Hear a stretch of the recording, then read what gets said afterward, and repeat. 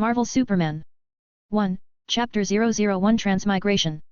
A heavy fog enveloped every corner of the city, and occasionally sharp warning from the air defense radar sirens struck the dark sky. In today's time, the Axis powers, headed by the Germans, fought inextricably with the Allied powers. Every day, a news story or news will pop up about the war casualties and the international situation. From Europe to Asia, from the Atlantic to the Pacific. The flames of war were everywhere, and bullets were being fired at every second.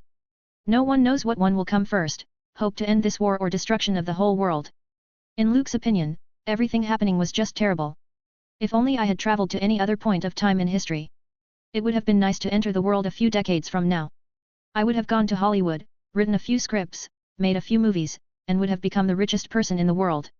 Enjoying my life at its fullest. Located on the corner of the street was an empty tavern. Luke held his head in his hands, put his legs on the table, and sighed at his fate. Or, they could have just given me a normal world. The US economy after World War II was unprecedentedly prosperous. If I seized the opportunity, it wouldn't have been difficult to earn my first pot of gold. It's just... why am I in the Marvel Universe? Luke sighed and unfolded that day's newspaper. The most striking headline was the meeting between President Roosevelt, Churchill, and Stalin in Tehran. The Allies wanted to open a second battlefield in Europe to defeat the Germans as soon as possible. It's just that what attracted his attention was not the direction of the World War, but the lace scandal in the corner of the page. Howard Stark and Hollywood's goddess of love Rita Hayworth were photographed by reporters entering and exiting the Waldorf Astoria Hotel together. There was also an obvious black and white photo below this headline. Stark Industries. 20-year-old, Luke now had a wry smile on his face. Perhaps in the eyes of others, Howard Stark was just a smart arms tycoon sitting on wealth. But for Luke, the other party had another critical identity. He was the father of the future Iron Man, Tony Stark. The existence of Howard Stark allowed Luke to confirm that he really did transmigrate in the Marvel Universe. And now, he was standing at the beginning of everything. The beginning of the timeline before all significant events were about to unfold. This was both good news and bad news for him. The good news was that Luke wouldn't have to see Thanos, the chief of the Universe Family Planning Department, snap his finger because Luke will be 100 years old by that time and may not even be alive on that fateful day. The bad news was that he wouldn't get the chance to meet Chief Coulson or go to Queens and find Spider-Man. Let alone the Avengers, he didn't even know where Nick Fury will be in the coming years. Luke never expected that he would start from the United States in the context of World War II. And somehow became a naive guy on the streets of Brooklyn. It's a headache to think about it. Luke covered his face with the newspaper, feeling depressed over his condition. He had traveled into this world for almost 5 or 6 years and had already accepted the new identity of Luke Cavill.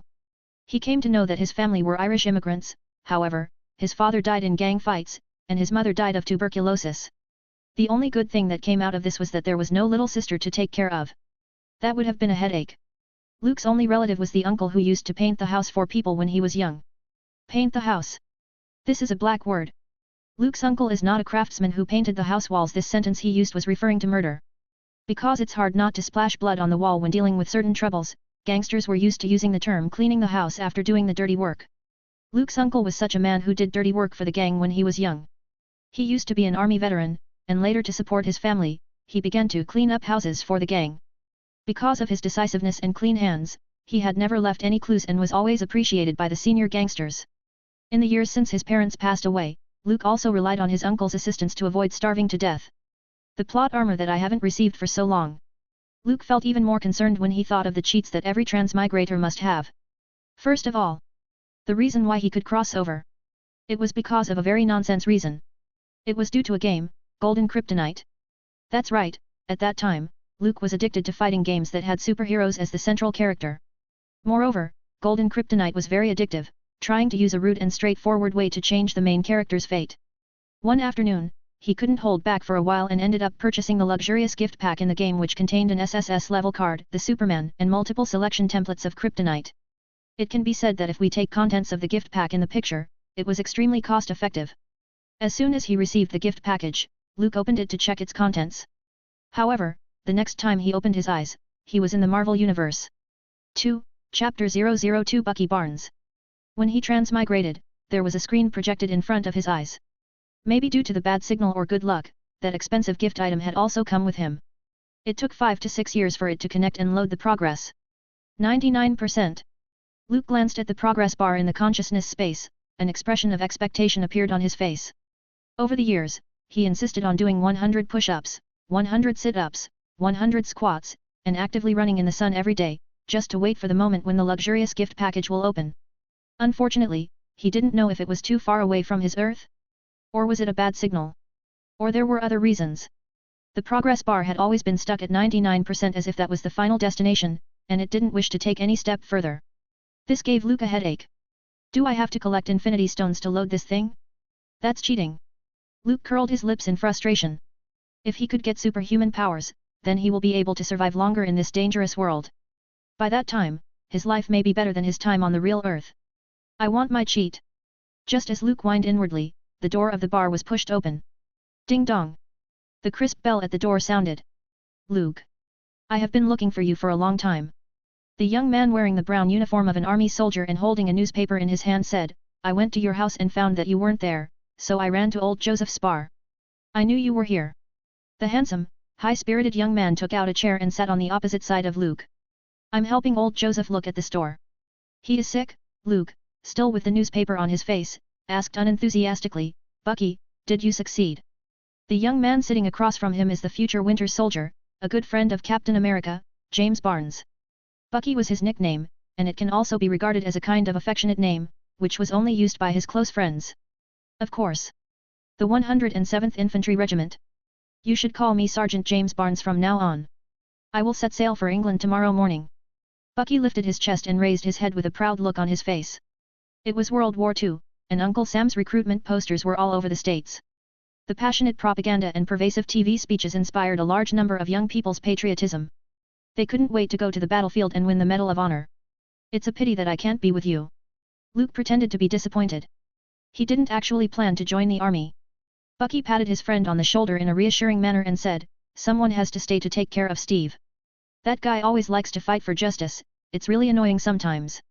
He and Luke had discussed secretly, hoping that someone could stay here. It's a pity that Luke lost in that wine fight to decide who could join the army. Well, he did lose on purpose. It's not bad to think about it. All the men in New York would have gone to the army. There are about 3.5 million women left in this city. Maybe I can have a chance to soothe some of them, their fragile and beautiful hearts. Luke joked. He and Bucky had known each other years ago. The other party and Steve Rogers are both original friends. Bucky sighed. Steve doesn't think so, he has a dead brain. He frowned when he thought of the little man who also wanted to rush to the battlefield like himself. However, he was just not at the right standards to become a soldier. When shall we go to Steve? He must be in that cinema again.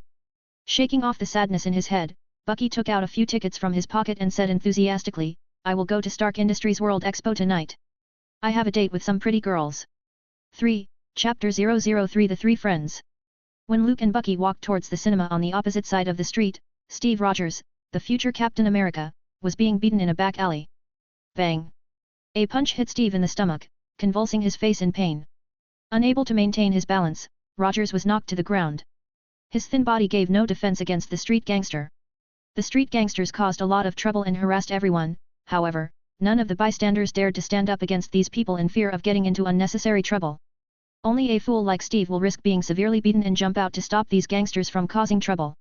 After getting punched, Steve, who had now fallen in a corner, picked up the lid of the trash can next to him in a hurry and used it as a shield to block the next punch. In his eyes, there was not even the slightest tinge of fear, but there was a look of resolution as he stood up. Like a brave soldier. However, it's a pity that his courage couldn't cover the massive gap in size and strength. The gangster waved his fist and knocked Rogers back on the ground again. But it didn't take long for the little man to struggle and stand up as if he wasn't feeling any pain. As he took up the posture of a boxer, he gasped, I can do this all day. His punches were slow, and his strength was not enough, so he was quickly blocked by the gangster. Looks like you haven't learned your lesson. The gangster sneered and clenching his fists, he targeted Rogers' nose this time. I am going to teach you not to be so nosy. However. Bang! A strong force came from behind. The gangster let out a scream as he lost his balance and staggered towards the wall. Who the fuck are you? Don't you fucking dare touch my friend here! A cold voice rang from behind. The gangster turned his head quickly and found two young men. One was wearing a nicely ironed brown military uniform, while the other had a leather jacket. The latter is staring at him with sharp eyes. Luke. This kid was being nosy. I didn't know he was your friend. Bang. Without saying a word, Luke stepped forward and punched the gangster's nose. The guy leaned to the side and fell heavily on the hard road. Blood began to flow out from his nose, unceasingly. However, Luke didn't stop there. He lifted his legs, stepping on the gangster's face with his dark black boots, almost crushing his teeth. Ugh! Luke! The mud and dirt on the shoes poured into the gangster's mouth. With the blood spilling from the nose, it gave out a strange smell. After a while, Luke let go of him and said coldly, "Get out of here. Next time I see you bullying my friend, I might come over to paint the house." The gangster with blood all over his face, ran out of the alley in embarrassment, without even uttering a single word. He was afraid of Luke because of Luke's uncle. Moreover, Luke worked with the Irish gang, so he couldn't afford to offend Luke. "That's why I have asked Luke to stay in Brooklyn to take care of you." Bucky, in his military uniform, stretched out his hand to lift Rogers. With a helpless expression on his face, he continued, "Sometimes, I think you just like to get beaten up, otherwise why do you always like to provoke these assholes that you can't beat?" Rogers patted the dust on his clothes and took a breath from his inhaler to calm himself down. The pain on his face was finally transmitted back to the brain, and now he felt a burning sensation. Earlier, he relied on the adrenaline rush of his courage, and didn't feel the physical pain. Now, Rogers felt like he needed to go and find a doctor as soon as possible. "You went to the conscription station again." Just then, Luke picked up the enlistment form on the ground, which had Steve Rogers' identity information written on it. "It's illegal to fake a draft form, Steve." Luke rubbed his palms. Fortunately, he had been exercising all year round and was quite physically strong, so it was no big deal for him to beat up a street gangster. He, Rogers, and Bucky grew up in Brooklyn. But compared to him, the two of them had much similar experience as kids. Firstly, both of their parents died in the war. Steve's father, Joseph Rogers, served in the 107th Infantry Division and was killed by a German grenade in an ambush. His mother was a nurse in the tuberculosis ward. Unfortunately, she was also infected and could not survive. As for Bucky's background experience, it was also similar. His father also served in the 107th Infantry Division but died in an accident in a military exercise and was raised by his mother. Therefore, both of the kids, who have known each other since childhood, became inseparable brothers. "I just want to do something." Rogers lowered his head slightly, feeling depressed as he coughed up blood due to the punch earlier.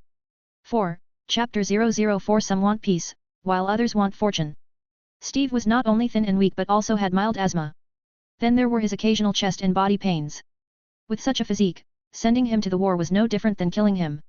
Therefore, every time Rogers went to the recruitment station, he would be rejected. Rogers looked up at his friend and hesitantly said, "You didn't need to be so angry, Luke." Luke frowned slightly, then giving a friendly smile, he said, "I have to do that. Everyone will begin to push you around. This is Brooklyn, after all." Luke is right, if it weren't for his uncle and his own good connections in the Irish gang, we don't know how much trouble we would have faced every day. Bucky nodded in agreement. The punks always bullied him and Rogers in the past. This went on for days, being blocked in a corner and non-stop fighting on the streets. Until one day, they met Luke and soon became good friends. Keeping each other's backs, their friendship grew deeper. And in Bucky's eyes, Luke was very quick-witted. He came up with an idea to make money, taking advantage of the strict discipline of military bases and the fact that soldiers weren't allowed to go out of the base. These three then sneaked into the barracks to sell small things like alcohol and tobacco. Because their parents were old comrades, many people turned a blind eye to their sneaky actions and chose to leave them be. They made quite a significant amount of money by relying on this business. Later, this attracted the attention of the bootlegging gangs in Brooklyn. Editor note: bootleggers mostly include smugglers. Due to this, Luke had to make good relationships with the Irish gangs and even took the initiative to part away with a big chunk of his sneaky business to escape from the trouble caused by the bootleggers. As they talked about how Luke lost his fight earlier with Bucky, he joked, "That's good, you stay here and continue running this business. When I come back, maybe both of you will already be rich. Just like Howard Stark." No one knows how long the war will last. For civilians, they hoped that the guns would stop firing as soon as possible and life would return to normal. But for others, this was an excellent opportunity to make a fortune. Industrialists will never let go of any opportunity to accumulate wealth.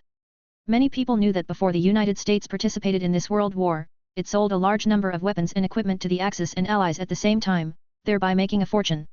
Among them was Stark Industries, which had gained a lot of fame and money in recent years. It continues its rapid growth, jumping up and standing side by side with those old military-industrial groups, mainly because Howard Stark seized the opportunity. He used his own witty mind and was also the central figure in many new inventions, which was appreciated a lot by the Ministry of National Defense. Then he used the colossal wealth to make connections with the upper class, thus laying a broad and sound foundation for the future. In just a few decades, he had become a huge military tycoon. Apart from the rapidly growing Stark Industries, Oil companies also seized this opportunity. They broke through the British blockade through neutral countries like Switzerland and shipped barrels of oil to Germany, and made huge profits from this deal. As a multinational corporation and industrial giant, Ford was even more exaggerated. He even helped the Germans produce trucks and made some hidden political investments. Therefore, Henry Ford, the founder of the Ford Company, was awarded the Grand Cross, the highest medal awarded to foreigners by the Germans. Anyone can see from this that the industrialists were not taking sides in this war. They only had one purpose, and that was to make more money. Even now that the United States had entered the war and joined the Allied powers, with the political scene getting more and more serious, it still didn't stop people from going after wealth. Howard Stark? I don't have that kind of mind. Luke smiled slightly, and he turned his head and said to Rogers, Steve, if you really want to join the army, there are many other drafting stations. I can accompany you to some, let's try our luck there. Really? There was a surprised smile on Rogers's face. Bucky had always opposed him from joining the army, and there have been several arguments between the two.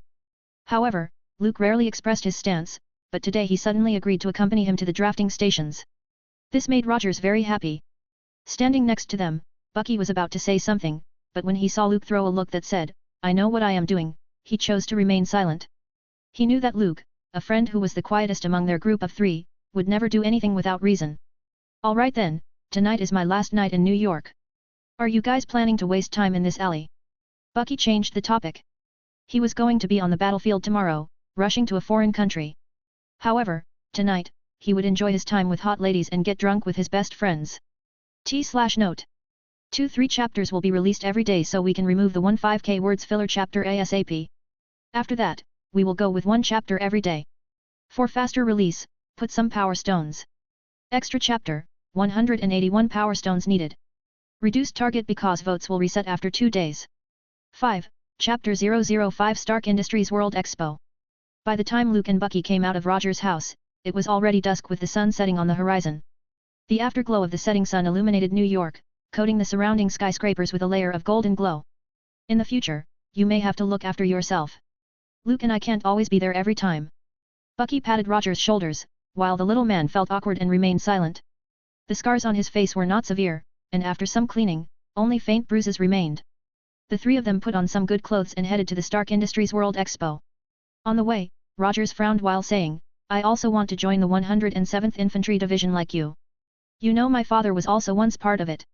He was still unwilling to stay behind. Due to the war propaganda, many youngsters were eager to join the army at this time. They wanted to step onto the battlefield and win some honor medals. Rogers and Bucky are among them. Compared to Bucky, who had more than average physique, Rogers is thin, weighed less than 100 pounds, and had a mild asthma case. So even if he were allowed to join the army, he would have to run for several kilometers, ending up exhausted and panting for breath. This can even lead to death due to his weak body. His physique prevented him from joining the army even if Rogers changed his address and falsified his identity every time he went to the conscription station to look for chances to join the military. His medical evaluation always turned out to be 4F, the worst score. Editor note, check paragraph comment here. Luke, who was walking behind, with his hands in his pockets, smiled as he said, there will always be more opportunities. He was thinking about whether to find a way to get the super soldier serum or not. His regular workout and exercise over the years had promoted the progress bar to 99% and was only one step away from being unlocked. Intuition told Luke that he needed a solid external boost to get the progress bar to 100%. At present, the easiest and most likely to work thing for him was the super soldier serum. As a transmigrator who roughly understood the direction of the plot, Luke knew that tonight was going to be a turning point in the life of Steve Rogers. This little man was going to encounter Dr. Abraham Erskine, a German scientist who had sought refuge in the Allies and was the super soldier serum's inventor. He was moved by Steve Rogers' heartfelt words and strong will and gave him the opportunity to join the army. Later at the military base, Rogers was selected to be the receiver of the super soldier serum. Should I take it or not? Luke, who was walking behind, was still undecided about this. If he could grow stronger silently, he would not have such thoughts, and in no way was he going to join the army. After all, the battlefield was full of bullets and constant danger. Even Captain America and the Winter Soldier were not entirely safe. However, the delay in receiving his plot armor gave Luke a headache. There was really no other option, he had to take this gamble. As Luke was distracted, he unknowingly followed Rogers and Bucky to the bar on the corner. Many people were present at the bar, ordering beers and snacks, chatting non-stop, waiting for the start of the World Expo by the Stark Industries. Rogers still looked a little sullen and hadn't yet dispelled the idea of joining the army. Bucky didn't notice it. He was already enthusiastic about defeating the Germans and bringing victory for the Allies. Let's go. I know some hot chicks. After looking at the time, Bucky and Rogers left the bar. The streets outside were pitch black, and only the World Expo venue was brightly lit, giving it a great look.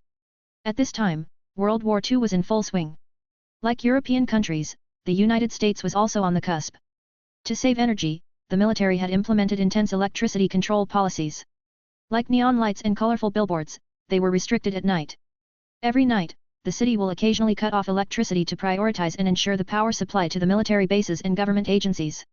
Even New York is no exception. However, tonight because of the Stark Industries World Expo, the military significantly relaxed the restrictions. Otherwise, New Yorkers wouldn't see such a brightly lit scene.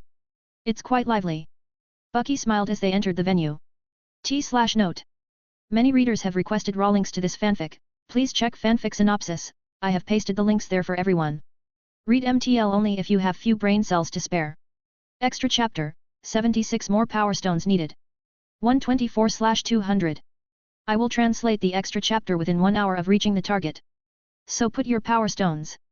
6. Chapter 006 The Inheritance of the Starks. T/N, you guys are amazing. Here's your extra chapters. Inside the World Expo of tomorrow's venue, the event was indeed quite lively. The crowd was chattering aloud, and the lights were gorgeous. Everywhere, one can see young men and women hugging and enjoying the mood. Luke and his two pals stood close to a vast metal globe, silently eating the snacks they bought from the bar earlier while waiting for the girls. Soon, 3 young and lively girls waved their hands and called them over. They wore brightly colored cotton dresses and flat heels, looking enthusiastic and reserved at the same time. Bucky beckoned and pointed at Luke and Rogers behind him while saying, "Girls, they are my friends." The girls, ignoring the small thin figure in between, looked over, or Luke, one by one. Currently, Steve Rogers was not yet the Captain America with a huge build and strengthened muscles, and there was no so-called American ass. Naturally, he couldn't attract these young girls. However, Luke, on the other hand, looked pretty good. The neat short black hair and the slightly stern young face could make any girl feel interested in him.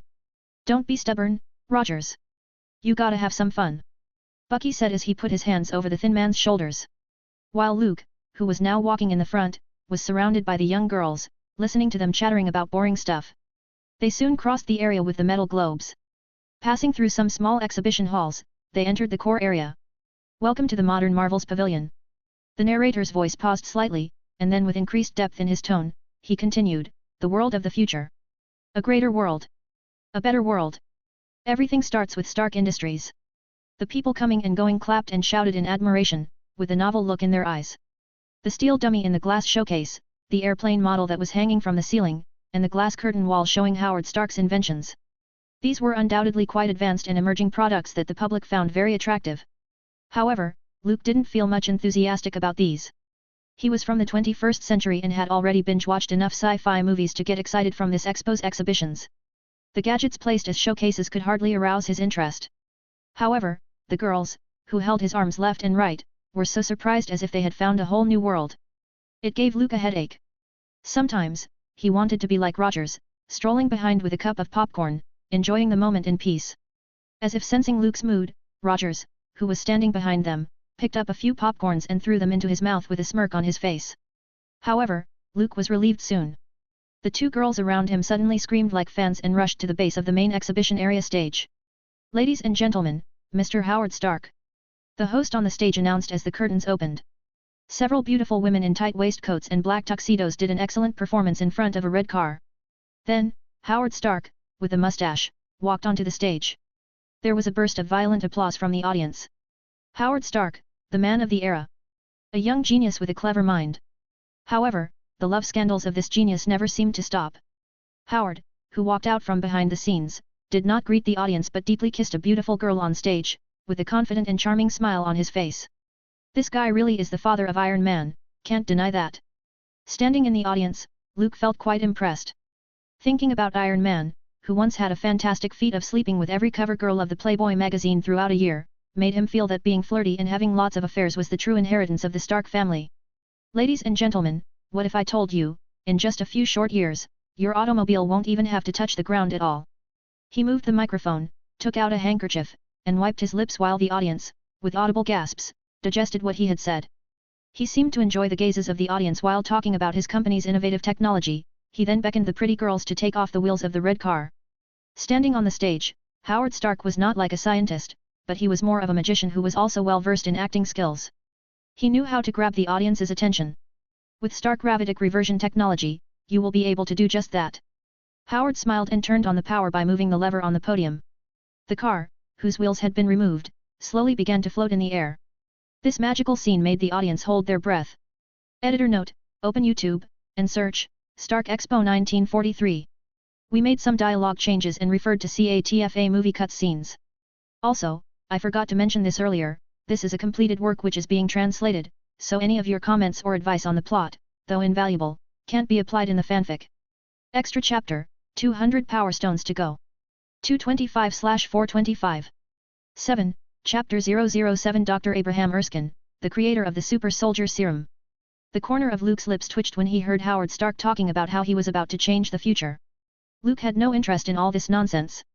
Although the man in front of him can be regarded as one of the smartest people alive in the world, he sometimes acted a bit immaturely, similar to his son, Tony Stark. Both of them had a common characteristic or a characteristic that was in their genes. They were not easy to deal with. Perhaps this can be called a common problem among geniuses. While everyone was focused on Howard Stark, Luke sneaked out of the crowd to get rid of the star-struck girls. Just as he turned his head, he saw Roger's thin back. He passed through the crowd and walked to the conscription station not far away. Luke took a deep breath standing at the main entrance. He knew that this was going to be the beginning of Captain America. Putting his hands in his pocket, he thought about what he should do next. Although it can be said that up until now, everything was going as per the plot. But who knows when his cheat will arrive? While thinking about what to do, Luke saw the figure of an old man. He had grey hair, was a little bald, and glasses on the bridge of his nose. Abraham Erskine. Luke recognized him within an instant. Abraham Erskine, the developer of the Super Soldier Serum, and the German scientist whose prototype serum turned the Hydra leader into Red Skull, was now walking slowly into the conscription station. Luke, who was about to enter the conscription station, suddenly turned serious. Someone's following him. He saw that behind Abraham Erskine, a few men in black suits, wearing round hats, were closely following him. There were visible bulges around their waists, their expression was nervous as they looked around. They didn't look like ordinary tourists, and the bulges on their waist gave Luke a bad feeling. Suddenly a thought flashed through Luke's mind: Hydra. As the creator of the Super Soldier Serum, Dr. Erskine was a thorn in the eyes of Hydra. The Red Skull would do anything possible to get rid of this variable. Once the Allies get the chance to mass-produce the Super Soldier Serum and create a large number of super soldiers, there won't be any suspense regarding the result of the war. With such thoughts flashing through his mind, Luke walked into the conscription station. Steve. Bucky finally came back to his senses after Howard Stark's sensational performance and turned to look at his friend, only to find that he had long since disappeared. Luke. He turned to the other side, but he didn't expect to not see Luke either. What's the matter? Where did both of them go? Bucky was about to go out, however, he was dragged back to the exhibition by the girls. The war is not for you. In the conscription station, Rogers was rejected again. The officer who recruited soldiers into the army saw his thin body and gave his judgment without even thinking anything. He didn't even read the application form. Although Rogers argued, his words were ignored. No matter what he said, the officer just shook his head in denial. In his opinion, sending this thin little man to war was no different from killing him. In the end, the officer got impatient: you can still serve the country without joining the army. We are in urgent need of factory workers. You can go to the factory to help in making weapons for the front line, or you can find another job. He pushed back Rogers' application form, with an indifferent expression on his face. You will be a burden to others in the war. Instead of this, it is better to stay back in the country. Listen, kid. Don't risk your life like this. Not everyone has a chance to stay back home. The officer didn't get why this little guy wanted to join the army. Wouldn't it be best to stay in America? Let alone the horrors of war, his life will be safest here. No matter how precious the Medal of Honor is, can it be more important than one's life? Who doesn't know that the Allied and the Axis powers are fighting non-stop? Every day both sides were losing thousands of men. God knows how many corpses were left to rot in the trenches, with no way of even giving them an honorary burial. Sir. I want to fight for the country. And I won't be any burden to anyone. The draft officer avoided Rogers' firm eyes and just shook his head in denial. Even he needs to follow some rules, he can't just recruit an unqualified soldier. Their argument soon attracted the attention of Abraham Erskine. He looked at Rogers, who was depressed, and he seemed to think of something. It's going exactly like the plot. Luke watched quietly from a corner with a small smile over his lips. But he suddenly retracted his smile, when he noticed the men in black suits who were following behind Abraham Erskine came closer. With cold eyes and murderous intent, they slowly moved their right hand toward the bulge of their waist. Just then, one of the men tucked his coat and pulled out a hidden pistol. Aiming at Dr. Abraham Erskine, he pulled the trigger in the next second. Bang! T/N, sorry for the delayed chapter guys. Lost track of time while working on some other project. Extra chapter, 150 power stones needed. If we accomplish this target, the extra chapter will come, but it will be delayed 5-6 HRS because it's midnight RN and I don't have energy to translate anymore. This chapter may have had some awkward sentences because I was not able to give my best while translating. 8. Chapter 008 Saving Dr. Erskine. Bang! As soon as the gun was fired, the crowd at the conscription station immediately fell into chaos. With panic-stricken screams, they started to run in all directions, trying not to get hit by any bullets. Those recruits who had yet to be enlisted suddenly ran away like ants, with no clue what's happening whatsoever. They had never been to a battlefield, nor had they received any formal training, so have no idea what to do. The security guard at the gate fell on the ground as blood gurgled out of the bullet hole in the white hat on his head. Keep quiet! Luke, who was hiding at the side, pulled the fallen Dr. Erskine up from the ground and ran towards the hallway. Bullets kept on raining from behind, hitting walls and creating debris and dust throughout the hall. Luke looked out for Rogers and found him hiding behind a table with his hands covering his head. He held Dr. Erskine and ran towards Rogers. Suddenly Luke couldn't help but come up with a strange thought: if the future Captain America dies, in which direction will the future lead to? Will there be a new hero? Or will the Germans win and the Red Skull conquers the world? Bang! Bang! Bang! The gunshot interrupted Luke's thoughts. He looked at the nervous Dr. Erskine, and whispered, "You stay here. Don't go anywhere." In the hallway, the sound of approaching footsteps could be heard. Under the table, Luke slowly emerged. He took out the Colt M1911 from his waist, took a deep breath, and rushed out towards the hallway. 5 minutes earlier.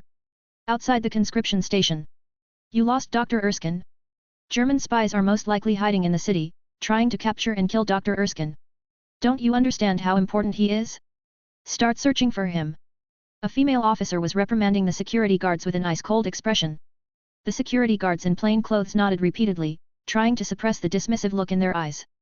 This is a tempestuous era and the status of women had not been taken seriously. Most people still held the idea that women should stay at home as wives and do housework. There was no need to go outside. Even if the stern and cold female officer in front of them was their superior, the respect in their eyes of security guards was merely perfunctory. We were separated from him. There were too many people at the expo gate. Who knows where the old German man went? One of the security guards defended themselves. He is called Dr. Abraham Erskine. The female officer corrected. This cannot change the fact that he and Hitler are from the same country. Another security guard retorted with a sneering expression. Due to the deliberate propaganda by the government, the public had a deep hatred for the Germans. Even if Abraham Erskine was now with the Allied powers, the prejudices against him just couldn't be stopped. Bang! Just then they heard a clear gunshot from the nearby conscription station. A suppressed scream from pain could be faintly heard as soon as the gunshot was fired. And soon people rushed out of the building. Her expression turned pale, giving the security guards a cold look. She quickly moved towards the noise. 3 minutes later. The female officer rushed to the conscription station followed by a team of fully equipped soldiers. They found several cold corpses on the ground and the pungent smell of blood everywhere in the hall. Doctor! The female officer finally had a sigh of relief when she saw Dr. Erskine safe and sound. He was now in the highest level protection list of the military and was also a major concern for the Germans. Everyone now understood the value of the super soldier serum created by Dr. Abraham Erskine. It could end this war. The delicate balance between both sides would change and then it would turn into a one-sided massacre.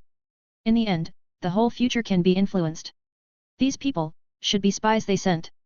Dr. Erskine, who had now recovered from the panic, said calmly, "It seems that Schmidt really doesn't want me to live anymore."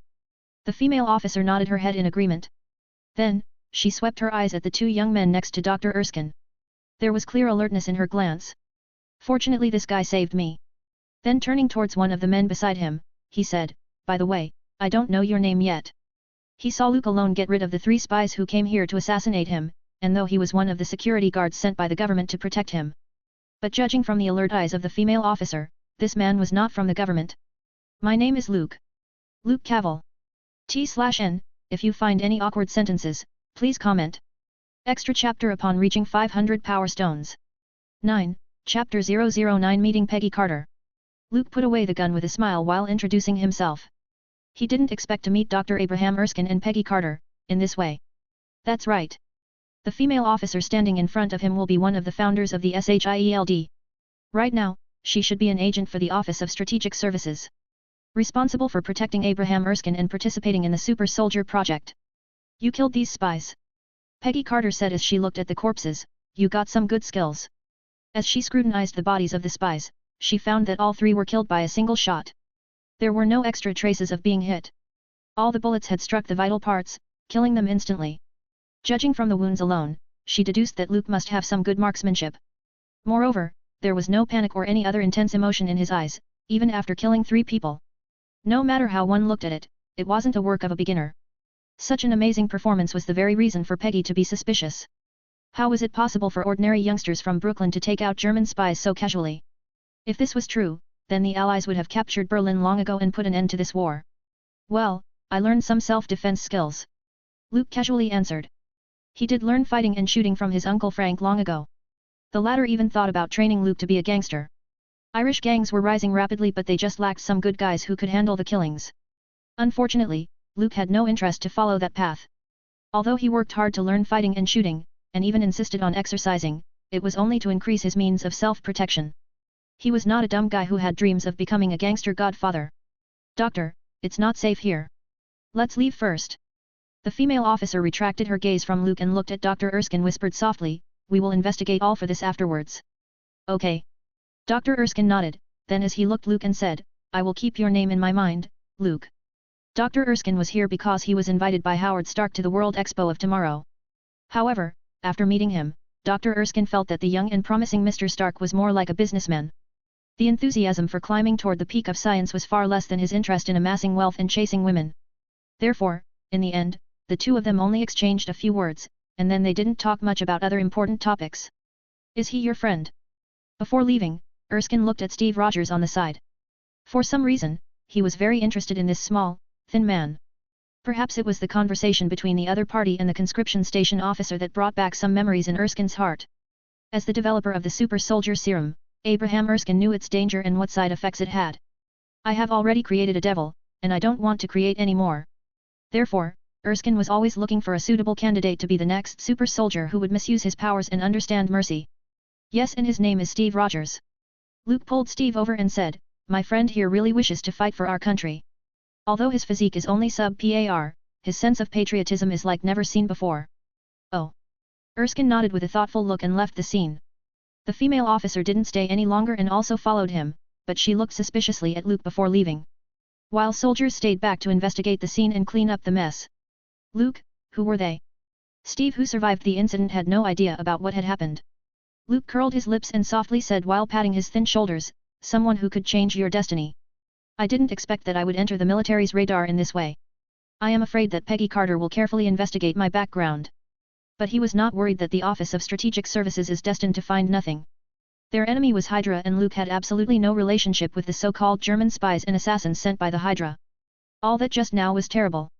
Steve, who still didn't have much idea of what had happened, still had some lingering fears. The conscription station officer who was arguing with him earlier was now in a pool of blood. His hollow eyes had lost all the color as blood seeped out of his forehead due to the bullet lodged inside his head. If you step on the battlefield, you will encounter more of such things and witness even more dead partners. Luke sighed. He had watched Uncle Frank clean the houses. He even personally solved some troubling gangsters. He had long been accustomed to blood and death. Do I even have a chance to go to the war? Steve is a little frustrated, he has suffered a lot of rejections. Everywhere he went, everyone he met, only had one reply, that he won't be able to do it, and he should stay back. Even his best friend Bucky was no exception. There will be a chance.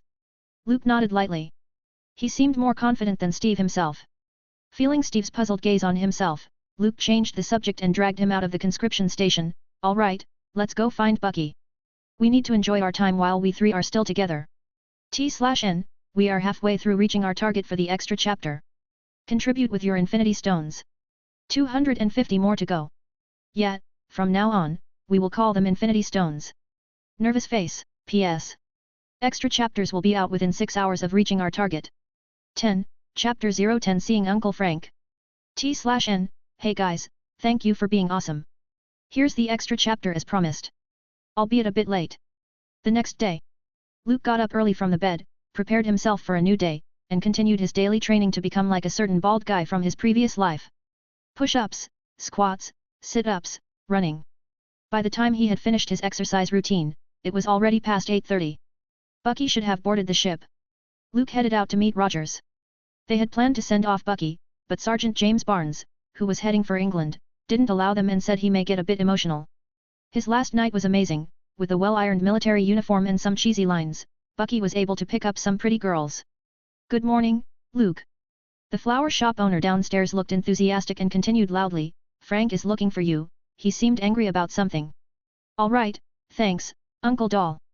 Luke stopped, changed directions, and walked towards his Uncle Frank's house. Probably it was due to yesterday's street gangster, who must have gone to complain to his boss, and then news came to his uncle through the Irish gang.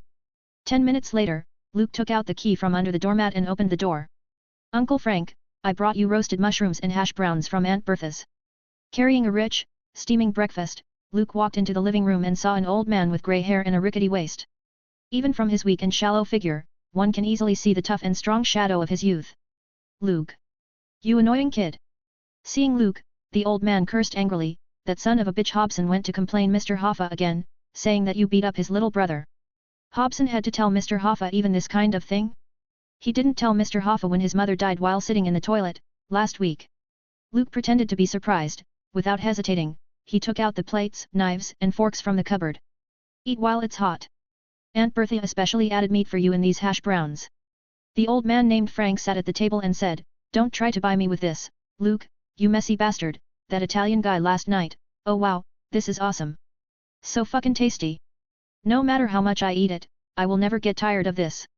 Well, it turns out that good food can calm down anyone's temper. After Frank ate his fill, he didn't mention Hobson or his younger brother. What he did do was persuade Luke to join the rapidly growing Irish gang. Mr. Hoffa values you very much. That idea of doing business with the barracks was good, it allowed the gang to get their hands on some guns, or else we would have been long eliminated. Those Italians aren't arrogant anymore. Frank couldn't understand why his nephew didn't wish to join the gang. Other street gangsters of Brooklyn would do anything to join the gang and become one of them. Because no one would mess with them with the gang behind them. Luke made himself a cup of coffee and with a light smile, he replied, not interested. It would be better to go back to school than be a gangster. He knew that this was the most turbulent period in American history, as the newspapers said, violence. It is as American as cherry pie. With the start of the World War, various gangs had sprung up continuously. At first, most of them were poor immigrant groups, such as Irish and Italians. Unlike the British and Germans immigrants, who came with large amounts of money to settle in North America, these immigrants were destitute. In fact, they are called immigrants because they keep on changing their places and continue to be people at the bottom. Many people can't even rent houses and could only do manual labor to fend themselves. These immigrant groups had gradually formed slums. This was also how the Hell's Kitchen of New York was born. A philosopher once said, nationalism often places the poverty of the country at its heart, making it basically a critique. Because the Irish and Italians are both Catholics themselves, they were regarded as boorish, incapable of settling down in North America, which was dominated by Protestants. The ever-present exclusion and discrimination made life difficult for these immigrant groups. Therefore, in order to fight against the exploitation of labor and religious persecution, the Irish and Italians slowly formed various violent groups. This was the embryonic form of the American gang. 11. Chapter 011 Rising Momentum of Gangs. The gangs at that time were just a group of poor people, and they weren't taken seriously by anyone. It was not until later that special groups called families began to emerge. They were professionals that came into being after the rise of the industrial society, and their main responsibility is to raise campaign funds for political party candidates and to buy votes for their elections. In the past, no one would have valued those immigrant groups because of their low status and poverty.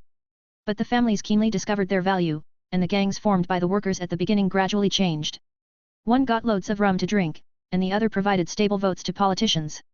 The two sides hit it off. However, no one expected the follow-up development.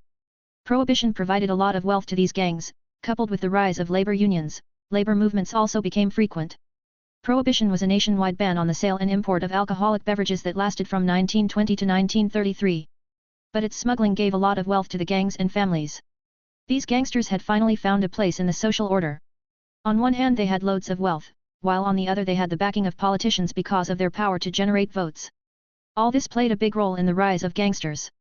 Like the Irish gang which Uncle Frank was part of, they had a very close relationship with the senior executive of the National Brotherhood of Truck Drivers, Mr. Jimmy Hoffa.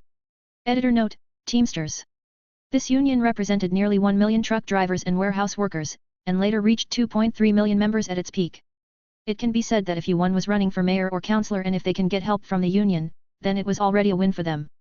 Gangs, labor unions, and politicians come together in a tight chain of interests. It's a pity that this glory won't last long. Luke silently mulled over it. Whether it is Irish or Italian, their power was only temporary.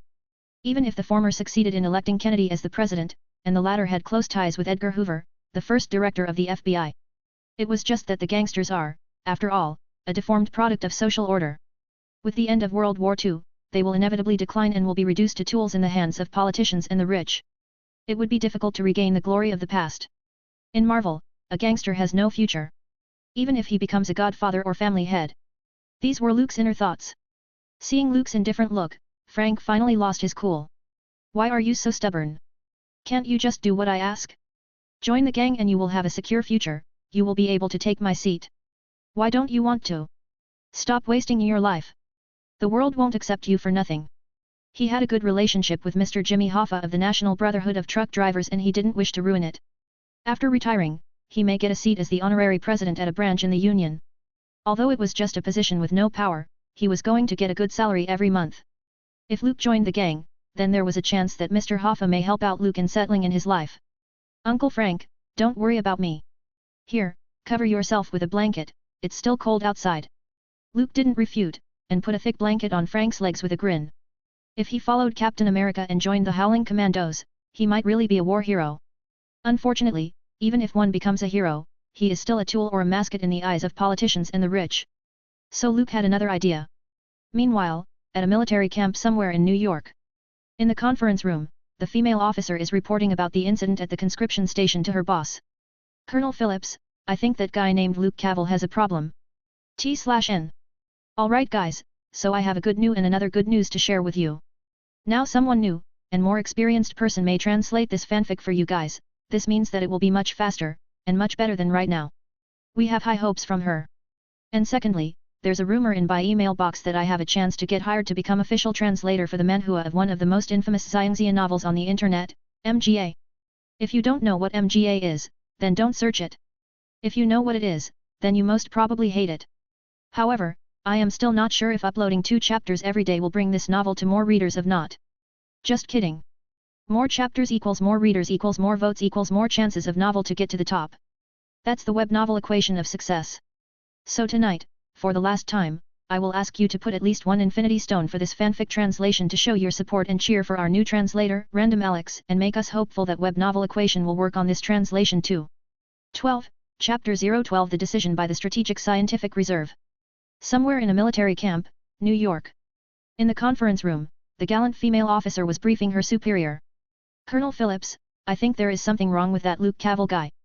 Carter briefly summarized the attack that Dr. Erskine encountered near the World Expo of tomorrow's venue and then talked about Luke, who was listed among the suspects.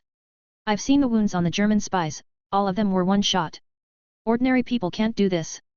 Cavill must have practiced marksmanship and is quite good at it. The female officer concluded with certainty in her tone. After leaving the conscription station, the doubts in her mind never went away. That young guy from Brooklyn single-handedly killed more than 1 professionally trained spies, it felt unbelievable. There were too many things that didn't make sense. Therefore, Carter believed it was likely a plot by Hydra. By sacrificing those German spies, they wanted to get close to Dr. Erskine. Then, they will implement their evil plan. Germany preferred kidnapping more than killing Dr. Erskine. The value of super soldier serum just couldn't be neglected. Whoever obtained it will be able to influence the course of the World War. Such threat and potential just can't be ignored. Colonel Phillips, who was sitting in his seat, shook his head and whispered, "He's not a problem. I've sent someone to investigate Luke Cavill. His parents were Irish immigrants, died very early. The administration took pity on him, and he had excellent grades and was academically gifted. He was even offered a scholarship every year, but he later dropped out of high school after he turned 17. Why did he drop out of school?"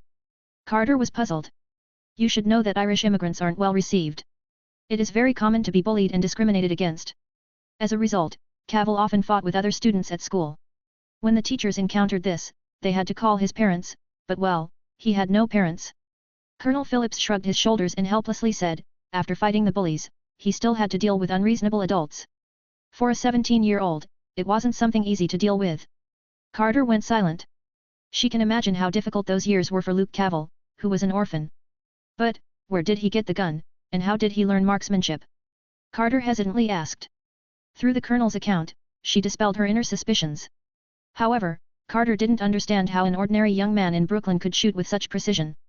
Cavell's uncle, Frank, is a veteran, the kind that actually survived from the battlefield through combat.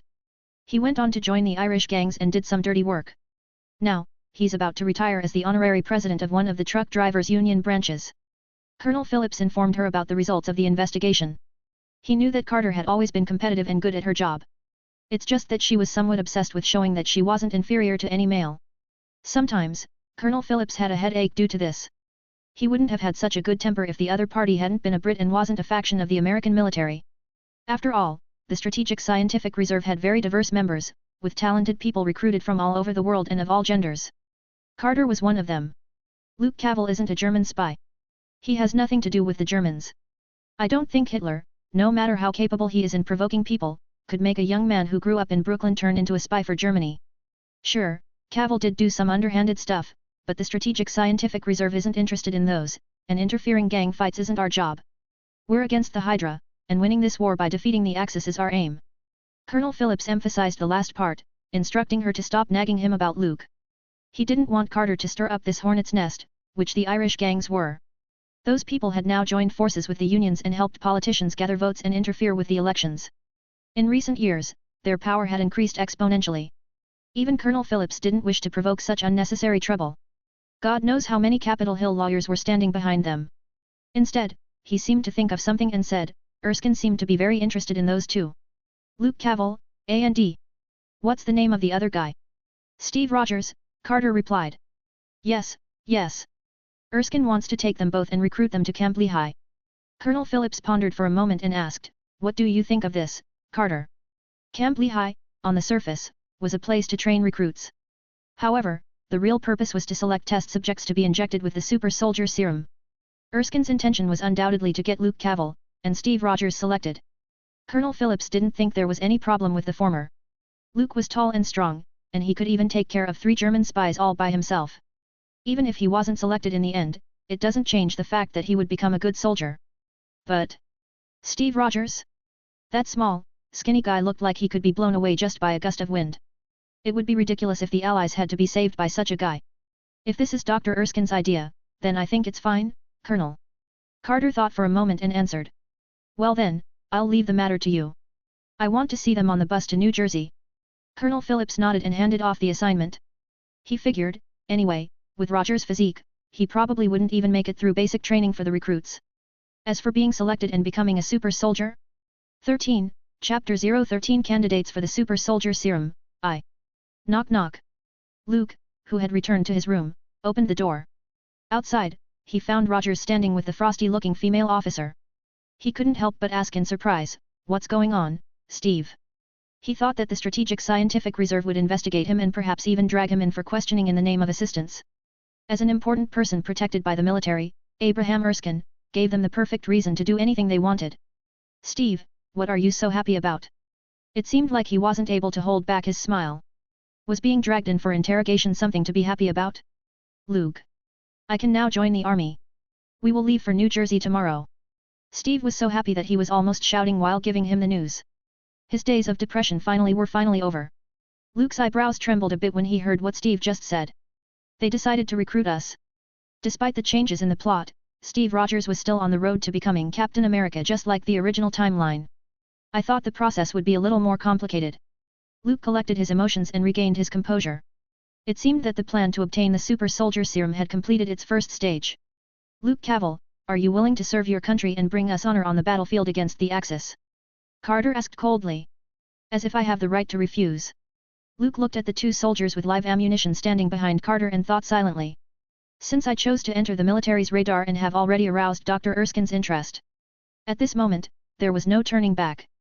Ahem, since the organization has already made the decision, Luke resisted the urge to say something patriotic on the spot and just accepted the military draft. The next day, early morning.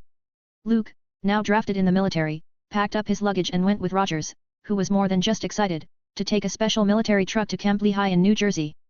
Before leaving, they met several important personnel from the Strategic Scientific Reserve. For example, the serious-looking Colonel Phillips. The creator of the super soldier serum, Dr. Abraham Erskine. Howard Stark, who was well known in New York. And of course, Agent Carter, who still had a cold expression. And so on. The Strategic Scientific Reserve was a temporary organization specially established by the Allies to win the war. It was personally approved by President Roosevelt and the heads of the European countries. The main purpose of such gathering elites from various fields was to fight against the Third Reich's Hydra, a certain evil organization symbolized by the monster Hydra. The secondary purpose was to implement the super soldier plan and to end the war which was sweeping through the world. The current leader of Hydra is Johann Schmidt, nicknamed Red Skull. He was said to be a member of Hitler's inner circle. His authority was so high that he was one of the people whose approval led to the formation of the secret police in Germany. Red Skull isn't the one who founded the Hydra. Luke thought as he sat on a military truck, swaying from side to side. He remembered the cartoons mentioning that the origin of the original Hydra was quite early enough to go back even further. Red Skull just used this name. There were some similarities between him and his idol, Adolf Hitler. Luke, do you think we would meet Bucky? Rogers asked, clutching his bag. Thinking of Bucky's surprised expression when he finds out that they have joined the army and set foot on the battlefield, he couldn't help looking forward to their next meeting. Luke laughed and said, Bucky should have already reached England and may even be fighting in the war as we talk. He could understand why Rogers was so obsessed with serving in the army. For a long time, this little man had been made fun of and bullied because of his thin figure. In such cases, the future only followed two paths. Some people, like Rogers, maintained an optimistic and positive attitude, while others developed distrust and self-imposed apathy. The former are few and far between, while the latter are numerous.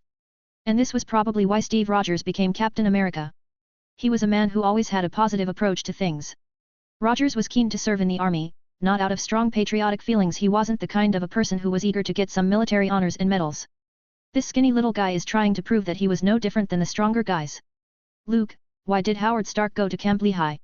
Was he also drafted as a soldier? Rogers asked with a curious face. He didn't know anything about the super soldier plan or the Strategic Scientific Reserve. He only thought that they went to Camp Lehigh to receive training for new recruits. Stark isn't the same as us, he's a scientific consultant. A full-fledged senior officer. Luke shook his head. As two new recruits, how could they compare to Howard Stark? Both sides were treated differently. Howard Stark was able to take a smooth and comfortable private car and talk and laugh with a group of senior officers along the way. In the evening, he might even go out and have fun. While he and Rogers had to stay in the military truck that rocked like a lurching ship. Luke smiled meaningfully, get ready to live like a soldier, Rogers. For Rogers, who was far from strong, recruit training is no easy task. 14, Chapter 014 Candidates for the Super Soldier Serum, 2. A week later. Steve, are you all right? Luke, who finished the rucking, handed a towel to the thin little man. T-note, rucking equals walking a long trail with a weighted rucksack. He looked like he had been fished out of the water, and his military camouflage was soaked with sweat. His chest was heaving up and down heavily, as if pulling the bellows, emitting a heavy huffing and puffing sound. Even the easiest 5-kilometer rucking was an impossible challenge for Rogers that had poor physical fitness. No, it's fine. I just need a break, and I'll be fine. Luke looked at Rogers, who was talking between each breath he took, fearing that he would suddenly pass out. Steve was able to persevere until now, forced himself to stand up, he was indeed very determined. Regardless of each day's training assignment, Rogers was the last to finish and the one with the worst grades. But in terms of efforts, he wasn't inferior to others, sometimes better than others. I feel much better. Thank you, Luke. After a few breaths, Rogers thanked him with a grateful smile. If it wasn't for Luke's help, his situation would have been much worse. To Rogers, Camp Lehigh was no different from the streets of Brooklyn. People relied on strong muscles and built, bullied the weak, such bastards can be found everywhere. Luckily Luke came forward, otherwise Rogers would have already been beaten up more than once. Huddle up. A sharp whistle resounded, and the recruits, who had long since developed a conditioned reflex, trotted over and stood in neat formation. Some of them had learned the hard way about what happened when they disobeyed orders, or what happened when someone acted like a prick. That cold-faced female officer with a British accent wasn't as weak as she looked. The recruit who took the punch, Gilmer Hodge, was very vocal about this. He still had a band-aid over his nose bridge. What's more, high-intensity physical training every day was enough to release everyone's extra energy. By the end of the day they were too tired to create trouble. From the report over the last few weeks, which recruit has the best scores and the best performance? Standing not far away, looking at the new recruits being lectured, Colonel Phillips asked. It's Luke Cavell. Carter, who was holding the score sheet, raised an eyebrow. She really didn't expect the answer to be the young man from Brooklyn. Not only was his marksmanship amazing, but his performance in other test subjects were excellent.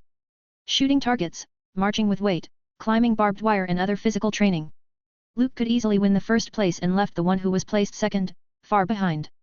I knew it. Erskine, as I said, Cavell is the most suitable candidate.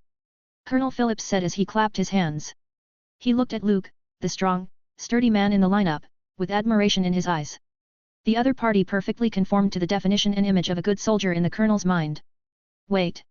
We still have time. Dr. Erskine, who was standing nearby, replied.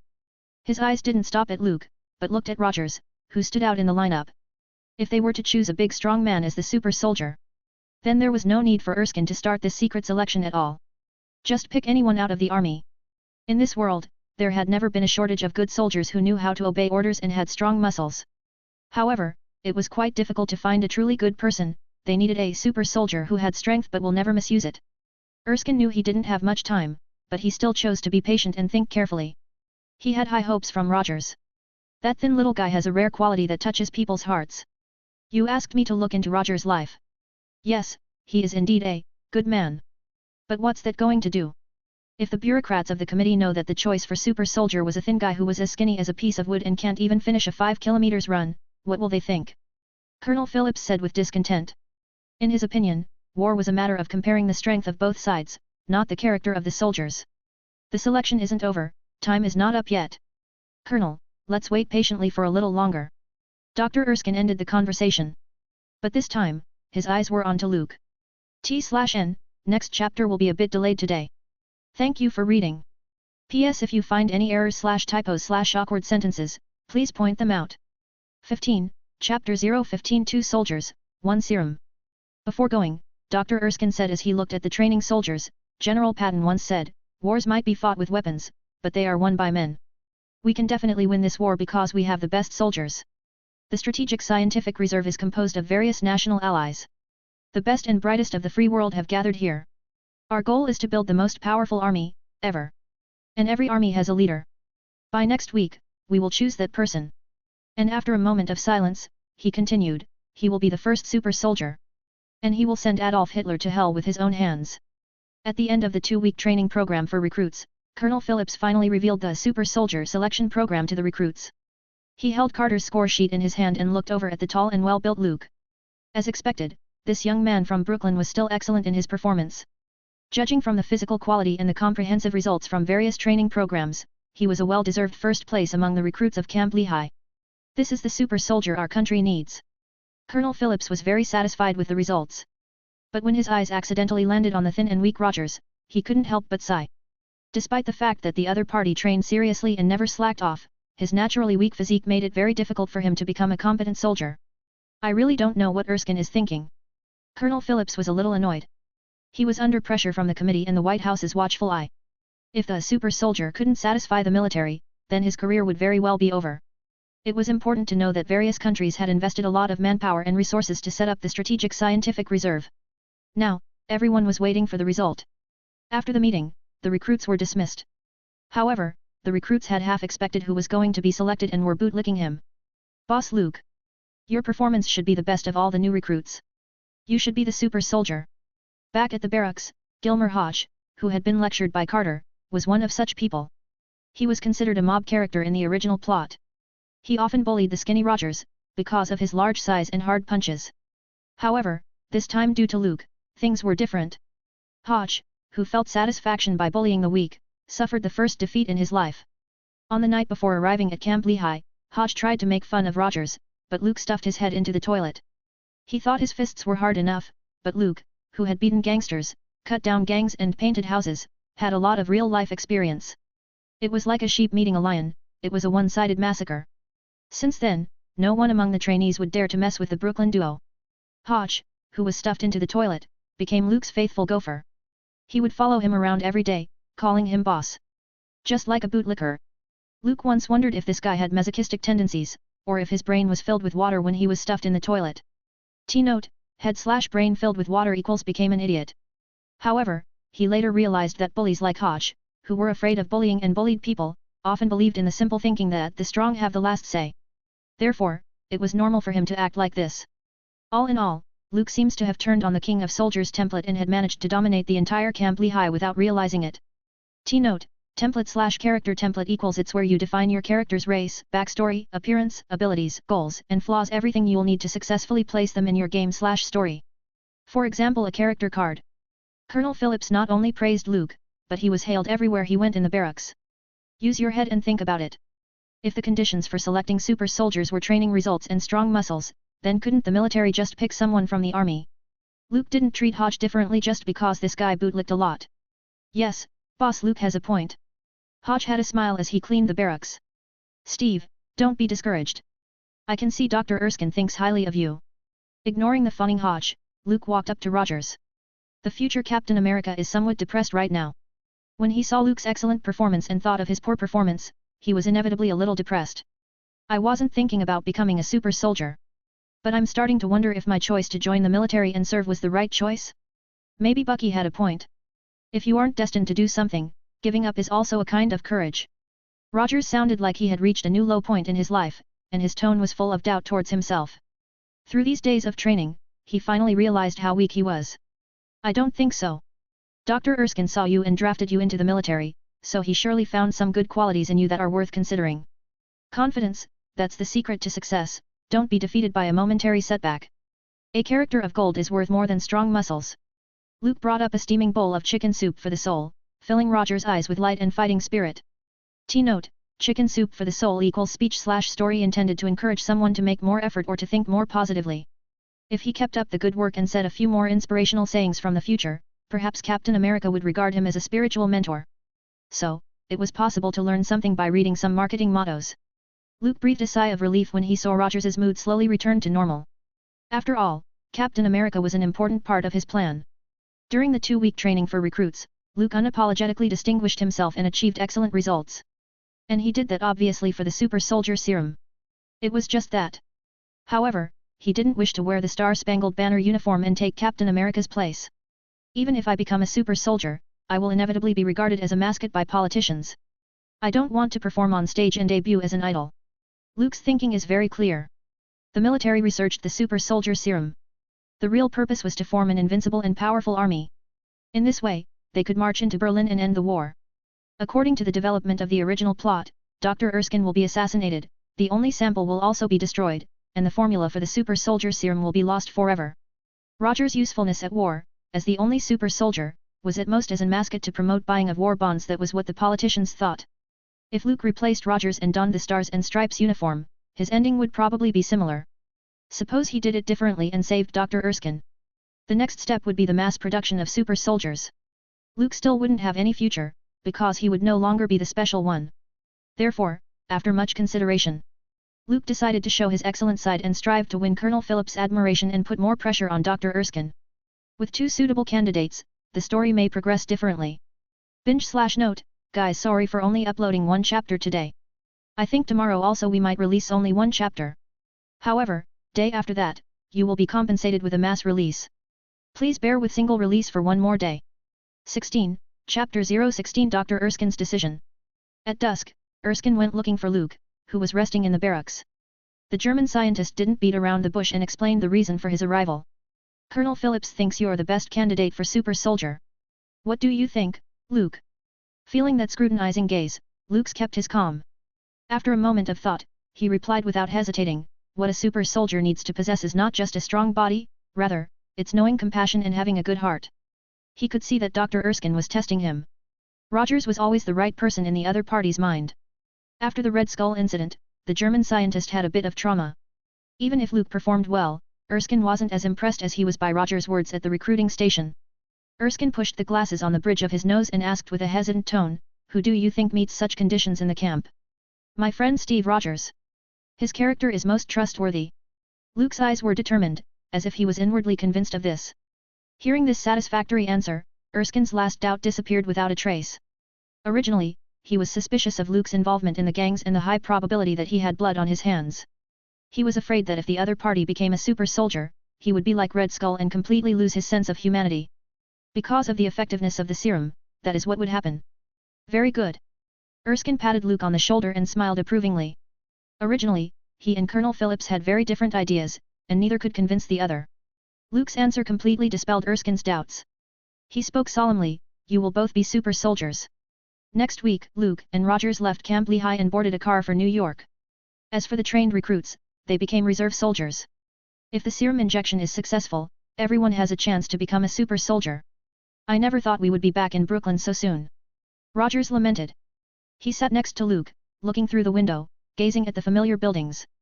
So, the Colonel was right, fortune favors the foolish. Luke joked. When Rogers learned that he had been selected as a test subject for the super soldier, he couldn't wait to find Luke to share it, only to see Colonel Phillips in the barracks. The latter, with a look of disgust, glanced at Rogers and uttered this phrase. Remembering that incident, Rogers didn't feel bad but rather had an earnest expression, "This isn't good luck. It's all thanks to you and Dr. Erskine. I couldn't have made it this far without your help." He heard from Colonel Phillips that Luke had recommended him to Dr. Erskine on his own initiative.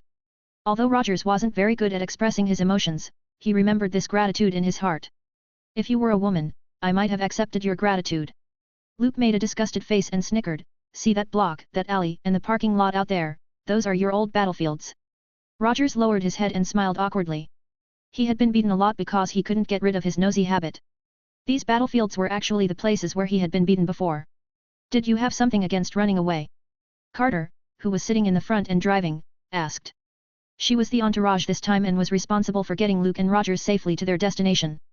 "You start running, they'll never let you stop. If you stand up and fight back, you will have the opportunity to defeat them one day." Rogers spoke of his inner feelings, and Carter was a bit moved by his sincere tone. Dr. Erskine didn't choose him for no reason. At least this courage is worthy of praise. Being underestimated is something I have often experienced. Carter seemed to be drawn by the idea and said a few more words in a rare moment. On normal days in Camp Lehigh, this female officer was like an iceberg, keeping people away.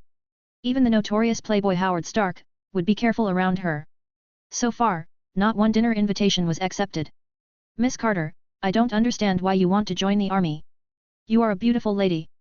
Rogers glanced at Carter and began to speak with the emotional intelligence of a straight man. "You know, what the other party hated most is when people say she's too good looking to be an agent in this line of work."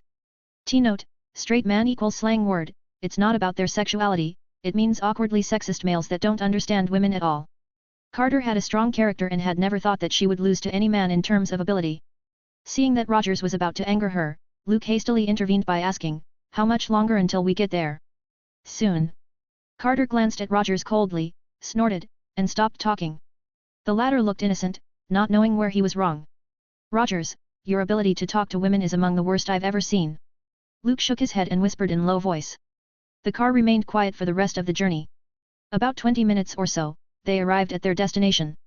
The trio stepped out of the car and pushed open the door of an antique shop. Yes, this was the secret base of the Strategic Scientific Reserve. Carter exchanged codes with an older woman and led Luke and Rogers into the inner room. What a cliché design. Luke looked at the shelves full of books. Entering the interior of the base, each door is guarded by heavily armed soldiers. From time to time, some researchers in white coats would walk by with files in their hands. Rogers, who was seeing this kind of scene for the first time, was a little nervous.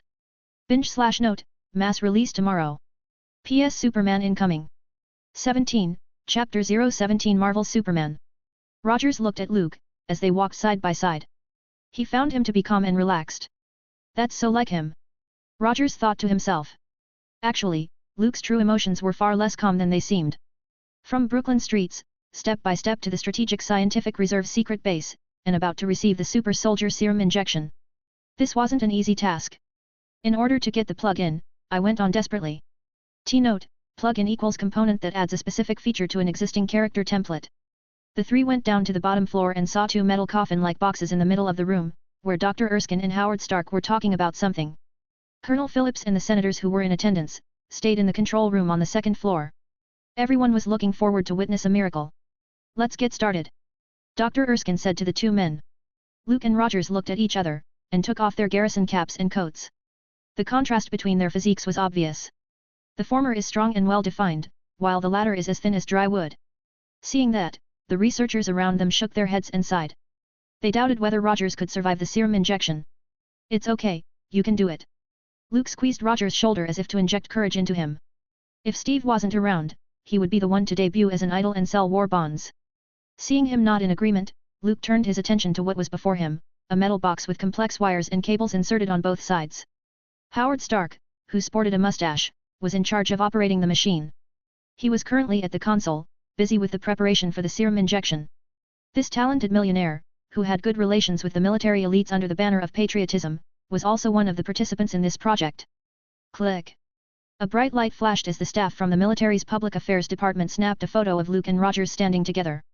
This was a memorable historical moment. It's time to start. Erskine cleared the people, leaving only Howard Stark and other researchers. You'll both make it. The doctor seriously said. He was only going to choose one person to make a super soldier. However, Luke's outstanding performance and sincere attitude made Erskine's original idea waver. So, he and Colonel Phillips, each took a step back. It was decided that both of these candidates would be injected with the serum and become super soldiers. In the words of Colonel Phillips, at least one will succeed. Dr. Erskine patiently explained the process, and then the shells of the two metal boxes placed together slowly closed. It will start out as a series of minimally invasive injections to inject the serum into the muscle groups. After this step is completed, it will trigger radical changes in the cells. Luke was plunged into darkness, unable to see the slightest bit of light from the outside world. He could only hear Dr. Erskine's voice talking to Howard Stark. The cold needles pierced his skin, and the serum was steadily pushed into the body, which merged with countless cells. Weird, I don't feel much pain. Luke was worried that the process of injecting the super soldier serum would be extremely painful. At least in his memory, Rogers shouted at the top of his lungs and almost died. Start the instrument. Luke heard Dr. Erskine's voice. The metal instrument connected to the cable introduced a sizzling strong current. A burst of white light broke out. Fuck. Luke instantly felt intensively excruciating pain, as if his muscle fibers were pulled into a million strips. His whole body felt like it was torn apart. Not only the physical, but the mental strain was just as unbearable. However, the intense pain, enough to make people crazy, only lasted a short moment. Then, as if it was absorbed, it just disappeared. 100%. On his retina, clear data emerged. The progress bar, which had been stagnant for years, had finally completely loaded. Player identity cleared. Gift pack is being issued. Issued successfully. Please check. Lines of information flew out. Then, the hazy white light slightly lit up. A huge stream of data, like a waterfall, scrolled down to form a character panel. Host, Luke Cavill. Loaded card, none. Ability, none. Reputation, none. Task list, not yet opened. Luke felt a bit puzzled. After working so hard for so long, he only got 3 empty stats? Forget it, let's first open the gift pack. Luke was familiar with it and clicked on the conscious space. Open. With a slight thought, a golden shimmering light erupted. Many characters poured into his mind. Golden Superman. Silver Superman.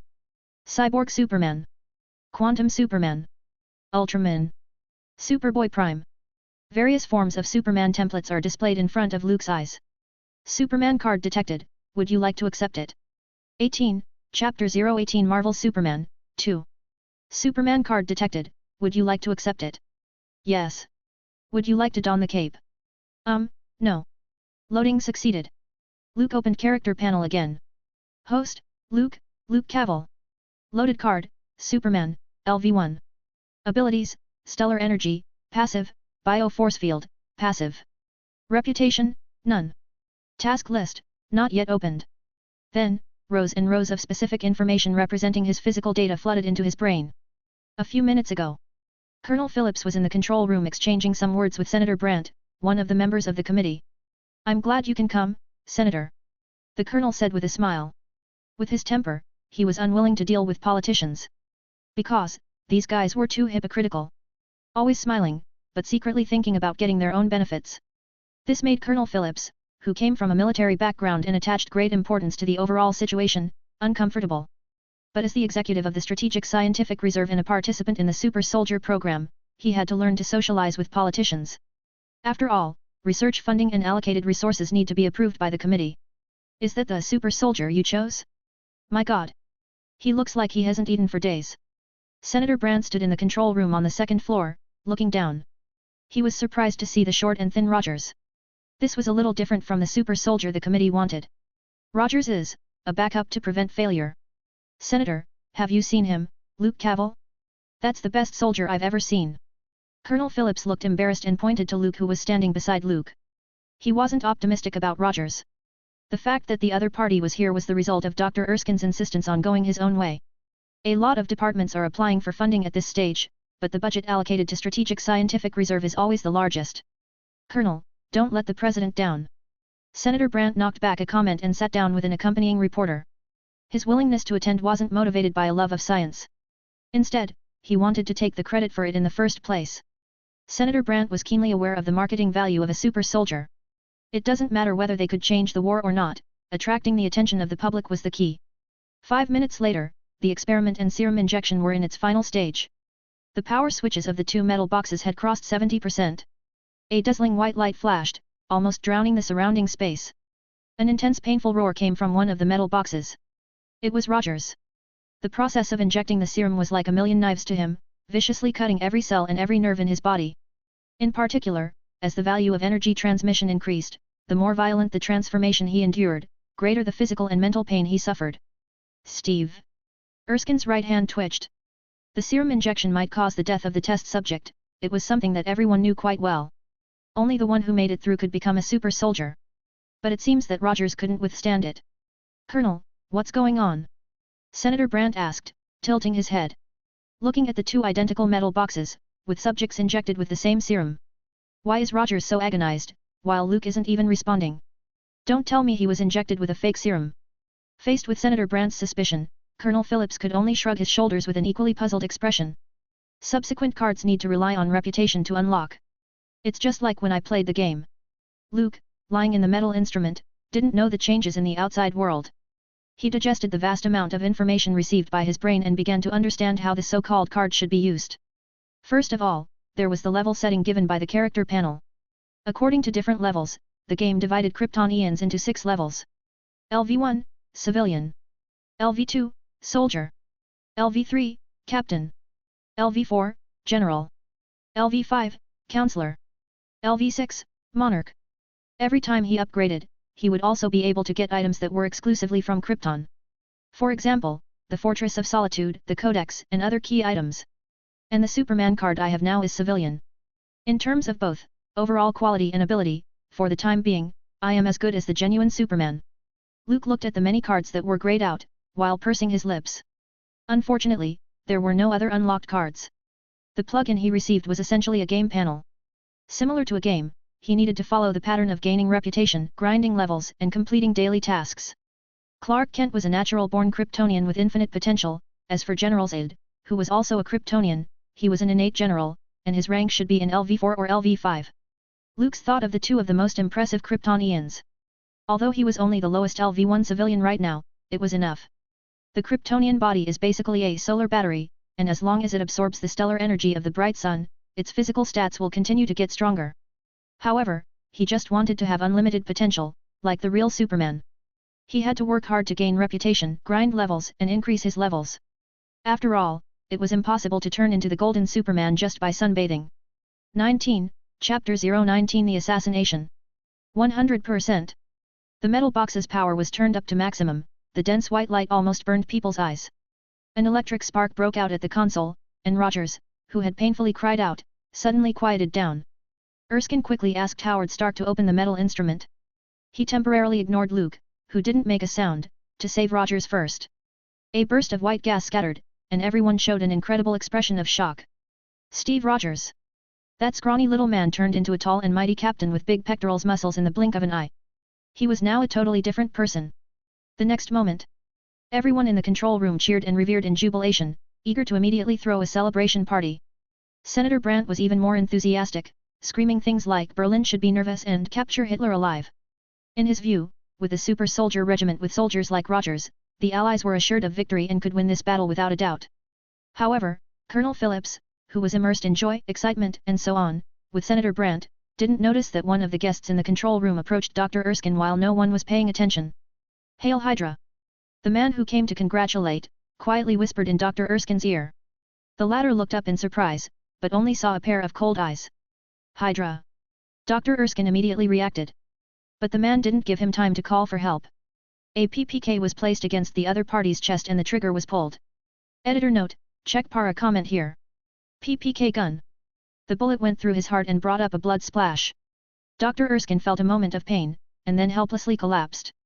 The sound of gunfire echoed through the room, accompanied by calls of "Protect the Senator!" as the guarding soldiers leaned over. Then, there was a loud bang in the control room. Flaming explosion swept through the scene. The strong shock wave shattered the glass windows. Colonel Phillips shielded the panic-stricken senator, while the big soldiers on guard were hit by the wave of air and crashed into the wall like a kite with broken threads. Screams, explosions, gunshots. These noises interrupted Luke's thoughts. He frowned slightly, thought for a moment, and easily broke free from his bounds which were there to prevent the subjects from moving around and harming themselves. Crack! Bang! Luke punched through the solid shell of the metal box, ignoring the jumping electric sparks, and blatantly pulled open the iron sheet with his hands. With a crackling tearing sound, the next moment, Luke jumped out of the metal instrument. He saw Dr. Erskine, who was shot to the ground, and Rogers, who had become taller and stronger. Senator Brandt shrank back, hiding behind the cover of the crowd. And the man in the suit, suspected to be the Hydra assassin, shooting down several guards, running upstairs and disappearing from sight. You stay here. Protect the colonel. I'll go after him. Luke, who had jumped out of the metal box, looked around and immediately reacted to what had happened. He put on his coat and told Steve to stay back, who subconsciously nodded. He watched Luke bend his legs slightly and jump. With the Superman card and super soldier serum, his moment was like a powerful cannonball as he jumped directly from the underground room to the ground floor. Grasping the railing with one hand, with a clean and firm flip, Luke stepped on the ground. Fortunately, with the data ability provided by the character panel, he quickly got used to a lot of physical qualities which were beyond ordinary people. It wasn't like Clark in his childhood, who often faced the trouble of losing control of his ability. Under Luke's feet, the concrete cracked like spider webs due to the powerful impact. He was like a gust of wind sweeping past, raising a violent stream of air. With one thump, the ground seemed to tremble. He left like a swift arrow, leaving his blurred shadow. It had only been a few seconds since the assassin had rushed out of the corridor. The killer sent by Hydra is very clever. When he ran away, he didn't forget to destroy the button controlling the door, locking his pursuers behind him, delaying them even more. Unfortunately, for me, it's as thin as a piece of paper. Luke didn't stop or slow down. He suddenly accelerated, knocking down the thick metal door. With a bang, a clear human figure appeared on the door. Okay. I take back what I just said, I still feel something. Luke stretched his neck side to side. He admitted that the metal door wasn't as fragile as paper, just almost to the extent of a thick wooden board. He rushed out of the secret base, coming to the booth. Luke jerked to a halt, setting off a gust of wind that blew as the bookshelves shook and swayed. When he walked out, he saw the old woman, who was the antique shop owner, had fallen to the ground, shot by 2 bullets. Outside the door, the noise of an engine starting was heard. On top of that car, the killer sent by Hydra, armed with a Thompson submachine gun, went on a rampage. Da-da-da-da. Editor note, check para comment here. Thompson submachine gun. Binge/note, mass release, 3 out of X. 20, Chapter 020 The Chase. Heavy gunfire broke through the windows of the shop and killed several agents who were standing guard outside. The sudden and fierce gun battle caused panic among pedestrians. For fear of being affected, they covered their heads and fled, not forgetting to scream at the top of their lungs. Luke stepped out of the antique shop and was about to start his pursuit when, suddenly, the car parked in front of the entrance exploded. There was billowing fire, and shock waves, however, his figure remained standing, not wavering even the slightest. He saw the car carrying the Hydra assassin as it turned a corner and disappeared at the end of the street. Luke smiled coldly and ran after it. Why did you make such a ruckus? The Hydra agent who was driving the car, complained. The task they received was to assassinate Abraham Erskine and destroy the super soldier plan, not to plan a terrorist attack in New York. Because once this incident blows up, they would have to pay a big price to retreat. There were 2 super soldiers and they will soon come for us. Drive faster. The assassin was panting, and a cold sweat on his back. He felt like a helpless prey under the eyes of a beast. Even after getting into the car and getting rid of the agents outside the shop, there was still no certainty of escaping. He was a spy planted in the military committee that Hydra has spent a lot of time, resources and effort to get him where he was. Had it not been for the order from Berlin that Abraham Erskine must be killed, he would have never revealed himself.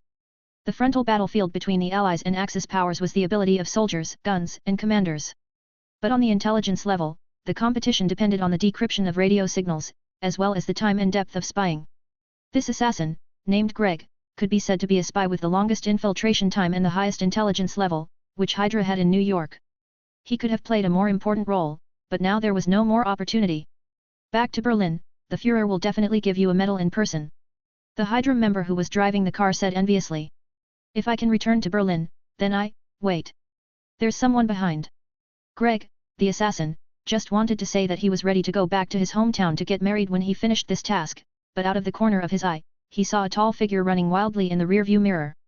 The Hydra members who thought they were safe enough to escape, had their eyes rounded with disbelief. We need to get faster. He muttered. There was someone who could catch up to cars with their 2 legs? Greg, the assassin, quickly raised his gun, poked his head out of the window and tried to fight back. Luke jumped and leapt high, dodging a burst of machine gun fire and slamming into the speeding car with precision. Then, with both hands, tore open the tin roof as if it was paper.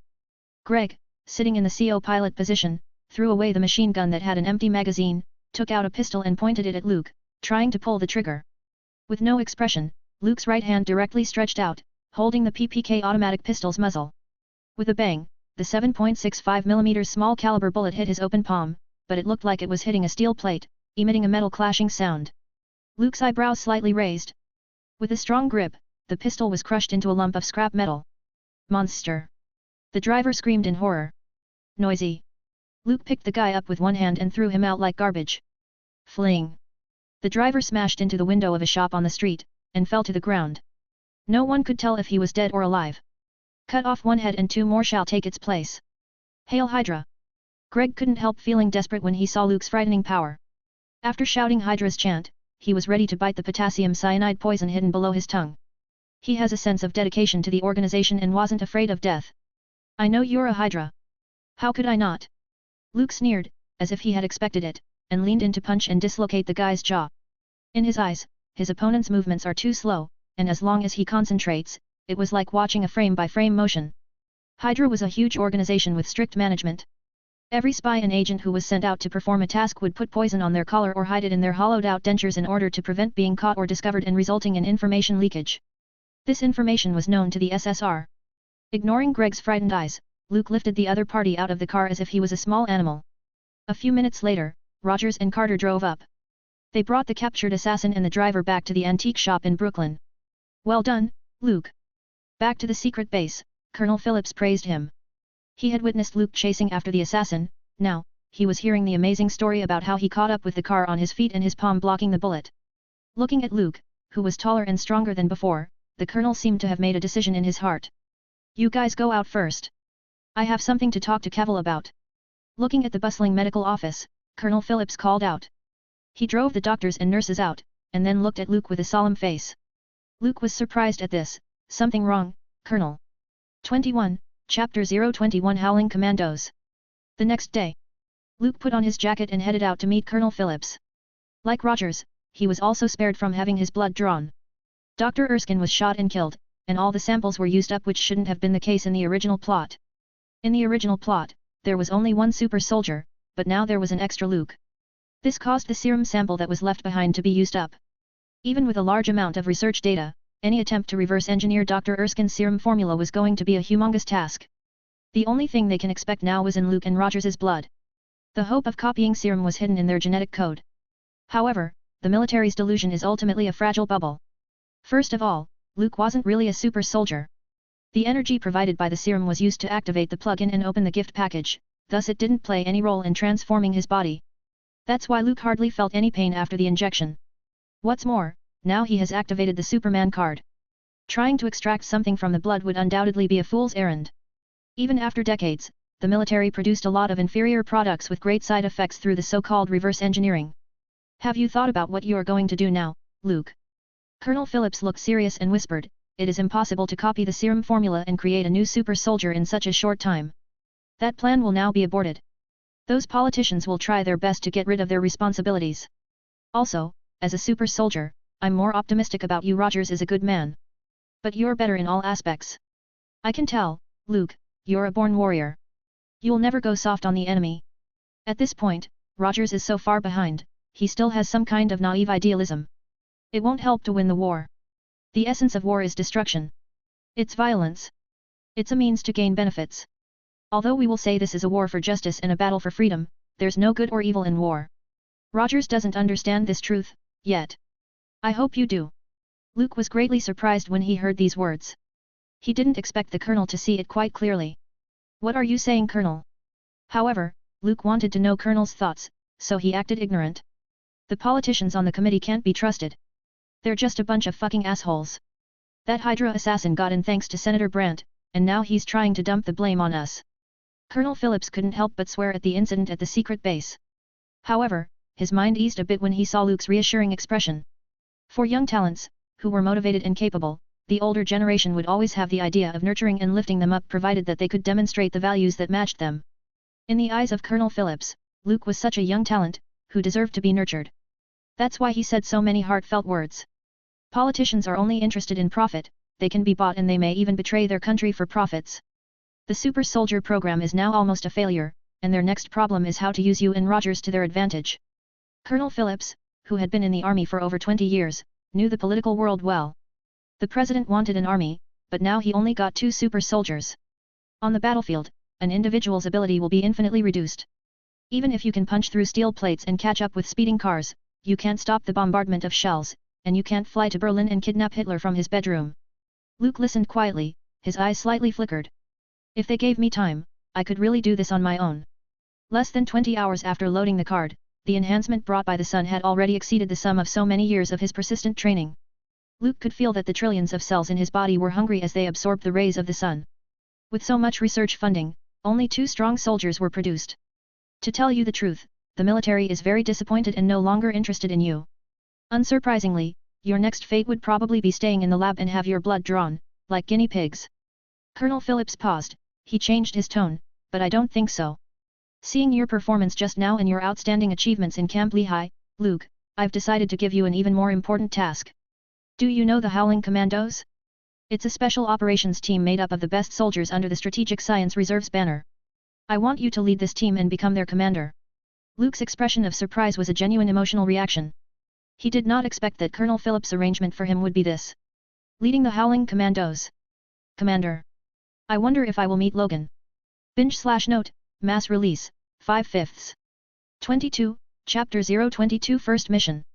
Luke's mind wandered. He remembered a comic in which Wolverine was also a member of this team and fought side by side with Captain America.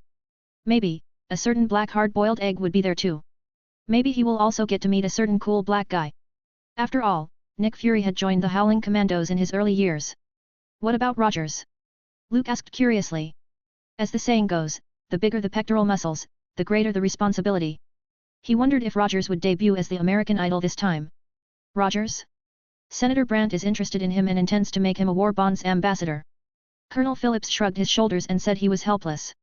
He wanted to recruit both super soldiers into the Howling Commandos, to complete a plan from the Strategic Science Reserve. But Senator Brandt won't relent. He took a fancy to the super soldier as a gimmick. He wanted to make, either Luke or Rogers, a household name and a star attraction. In this way, he could promote the war bonds, add some points under his political achievements, and also create a platform for his future campaign. Simply the best of both worlds. Is that so? Luke secretly thought he was lucky. Without Rogers blocking the bullet, the task of performing on stage in costume and being a salesman would have been on him. Even if he could use other means when the time comes, then re-enter the military's sights, he would miss a lot of opportunities. Just then. Side quest, Howling Commando, the war hero's first step. Requirements, join the team and get the approval of 3 or more team members. Reward, Scarecrow's fear poison gas ×10. The task list is now open. Luke took the time to sweep his eyes over the character panel, and a side quest suddenly appeared on it. Well, this is strange. I am in the Marvel world but rewards are from the studio next door. Seeing the gaze from Colonel Phillips, Luke collected his thoughts and quietly said, I am willing to lead Howling Commandos. The former was satisfied with this answer. Don't let me down, Luke. The colonel patted Luke on the shoulder happily, turned, and walked out of the infirmary. I received a phone call from President Roosevelt this morning. From now on, the Strategic Science Reserve has a new mission. We are going to fight Hydra to the death. We're going to kill this horrible beast that lurks in the depths of the shadows of this war. The next morning, Colonel Phillips delivered an impassioned speech. Various researchers, as well as agents and spies, began to pack up and prepare to move out. They are about to leave New York, follow the instructions of their superiors, and rush to the front lines in London. The Super Soldier project had failed, and the status of the Strategic Science Reserve, which had been carrying great expectations, instantly dropped. Rogers, standing in the lobby of the base, looked like an outsider. He didn't know what to do, and no one told him what to do. Miss Carter, Howard Stark, they all had their own tasks. Everyone's leaving, except me. Colonel. If you're going to fight Hydra, I want to join too. Rogers plucked up his courage and walked up to Colonel Phillips. Rogers had a deep hatred for Dr. Erskine's murderer. You are now a military property and I have no authority over your whereabouts. Colonel Phillips shook his head. With 2 super soldiers, he could only choose one. The rest belonged to Senator Brandt. Phillips hated making this kind of deal, but he had no other choice. Dr. Erskine was shot and the super soldier project failed. This series of accidents are made by the military's investment in research funding, all thrown into the water, with no returns from this investment. As the executive of the Strategic Science Reserve, Phillips had to shoulder the majority of the pressure and blame. Even though many of the problems were due to Senator Brandt because the Hydra assassin appeared among his entourage. But this powerful senator, like a non-stick pan, was not going to get his reputation to receive any stains. Phillips didn't know what the senator said, but in the end, the whole blame fell on his head and the senator escaped without any harm. In order to preserve the strength of the Strategic Science Reserve, a part of the earlier resources needed to be reserved. Phillips had no other choice but to make a deal with Senator Brandt and give Rogers to the other party. At least it was better than being a lab rat. The serum worked, Colonel. I can fight. Rogers tried to fight for the opportunity, but was interrupted by Colonel Phillips. Senator Brandt said there's a better battlefield for you. After saying that, he turned to leave. The colonel is also under a lot of pressure, so don't be discouraged. Looking at the lost Rogers, Carter, who was standing next to him, said comfortingly. She held the experimental record with both hands, and sympathy in her eyes. Through the human body transformation, the original thin little man had reached 6 feet, 188 centimeters, almost as tall as Luke. Moreover, Rogers' muscles are even more bulky, like those of a bodybuilder. Luke, who was also a super soldier, wasn't this exaggerated. Where's Luke? Where is he? Rogers suddenly remembered that he hadn't seen Luke since yesterday. I don't know, the colonel said he had another mission. Carter shook her head. Binge/note, next chapter is still being translated. Will be uploaded within half hour. 23, Chapter 023 Howling Commando, Dum Dum Dugan. While the Strategic Science Reserve embarked on their journey to London, and Rogers was dragged by the senator to be the National War Bonds ambassador, Luke remained in Brooklyn, New York. As Carter had said, he had another mission. After that talk in the infirmary, Colonel Phillips told Luke about a highly classified and surprising plan. Even with a super soldier leading the team, the degree of difficulty is huge. Colonel Phillips had given the Howling Commandos to Luke, it was more than just adding some boost. As the only super soldier available, no one was more suitable to carry out the plan than Luke. In other words, the colonel needed him. That's why the desire to nurture him flowed out. Luke himself isn't surprised by this. This is one of the reasons why he didn't hide his excellent performance in Camp Lehigh. Interpersonal communication in society was essentially the exchange of interests between each other. Being able to be used by others, in a sense, is also the embodiment of value. In his last life, there was an internet meme, since I became a waste, no one can take advantage of me anymore, which did get more than a few likes. But it was actually quite reasonable after careful consideration. With the failure of the Super Soldier project, the status of the Strategic Science Reserve obviously declined. Funds were cut, and personnel were mobilized from the rear to the front lines. These series of actions indicated that Colonel Phillips wanted to make the Strategic Science Reserve demonstrate the necessity of its existence. If not, then SSR will likely face the prospect of being eliminated. This wasn't due to any schemes or underhanded measures by political rivals. In wartime, the allocation of all resources must be based on value and efficiency. Did the colonel let me lead the Howling Commandos to restore the Strategic Science Reserve status? I think my strength is strong enough to play any current plot character on my own. Luke was lying on the hotel bed, staring at the stiff uniform hanging on the coat rack. Captain Cavil. He muttered with a smile on his face. This is one of the benefits given by Colonel Phillips, it was also the benefit of leading the Howling Commandos. Otherwise, who would want to accept a new recruit as their superior? It took Luke less than a month to go from private third class to captain. The speed is amazing. If I really did what Colonel Phillips asked me to do, not to mention a captain, it would be possible for me to become the fastest promoted officer in history. When the time comes, if I want to get into politics, I might be able to follow Eisenhower's path and move into the White House. Editor note, the above sentence may differ a bit from the actual meaning. All faults mine. Luke's mind continued to think, outlining a bright blueprint for the future. A few moments later, he couldn't help but laugh out loud, laughing at himself. I seem to be thinking a little too far ahead. He was just promoted to captain and was about to lead the Howling Commandos. Getting rid of his unnecessary thoughts, he returned to the question of his own ability. I'm Superman now, although I'm still a less powerful version. Luke opened the character panel and looked at the data presented above. He had the same strength as when Superman first came out. Running faster than a full-powered car, punching through thick steel plates with one fist, dynamic vision that could even catch a bullet's trajectory. Luke's muscle density far exceeded that of ordinary people, making it difficult for small-caliber bullets and cold weapons to cause fatal damage to him. It could be said that he had a body of steel, invulnerable to guns and swords not considering heavy artillery weapons. LV1 Civilian Superman card. The upper limit is probably an evolution of physical qualities. Being able to grab a bullet with my bare hands, and block explosions with my body. Luke found that if he wanted to unlock flight and laser vision, he needed the LV2 Soldier Superman card. It looks like when Superman first appeared, he wasn't that powerful, and his powers became increasingly perfect later on, so strong that a single punch broke apart the sixth dimension. Seeing that there were many Superman cards waiting to be unlocked in the conscious space, Luke suddenly felt that maybe he could evolve to that step one day. It's a beautiful world without Batman and Kryptonite. With this in mind, Luke closed his eyes and fell asleep. Old Joseph's Tavern, Brooklyn. When Luke walked in, the people who he was scheduled to meet were already sitting at the corner table. Timothy Aloysius Cadwallader Dugan. Oh. My. God. Such a long name. I would rather call you Dum Dum Dugan. Luke beckoned for a dark beer, pulled out a chair and sat down. He didn't say too many pleasantries, nor did he deliberately act warm. Dugan is a typical soldier with strong features and a handlebar mustache. After seeing his commanding officer, a guy who was a bit too young, his expression was a bit gloomy. The word young often implied a lack of experience in a crisis-ridden battlefield, without having gone through several wars. It also meant that giving your back to such a person could be a bad thing. Captain Cavill. You've been promoted quite quickly.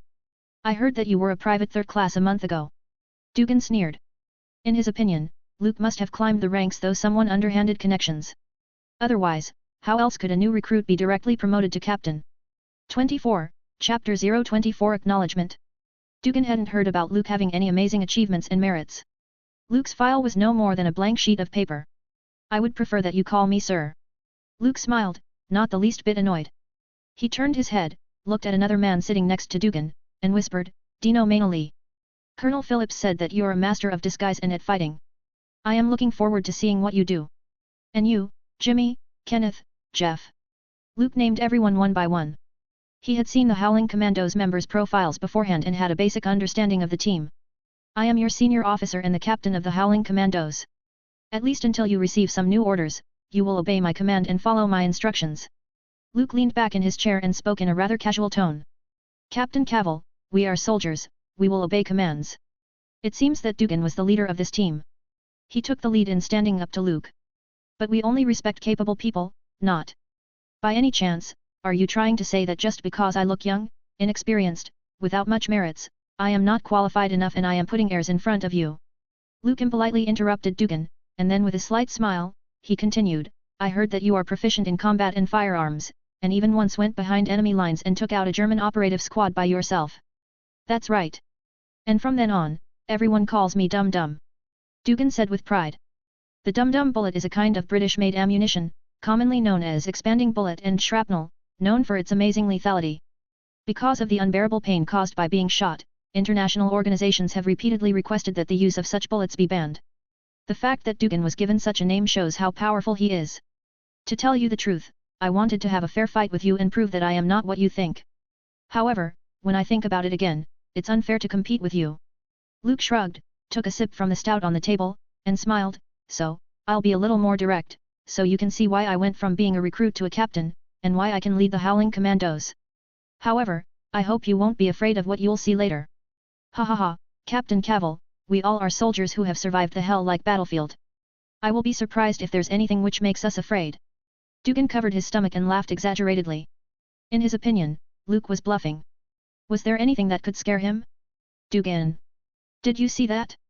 He lifted the Ford military jeep with both hands. I've got eyes, you don't have to tell me. And he twisted my lovely Winchester into a knot. Can any of you explain why my combat knife couldn't break through his skin? Is this guy even human? An hour later, Howling Commandos, who had followed Luke to Fort Drum Army Base in Jefferson County, New York, witnessed the most unbelievable and horrific scene in their life. As they have said, the members of Howling Commandos are all veterans who have experienced many battles and have special skills. Trenches that buried countless bodies, hanging flesh and blood fragments on barbed wires. They have survived that kind of hell, seen the fiercest executioners and played the role of butchers. Roaring cannons, machine guns spewing fire, steel monster-like tanks. You could say, what kind of big scene they haven't seen. It's just that. When Luke showed the Howling Commandos his power, it completely crushed the inherent perceptions they had built up over the past few decades. Until then, Dugan and his team had never imagined that anyone could lift a multi-ton military SUV like a barbell. Was he still human? Don't give me that look. Luke's face still had the same calm expression. No one could see that he had just completed a full set of warm-up exercises with an SUV. I am just an ordinary soldier who yearns for peaceful, quiet life. After a few days of drawing on the energy from the sun, Luke's physique leapt another step. Unlike Superman, it was difficult for him to carry a plane which weighed hundreds of tons, but lifting an off-road vehicle weighing several tons wasn't a problem. Even strength similar to that of a super soldier was enough to shock anyone. Superpowers, aliens, and other crazy stuff was limited only to science fiction movies and novels. Thus, Luke's performance shocked all the Howling Commandos. You are obviously a monster. Dugan, nicknamed Dum Dum, took a look at the twisted Winchester and the military jeep that was sitting firmly in place, and silently swallowed his words. Cavil. Sir, are you the rumored super soldier? Editor's note, check paragraph comment for Winchester and military jeep. 25, Chapter 025 Mission for the Howling Commandos. Cavil. Sir, are you the rumored super soldier? After a while, Dino Mainoli, whom Colonel Phillips called a master of disguise and hand-to-hand combat, asked. After seeing Luke's inhuman strength, all the members of the Howling Commandos, at least Mainoli himself, had no objection to the young captain leading him. Although he still didn't know whether Luke had the basic qualities of a leader. However, the ability to crush the Nazi army in combat was enough to lessen his main worries. No wonder Colonel Phillips asked him to lead the Howling Commandos. Mainoli was instantly relieved, and his inner dissatisfaction dissipated. Super soldier. Dugan's eyes changed when he heard the word. He had heard about the project. It was said that it was one of the military's research projects on strengthening the human body. Yes, Steve Rogers and I both received serum injections from the Strategic Science Reserve and became super soldiers. Luke answered seriously. Although he had nothing to do with the super soldiers, this didn't prevent him from using this excuse as a cover. He wondered if, in the future, when people saw that the gap between his and Rogers's abilities was getting bigger, they would suspect that the latter had injected a fake serum. Well, sir, I'm sorry for what happened before. Dugan shrugged, no longer indifferent as he was before. After seeing Luke's real strength and knowing his status as a super soldier, he no longer worried about whether the other party would hold back the team. But now, he had different worries. Will I be able to keep up? With Dugan's vast experience, he felt that if he threw Luke onto the battlefield, the Nazi soldiers would cry out in fear. Hitler, who was far away in Berlin, was about to lose all of his sleep. Side quest, Howling Commando, the war hero's first step. Completed. Requirements, join the team and get the approval of 3 or more team members. Achieved. Reward, Scarecrow's fear poison gas ×10. Obtained. Luke received the message that the quest was completed. It was true that for veterans, the fastest way to get their approval is to show your ability. Reputation value detected. Opening shop. Luke, without any change in expression, immediately opened the character panel. The stats on the panel were updated, and a reputation value of 50 points was displayed. It was probably from the Howling Commandos members. It seems that by generating respect, worship, and admiration, I can gain reputation points.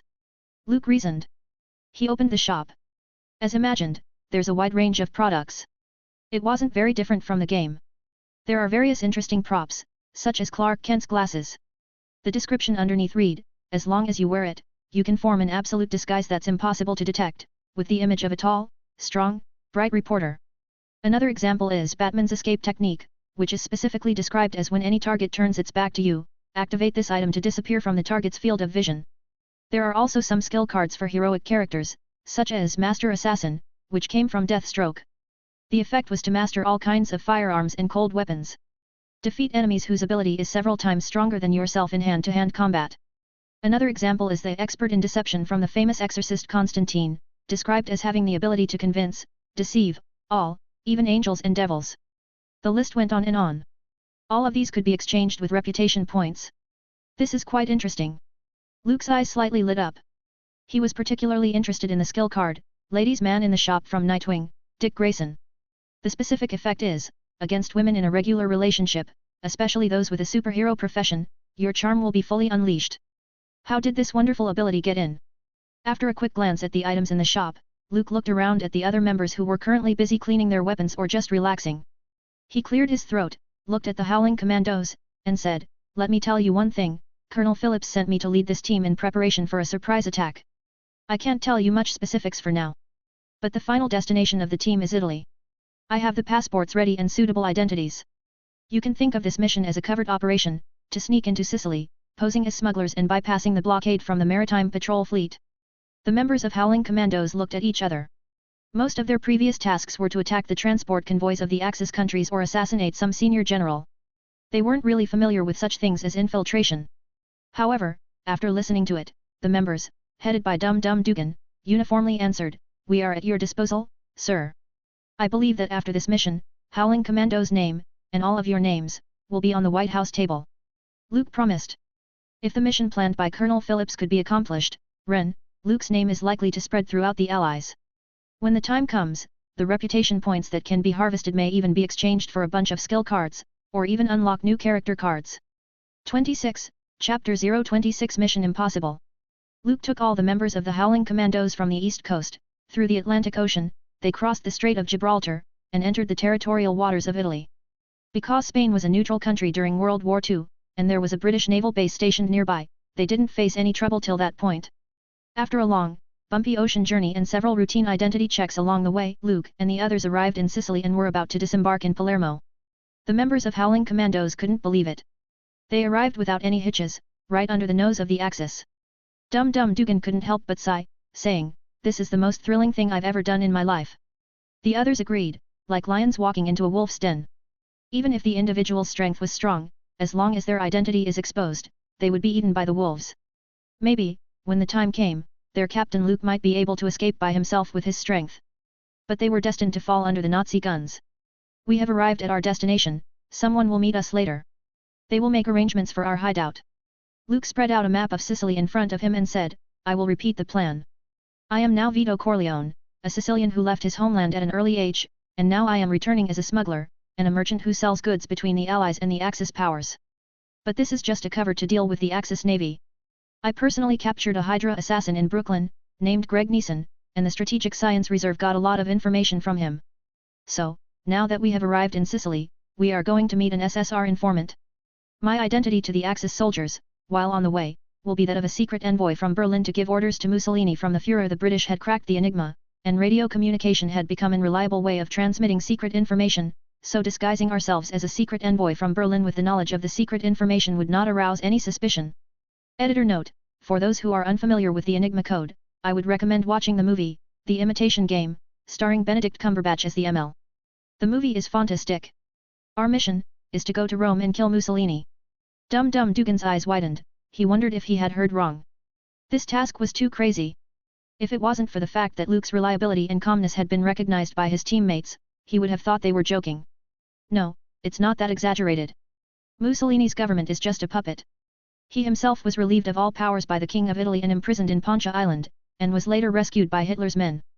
Seeing Luke shake his head and vetoed, the members of Howling Commandos were relieved. At this time in Sicily, there were 2 German armored divisions. If they made any trouble, they would definitely be shot dead. As for the assassination of Mussolini, it was even more impossible. Only God knew how much security there was around the dictator. Our mission is to enter Rome, capture Mussolini alive, and assist the Allied forces to land in Sicily. Become the first team to conquer Italy.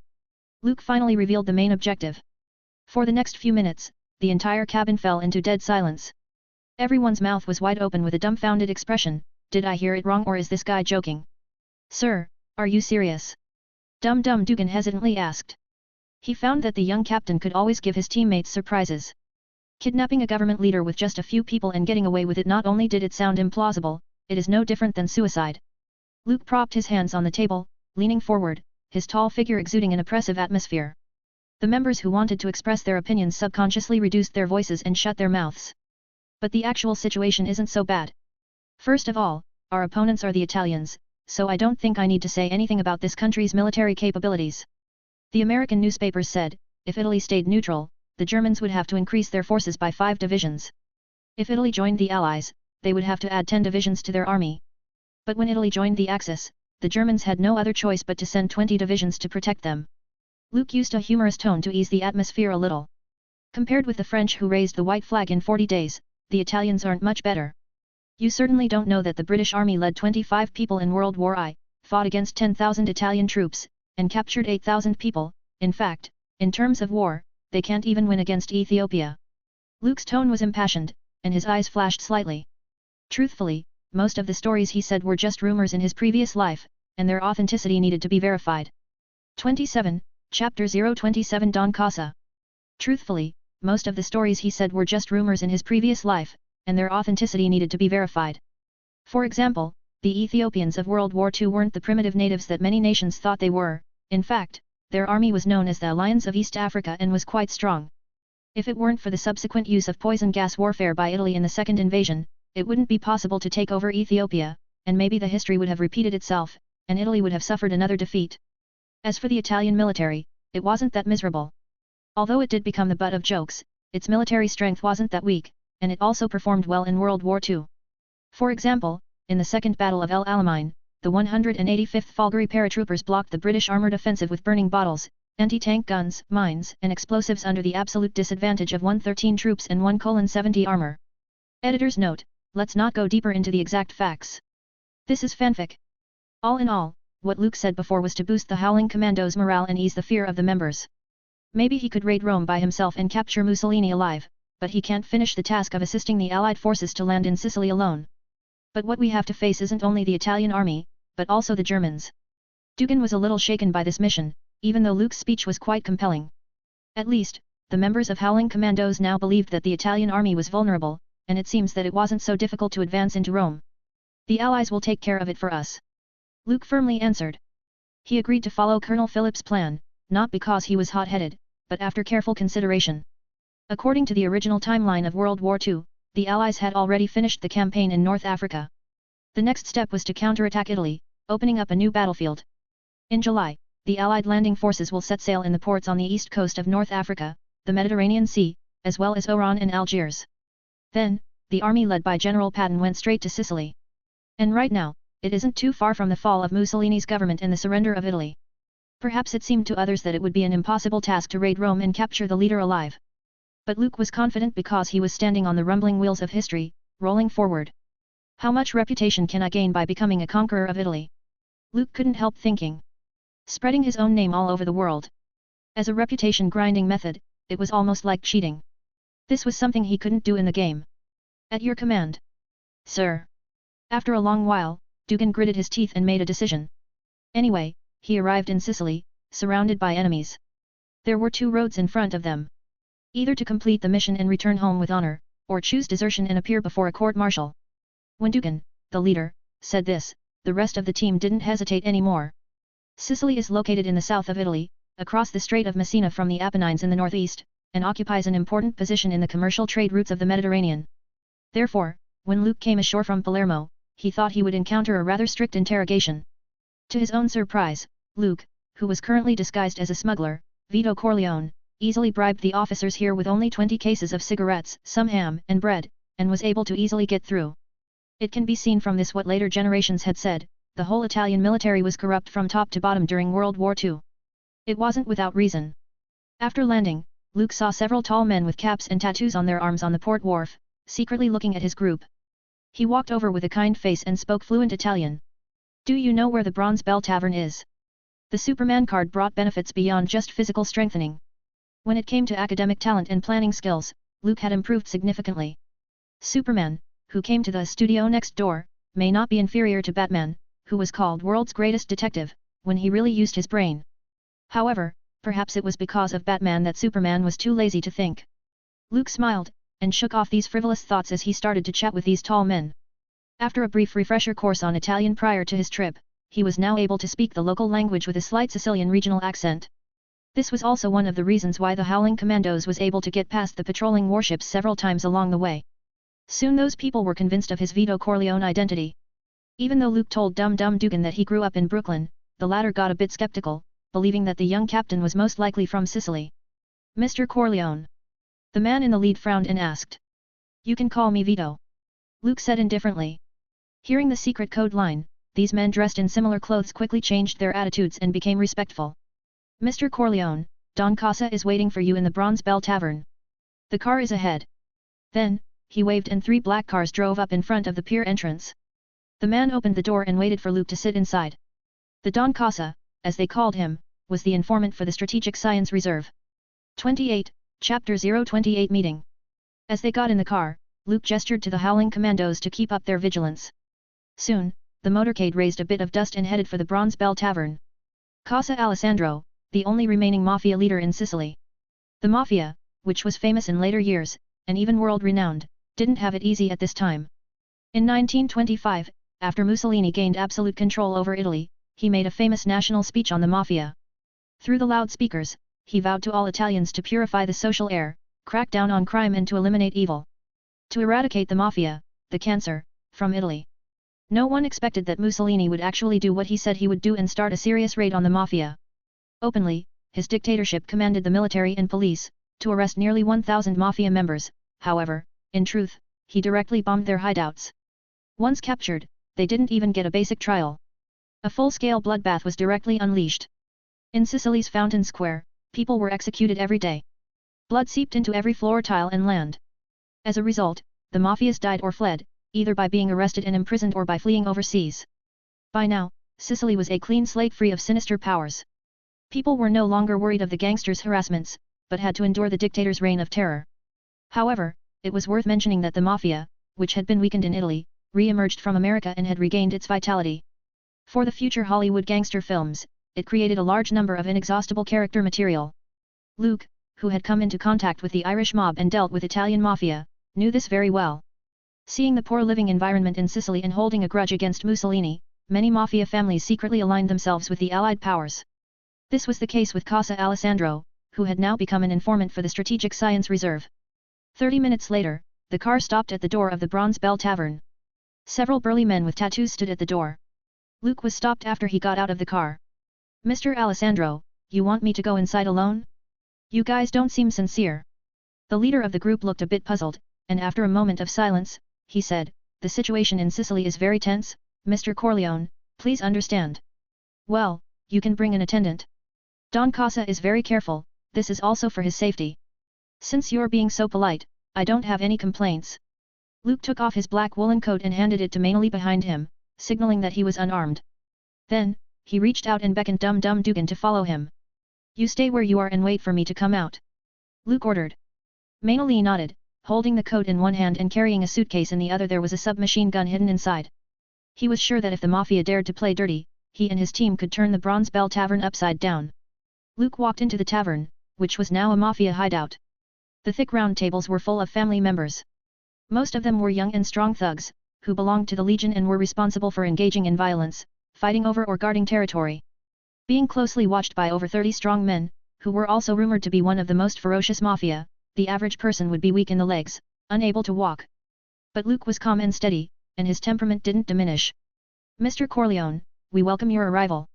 The bearded man, at the center of it all, got up and greeted him. He was Casa Alessandro, the former head of the mafia's Camorra family, now just a thug.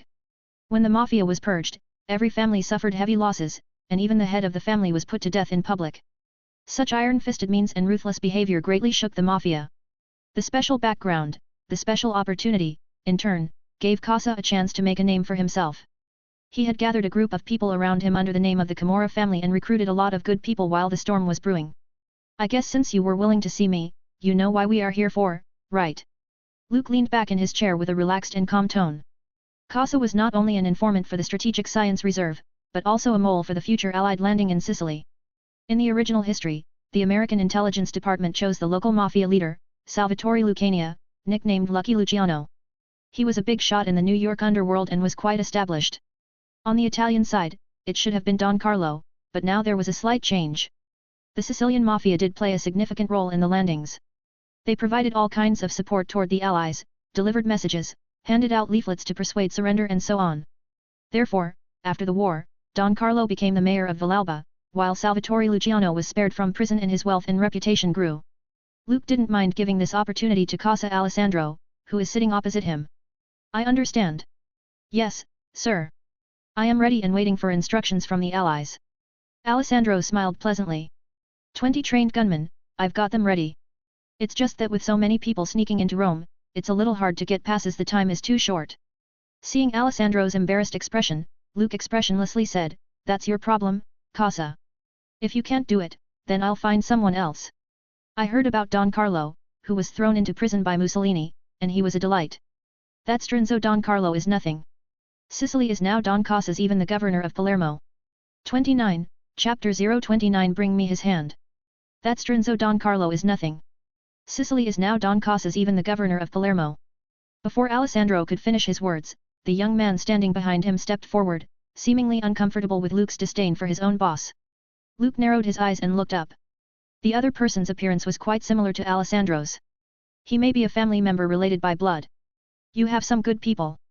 Luke was worried about the lack of an excuse to put down the mafia leader and test his determination to cooperate with the allies. But now he got a chance to make a scene. Elio. Shut up. When Alessandro heard his nephew say such things, he rushed to slap him across the face. The young man in front of him wasn't someone he could afford to offend. Mussolini had taught the mafia a lesson. No matter how powerful the mafia was, there was no room for resistance against the state apparatus. This young man, who called himself Vito Corleone, represented the American military and is an ally.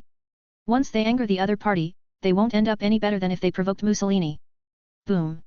However, when Alessandro had just touched his nephew's face at that slap, a sound echoed in the Bronze Bell Tavern. No one saw exactly when Luke got up and how he pinned the young man named Elio on the table. The blood flowed down from his forehead as if his skull was cracked, and dripped to the ground. Cough cough. Don Casa. Uncle. Elio felt his head was crushed like a watermelon, and it could explode completely in the next moment. He didn't know the terrible strength the young man had. Where did it come from? 5 fingers in a palm came together like iron pinchers, pressing tightly on the back of his head. The excruciating pain, and the fear of death, made Elio's resolve instantly collapse. His tears flowed along with the blood and covered his whole face. Casa, tell me, what does the mafia do to people who don't respect the alliance between two families? Luke slowly sat back in his seat, ignoring the tense atmosphere and completely treating the group of people behind him as air. As the only remaining mafia leader in Sicily, even the police officers are reluctant to mess with the ruthless man. Alessandro had a great deal of prestige and authority within his family and in Palermo. His status and power were increasing with each passing day. When ordinary people see him, they must address him as sir to show their respect. And other heads of the family, either brought in, or suppressed. Gradually, every meeting turned out to be a meeting where Alessandro expressed his personal opinion and allocated their interests and turf. Although the mafia wasn't as good as it used to be, they always had to worry about whether Mussolini would come for the purge again and had to be on the run. But Alessandro, who had taken advantage of this power struggle to rise to the top, gradually made them stronger in his hands. This was a fact that didn't need to be questioned.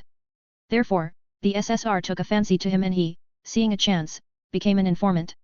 However, Alessandro, who was regarded as Don by people and worshipped by many members, showed a trace of fear on his face, when he heard Luke's indifferent tone.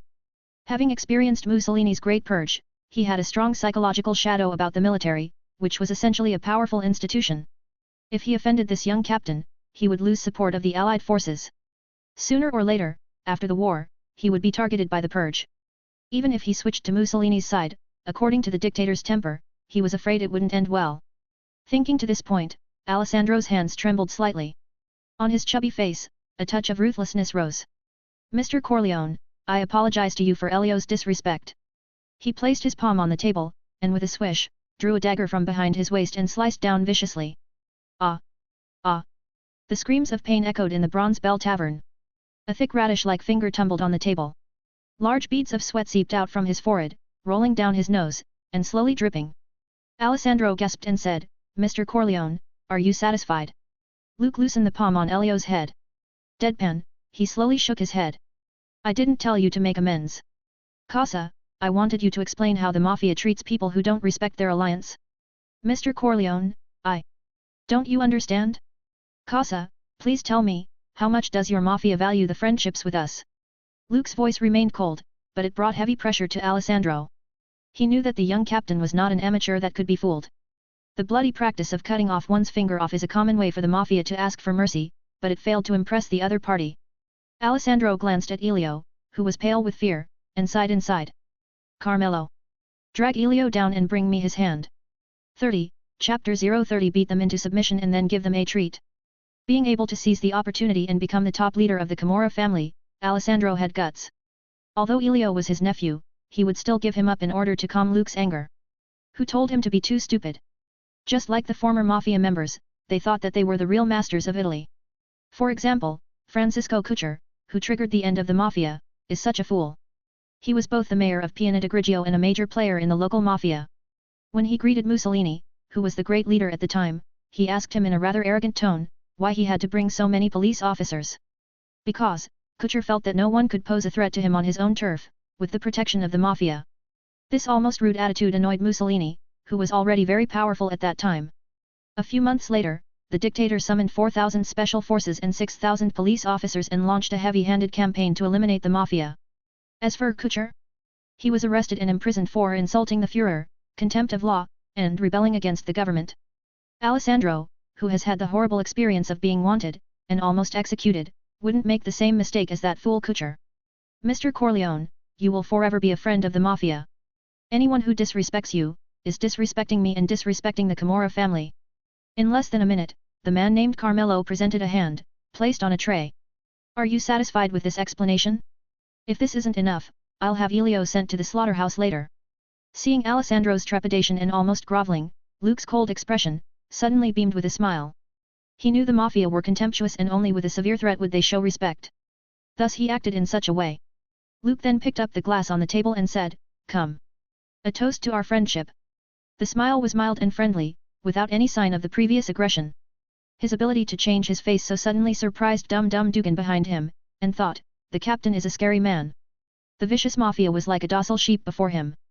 Alessandro smiled at the smell of blood and drained his glass of red wine. Get things done as soon as possible, and the Allies will never forget your efforts. Before leaving the pub, Luke patted Alessandro on the shoulder and added, your compatriots are doing well in North America and New York. They go in and out of high-end hotels with members of parliament, and hug Hollywood actresses. Casa, I admire you very much. You deserve a chance. Mr. Corleone, I will remember this personal friendship. Alessandro paused and then he moved. He bent down slightly, lowered his head and waited for Luke to hold out his left hand. This was the highest etiquette from the mafia, to show respect. Often, only the Godfather could get the kiss from a Don. No need. I have seen your respect and attitude. Luke's mouth twitched. He didn't have the habit of letting men kiss the back of his hand. Out of the Bronze Bell Tavern, the Howling Commandos got into their cars and went to check into one of Palermo's top hotels. On the way, Dugan, who was sitting next to him, had an awkward expression. Do you want to ask why I should treat Alessandro with such an attitude? Luke opened his closed eyes. Sitting in the front passenger seat, was Maina Lee, no outsiders. So, he didn't hide it. He said, Dugan, you don't understand the gangster mindset. Although the Italian mafia has always used family honor and blood ties as a means to guarantee loyalty. But that doesn't mean they're actually a bunch of honorable criminals. Dugan nodded thoughtfully. He remembered that Luke seemed to have close ties with the Irish mob.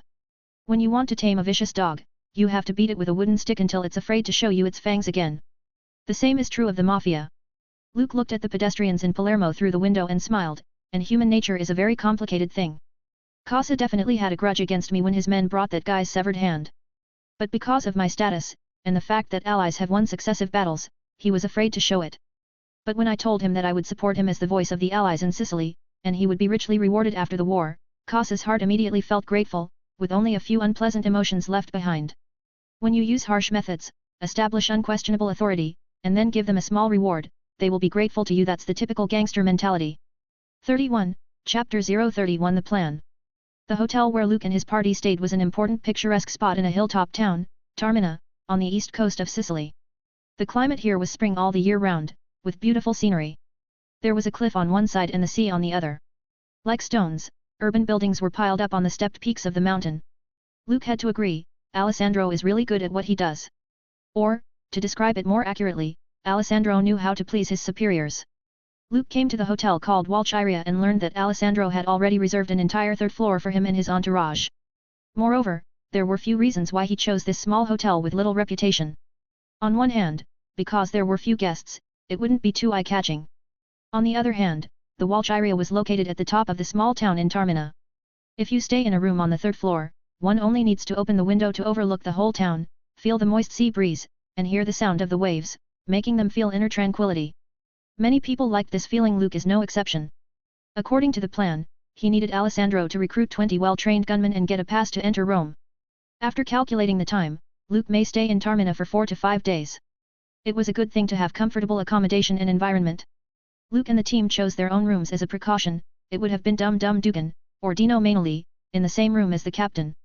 This can play a preventive role, but also facilitate dealing with possible unexpected situations. It's just that, after seeing Luke's great strength, members of the Howling Commandos had said that they were the ones who needed to be protected. Therefore, the 2 rooms next to Luke became the hot items in the team. In the end, Dum Dum Dugan, and Mainoli, the 2 veterans, received the benefit of being protected by the super soldier. In the next few days, Dugan and Mainoli will take turns watching Alessandro.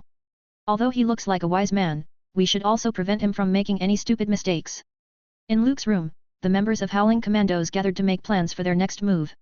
In addition to Luke, who was their captain, there were 5 other people in this team dispatched by the SSR. Dum Dum Dugan, as a front-runner, was the most distinguished man in the team. Dino Mainoli, who is always taciturn and quiet, is a scout and an infiltration specialist. The following team members were, respectively, the sniper Jimmy, called the Wild West, a marksman with 100% hit rate. Jeff, in charge of the surprise attacks, and Kenneth, who was a gunner and experienced driver. Dugan and I will be posing as Berlin's secret emissary with letters and necessary props to verify our identities. The Allies did capture a Berlin secret emissary 2 weeks ago, thanks to reliable information the SSR extracted from the Hydra assassin. Luke spreads out a map of Rome, with a clear layout of the troops on it. The rest of you will arrive in Rome with Alessandro's team of gunmen, and on the day of the operation, Jimmy, you will take the high ground. That's the spot. Jeff and Kenneth will lead the gun team and create chaos in Venice Square. The chief officer guarding Sicily is Italian General Gazzoni. He has 11 local divisions and 2 German armored divisions. During this time, the Allies will carry out irregular bombing, and drive the fleet into the Strait of Tunisia, taking Pantelleria as a stronghold, creating the illusion of landing soon, and restraining Gazzoni's attention. Our task is to break into Venice Palace. It will take less than 24 hours to coerce Mussolini as a hostage, and I believe the King of Italy will issue a proclamation to depose the Prime Minister. Anyone with foresight can see that the Axis powers have lost their momentum. Then, we only need to hand over the dictator to the Allied forces. As for Britain, the United States, the Army and Navy, it doesn't matter. However, my personal suggestion is to make a gesture of goodwill to General Eisenhower. Luke finished his long speech, and the members of Howling Commandos looked at each other and suddenly smiled. Their hearts felt like a boulder had been lifted, and they all sighed with relief. Despite the fact that the young commander, who had previously denigrated the Italian army as worthless, was able to break into enemy territory and capture the leader with a single team, sounded like a legendary story only written in a third-rate novel, and had no truth to it at all. The Howling Commandos were willing to follow Luke. Not because of his charisma, but because they had no other choice. Anyway, they were all pulled aboard. What else can they do if they didn't follow the captain's orders? However, seeing Luke's plan and his confidence, the Howling Commandos had no other ideas. They felt they could trust this young captain. Let's disperse. Feeling the change of atmosphere in the team, Luke smiled. Perhaps it's not until this moment that he is truly recognized as the leader of this team. 32, Chapter 032 Malena. After a short rest, Luke enjoyed a big seafood meal alone, and stood at the balcony overlooking the serene sky. The afterglow of the sun as it sank into the horizon, children playing on the silver beach, and rows of palm trees swaying and dancing by the evening wind. Further away, the seagulls schemed over the water, catching fish from the surging waves and tides. Luke's inner mood relaxed and a look of longing rose in his eyes. In a few days, no matter the Axis or the Allies, everyone will hear his name and his legendary deeds. Even if I don't follow the plot in Captain America, I can still be a hero in the eyes of the world. Luke smiled. To conquer a country with less than 30 people. This would be an amazing feat that could go down in history. Just as Pizarro conquered the Inca Empire that had a population of about 6 million with less than 200 people. After taking a deep breath and calming his thought, Luke went out alone in his rare leisure time. He walked along the street and came across a magnificent theater, where people were crowded and enthusiastic. Under the sparkling night sky, he could hear the song of Oedipus or Antigone when he stood still. Of course, he also met many charming Italian girls during this period. It's a pity that Luke didn't have any intention of having a fling, and failed to live up to these beautiful women's fiery enthusiasm. After walking aimlessly for 40 minutes, he returned to the hotel. Luke, who was about to push the door open, stared at it and burst out with a cold glow. With his keen perception, he clearly heard another person's breathing in the room. Seemingly indistinct, it was difficult to detect it unless he listened carefully. Is Casa really stupid enough to betray me and give up the olive branch from the Allies? Or was the plan discovered by Hydra? A scurry of thoughts ran through Luke's mind. He gently pushed open the door and stepped on the soft carpet, without making any sound. The sea breeze blew through the half-open window as Luke walked slowly to the big bed in the main bedroom. He was confident that as long as the intruder showed the slightest movement, he would be able to break his opponent's neck in less than a second. Got you. Ah! Luke fiercely lifted the covers and threw himself on top of them, pressing his right hand against the intruder's neck. A woman. Luke, who was on top of the other person, had a shocked look in his eyes. A woman in silk nightgown was lying in his bed. She has wavy black hair, long legs slightly folded, and beautiful eyes full of tears, like a poor lost lamb. Who are you? Luke paused for a long while before he asked this. This woman, who was overflowing with maturity and beautiful curves, didn't look like a Hydra assassin. Her muscles didn't show signs of training, they were firm but lacked strength. And with a glance at the silk nightgown, there was no place to hide the weapons. My name is Malena. The woman's voice was as weak as her appearance. Hearing the woman's answer, Luke paused. The name sounded familiar. Then, he quickly realized that this was most likely the work of the mafia leader Alessandro. To make up for his nephew's offense? He sent a woman to him? Do I look thirsty? Luke silently noted down Alessandro's name. Do you know who I am? The trivial thoughts just lasted a nanosecond. Luke looked at Malena beneath him, and a look of amazement appeared in his eyes. He had to say. This woman fully embodied the word beautiful. Just like goddess Venus of Rome, she exuded a charm, which could make any man swoon. She was like a ripe fruit on the branches. Even if Luke didn't taste it personally, he could imagine it from the fragrant aroma that filled his mind. Mr. Corleone. Don Alessandro said you're a powerful businessman. Malena looked away as if she didn't want to look into Luke's eyes. Her tone was mournful. Alessandro must have forced her to Luke's room. I didn't know Casa would do such a thing. Luke was embarrassed to look at Malena that had tears on her face. His personality was also affected due to the Superman card, so how could he possibly do something like taking a woman by force? It's all Alessandro's fault. So, Mr. Corleone, can you get up first? It's a little painful for me. The mature beauty beneath Luke's body had a hint of aggression and shame in her voice. Ah? Oh. When he heard Malena's weak voice requesting him, Luke realized that he was still on top of the person. He simply got up and sat on the edge of the bed and asked, Did Casa send you here? Alessandro said that as long as I can satisfy you, the mafia, can help me get rid of the harassment from the officers and supply me with enough food every day. Malena lowered her head and turned to her side, hiding in the shadows. Unfortunately, she couldn't conceal the beautiful view. The moonlight outside the window spilled into the room, sketching out the graceful curve of this beautiful mature girl. It was pure but seductive. That thin silk nightgown draped on the outside, revealing her shoulders, in addition to adding a different kind of hidden sensual effect, there was no other role. Those beautiful eyes full of tears are full of clear and lovely sorrow. It would always attract the male's desire to protect. The officers. 33, Chapter 033 Her Misery. Through conversation, Luke learned that Malena was a schoolteacher whose husband was drafted into the army on their wedding night to join the brutal war. Her beauty brought her many coveting eyes and unnecessary trouble. Just like an unattended orchard, full and attractive fruit, anyone would think of picking it with their own hands. The difference was that some people could only bury their desires in their hearts, while others have the means to implement them. Angelo, the constable of the small town of Taormina, was such a man. He had the intent, and the courage, to put them into practice. If it weren't for his sturdy ball and chain at home, with a voice so loud it sounded like a broken gong, the shrewish wife, who made a scene now and then. Angelo, the constable, may have picked this beautiful and delicate flower, Malena, by coercion. It was a turbulent time when the war between the Axis and the Allies had reached Sicily. During the war, Italy's monetary system collapsed, and prices soared. Also, Mussolini's control measures restricted the trading of food and gold jewelry. As a result, Italians were left to scavenge for food while cursing the damned dictator. Malena had her job. Apart from dealing with boring men's foul language in small towns and the harassment of the constable, she could still live and continue to stick to her boundaries. With the war hitting Sicily, the calmness of the past was broken. Everything had changed. Men in the small town seemed to become fierce all suddenly. They are like hungry wolves, waiting for someone to break into the orchard first and pick this ripe fruit. After that, Malena, who had lost her perseverance and chastity, would sooner or later become a plaything in this small town. Your father is ill. Luke's face did not change, and he continued to ask. Yes. Drugs and food are controlled, and the constable said he could get them for me, as long as I would stay with him for one night. Malena seemed somewhat reluctant to speak. Her eyes looked sad. I'm ready to give in. It's too hard for a woman to live alone. Besides, I can't let my father be taken away by illness. But Don Alessandro came to the door, and he said if I could satisfy you, he will guarantee my future life.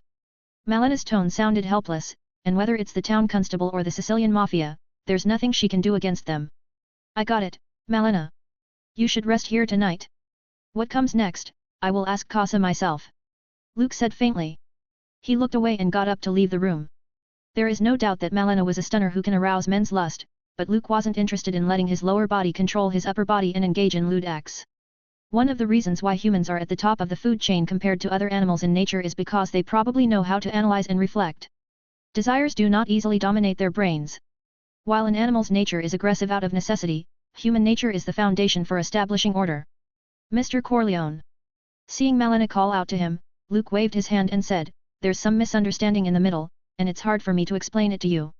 I'm sorry for your fright and unnecessary trouble.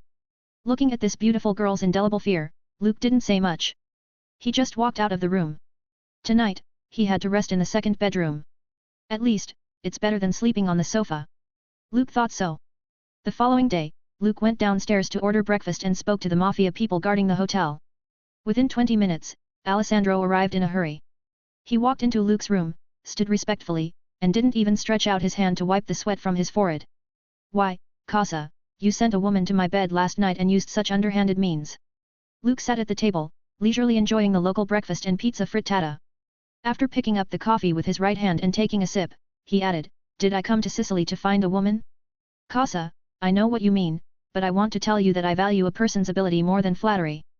Alessandro nodded. He thought that a hot-blooded young man like Luke would never be indifferent to a beautiful woman like Malena. Besides, in the impression of this mafia leader, the most effective way to please a big shot was to send money and women. But when it came to Mr. Corleone, it didn't work. Luke seemed to guess Alessandro's thoughts but chose to not say anything. 20 gunmen are ready, and they are all good guys. They have long been dissatisfied with Mussolini, that cold-blooded butcher, and cruel executioner. Since Luke mentioned ability, Alessandro was eager to show his. As for the pass, I've settled it and paid a lot of money to bribe the top brass of the Navy Patrol. You can get it the day after tomorrow at the latest. Facts had proven that Alessandro wouldn't only please his superiors, he also had a remarkable ability to handle affairs. 34, Chapter 034 Unless, he liked men? Luke nodded with satisfaction. He couldn't stay in Sicily for too long. Otherwise, his fake identity of being Vito Corleone, a Berlin envoy, would be exposed. Taking advantage of the time difference in information exchange between Germany and Italy. As expected, it was the best way to enter Rome and approach Mussolini. If something unexpected happens, Luke could act alone and sneak into Venice Palace. One must know, the true meaning of being an assassin is to kill all enemies without anyone knowing. Judging from this, Luke felt that he would be an excellent assassin. However, Mr. Corleone. I'd like to say a few things in defense of the previous incident. After talking about business, Alessandro's eyes twinkled as he said, I sent you a woman, not because I thought you were a man obsessed with beauty. Maybe you didn't know, Malena is a famous beauty in Sicily. Her husband Nino was taken away by the conscription officer on her wedding night. The other day, there was news of his death. Recently, Malena's father broke a leg and became seriously ill. It can be said that her situation is very bad. I thought a promising young man like you, Mr. Corleone, would naturally have a warm heart.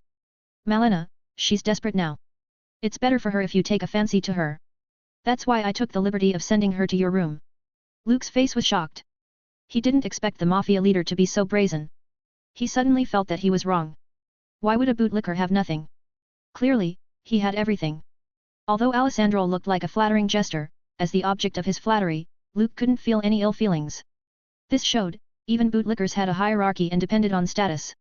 As for Alessandro, Luke could say he was already at the top. This guy is on another level. Luke told himself. He wiped the corners of his mouth, finished eating, and went to the living room. Alessandro took over the role of a gopher, bowing behind him. Who would have thought that this seemingly honest and loyal bearded mafia leader would do this? Mr. Corleone, to tell you the truth, in Sicily, there are a lot of men who covet Malena. She is alone and a widow. Even the constable is staring at this piece of juicy steak. If she can follow you, at least, it's much better than being reduced to a public plaything. Alessandro leaned against the sofa and looked carefully at Luke. Then leave her behind. Besides, don't think about sending me money and women, just do your own thing. Luke thought for a moment and answered in a soft voice. As a superior, he can't disappoint Alessandro's painstaking efforts. After all, as the mafia leader, bothering to do this kind of pimping, he would be despised by his own underlings. By the way, the constable, let's get rid of him first. The topic didn't stay on Malena, the charming and beautiful widow who was too pitiful. Luke didn't want to buy or trade her, treating her like property. A lonely woman with a stunningly beautiful and young face born in these turbulent times will definitely face many bad things. It had become the root of Malena's miserable life. Women in the small town rejected Malena and thought that she was only seducing men. Men coveted Malena's charming body and looked forward to being seduced by her one day. Find someone to kill him. It's best to make it look like an accident, and don't make too much of a scene. Luke faintly said as his expression turned cold. This is also a declaration of allegiance. If Alessandro did this, and he was tied to his chariot. If he wanted to rebel or betray, he should carefully consider the consequences. Mussolini's government wouldn't accept a mafia leader who assassinated the local constable. When the mafia was purged, a family shot the governor of Palermo in defiance of the law and caused Sicily's big sensation. As a result, Mussolini was furious. He arrested and executed more than 1,000 gangsters on the spot. As long as Alessandro did this, he had no choice but to take refuge in the Allies. I see. I will do it myself and make sure it is done beautifully. Alessandro nodded decisively. He considered himself well versed in assassinations. Which mafia boss didn't climb up slowly from this type of work? For Alessandro, the troubles that killing one person can solve were nothing. Then, I'll excuse myself, Mr. Corleone. If you have anything, you can summon me again. Before Alessandro left, he took off his hat, slightly bowed, and showed a look that all men knew. Malena has always been known as the flower of Sicily and is the bed companion that countless men dreamt of. When such a beautiful and charming woman is on the bed, even if he were indifferent now, sooner or later, he wouldn't be able to resist. Unless Mr. Corleone was not interested in women? But in Alessandro's eyes, there was no man in this world that wasn't lustful. At best, there was only the difference between a good man or a bad man. Ah well. What if Mr. Corleone was interested in men? Alessandro began to think, does he need to look for any good-looking men nearby? Unfortunately, he didn't know whether Mr. Corleone liked strong or skinny ones. 35, Chapter 035 Mr. Corleone is a decent man. If Luke knew Alessandro's bizarre thinking, he would put a hole in this guy's head with his fist. By the door of the main bedroom, draped in a silk nightgown, Malena's eyes looked complicated, as if she was finally relieved. She sat blankly on the bed, somewhat bewildered and overwhelmed. Malena had already prepared for the worst when she was sent to Luke's room. Played, violated, and then gradually slipped into the abyss of hell. This was all she could think of. But things didn't go in the worst possible direction. The man, Mr. Corleone, displayed a gentlemanly demeanor rarely seen in the small town folk. Neither his movement nor words were frivolous. Thinking of this, Malena spoke from her heart, Mr. Corleone is a decent man. She was used to the disgusting stares of the men in town, who looked like they wanted to strip her clothes off with their eyes. She couldn't help but be sincerely grateful for Luke's restraint. Malena, who had lost confidence in men, shrank back into the quilt and wrapped herself. She could now finally sleep in peace. Malena. In her hazy sleep, Malena heard someone calling her name. In a trance, she seemed to think of her sick father and her dead husband. Pearls of tears came out and soaked the pillow she was holding as she relaxed, and the pressure which had been weighing her for many days turned into sorrow and heartache for her fate. Suddenly, Malena, who noticed the change in atmosphere around her, suddenly opened her eyes as if awakened. Then, she saw Mr. Corleone sitting by the bed with food on a tray. She didn't notice when she rolled over in her sleep. She wrapped her arms around his waist and her face positioned near his thigh. After such intimate behavior, Malena suddenly bounced away as if she had been electrocuted, bringing her back to reality. I saw that you were asleep quite some time, so I thought you might feel hungry when you get up, so I got some food for us. Luke's expression remained calm, and he didn't look away. He said, you're the one who hugged first. I am indeed a decent man. The next day, early morning. The sky was a subtle grey, as the golden sun slowly leaped out of the horizon to wake up the sleeping Sicily. Luke opened his eyes and got up from the big bed in the second bedroom. He opened the flowy curtains and took a deep breath in the morning sun. He was as if a plant was photosynthesizing, feeling warm light seeping into his cells bit by bit and slowly transforming his body. It's another day full of energy. Luke stretched himself, walking into the bathroom. When he finished washing up, a hearty breakfast was already on the table. I wonder if Casa's mission has been completed. Luke rolled the seafood pasta with a fork and thought so as he ate. On this beautiful island, which is almost isolated from the rest of the world, the administrative officials are divided into a governor, a regional mayor, and a constable at the lowest level. After eliminating Taormina's constable, taking advantage of the blank period of selecting a successor, the mafia could do things conveniently. I wonder what Rogers is doing right now. Is he still performing on stage? After a while, Luke heard a noise in the main bedroom. Malena, who seldom slept well, carefully opened the door. She saw Luke sitting at the table, enjoying his food swiftly and efficiently. She was like a frightened deer, so scared that the head that she poked out hastily retracted. "You're awake? I've got a change of clothes for you, come and eat something." Luke smiled and whispered, "Malena, you and I stay under the same roof. We would always have to see each other. What's the use of avoiding me?" Malena came out silently in her silk nightgown after hearing that. She bent down, picked up the brand new clothes on the sofa, and then returned to the room. 10 minutes later, the main bedroom's door opened. Malena, dressed in a modest dress, sat down at the dining room table. "The pasta is cold. Just have the sandwiches and juice." Luke looked up and looked at her. It fits her. He was probably the first person ever to use supervision to guess a woman's 3 measurements.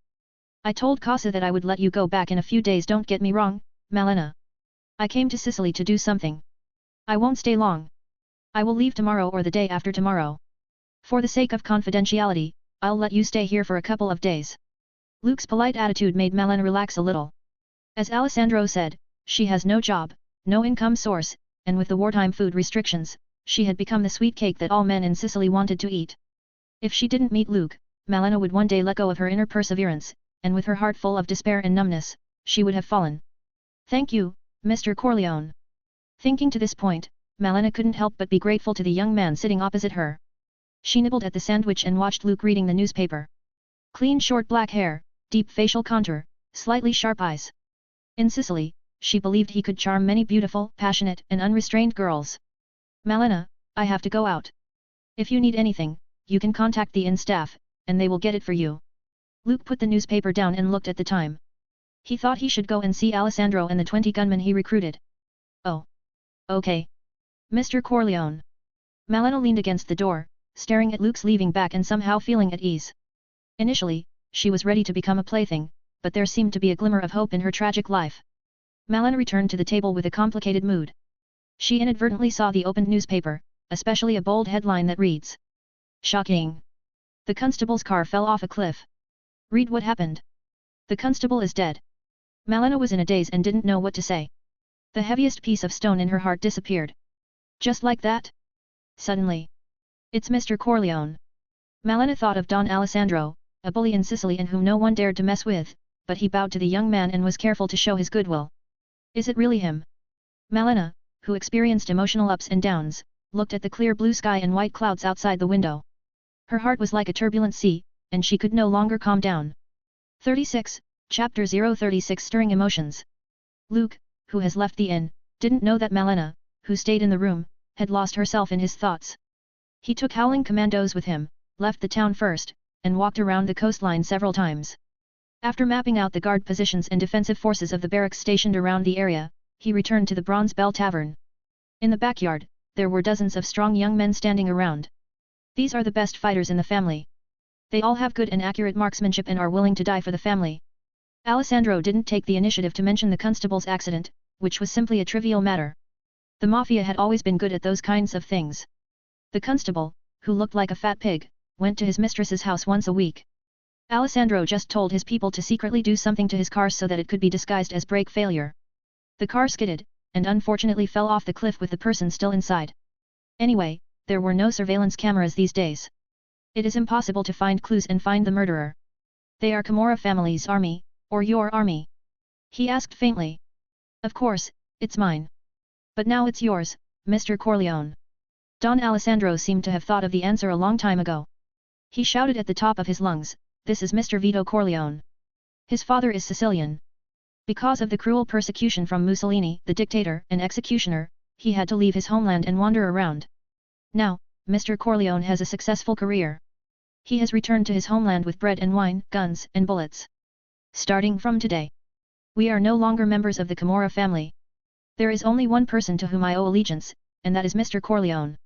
Luke quietly watched Alessandro's performance, seeing him say he was Sicilian without even blinking, trying to exaggerate the helplessness and anger of being persecuted and uprooted from his homeland. He could only say that the future generation owes this man an Oscar.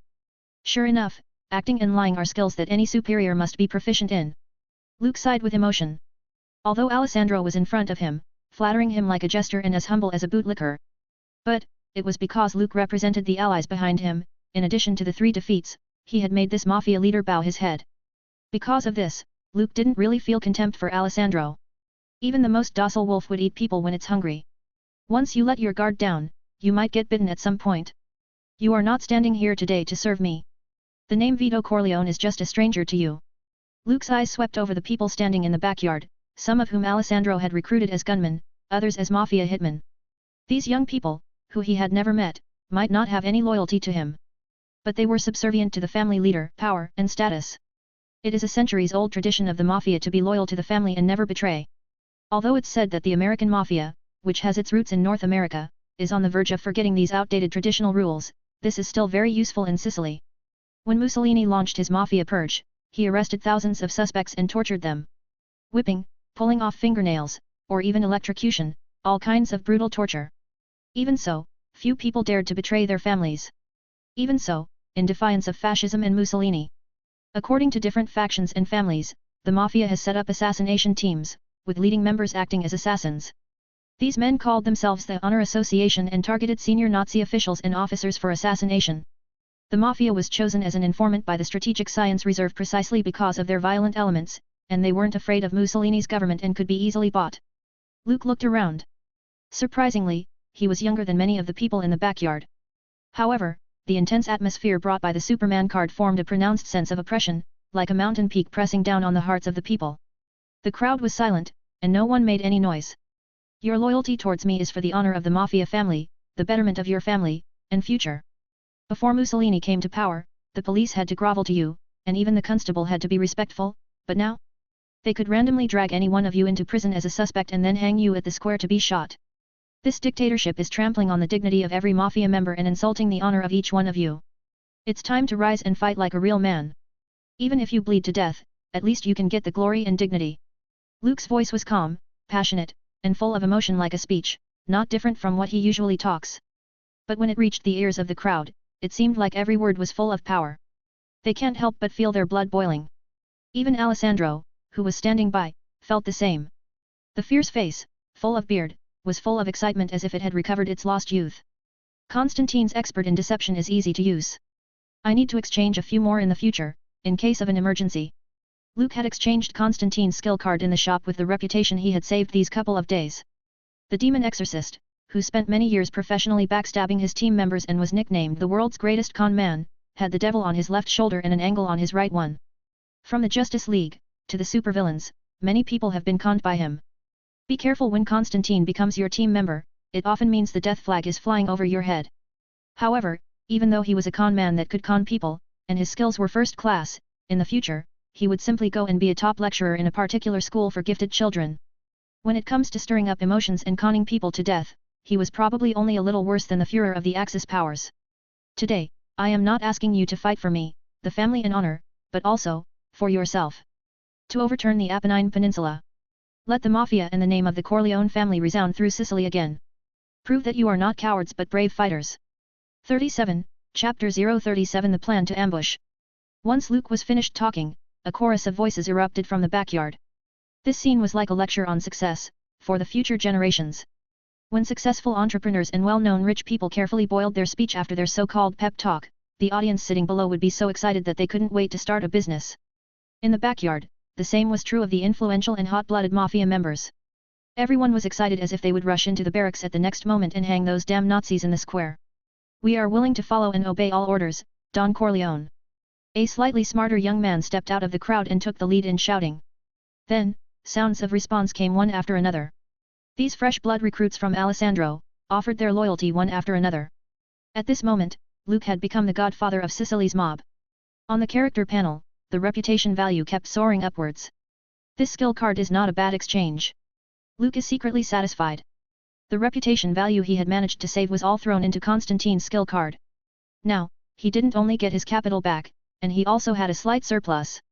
Too bad there's only a 24-hour time limit on its use, damn it, system. You're even taking advantage of a Kryptonian. Luke couldn't help but sigh. After making the pre-battle preparations, he was ready to leave for Rome. The plan was to divide the troops in two ways. He and Dum Dum Dugan will pose as Berlin's secret envoys, while the rest of them lurk in through Alessandro's channels. After the two sides meet, they will go straight to Venice Palace. However, before this, they still had a task. Raid a nearby naval camp to create opportunities for allied troops to land on shore. Give them the food and guns, as for the bullets will be given at the end. Keep an eye on it, and don't cause any trouble. After delivering a provocative speech, Luke left the rest to Alessandro. Also, you contacted mafia members of other families before. Did they answer? I got Don Carlo out of his cell, as you said. He is willing to take refuge in the Allies.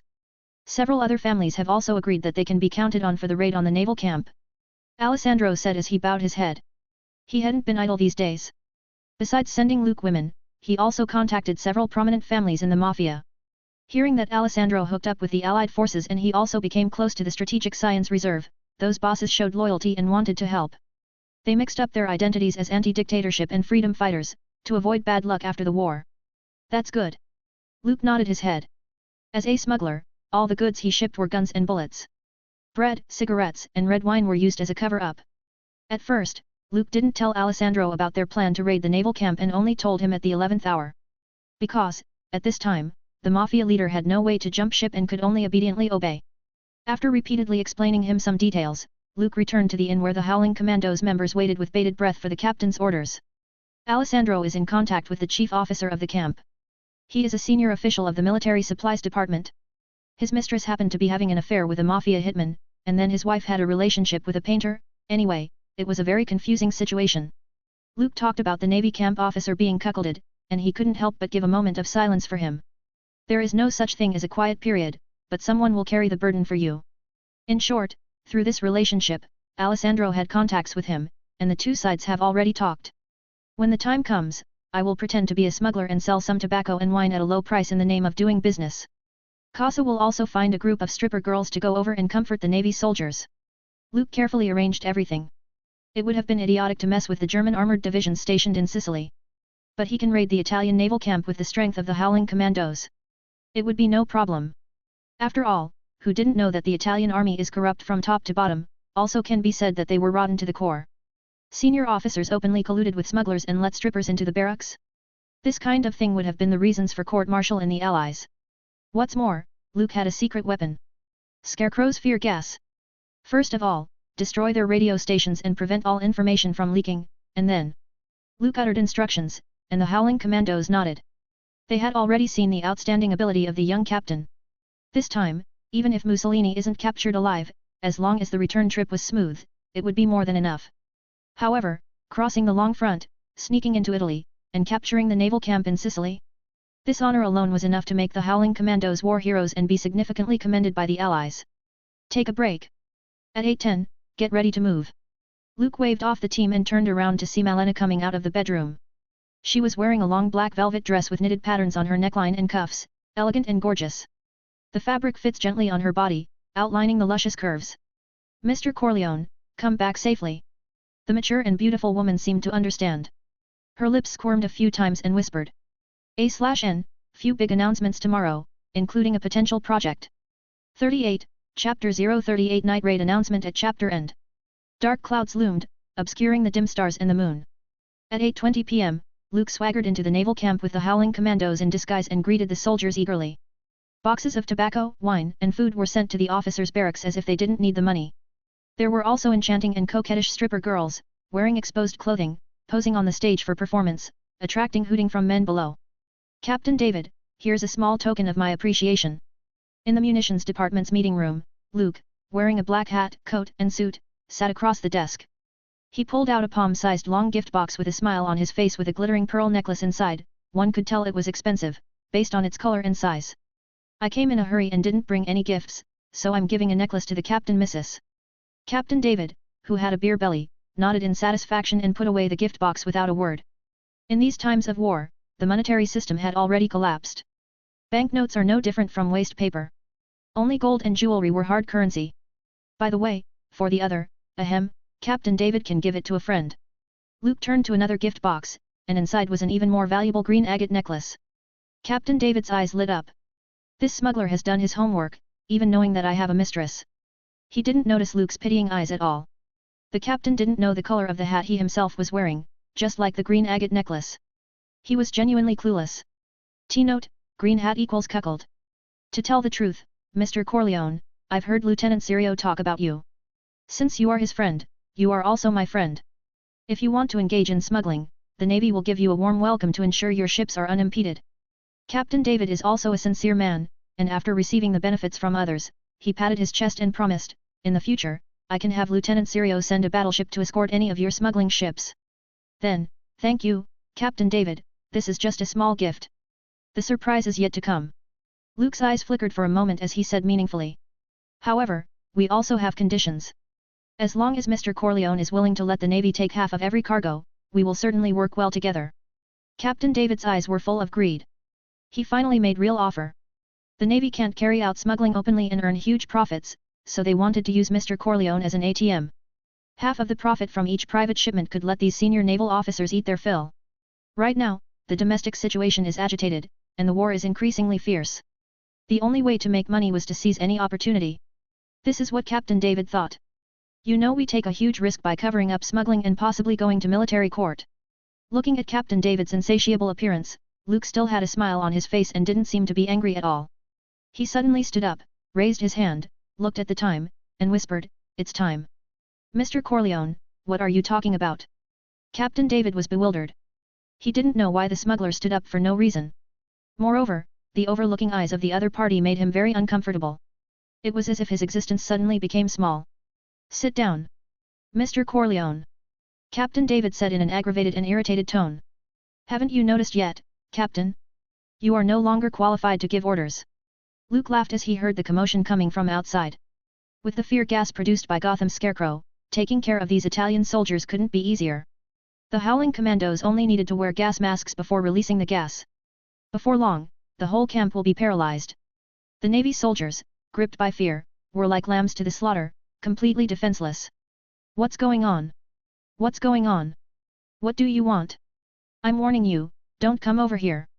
Captain David finally realized that something was wrong. The frightened screams outside were now coming into the room. He quickly pulled out the pistol attached to his belt, but before he pulled the trigger, his arm was twisted and broke. The white bone splinter pierced the skin and spurted out a lot of blood. A sharp pain struck, and Captain David fell to his knees, unable to help but cry loudly, trying to alert the guards outside the door. "I'm sorry, I didn't control my strength." Luke apologized without sincerity. Looking at Captain David, who kept moving his bloated body backward, there was no fluctuation in his heart. Thanks to the experience he learned from painting houses with Uncle Frank, Luke had no psychological burden from blood nor death. "Don't waste your energy. The soldiers in the camp either went to see the strippers or are crying in terror. The guards on duty were also taken care of by us," he faintly said. The entire camp, including the lower marine police quarters, the construction department, the munitions department, the health department, the port authority, and the warehouse, had long since collapsed under Howling Commando's sudden attack on Mafia members. Even patrol boats, minesweepers, and logistics support boats were eliminated by a gang of brazen invading Mafia in the name of Captain David's rewards for the soldiers. It isn't only Scarecrow's fear gas, but drinks laced with something special. Drinking it will incapacitate anyone, even elephants. This incident showed that the Italian army, without any vigilance, was lax enough to be handled by a gang of Mafia. "Let me go. Please, Mr. Corleone, sir." Captain David begged and even changed his address. "Of course, I will let you go. Killing prisoners is inhuman behavior." Luke shrugged his shoulders. He just let go of his strength and made the unfortunate captain scrunch his expression. "Don't be so afraid, Captain David. I'm not the devil." Captain David's eyes were full of fear. Luke is no different from the devil in his heart. How can an ordinary person break his arm as if he was breaking chopsticks? Moreover, he also felt that the other party didn't use any effort at all. "Stay here and don't try to do stupid things. You can't inform the garrison troops in other camps because we have already destroyed the radio station and also cut the phone lines." Luke took a deep look at Captain David, then walked over and took the pearl necklace back. As for the other green agate necklace, it was a fake prepared by Alessandro. Luke pushed open the door of the meeting room, and heard faint cries of horror outside. The fear gas instantly transformed the Italian naval soldiers into fragile infants. They were dragged into darkness by fear gas, and the most frightening visions appeared in their minds, destroying their will. The screams of fear echoed under the night sky. However, the slight noise that came out swallowed instantly by the sound of waves lapping against the rocks. A group of mafias swarmed in, using axes or pistols, killing all the patrolling guards in sight without mercy. Simple and decisive. It was a silent raid. Luke stood on high, looking down at the bloody flowers blooming in the night, and sketched a satisfied smile around his mouth. By tomorrow, half of Sicily will fall into his hands. Binge announcement. I have few things to announce as we start this new month. 1. Drafts of an original fanfic by our editor, Xenon Wonder, are under progress. Name, Attack on Titan, survival mode subject to change. Tags, action, transmigration, no harem, comedy, adventure, no system, OC male lead, romance. This fanfic will be released on this account during second week of May. It is still under outlining, and since writing anything unplanned and hitting a writer's block something neither of us wish to see, this fanfic will be planned from start to end before writing. If you have any idea you wish to share with our editor, and the FL you wish to see, paragraph comment on this sentence. Xenon Wonder also has original novel on this platform, search his name and check out his novel. 2. Now, coming to this fanfic, we now have P.A.T.R.E.O.N for Marvel Superman. You can visit the link below, also added under synopsis, and get privilege access to up to 20 advanced chapters of this fanfic. All patrons will get 3 votes in the trial reads in the Discord server, next month. Visit the link right now and check out of the other rewards you can get. From special Discord server role to shout out in the chapters, we have quite a good number of rewards and more will be coming in future. Link, patreon.com/bingetranslations. Update schedule will now be 1ch/d to give our translator Sama and editor Kun some rest. This work would have been impossible without their hard work and consistency. 39, Chapter 039 Be careful, risky road ahead, I. When the sun rose the next day, Sicily maintained the rhythm of its everyday life. The slight change were the rumors that Malena climbed onto the bed of a prominent merchant, the constable's accident, and the strippers in the naval camp. This new gossip provided the town residents with many things to talk about at the dinner table. As long as the Allied forces didn't launch a large-scale bombing attack, as long as the air defense alarm didn't sound, Taormina was calm. The light of dawn shone over the town along the horizon. Luke jumped off a jeep and went back to the Walchiria Hotel. He stayed up all night, but he was still in high spirits. Let Alessandro's men watch carefully and don't make any trouble. Before entering the door, Luke instructed. The accompanying Dum-Dum Dugan nodded to show his understanding. At this juncture, no one should make any mistakes. After a night of raiding and cleaning up, the naval camp was entirely under the Howling Commando's control. From Colonel Bonino to the junior recruits, all were taken as prisoners from the top commander. According to Alessandro's report, after a head count against the list, there were over 500 officers of all ranks, together with the new recruits and sailors. Some of them inhaled too much fear gas, causing mental disorders and complete incapacitation. Others wanted to resist but were neutralized by the Mafia, who stormed into the camp from behind. In a word, only about 420 people survived and became prisoners. The Mafia imprisoned all of them in the barracks and warehouses in batches and under their care.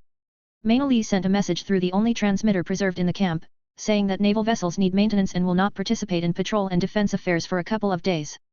No one would find out that this naval camp had fallen into the Allies' hands during this time.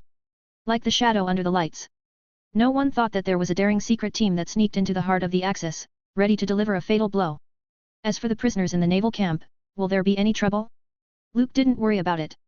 As long as the Mafia steadily provided Italian Navy soldiers with food, they would be as obedient as domesticated animals. Throughout World War II, Italian troops' strength was there, but they were unwilling to fight, and their will was extremely low. They wanted to run away when they saw other countries' troops, even if they had the advantage in numbers. The most interesting one was when the Italian army met the British army. The former wanted to follow the usual practice and just surrender. As a result, the latter seemed to be tired of this kind of fighting without fighting, not only refusing Italy's surrender but also putting 2 liaison officers to death. This angered the Italian officers, who called on their soldiers to fight back and beat the confident British army to the ground. It can be said that this battle was Italy's most courageous one. If I were the Führer, I'm afraid I would feel desperate too. What kind of teammates were all these? Luke got rid of his superfluous thoughts and went back to his room. Good morning, Mr. Corleone. The beautiful Malena was sitting at the dinner table. She seemed to have just taken a bath, she pulled her wavy black hair behind her head, and her beige lace silk pajamas couldn't cover up her proud figure. Looking down, those long and straight legs stepped on the carpet, adding a seductive aura. She was indeed the most beautiful woman in Sicily. An ordinary dress alone was enough to make many men crazy about her. Luke calmly looked away and sat down at the table. This is for me? I am a little hungry. When he saw the seafood pasta on the table, he took it without any formalities. Slurp. Slurp.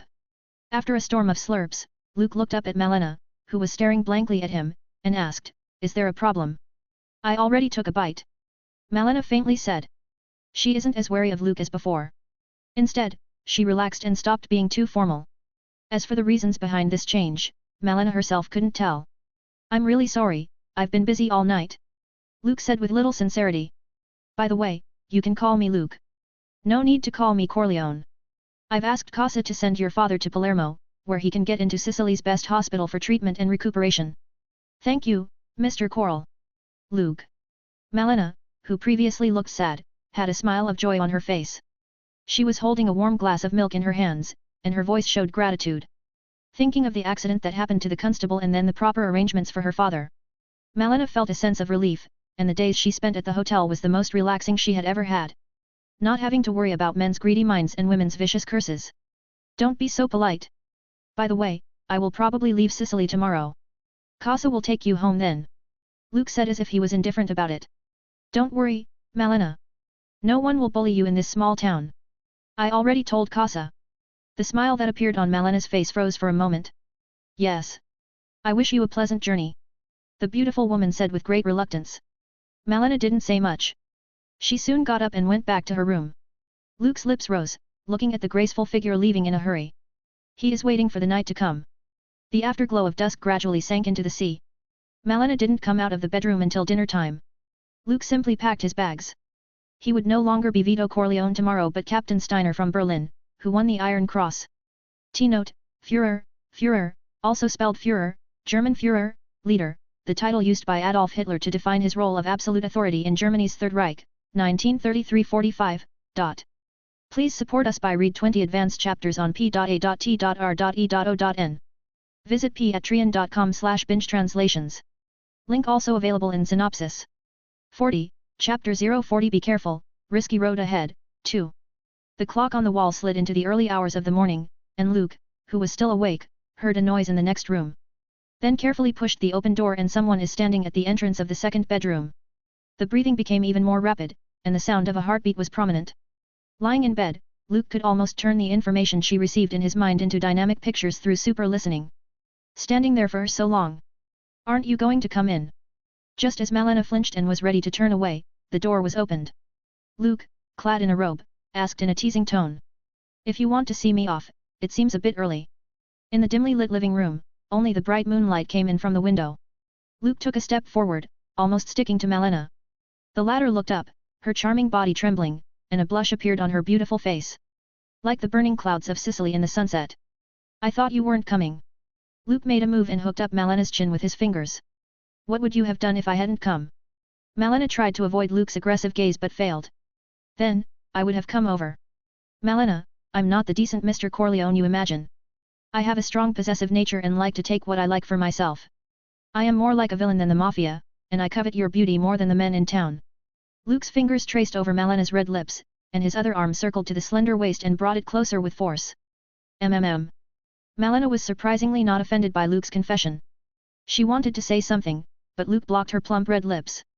Outside the window, the darkness of the night was getting deeper and deeper. After a whole night of lovemaking, Luke woke up refreshed the following day. When he got up, he couldn't help but get a strange idea. How did Superman from the studio next door complete the act of biological reproduction with his girlfriend, Lois Lane? For the time being, if he didn't consider the combination between Kryptonian and Earthlings, would there be any problems?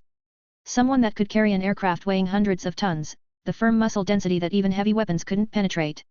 Such a steel body, won't it break Lois Lane as if she were an inflatable doll? Luke walked into the bathroom with this inexplicable question. To be honest, it was supposed to be a strenuous exercise that made men exert all their efforts and consume their physical strength. For him, who had loaded the Superman card, it was a bit too tricky. Especially controlling his strength was a great test of ability. This is only the LV-1 civilians.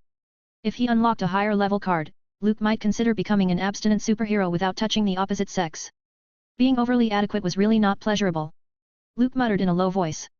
He just felt like a relentless pile driver throughout the process. Will you come back? Lying on the bed. Malena's face remained somewhat charming. She stared at Luke, who was changing into new clothes and preparing to leave. She asked faintly. Malena didn't know whether what she had done was right or wrong. But there's no doubt that Luke's arrival freed her from her tragic fate and gave her an unprecedented sense of security. It's like a ray of sunshine shining into a gloomy world full of haze. Don't worry, before long, and you will hear my name spread all over Sicily. I should almost be back by then. Luke bowed his head and kissed Malena's smooth forehead. While it's good to be in a gentle home, it was also important to take the first step in his future career. Captain America only defeated Hydra and Red Skull and created an opportunity for the Allies to win the war. He was hailed to the skies by the American military. In the next 70 years, Steve Rogers became a well-known legend, and there were many fans like Coulson. After recovery from the glacier and thawing, he naturally occupied a leading position in both S.H.I.E.L.D. and the Avengers due to his special status. That was the role of reputation. Standing on the commanding heights of morality at all times. The federal government and superheroes would give him proper respect. Then be careful, I'll wait for you. Malena nodded her head sweetly, like a lazy cat. She didn't think it was a lie, and she didn't know about what great things this man would do to make his name spread all over Sicily. She simply believed that Luke would come back. At 3:40 tomorrow afternoon, Allied troops will land ashore. Luke looked serious, stared at Alessandro, and said, Casa, do this well, and you will truly become the most respected person of Sicily, maybe even Italy. The mayor, prime minister, even Mussolini. All these powerful people who once despised you will bow down to you and call you sir. I will. Captain Cavill. The mafia leader was so excited that his voice trembled. This is the first time he called Luke by his name. After all, Vito Corleone was now a thing of the past. Captain Steiner's identity, the Berlin envoy and recipient of the Iron Cross, also wasn't expected to last long. Luke divided his troops in two, as initially planned. He took Dum Dum Dugan, who was accompanying him, and boarded a ship for Rome. Hitler once said that military uniforms must look good, so that young people would join the military without hesitation. Luke had to say that there was some truth in his words. He dressed in a tailored captain's uniform, looked at himself in the mirror. The lapel pins, epaulets, and wristbands are embellished with the black regalia, and he wore a large brimmed hat with a silver double-headed eagle emblem on his head. There's a woolen center coat on the outside and a pair of calfskin gloves on his hands. This time, Luke, with the profoundly contoured young face, looks like a handsome and sharp Nazi senior military officer. From now on, I am Captain Steiner, the envoy from Berlin. I was born into a military family in Germany and joined the SS. I am Heinrich Luitpold Himmler's confidant. The purpose of this trip to Rome is to deliver the orders from the Führer. Luke repeated his identity to Dum Dum Dugan. Got it. The latter noted silently. They are about to infiltrate into the enemy's territory and capture their leader alive. There's no room for sloppiness with details. Discord, still under progress. I am new to this platform, so still understanding bots and stuff. Should be online by Monday. Update schedule, 1 chapter every day, midnight GMT 8. Advert. Please support us by reading 20 privileged chapters on p.a.t.r.e.o.n. Visit patreon.com/binge translations. Monthly 72 chapters for God of Thunder members. 6 chapter mass release every Friday. Link also available in synopsis. 41, Chapter 041 The First Shot. Thank you DAE196 for supporting this work and becoming our first patron. The boat ride from Sicily to Rome took less than half a day, and Luke arrived at his destination in no time. Standing on the ship's prow, he could see Italy's capital surrounded by various large and small hills, known as the City of Seven Hills. The walls of the city are irregular in shape, like a crouching lion, staring down at the Apennines. Rome City is arguably one of the oldest cities in history, located in the Latin plains of the Apennines in the middle of the Mediterranean. It had experienced two periods, Republic and Empire. It is the birthplace of ancient Roman mythology and has a glorious history and cultural heritage. Luke disembarked from the port in a dignified manner and presented his long-prepared documents. His cold face matched his sharp military uniform, exuding the momentum of a superior who just no one can approach. This made it difficult for the soldiers who questioned him, making them unable to examine him too carefully, afraid they would offend this young senior officer. After taking a general look at the documents and checking his identity, they let them go respectfully. If this were Berlin, the Gestapo wouldn't have been so easily fooled. Dugan, we will succeed in conquering this country and gaining unprecedented glory. Luke entered Rome, the heart of Italy and the center of Mussolini's rule. After winning World War I, the Roman papacy witnessed the strength of the Italian forces led by Mussolini. So, the two sides signed the Lateran Treaty, which recognized Rome as Italy's capital, while the Italian government recognized the Roman papacy's sovereignty over the Vatican. After that, the ambitious Mussolini wasn't satisfied. He led an army to Rome City and declared a union with Nazi Germany to form the Franco-Spanish Axis. Many people thought that Hitler was the founder of the fascist doctrine. But it was Mussolini who opened this Pandora box. To a certain extent, he could be considered the teacher of the Third Reichsführer. After the First World War, the European landscape was reshuffled, and the people of Italy felt a deep sense of loss over the uneven distribution of benefits after the war. This, coupled with a stagnant domestic economy and a difficult life for the people, Mussolini found a political entry point. He initiated the fascist movement in Milan and established the first Republican Fascist Party globally. However, this politician, who was bent on being a dictator, was essentially an opportunist. At least in terms of speeches and stirring up emotions, he had no outstanding ability than his student Hitler. Initially, in the Axis camp, Mussolini was on an equal footing with the Third Reich Führer, and even Hitler maintained a respectful attitude toward him. But who knew, the Italian army's performance was abysmal, either surrendering, falling without fighting, or calling on the German team members to come to the rescue. Mussolini even summoned Hitler, a student, to help him out when he had problems. The Führer grew to despise this man and almost called him a trash on the phone. Especially after Mussolini was placed under house arrest by the King of Italy and then rescued was by Hitler's special forces. This once ambitious dictator was reduced entirely to a puppet manipulated by Germany. "Captain, you always create miracles that we can't imagine." Dugin stood behind Luke and remarked confidently. After getting along these few days, even if Luke said that he would fly to Berlin, bring Hitler out and end the war that was sweeping the world, he probably wouldn't doubt it. The two arrived at Venice Square, where Luke gazed at the vast and magnificent palace.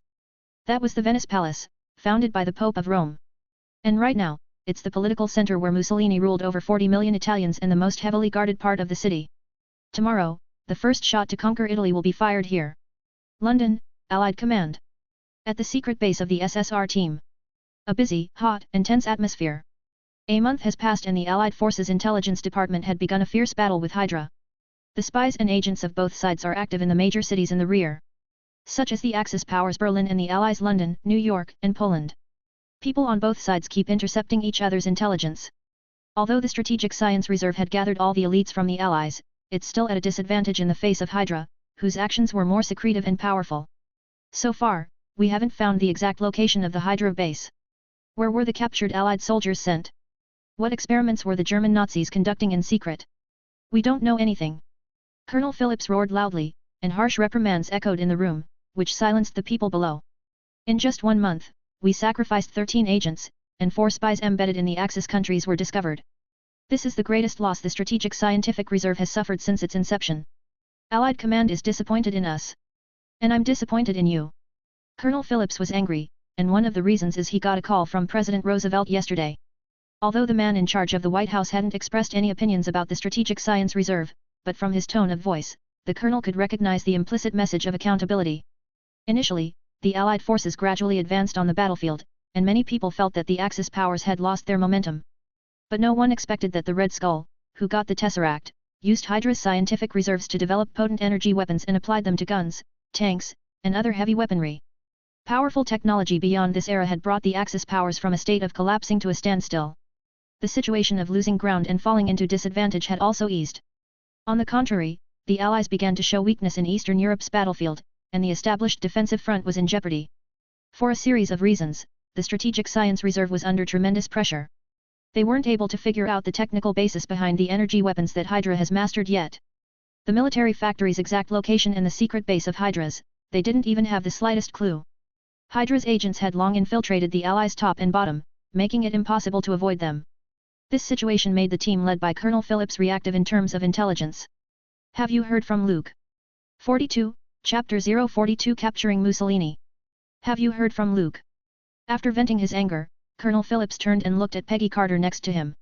He could only pin his hopes on Luke's success now. If the raid on Rome is successful, the plan to help the Allies land in Sicily would be successful. Not only will the Allies' morale soar, but the status of the SSR would also rise. I received a telegram from Captain Cavill yesterday. They occupied a naval camp near Sicily. At 3:40 this afternoon, the Allied forces will land on shore with the local mafia's help. This operation is codenamed as Trojan Horse. Carter's meticulously reported. She didn't expect Luke actually to do it. Take a team, go deep into the enemy's hinterland, and raid the leader. Now, they were one step away from success. Italy, Rome. Time, 2 p.m. sharp. As Luke approached Venice Square, the first thing that struck him is the magnificent palace on the north side of Capitoline Hill. Once the Pope's residence, the most beautiful building in Rome now fell into Mussolini's hands. The dictator often spoke to the people gathered in the square from the expansive balcony. With the rank of captain, the status of Berlin envoy, and Dum-Dum Dugan is standing behind him, which spared him the trouble of being interrogated by the patrolling guards. When will Mussolini meet us? Dugan asked in a low voice. At 4 p.m. When he gets up from his mistress' bed. Luke chuckled. He stood in the square, like a tourist enjoying the scenery. Mainly and the others should be moving soon. Dugan nodded silently. According to the plan, Jimmy, the sniper, had already secured a high point. Kenneth, the gunner, was driving a truck and slowly pulling up to the side of the road, a block away. It contained 20 shooters, carefully selected from Mafia members, and a Maxim heavy machine gun. It must have taken Alessandro a lot of hard work to bring that thing in without being found. The next step was for them to attract the Venetian Square Guard's attention, create chaos, and create the best opportunity for Luke. Do you think Mr. Mussolini will be surprised to see us later? At this time, Luke still remained calm and had the heart to make jokes. Dugan, who stood behind him, couldn't help admiring this calm state of mind. When he thought about what was going to happen next, his legs slightly shook. The time passed by minute, it seemed to go very slowly. Go in. Luke showed the pass issued by the military and entered the parlors of the Venice Palace. Just after he disappeared from Venice Square, a very abrupt shot broke the peace in Rome. Like a boulder crashing into the calm lake, causing unprecedented turmoil. Enemy attack! Enemy attack! The ear-piercing whistle blew, and a team of patrolling guards sprang into action while military police quickly surrounded the entire Venice Square in an attempt to find the sniper hiding in the shadows. Another series of gunshots boomed as Kenneth lifted the tarp off the truck. 20 of the Mafia's best gunmen emerged from it. This heavy fire caught the patrolling guards of Rome by surprise. Kenneth operated the Maxim heavy machine gun according to Luke's command. A long stream of gunfire swept through the crowd of military police and guards, who fell one after another. For a while, it was difficult to break through this deadly web of interwoven bullets. Protect the leader! Luke shouted with excitement and walked out of the parlor without a second thought. At this time, politicians and guards alike couldn't be bothered to distinguish between the enemy and themselves. What's more, Luke is wearing a captain's rank and German military uniform, which was the best pass. The ordinary soldiers didn't dare to stop him, and those senior officers had no extra time to cross-examine and let him walk along the stairs. Captain! Kenneth won't last long. He can hold it for 5 more minutes at most. Dum-dum Dugan, who was following closely behind, gulped, feeling surrounded by enemy troops. That's enough. Luke walked briskly and arrived at Mussolini's office floor with amazing speed. The security here is obviously stricter than the outside, and Nazi soldiers protected the Italian dictator. They wore Hydra armbands and weren't alarmed by the sudden sound of gunfire. On the contrary, Mussolini was closely guarded, even more, maintaining basic order.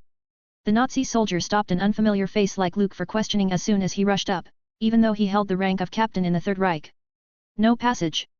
State your identity. Luke didn't bother to talk and kicked out. The Nazi soldier who intercepted him suffered a broken sternum and flew backward.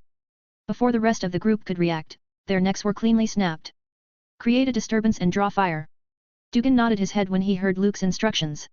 He pulled out his pistol and ran further up the stairs while firing a few rounds down the stairs, drawing more guards. Intensive footsteps echoed in the corridor, and Luke strode forward, shouting "Protect the leader!" And the enemy ran upstairs. As he made his way to Mussolini's conference room, he was fully prepared. The Italian dictator had the habit of having afternoon tea at 2 p.m. every day and liked to stay in the third conference room on the corridor's right-hand side. When the mood strikes, he will call his mistress over to vent some of his unbridled energy. The sound of guns shooting kept coming and going. Like a tiger in a herd of sheep, Luke knocked the Nazi soldiers who tried to stop him to the ground. This time, he didn't hold back. 43, Chapter 043 Shocking the Allies, Shaking the World. The sound of guns shooting kept coming and going. Like a tiger in a herd of sheep, Luke knocked the Nazi soldiers who tried to stop him to the ground. This time, he didn't hold back. After all, it still hurts when a submachine gun bullet hits his body. Luke pinched the hard helmet into scrap metal with 5 fingers folded, and the last opponent fell in front of him. Boom! He kicked open the door of the meeting room. A bald man was sitting in the conference room, his eyes full of horror. A German-made Walter P38 pistol was aimed at Luke, who broke in. Bang! Bang! Bang! 3 bullets clearly pierced Luke's German uniform, but no blood flowed out. That's it. Luke took out the flat slug with his hand and grinned with a friendly smile. Hello, Mr. Mussolini. Who are you? Liberals? Or are you one of those Revolutionary Front guys? Mussolini looked at Luke with the gaze of looking at a monster. Bullets can't penetrate his skin. Luke didn't answer. He went straight over and picked up the Italian dictator as if he were carrying a chicken. I'm an Italian. Pa! With a slap on Mussolini, his face immediately swelled up. This was still the result of Luke's control over his power. I don't care who you are, Mr. Benito Mussolini. Please face the reality of your capture. With a stern look in his eyes, Luke pushed Mussolini onto the balcony where he often gave his speeches. Gunfire broke out in Venice Square, causing chaos. We are taking over the city of Rome. From this moment on, there will be no dictators. No, fascist. Luke looked down at the crowd below, and his loud voice carried far away. The sun is shining on his body like a heroic figure from a mythical legend. Telegram.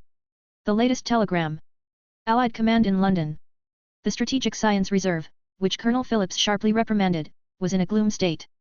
Everyone didn't even dare to breathe loudly, fearing to provoke the anger of the chief again. At this time, the messenger burst in with great enthusiasm. He was flushed bright red, perhaps too excited, and everything he wanted to say was stuck in his throat. He couldn't spit it out. It's Captain Cavill's telegram. Afterward, a messenger was short of breath, and his face was full of excitement and admiration. What's the fuss about? No proper training. Fuck. Colonel Phillips frowned, yelling at him first and then reaching for the telegram. When he saw the content, he couldn't help but burst out with a swear word, completely ignoring the majestic image of being the chief. Italy, Rome, at 2:50 Central European Time. Captain Luke Cavill led the Howling Commandos to capture Italy and Mussolini alive. A short sentence made Colonel Phillips freeze in place, as if there was a bolt from the blue, exploding in his mind. The impact of this telegram made him suddenly lose his ability to think, and he was silent for a long while. A success. The colonel muttered to himself. It was he who asked Luke to lead the Howling Commandos. He made a great plan to help the Allies land in Sicily and raid Rome. But he actually did it. Colonel Phillips was in disbelief and felt that he was in a dream, one that was full of delusions. In his plan, the best result was actually to sneak into Italy's hinterland and create opportunities for the Allied forces to land ashore. As for capturing Mussolini alive, it was just a temporary addition. It didn't matter much if it couldn't be done. No one expected Luke would give the Allies and Colonel Phillips such a great surprise. Super soldier. Erskine, did you see that? Luke is the best super soldier. Colonel Phillips was so excited that he squeezed the telegram with one hand and pressed the messenger's shoulders with the other. His eyes were a little bit red. Are you sure that this news is true? If word of this gets out, this matter will boost the Allies' morale. Strategic Science Reserve will no longer be subjected to harsh criticism from many sides. The pressure will not only be reduced, but its status will also rise. Everything will be different. The telegram is from Rome, Italy. Absolutely true. The messenger seemed to be infected, his tone was excited, and his voice trembled. There is also a bulletin from the King of Italy deposing Prime Minister Mussolini. Immediately afterwards, the messenger added. Hurry, inform headquarters. Notify the President. Notify everyone. Colonel Phillips grabbed the telegram and waved his arm vigorously. He was right about Luke. The whole world should know about this fantastic event. The telegraphers were tapping vigorously, sending bundles of electromagnetic waves, and quickly transmitted to various places. From England to America, from Churchill's office to Roosevelt's White House. The absurd and unbelievable truthful news was like a flying horse with wings running back and forth across the world. 44, Chapter 044 Soaring Reputation. In Venice Palace's bedchamber, the lights were still bright, and the fluttering candlelight reflected the famous oil paintings and extravagant decorations. Different from the previous banquets, full of the laughter of the upper-class guests. Tonight's Venice Palace was very quiet, shrouded in deathly silence. Rescue leader. Kill the Americans. Long live Italy. Long live the Führer. A few harsh slogans suddenly sounded, accompanied by a burst of fierce gunfire, but quickly calmed down. These kinds of minor disturbances simply didn't arouse any waves. Those fools who are brainwashed by fanatical fascism couldn't really make any waves. Captain, this is the 11th time. Dugan's dark face was full of tension. He hasn't recovered from the successful raid in the afternoon. So far, he couldn't believe it. It was all real. The Italian dictator, the prime minister of a country, Mussolini, who supported the Axis powers and Hitler, unexpectedly became their prisoner. Let other members take turns on duty. The Italian defenders won't attack rashly. Their king is eager to hang Mussolini in the square. Luke kept his composure. Right now, he had Mussolini as a bargaining chip in his hand, and the fascist forces in Rome didn't dare to move. As for the toppled King of Italy and the royal family, they wanted Luke to send Mussolini to the gallows immediately. The king has issued an announcement to depose Prime Minister Mussolini, and the royal family took over the army. 7 gunmen died, and 4 were seriously injured in the raid. The Allied command sent a telegram. The British and the US both want to seize ownership of Italy. The State Department and the Pentagon, the War Department and the Navy Department are all quarreling. Dum Dugan reported the situation today. Things are going as Luke expected. No matter how the British and Americans argue, this credit belonged to him anyway, and no one could take it away. Luke was excited when he thought of the reputation value that was soaring like a rocket on his character panel. Let them fight to their heart's content. Rome and Mussolini are the chips in our hands. We will sell them to whoever offers the highest price. Luke smiled, he had already made a plan. This isn't a military operation but an armed kidnapping. When Mussolini fell into his hands, he accomplished the mission. All that remains is a political game between the rising bald eagle and the weakening John Bull. However, these complicated intrigues have nothing to do with Luke himself, and he wasn't interested. Luke wants a medal of honor that belonged to a war hero and a massive amount of reputation. Italians have a good attitude. The king is a wise man. He immediately ousted Mussolini and ignored Venice Palace's occupation because they wanted to show goodwill to the Allies. Luke saw clearly that howling commandos alone wouldn't be able to stop the Roman garrison. However, there weren't as many fascist forces loyal to Mussolini and Axis countries as imagined. This is Luke's reason for staying in the Venice Palace. Behind him are the Allied troops who had already landed in Sicily. Everything is as you said. Dugin sincerely admired it. Even though he won a fantastic victory, the Howling Commando's young captain wasn't carried away and remained unfazed and calm. However, who are we going to sell Italy to? Dugin asked again. His voice trembled slightly because Luke's thoughts directly determined the future of the Howling Commandos. We, of course, are giving President Roosevelt this critical chip. Luke didn't take long to think about it and quickly gave his answer. The most re-elected president in the history of the United States of America was a powerful and flexible person to work with. Moreover, the president sitting in the White House needs an outstanding contribution from luck to shut up the public's mouth. After all, no one can deny that Roosevelt did play tricks in the presidential campaign and deceived all the voters. If they get the credit for capturing Italy, the other side will surely be grateful for the goodwill Luke passed on. It looks like tomorrow Allied command will be able to send someone to take over. Dugin nodded. Now, he listened to Luke's every word. One victory after another has established the young captain's authority in the team. Who would have thought that an unknown 6-member team would have made this fantastic and legendary achievement? Send a telegram to the White House and wait for the president's message. Luke ordered it down. From the moment Dugin sent the telegram of victory to Allied command, the reputation refresh notifications didn't stop. Side quest, Flowers and Glory, the war hero's second step. Completed. Requirements, reputation value reached 8,000 points. Achieved. Reward, Bane skill card, back-breaking expert, obtained. Luke crossed off the completed task but didn't expect the second one to pop up right away. Side quests, legendary name, the war hero's third step. Completed. Requirements, reputation value reached 20,000 points. Achieved. Reward, 1 chance to draw Superman card, obtained. Then, the third task, the fourth. Luke tilted his head and looked up at the deep night sky, revealing a satisfied smile. He was about to draw a new Superman card. Binge/advert, support us through Patreon.n by reading 20 chapters in advance. We will have a 7 chapters mass release on Friday, on Patreon. And another surprise for you on Patreon.n, but we'll keep it a secret for now. Visit, patreon.com/bingetranslations. 45, Chapter 045 Rewards, New Mission? To Luke's surprise, the quest completion notice kept popping up. One by one, the rewards gave off a soft light in the item column. This time, he led a team to raid Rome and captured Mussolini alive in an armed operation. He initially expected to receive over 400,000 reputation points.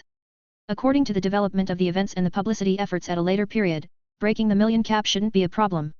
It was foreseeable that when Luke's name spread around the world and was regarded as a legendary figure of the Allied forces, his reputation would welcome a surge. Luke preferred this efficient method rather than toiling to complete quests and slowly accumulate reputation values. What a bountiful harvest! He thought to himself. When he opens the shop in the future, he will exchange skill cards and props without worry. This thought made him a little happy. Anyway, there are quest rewards. Luke's mind drifted. All of the 5 War Hero series of side quests were completed.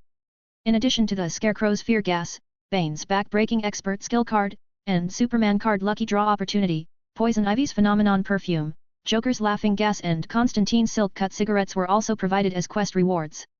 Generally speaking, the most valuable thing was undoubtedly the Lucky Draw Opportunity. One can be randomly selected from numerous Superman cards as a reward. In the past life, Luke felt that he had a great chance of winning Silver Age Superman and Superboy Prime. When that happens, not to mention Thanos, the director of the Universal Family Planning Commission, even Odin, the Allfather, or Thor, who had opened his Rune King form, would tremble.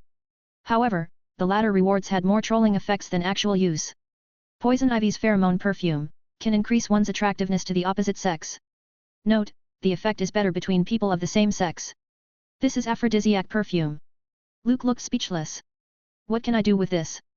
As for Joker's laughing gas and Constantine's silk cut cigarette. The former is, laughing until the muscles convulse and twitching all over. Taking too much will quickly lead to death. The latter is just a tiny amount of nicotine for your lungs. It will bring you a little closer to lung cancer. After browsing the quest rewards, Luke opened the character panel, and the data had changed. Host, Luke Cavill. Loaded card, Superman, LV1. Abilities, Stellar Energy, Passive, Bio Force Field, Passive. Reputation, 451,024. Task list, open the Path of Heroes, side quests. Completed. Achievement, Legendary Hero. Lines of information appeared on his retina. Luke's mind moved slightly, sweeping over it. Your name will be written in the history books and passed down for centuries. Enhancing the host's leadership and influence. Not bad. Luke, who saw the results, was delighted. This hidden aura of charisma sometimes played an unexpectedly crucial role. The lucky draw, this kind of thing should be done on an auspicious day with good background music. Otherwise, it won't feel right. Luke thought for a moment and decided to save the lucky draw for the day when the president presented the medal. Borrowing the president's good luck, this would be a home run. With a beautiful thought, Luke walked into the washroom. Instead of lying down in the vast and luxurious hot spring bath, he simply washed his muscular body with cold water. Blocks of well-defined muscles, like hard rocks, revealed his masculinity. His whole body seemed to be carved out of marble, majestic and fit. Explosive power filled within. Sure enough, my eyes feel sour. Luke sighed as he braced his hands against the wall. He closed his eyes, giving up trying to use heat vision. According to the setting, the stellar energy Superman absorbed typically was stored in the billion trillion cells in his body and could be released through his eyes when necessary. From burning up a planet to sealing a wound, it all depended on the user's control and the energy in the body. Maybe Luke hadn't loaded the card long enough, and he hadn't absorbed enough astral energy. It was hard for him to draw heat into his eyes as Superman did. However, when he thought about it carefully, Clark Kent seemed to have learned this trick only after becoming an adult. Luke's heart felt a little more satisfied. 10 minutes later, Luke, who was recognized as a conqueror by Italy and declared a legendary hero by the Allies, came out wearing a white bathrobe. When he saw the medieval sword hanging on the wall, he couldn't help but think about testing it. Mussolini hit him in the chest with a 9mm bullet without causing any harm. He wondered if this medieval sword, an overwhelming metal squeal followed by its sharp edge flashing with cold light, could break his skin. Luke took it off and slashed it hard at his arm. Clank! The sound of metal clashing and bending echoed. The intricately carved medieval sword collided with Luke's bulging muscles, emitting a crisp sound of metal crashing. An overwhelming metal squeal followed this, and with a screech sound, the well-crafted medieval sword broke apart. On Luke's bulging arm muscles, there was only a superficial scratch that recovered instantly. Even under the wave of his mighty power, the medieval sword didn't cause any damage. It seems that no one can stop me in the battlefields of World War II. Luke leaned against the bed and picked up the book Il Principe, written by Italian thinker Niccolò Machiavelli. Unfortunately, Mussolini didn't learn how to turn Italy into a powerful centralized country but advocated totalitarianism and became a dictator who everyone wanted to shout at and beat up. Main quest, opening of the third camp, Hellfire Club. Requirements, extract mutant gene fragments, 0/5. Completing this quest will complete the prerequisite for opening the Celestials event. Reward, Leech Serum ×5. A few lines of information suddenly appeared in front of Luke's eyes. He still kept reading, but his auditory senses were at the maximum, scanning the whole bedroom like radar. Generally speaking, the quest will start only after contacting important plot characters or getting information on crucial plots. Luke is the only one in the large bedroom, yet he received a quest reminder. There was no doubt that there's a mutant in the same room with him. Binge/advert, support us through patreon.n by reading 20 chapters in advance. We will have a 7 chapters mass release tomorrow morning, it's midnight for me, on Patreon. And another surprise for you on patreon.n, but we'll keep it a secret for now. Visit patreon.com/bingetranslations. 46, Chapter 046 Mutants. Hellfire Club. Luke knew this organization. Its establishment could be traced back to the 18th century. It mainly recorded and investigated some mysterious events, such as vampires, werewolves, and witches. Later, it gradually became a social place for elites from all walks of life, especially inviting famous scientists and influential rich and famous people. On the whole, Hellfire Club at this stage was quite normal. It was not until a German scientist named Sebastian Shaw joined that it became a premier organization for exceptional people mutants. However, the Hellfire Club occasionally invited the world's top people. For example, Howard Stark, who later presided over SHIELD and took Stark Industries to greater heights. You've been hiding there for so long, aren't you going to come out? Luke put down his book, his right hand clenched into a fist, his muscles tense, and apparent traces of a vein emerged. Boom! His fist swung at the air. The air seemed to be squeezed by a heavy force, and a sound of a shocking explosion erupted. Visible to the naked eye, the air rippled like a cannonball shot, tons of terrifying power poured out. Outside the bedroom, the open-air balcony was suddenly torn apart. Rubble went flying.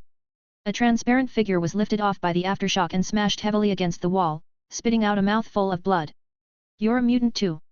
Hearing this question, Luke chuckled and shook his head, saying, not everyone who shows something special is your compatriot, standing in your side. Do you know the existence of mutants? At the corner, a thin man with a black scar on his face stood up and stared at Luke with his cold eyes. That punch formed a booming wave of air, like a solid cannonball smashing out. The mere aftermath of the wave lifted him off the ground. In terms of physical strength alone, the skinny man had never seen a more terrible existence than this allied captain. I'm curious, who sent you? Sebastian Shaw. Luke didn't answer the other's questions but threw out a name. Sebastian Shaw, the Black King of the Hellfire Club, had the powerful ability to absorb energy and turn it to his advantage. If the skinny man came from Hellfire Club, he was sure to have heard of this name. Do you know Mr. Shaw? Well, Captain Cavil, it doesn't matter how much you know about mutants. The thin man smiled coldly, and his figure abruptly became distorted and blurred. Like putting on a layer of optical camouflage cloak, he disappeared instantly.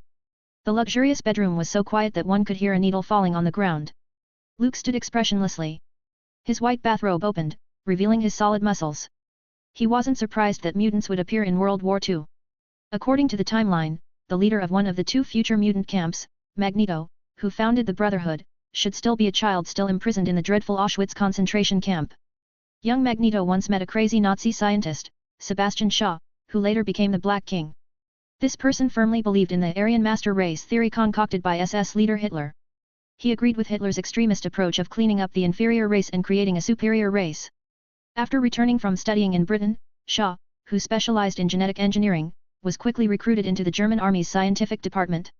As his talent gradually reveals itself, he slowly gains importance and gets involved in managing concentration camp projects, becoming a ruthless scientific butcher. All the imprisoned Jews were Sebastian Shaw's living experiment subjects. He tried to study the human genetic code's profound meaning and thus find the key to unlock the evolution gates. It was one day in 1944 that changed Sebastian Shaw's fate. On a rainy afternoon, as usual, he stood by the window with his coffee. He watched the Jews and Polish people being herded into camps like cattle. A young boy attracted Sebastian Shaw's attention. He watched with his own eyes as the other party cried out in anger while using both his hands to twist an iron gate from a distance. Several strong soldiers couldn't stop it. Sebastian felt like he had found the key to unlocking the door to human evolution. Later, he did learn that there is a superior race of people on Earth, superior to human beings, unique to the Germanic race. They were called mutants. The name came from an American dwarf scientist. When Sebastian Shaw was studying in England, he had read the papers written by the other party. The dwarf scientist firmly believed that many people in the world were more potent and more talented than human beings. So, Sebastian Shaw launched a series of studies on the still young Magneto and finally discovered the mystery of the mutant's ability. The X gene. A string of divine secret codes that seem to be implanted in the human body by the gods. The Hellfire Club mutants came in to rescue Mussolini. It seems that Hydra had finally noticed me. 47, Chapter 047 Superman suit makes its debut. Extra chapter for reaching the hidden Power Stone goal. Luke collected his thoughts with a playful look in his eyes. The invisible thin man moved carefully, with his natural ability to distort light, change skin color, and blend in with his surroundings. No matter how powerful you are, you need to find me first. I was just careless before. The thin man nicknamed Chameleon pulled out a sharp dagger. He felt that Luke discovered his existence solely because of a random coincidence.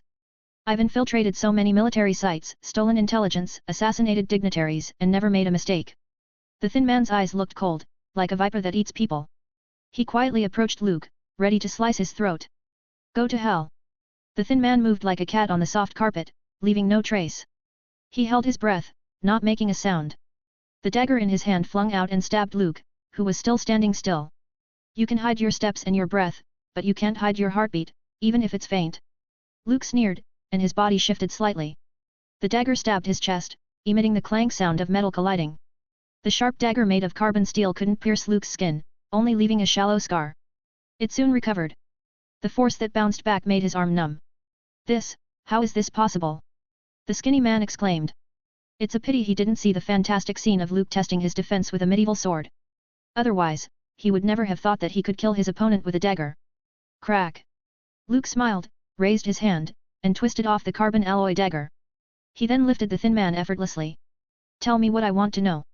I might let you live. The other side obviously looked gentle, but his voice was like the Siberian air, making people shiver. Meeting those cold eyes, the thin man's mouth opened and closed in fear, wanting to say everything he knew. Da-da-day! Da-da-day! The sound of gunfire from a submachine gun reached Luke's ears. He could tell that the sound came from the direction of the dungeons. It seems that you have companions. I'm sorry, you are useless now. Luke casually threw the skinny man off the destroyed balcony as if he was a sandbag. Accompanied by a shrill cry, the mutant trailed a graceful arc in the air. A few moments later, the dull sound of a heavy object hitting the ground could be heard. Let's see what mutants look like here. There was a smile on the corners of Luke's mouth, and his thoughts moved slightly. Wear the suit. To protect himself, he still chose to wear the Kryptonian uniform he got for free, which could increase his defenses a little bit. Who knew what kinds of mutants there were? What if his opponent had laser vision, which is even more potent than heat vision? This Superman is obviously powerful but overly cautious. Luke complained. A bit of light spread out. A steel armor-like nanosuit covered his tall body. It didn't have the S of Superman on his chest, which is the L family's unique symbol. In its place, there was a golden emblem shaped like a dazzling sun. The dark red cloak behind him resembled a fluttering flag. Although the cloak has no practicality, looking fabulous is a lifelong thing. Looking at the tall and upright figure reflected in the mirror, Luke sighed.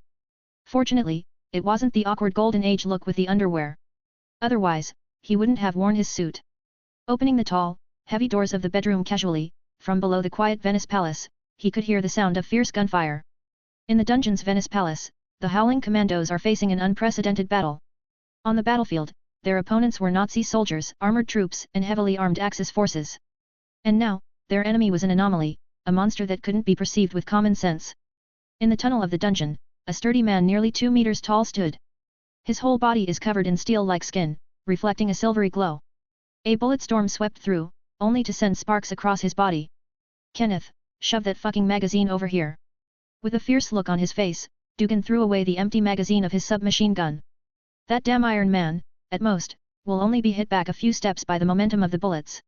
If they wanted to deal some damage on him, they had to use something more powerful.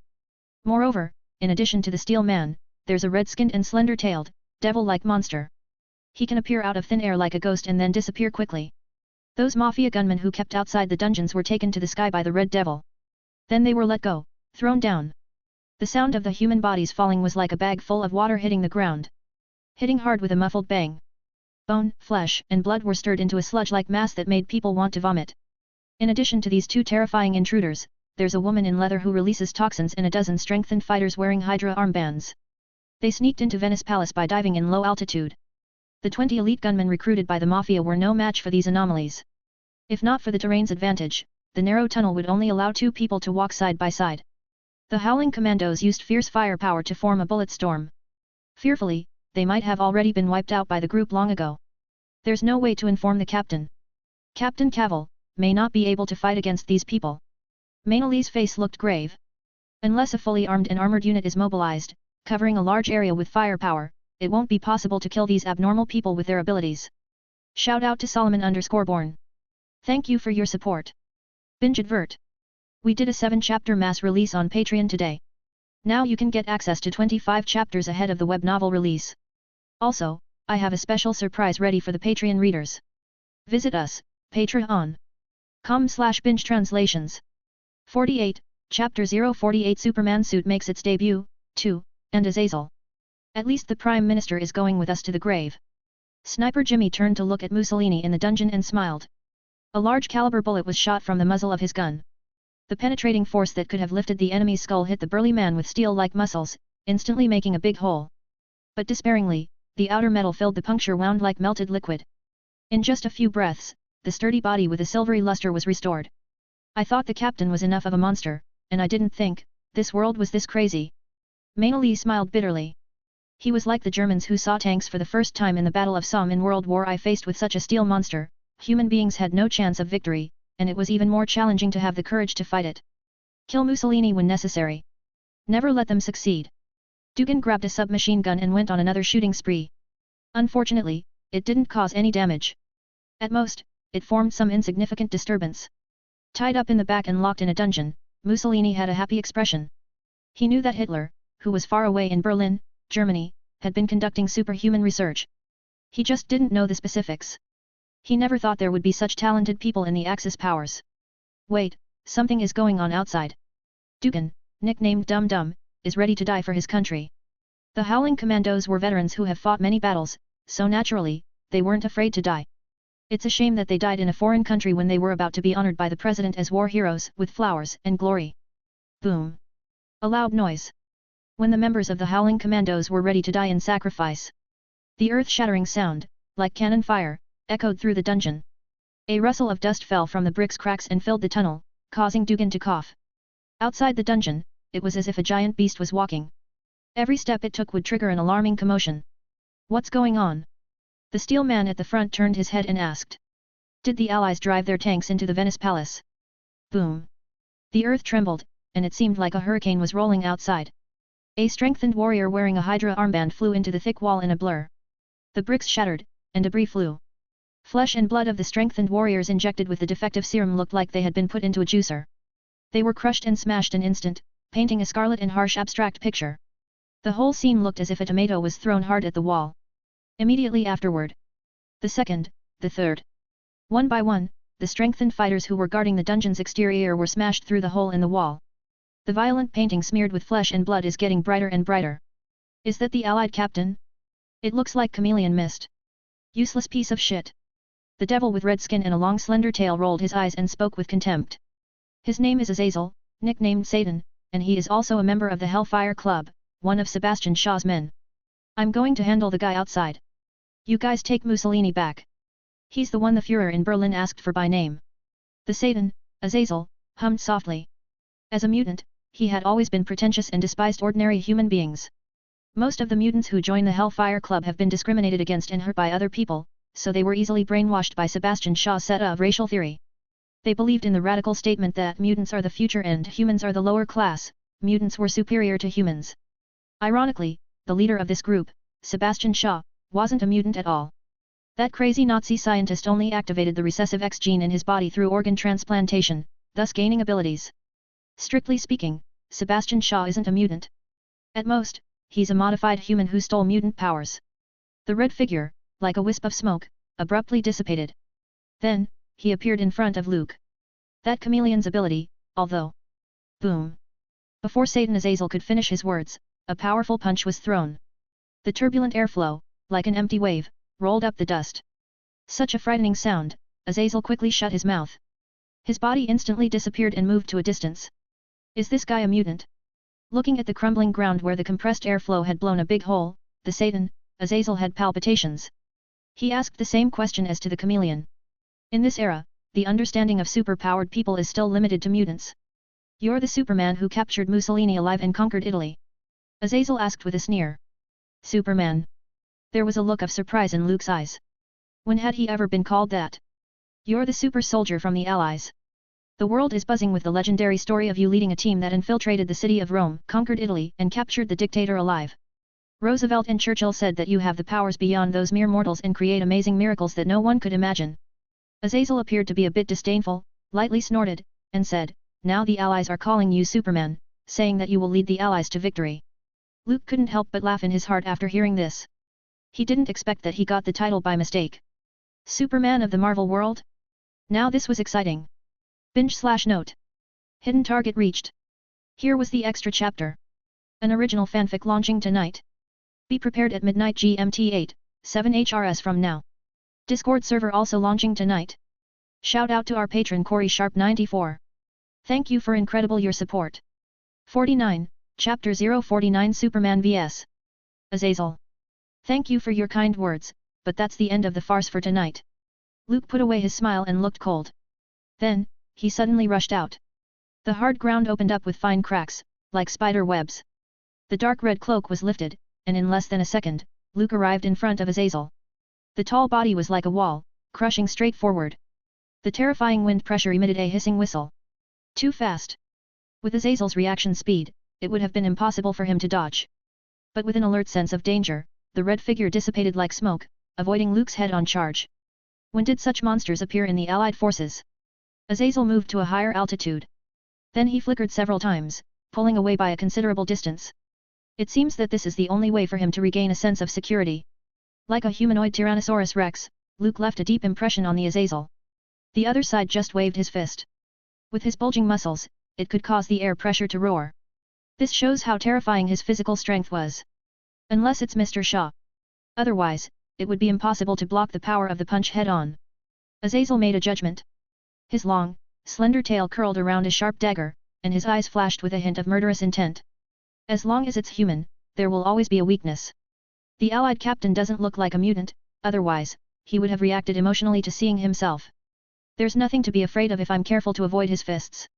Azazel looked at Luke, who was looking at him with cold eyes, and he inexplicably developed an inflated sense of I can do it and I'm good. With a few quick instantaneous moves, he got closer to the allied captain. The sharp inverted triangle tail was like another arm extended from his body. It didn't only maintain good balance but could also handle weapons flexibly. A sharp dagger stabbed Luke in the back of the head. "You are too slow." Luke heard the wind whistling behind him and spoke with a cold expression. His right leg flew like an iron whip, twisting the air around it, kicking Azazel in the head. Before he could come near, Azazel could feel the strong wind. As if a gigantic wave was rolling through, the momentum was unbelievable. The air was like a barrel of gunpowder being ignited, emitting an explosive boom. Satan smiled smugly and disappeared, letting the terrifying whip-like kick fall short. This is just a feint to get Luke's attention. After the smoke condensed and flashed twice, Azazel suddenly appeared. The sharp dagger with the tail curling around it jabbed straight at Luke's neck. "As I said, you're too slow." Luke's eyes flickered slightly, and he turned his head. His left solid arm directly flew over. Ding ding! The sharp dagger poked his neck but rebounded violently. While Azazel was stuck, Luke grabbed his slender tail. With a strong pull, Azazel couldn't resist and was pulled over. Luke pulled the tail with his left hand and punched with his right, sending an uppercut straight at his chin. When the uppercut made contact with Satan's chin, Azazel felt a loud buzz in his head. It was like a dull thunderbolt that struck directly into the skull. After a sharp pain, the whole person lost consciousness. If Azazel could see himself, he would cry out and think of plastic surgery. His jawline was crushed and cracked, half of his face looked like it had been blown up like a gunpowder barrel, all his teeth had fallen out, his cheeks were torn through, and you could barely see his original appearance. The blood that covered his face was like an open faucet, flowing out in a torrent. This miraculous amount of bleeding made people wonder if he would die outright due to excessive blood loss. Frankly speaking, Azazel is still alive because of his strong physique and a certain degree of healing ability. "This is only 30% of my power," Luke said gently. And then, he pulled the tail again and pulled back Azazel, who had fallen to the ground. As if he was a flying insect entangled in a spider's thread, the deficient mutant fell into Luke's hands. His 5 fingers folded, like iron tongs, gripping Azazel's neck. So much for mutants. Hearing Luke's comment, out of mutant pride, Satan instinctively wanted to refute a few words. However, he felt that the hand gripping his neck was gradually tightening. A suffocating pressure forced him to shut up. Falling into the clutches of this allied captain, for the first time, Azazel felt that life was so fragile. As long as Luke squeezed a little more harder, he would finally say goodbye to this world. Not to mention escaping with teleportation, right now, Azazel didn't even dare to think of moving for fear of provoking the other's murderous heart. "It's not bad." Luke picked up Azazel like a dead dog and strode to the dungeon. The battle outside had long attracted the attention of other mutants. However, they didn't think any terrible opponent could threaten the shadowy and ghostly Azazel. These mutants in World War II haven't seen superheroes that sprang up in later generations. They naturally had a shallow vision, thinking that they were the future rules of the world. If they were brilliant, they wouldn't be brainwashed by Sebastian Shaw. Azazel. The leather-clad woman who was releasing poisons, couldn't help but exclaim when she saw Azazel. With a slight lift of her hand, a mass of green fog gushed over. The leather-clad woman's ability was to release nerve gas, causing a wide range of indiscriminate lethal attacks. The howling commandos in the tunnel wouldn't have lasted so long if it had not been for Mussolini's survival. Not a good idea.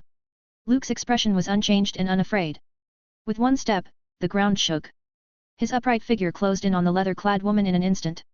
The green smoke was blown away by a surge of air before it got close. A hand slashed lightly hit her neck. The opponent's neck immediately slacked as if it had been broken. Both eyes went dull and fell straight down. The battle ended faster than anyone could have imagined. 50, not a chapter but Binge_Translations original fanfic by Artha. After getting reincarnated into the world of Pokemon as a baby, Arthur only had one dream, wanting to be the best. But unfortunately for him, the world he knew has changed a lot, became more realistic, and now it's not for kids. Can he struggle through the world and become the top? Find out in this exciting tale of determination, dreams, and adventures. Fanfic name, Pokemon Horizon. Tags, action, adventure, romance, Pokemon, no harem, smut, system. Read the pinned review. Search the name, or go to my profile on the paragraph comment here. Release schedule, at least 1 chapter per day. 51, Chapter 050 Crushing Defeat of Mutants. The woman in leather, who could have played a considerable role in the battlefield, couldn't make a move in front of Luke before she was cleanly put down. You are so incompetent. A sturdy man whose body is made of steel, with a strong Russian accent, spoke contemptuously. This was the Soviet Colossus. Luke couldn't help but wonder why he became a subordinate for Sebastian Shaw, a Nazi scientist. Aren't you afraid of being sent to Siberia to grow potatoes? If they are all incompetent, how strong can you be? Luke threw down the Satan Azazel in his hand and stomped on both of his opponent's legs. Crack crack. The sounds of bones cracking and Azazel's painful cry echoed clearly in the dungeon. The crowd who witnessed this scene couldn't help but feel their scalps go numb. You can try to escape, but remember, don't let me catch you. I won't be as gentle as I am now. Luke lowered his head and looked down at the shivering Azazel. The latter slumped to the ground, the severe pain made his body twitch involuntarily. Looking up at Luke, who looked incredibly tall, Azazel shook his head vigorously. His miserable face was filled with fear. He didn't even want to try and see if he could use teleport to escape. This extremely young allied captain was so mighty that people can't rise against him at all. You think you are invulnerable to guns and weapons, and no one can beat you. Seeing the big and strong man striding forward, Luke greeted him without fear. The two of them collided with each other. It was like Mars colliding with Earth. Boom! The turbulent airflow filled the narrow tunnel. The whole place seemed to shake, and Dugan, hiding behind a Maxim machine gun, stood unsteadily and fell on his behind. He looked shocked and turned his head to say, I really want to know now if that Steve Rogers guy is like the captain, such horror. Mainly had the same horrified look on his face, feeling that his captain was beyond the realm of human. The rest of the Howling Commandos were utterly shocked by Luke's horrific power. Witnessing a real battle and watching someone lift an SUV were two different things. At least, the impact is very different. Not bad. It's rare to find a sandbag like you. Luke showed a hint of appreciation. With a steel-like body that even a bullet couldn't penetrate, he collided with the sturdy man. It was as if hit with a hammer, emitting an ear-splitting dull sound. This is one of the few opponents who can compete with his strength. You. The sturdy man's eyes were wide, and he was speechless. For the first time since he awakened to his powers at the age of 17, he felt pain. His sore and numb arms, trembling slightly. This man is a monster. A similar thought occurred to the burly man, as it did to several of his teammates. Then he saw Luke laugh and say with excitement, again. Don't come here. Before the big man could speak, Luke shook his fist and concentrated his whole body on one point. Dong! Like a bronze bell ringing, the big burly man was sent flying, leaving a straight trail through the thick walls of the dungeon. A violent noise shook the surrounding space, almost causing the solid tunnel to cave in. The Howling Commandos, who were watching the battle from the sidelines, have already retreated towards deeper passages of the dungeon with a very horrified Mussolini in tow. They don't want to be buried alive. Getting involved in this level of fighting usually didn't end well. What kind of monster are you? The sturdy man with a steel body staggered to his feet with his arms supporting his body. Boom, boom, boom. Luke, striding in, followed closely behind. 3 punches in a row. Before the liquid metal surface could recover its body, the terrifying force struck again. I think that. The words of the softly yielding man were blocked back by the power of the punches. The big strong sank deep into a hole in the ground. Like a pile driver on full throttle, Luke hammered like crazy. Gradually, the metal shell that covered the body's surface could no longer take shape, turning into a silvery liquid. The sturdy man's mouth and nose were spilled with wisps of bright red blood. His eyes are empty and devoid of spirit, losing the color of life. Sorry. I was having a bit of a good time and couldn't stop. Luke stopped swinging and said with some regret. It's only 17 punches. I thought you could at least take 20 punches from me before you die. Fortunately, the big strong man who sank in the hole had his body firmly embedded in the ground and couldn't hear this sentence. Otherwise, there was a good chance that he would vomit blood and die again. As he watched the liquid-like metal disappear, Luke sighed and lifted his foot to stomp on the burly man's chest. Binge/advert. Read 25 advanced chapters and support our work by becoming a patron. Visit patreon.com/binge translations. 52, Chapter 051 Enraged Axis. I'm pissed off. At Hydra's secret base, the leader, Red Skull, put on his earpiece and let the Third Reich head yell at him. Allies captured Italy, Mussolini was arrested alive, and then Allies landed in Sicily. Once again, Allies leveled the Axis hard-fought advantage. The Führer could no longer maintain his demeanor in the face of the Allies' high morale, and the fallen ones, and cursed like a shrew. A bunch of waste. Trash. In the end, the Führer, who was far away in Berlin, ended the conversation with his famous words. Red Skull was livid and put the phone down heavily. Pa! The earpiece was crushed straight into a pile of parts by him. Zi, sparks of electricity jumped onto his skin, but he was unaffected by them. Sebastian Shaw is such a waste. He's touting the mutants as powerful, but he can't even get rid of a team of less than 30 people. Red Skull threw the Führer's reprimand to Sebastian Shaw at Auschwitz. He sent out all his strengthened fighters and even the mutants of Hellfire Club. But they failed to rescue Mussolini successfully and suffered mass destruction. This is a result that Red Skull could never have imagined. The Allies' legendary hero, the young captain, called Superman. Is he that powerful? The Red Skull, who was also a super soldier, was somewhat unconvinced. He is the first super soldier created by Dr. Abraham Erskine and couldn't have been more aware of the power he possessed. The Allies must have hidden other secret weapons. One man captured Italy and caused Rome to fall. This is a rumor concocted by the Allies. Should not to be believed. With a sneer, Red Skull then walked up to a metal instrument. There was a magnificent cube in it, and it emitted a faint blue light. The energy faintly fluctuates, rolling through the metal instrument's pipes, and flowing to an unknown place. The Allied forces Superman, and Sebastian's mutants, are doomed to be eliminated. I have been given the power to become a god. How can Hitler's Aryan master race be compared with the treasures of Odin's treasury? Red Skull gazes at the cube with an obsessive look in his eyes. He believed that all those old myths were actually facts that had happened. It is only through word of mouth and artistic manipulation that it had gradually spread and evolved into what it is today. It so happens that the Führer, whom the Red Skull once worshipped, was also a staunch supporter of the occult. Influenced by his idol, the Red Skull, injected with the serum to become a super soldier, embarked on a quest along with the mythology of Northern Europe in search of the precious gems lost in Odin's treasury. Finally, he found the Tesseract in a church in Norway. The Third Reich has hindered the development of Hydra. We can no longer obey Hitler's orders. Do you think I am right, Dr. Zola? Red Skull turned his head towards a short, middle-aged man named Hydra's Science Department's chief researcher. The particular instrument for extracting the energy of the Tesseract was his masterpiece. Hail Hydra!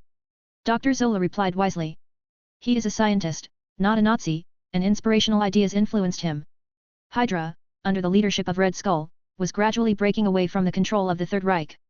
Anyone else who received the Führer's furious reprimand would have been scared out of their wits, fearing that they would be arrested by the Gestapo and thrown into prison to experience a brutal punishment.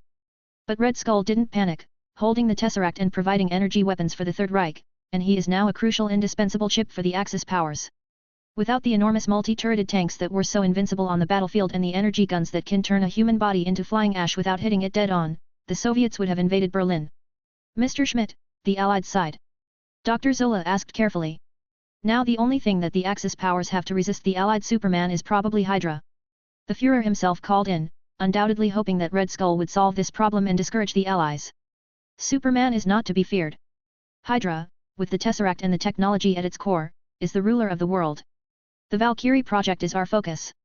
Red Skull said dismissively, not giving any thought to the legendary figure promoted by the Allies. Then, he delivered an impassioned speech. As the former head of the Third Reich, he looked to the future of the world. Silently Dr. Zola stared at the portrait in the corner. A skull with exfoliated skin shaped like a red skeleton. This was the true face of the Red Skull. Usually, he used an elaborate mask that concealed this appalling face. What about Sebastian Shaw, who cherishes his fellow mutants and will be devastated to lose 4 of them at once? The alliance we have forged with him may be affected. Dr. Zola lowered his head and asked softly. If Hellfire Club is looking for trouble, Sebastian Shaw should look for the Allies Superman. What does it have to do with me? Red Skull said contemptuously. Are my strengthened fighters not more valuable than his fellow freaks? It's stupid to want to grab power with a bunch of freaks. Human beings are the most rejecting creatures globally, and Sebastian Shaw's mutants will be on everyone's radar once they take to the world stage. Besides, I no longer need to ally with him. The power demonstrated by the Tesseract had already made Red Skull dream of world domination. He no longer needed the Third Reich, and he no longer needed mutants. For the world will soon be in the hands of Hydra. Binge advert. Check out our original fanfic, Pokemon Horizon. Support us by reading 25 chapters ahead of this book, on Patreon. Visit patreon.com/bingetranslations. 53, Chapter 052 Sebastian Shaw. Auschwitz concentration camp, Poland. Sebastian Shaw is sitting behind a desk. He was the manager of this death factory. The soothing music, slowly flowing out of the phonograph, echoed indoors. In this concentration camp, where a large number of Jews, Poles, and Soviet prisoners were held, people die every day, buried alive, shot, poisoned, and vivisected, in various ways. The officers stationed in the concentration camp regarded it as a playground and enjoyed themselves by killing people at will. Sebastian Shaw never stopped nor participated in it. He is a scientist, and his goal is to seek out the essence and pursue the truth. Sebastian Shaw prefers researching killing. It has been his long-cherished wish to find the genetic code, the key to evolution. Influenced by Hitler, Sebastian Shaw once thought that the blonde Germanic people were the most superior blood on Earth. However, after profoundly participating in the so-called Aryan Master Race project, he was disappointed. The Master Race claimed by the Führer is not Germanic. They are no different from Jews and Poles. Neither stronger or smarter. Lane share is the key to a new era. Sebastian Shaw said softly. Ever since he found that little boy called Eric Lane share, he seems to have opened the door to a new world. The superhuman-like theory, in which we used to believe, has finally been confirmed. There are indeed better races on this planet than humans. They are pioneers on the road of evolution and gifted powers. As far away as the United States, Dr. Bolivar Trask, who also studies genetic inheritance, called this group mutants. It is believed that their genes, as if being implanted with a series of magical codes, were on a completely different path from human beings. But unfortunately, Dr. Trask is unwilling to talk about the secrets of the X gene. This made Sebastian Shaw a little disappointed, but fortunately, he had a natural mutant who could be used as a reference. So, like a ravenous, hungry wolf, the mad scientist sought to extract more treasures from the mutants. Especially after triggering Eric Lane share's natural ability, he began to conduct continuous experiments to investigate the differences between mutant genes and normal human beings. The prisoners in Auschwitz concentration camp had become the best living test subjects. Cold-blooded mad scientists were much more frightening than those Nazi butchers. All things come to those who wait. Sebastian Shaw found a way to stimulate the mutant gene. That is painful torture, coupled with the highly harsh living environment. It was possible to awaken the recessive X gene in the human body, although the success rate is meager. But when you don't care about human life, reaping a significant number will eventually give results. In this way, Sebastian Shaw produced a group of genetically modified individuals. Like Chameleon and Poison Woman belonged to this category. They have also recruited many genetic mutants under the guise of compatriots. Azazel the Satan is one of them. For Sebastian Shaw himself, he used the safer method of organ transplantation.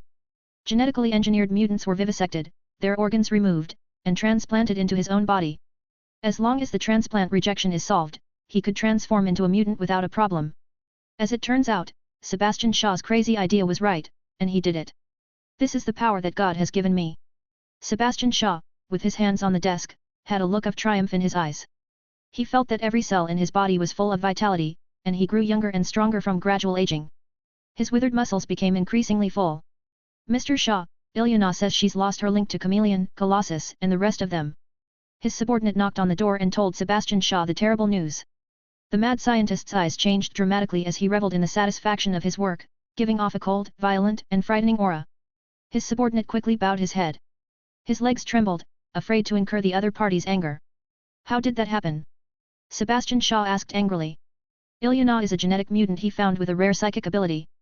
Be able to leave a spiritual mark on 3 to 5 people and feel their existence at any time.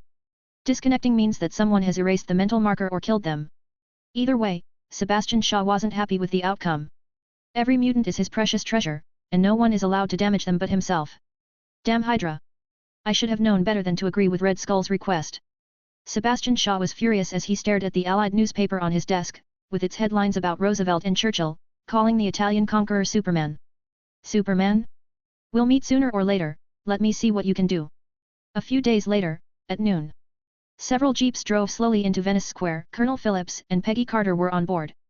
This round square, covered with white marble and located in Rome's center, was surrounded by the Italian garrison. They surrounded Venice Palace towering on one side of the square, even setting up machine guns. It's no wonder that the Italians are making such a big fuss about it. A few days ago, Venice Palace had a big commotion, which almost made the Italian king think that it was Allied tanks entering the city, and the Air Force bombed it. So, he got out of bed in the middle of the night and stayed up worried all night. When it was later revealed that Hitler had sent an attempt to rescue Mussolini, the royal family hastily mobilized its troops and surrounded Venice Palace in the name of protection. It seems like Captain Cavill scared the Italians to death. Colonel Phillips said with the attitude of a winner. He opened the car door, got off, and looked at Venice Palace. All the others looked towards the balcony on the first floor. Mussolini once lived there and delivered a famous balcony speech. And to the Italian people, he spoke those stirring words, promising a seemingly bright future. Now, the dictator was overthrown, and the country chose to surrender. All the good things have gone up in smoke. Venice Square is gradually crowded with Italian people. A moment later, a tall and straight figure came out, standing on the balcony in the open air, carrying in his hand the Italian dictator who was no longer as powerful as before. Once a commanding and untouchable man, Mussolini was brought up like a battered moppet with his shoulders slumped in humiliation. He looked at Luke with hatred and fear. It was this young Allied captain who ended his dictatorship. Please support us by reading 25 chapters ahead of web novel on Patreon. Visit patreon.com/bingetranslations. 54, Chapter 053 News. Luke's team had burst into Venice Palace and defeated all the guards and Hitler's rescue party. The ruler of Italy was reduced to a prisoner of a minor captain. The silence of the square was soon replaced by a cheer, followed by a tsunami of applause. Wave after wave of sound spread from one block to the next, centered at Venice Square and extending to all directions. Free Italy! Long live freedom! Down with the dictator! Step down, Mussolini! Hang him! Hang the demon! Such slogans continued to emerge amidst the earnest and solemn cheers as more people began to gather in Venice Square. They all looked excited. They raised their arms in the air and shouted. Mussolini's dictatorship led to the prevalence of fascism. Food was controlled, freedom of speech was prohibited, people took to the streets to demonstrate every day, and work strikes never ceased. Therefore, in the eyes of these miserable people, Luke wasn't a hateful aggressor but a great hero who liberated this country from the dictator. Well, it was very much in keeping with the Italians' admiration for valiance. It was a good decision. Luke was pleased to see the reputation on his character panel, refreshing like a waterfall. Between proactive attack and passive completion of quests, he prefers the latter. When the cheering crowd gradually dispersed, Colonel Phillips took Carter into Venice Palace. The howling commandos put away the heavy machine guns in the hall, waiting for relief from friendly forces. It's been a long time, Luke. Colonel Phillips' calm expression can no longer be maintained, and he held Luke's palm excitedly. He looked as if he couldn't wait to have his picture taken and be in the Allied publications with such a legend. You didn't let me down. The President has a lot of praise for you. He is going to present you with a reward as soon as you return to New York. Colonel Phillips leaned close to Luke's ear and whispered the news. Carter's beautiful eyes flickered aside. She didn't think that the young man from Brooklyn, who she met at the Stark Industrial Expo, would one day become a war hero for the Allies. There was nothing more wonderful than this. Under the direction of the American military, Luke's name had spread all over the Allied forces, and his legendary deed is deeply rooted in the hearts of the people. Compared with Captain America, who became a household name by selling bonds on stage and performing in a costume, Luke, who sneaked into the base camp behind enemy lines and made remarkable achievements, is more manageable for soldiers to recognize. I only made a small contribution to the Allies' victory in the war, just like every soldier on the front lines. Luke's modest response to Colonel Phillips's compliment was more than appreciated. A soldier who can remain calm in the face of applause and flowers is the right choice for a general. The night arrived, slowly draping like a thin veil. After a fierce battle, Venice Palace was cleaned by the Italians and transformed if you ignore the bed chambers, ruined balcony and the collapsed dungeons. The punctured walls, which looked like a hive, had been repainted and decorated with even more beautiful carvings. With its blood-stained patches, the marble floor had been cleaned and swept, shiny as a mirror. The dislodged crystal chandelier, damaged oil paintings, and broken railings, had all been repaired and replaced. Soothing music flows through the air of Venice Palace. The royalty, dignitaries, rich and powerful came in all their finery as if they were rushing to a ball. The protagonist of this banquet was naturally Luke, in his crisp military uniform. Everyone was curious to know what this war hero, who led a team alone, breached Rome, and liberated Italy, looked like. They were not disappointed when they saw Luke, a tall man with a straight back. He looked like a heroic figure from Greek mythology with his calm face and dark eyes, impressing everyone. Although the Allied captain was still very young, his momentum was no less than that of the nobles and dignitaries present, and no one dared to look down on him. Not ruling out the possibility that this is the effect of the legendary hero achievement. Guess what the Allies are going to promote you to? The guests and the host enjoyed each other's company as if leaving the war behind. Luke entertained a group of royals and dignitaries before being pulled aside by Colonel Phillips at his leisure. Colonel? Or Lieutenant Colonel? Luke is holding a glass of champagne with a light smile on his face. I'm too young. Even though I have a solid track record, I still lack qualifications. It should be noted that the most famous general in American history, Douglas MacArthur, was only promoted to Major General at the age of 45. Luke knew in heart that neither the military nor the president would be able to promote him too high all at once. First of all, it will lead to criticism and dissatisfaction. Secondly, it was challenging to convince people. After all, he had no foundation right now. Being a war hero was not enough to sway the various leaders of the military. Not to mention that a false name like hero can be made up and worthless. At first, you were going to be decorated as a colonel, and a colonel under the age of 20 is plenty enough, but... Colonel Philip's old face showed a happy smile. The Italians disagree. Especially in the royal family, if a mere colonel conquered Rome, they would be disgraced. The Italian government would never accept it. A colonel with less than 30 people dared to break into Rome, openly kidnapped Mussolini, scared 40 million people, and lived in Venice Palace to give orders like a king. It was humiliating. And it would make Italy a laughing stock. So. Luke was surprised and raised an eyebrow, but the result was beyond his expectation. Congratulations, Luke, on becoming the youngest general in U.S. military history. Colonel Phillips replied. 55, Chapter 054 End of Banquet. This is an unprecedented honor. Colonel Phillips seemed to be more excited than Luke himself. His old face is full of pride and triumph. A general at the age of 20. What a speedy advancement. Luke won't only be recorded in history as a war hero in the future, perhaps prefaced by the title of the youngest general in the United States history. You have created a surprise for me and everyone. Colonel Phillips exclaimed. Generally speaking, being promoted to a general at the age of May 30th be said to be young and promising. Famous generals in American history like Douglas MacArthur and Dwight Eisenhower were in their 40s before they reached that position. The former was regarded as a legend of his generation. The latter retired, served as president, and successfully entered the White House. You can imagine what a great future Luke, a brigadier general, has ahead of him. Many people regarded Luke as a rising star. Of course, some believed that the so-called Superman was just a second Captain America, the new military mascot. How could the Allied command agree? Luke was surprised, too. If it weren't for the fact that this was a time of war, a heroic figure was desperately needed, and his own merits were beyond reproach, this would be considered the biggest shady thing in the history of the military. The Allies had a heated discussion for this purpose, but in the end, they were unable to overcome the firm position of the Italian government. After all, it concerns a country's reputation. When people talk about this matter in the future, the first thing that people would think of is how incompetent the Italian army was, to let only an Allied captain take his troop and break through Rome's heavily fortified city.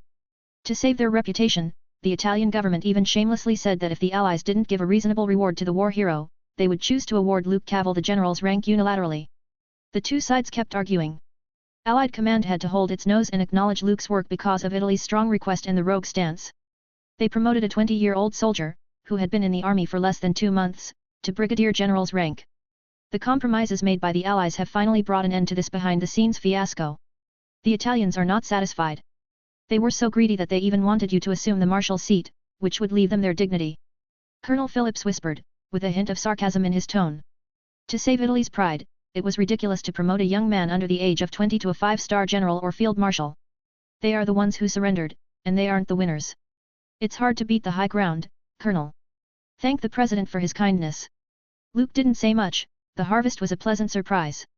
His foundation wasn't solid enough, and the qualifications weren't deep enough. It's futile to sit in any high position.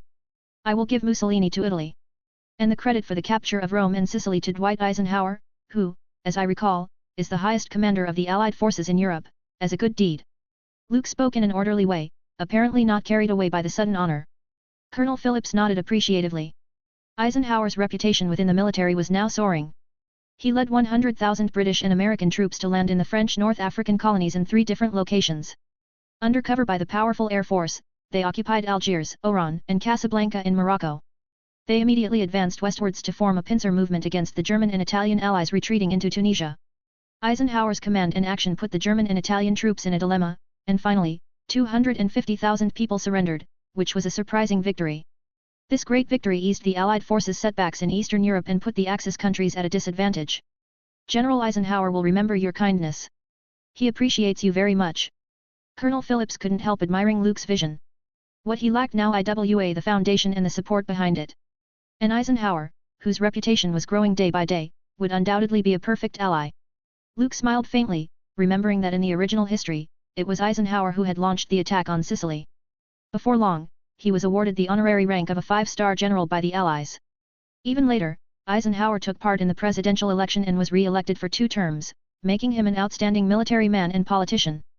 After chatting with Colonel Phillips, Luke went to the terrace of Venice Palace alone. The cold night breeze blew by, the night sky was dotted with stars, and the moon's silvery glow fell on the earth. Why are you hiding here alone? In her red evening gown, Carter approaches Luke, who was alone with his thoughts. It's a bit noisy in there, and I wanted some quiet time.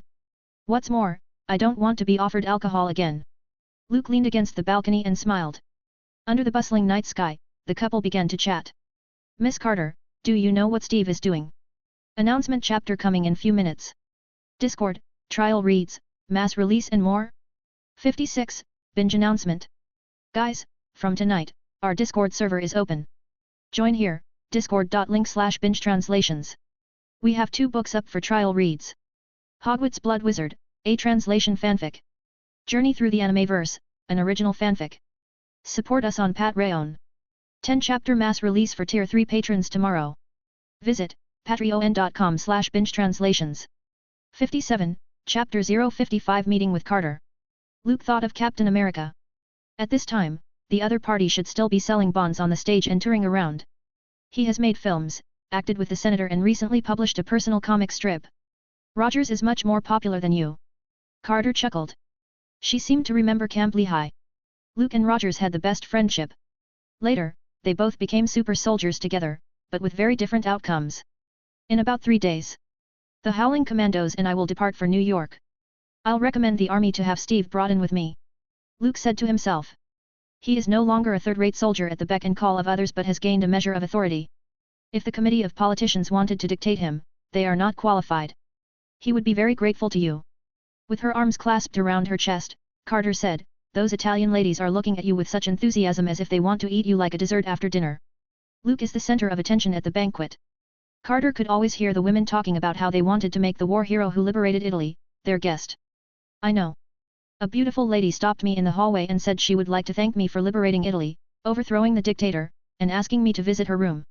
It looks like you didn't go to her room. Still regretting it? Carter's brow furrowed, and her attitude turned cold. She couldn't quite make the connection between the slightly frivolous young man in front of her and the Allies' legendary hero. Of course. Any man who refuses such an invitation can't help but feel sorry for himself. Luke said with honesty. Miss Carter, don't look at me with contempt. Even a war hero couldn't hate a beautiful girl who throws herself at him. It's human nature. You should admire my honesty and not think of me as a womanizer. Brigadier General Cavill, you are better at sophistry than the politicians on the committee. The red-dressed and gorgeous female agent said sarcastically. It's the art of the language, Miss Carter. Many friends have suggested that people who can talk like me should publish a book after the war. It should be called From Private to General in 2 months. P.S. The youngest general in the United States uses his personal experience to teach you how to reach the top in life. What do you think? Luke was like a flamboyant prodigal son, not as steady as he was during the day, much to Carter's disgust. Well, chit-chat time is over, and I have to go and visit Mrs.'s room. Have a lovely evening, Miss Carter. Luke smiled as the atmosphere stiffened. Holding the champagne in his hand, he turned and left. Behind him, Carter looked annoyed. Her feminine instincts are telling her that this was not Luke's true colors. But why did he do this? 2 days later, Luke, dressed in a brigadier general's uniform, rushed off the ship. As he stepped onto the ground of Palermo's port, the empty harbor was crowded with mafia men who had come to greet him. A mob of fierce, suit-clad thugs, led by Alessandro, lined up in a row. Eisenhower's Anglo-American coalition forces have taken over Italy and carried out encirclement and suppression activities against those who tried to revive the fascist, just as Mussolini swept away the mafia. The tables have turned, and now the mafia retaliated. General. Glancing at Luke's epaulets and the ostentation and extravagance behind him, Alessandro changed his address carefully. This mafia leader, still with that humble look, was even more respectful than before. Following Luke may be the best decision he has made in his life. 2 weeks ago, the other party was only an allied captain, and now he had been promoted to brigadier general. The speed of this promotion was like riding a rocket. Moreover, Luke is now recognized as a war hero by the Allied forces, a legend who led his team to conquer Italy. Such a sensational event will be talked about for centuries to come. Alessandro thought that he could appear in it, which was no different from being a part of history. What an honor for a gangster to receive such a privilege. Ms. Malena is still at the hotel and is preparing to give you a warm welcome when she heard of your return to Sicily. Alessandro bends slightly. Knowing that the times are different, his attitude towards Malena showed some respect. Why didn't she come to the port? Luke looked up and looked out at the crowd outside the dock. Many people were eager to see the legendary man whom Roosevelt and Churchill called Superman looked like. Ms. Malena said that it was inconvenient for her to appear in public with the general. Alessandro bowed his head. Luke's eyes flickered for a moment, and the corners of his mouth lifted as he whispered, "I see. Casa, are you happy with your life now?" "Very happy. The new constable who had just arrived in town was respectful and the governor of Palermo also visited me yesterday. All thanks to you." Alessandro nodded his head. He has acquired both power and status. In Sicily nowadays, anyone who sees him takes off their hat and says sir with respect. Even the bosses of the Camorra family. Luke looked around at the fierce mafia members and spoke as he walked away, "I can give you another chance to choose." After the end of the dispute, the Allies had different opinions about what to do with Italy. The United States thought that Italy should be entrusted to the United Nations, while the British were only interested in the overseas colonies and wanted to gobble up the pie, and the Soviets thought it would be safer to have a joint trusteeship between the three countries. For the time being, no one can convince anyone. Alessandro frowned in contemplation as the future of the country dictated the future path of the Mafia. Luke continued, "Whatever the outcome, the Mafia is destined to fall. You are just a product of a period of social instability, and once the order is restored, the state will crack down on it. Just like when Mussolini came to power, he attacked you in order to win public opinion. Casa, I am certain of your ability. So, you can choose to stay in Sicily and continue to enjoy life as a family manager. Or, come with me to North America, where there will be more opportunities." As soon as Luke finished, he looked at him as if he were resting and waiting for an answer. 58, Chapter 056 Plans for Vegas. "Casa, I am certain of your ability. So, you can choose to stay in Sicily and continue to enjoy life as a family manager. Or, come with me to North America, where there will be more opportunities." As soon as Luke finished, he looked at him as if he were resting and waiting for an answer. Alessandro's eyes wavered as he considered the situation. There were no words to the hotel, but he was reluctant to make a decision. "General, it is a great honor for me to follow you." Luke stepped out of the limo and smiled, saying nothing more. Luke returned to New York with the Howling Commandos, this time without living in the old house in Brooklyn. Instead, he was greeted by a high-ranking official and moved into a luxurious room of a hotel. This is the world's first skyscraper hotel and has a rich history. At the time of its construction, President Hoover made a memorable speech in the Cabinet Office of the White House to congratulate. As he said, the Waldorf Astoria is a benchmark in New York, a constant favorite of dignitaries, and a witness to many historic and important events. At the end of World War II, the representatives of the four victorious powers, the United States, Britain, France, and the Soviet Union, signed the World Peace Agreement in a suite room in its towers. The tower has been home to the King of Monaco, Queen Elizabeth I and her husband, the Duke of Edinburgh, and the Duke and Duchess of Windsor. Today, like many celebrities, Luke has the privilege of staying in a tower suite at the Waldorf Astoria. This is really... Malena looks up at the bright crystal chandeliers and the luxurious furnishings as if she has fallen into a dream. It never occurred to her that she would be able to live in a place like this one day, coming from the Sicilian countryside. The happiness came so suddenly that Malena couldn't believe it. Moreover, no man would stare at her with undisguised greed now. All this because she was Luke's lover. Power and status provided shelter to a poor woman whose fate was supposed to be miserable. "You can stay here for the time being, and Casa will keep you safe." Luke leans back onto the soft sofa, and Malena sits on his lap. Alessandro took about 300 people with him and followed them from Sicily to the strange continent of North America. Their compatriots have already made a name for themselves, visiting all sorts of high-profile venues, meeting politicians and Hollywood stars. "I never believed in gangsters, but sometimes they can do your dirty work for you." The Mafia, who had come across the sea to the United States, had no one else to turn to. So, they had to cling to me as their supporter. Luke sniffed at the scent of the alluring woman's hair and said lazily. He is now a brigadier general, and, having defeated the Axis and Hydra, he may become the youngest major general in the United Nations history. But status is not everything. It needs to be supported by money, connections, and well-established interests. The Mafia could be a cornerstone of this particular period. Luke had his sights set on Las Vegas, Nevada, a gold mine that could be mined. In the early years of the Great Depression, the Nevada legislature passed a bill to legalize gambling to stimulate the economy and tide the country. Since then, Las Vegas has become a city, but not as well known as later generations. Luke, a former member of the Irish mob, didn't want to get into the lucrative business of smuggling and drugs. That would cause a lot of unnecessary trouble, and in the end, it might even turn out to be an embarrassing situation where he would have to keep wiping the Mafia's ass.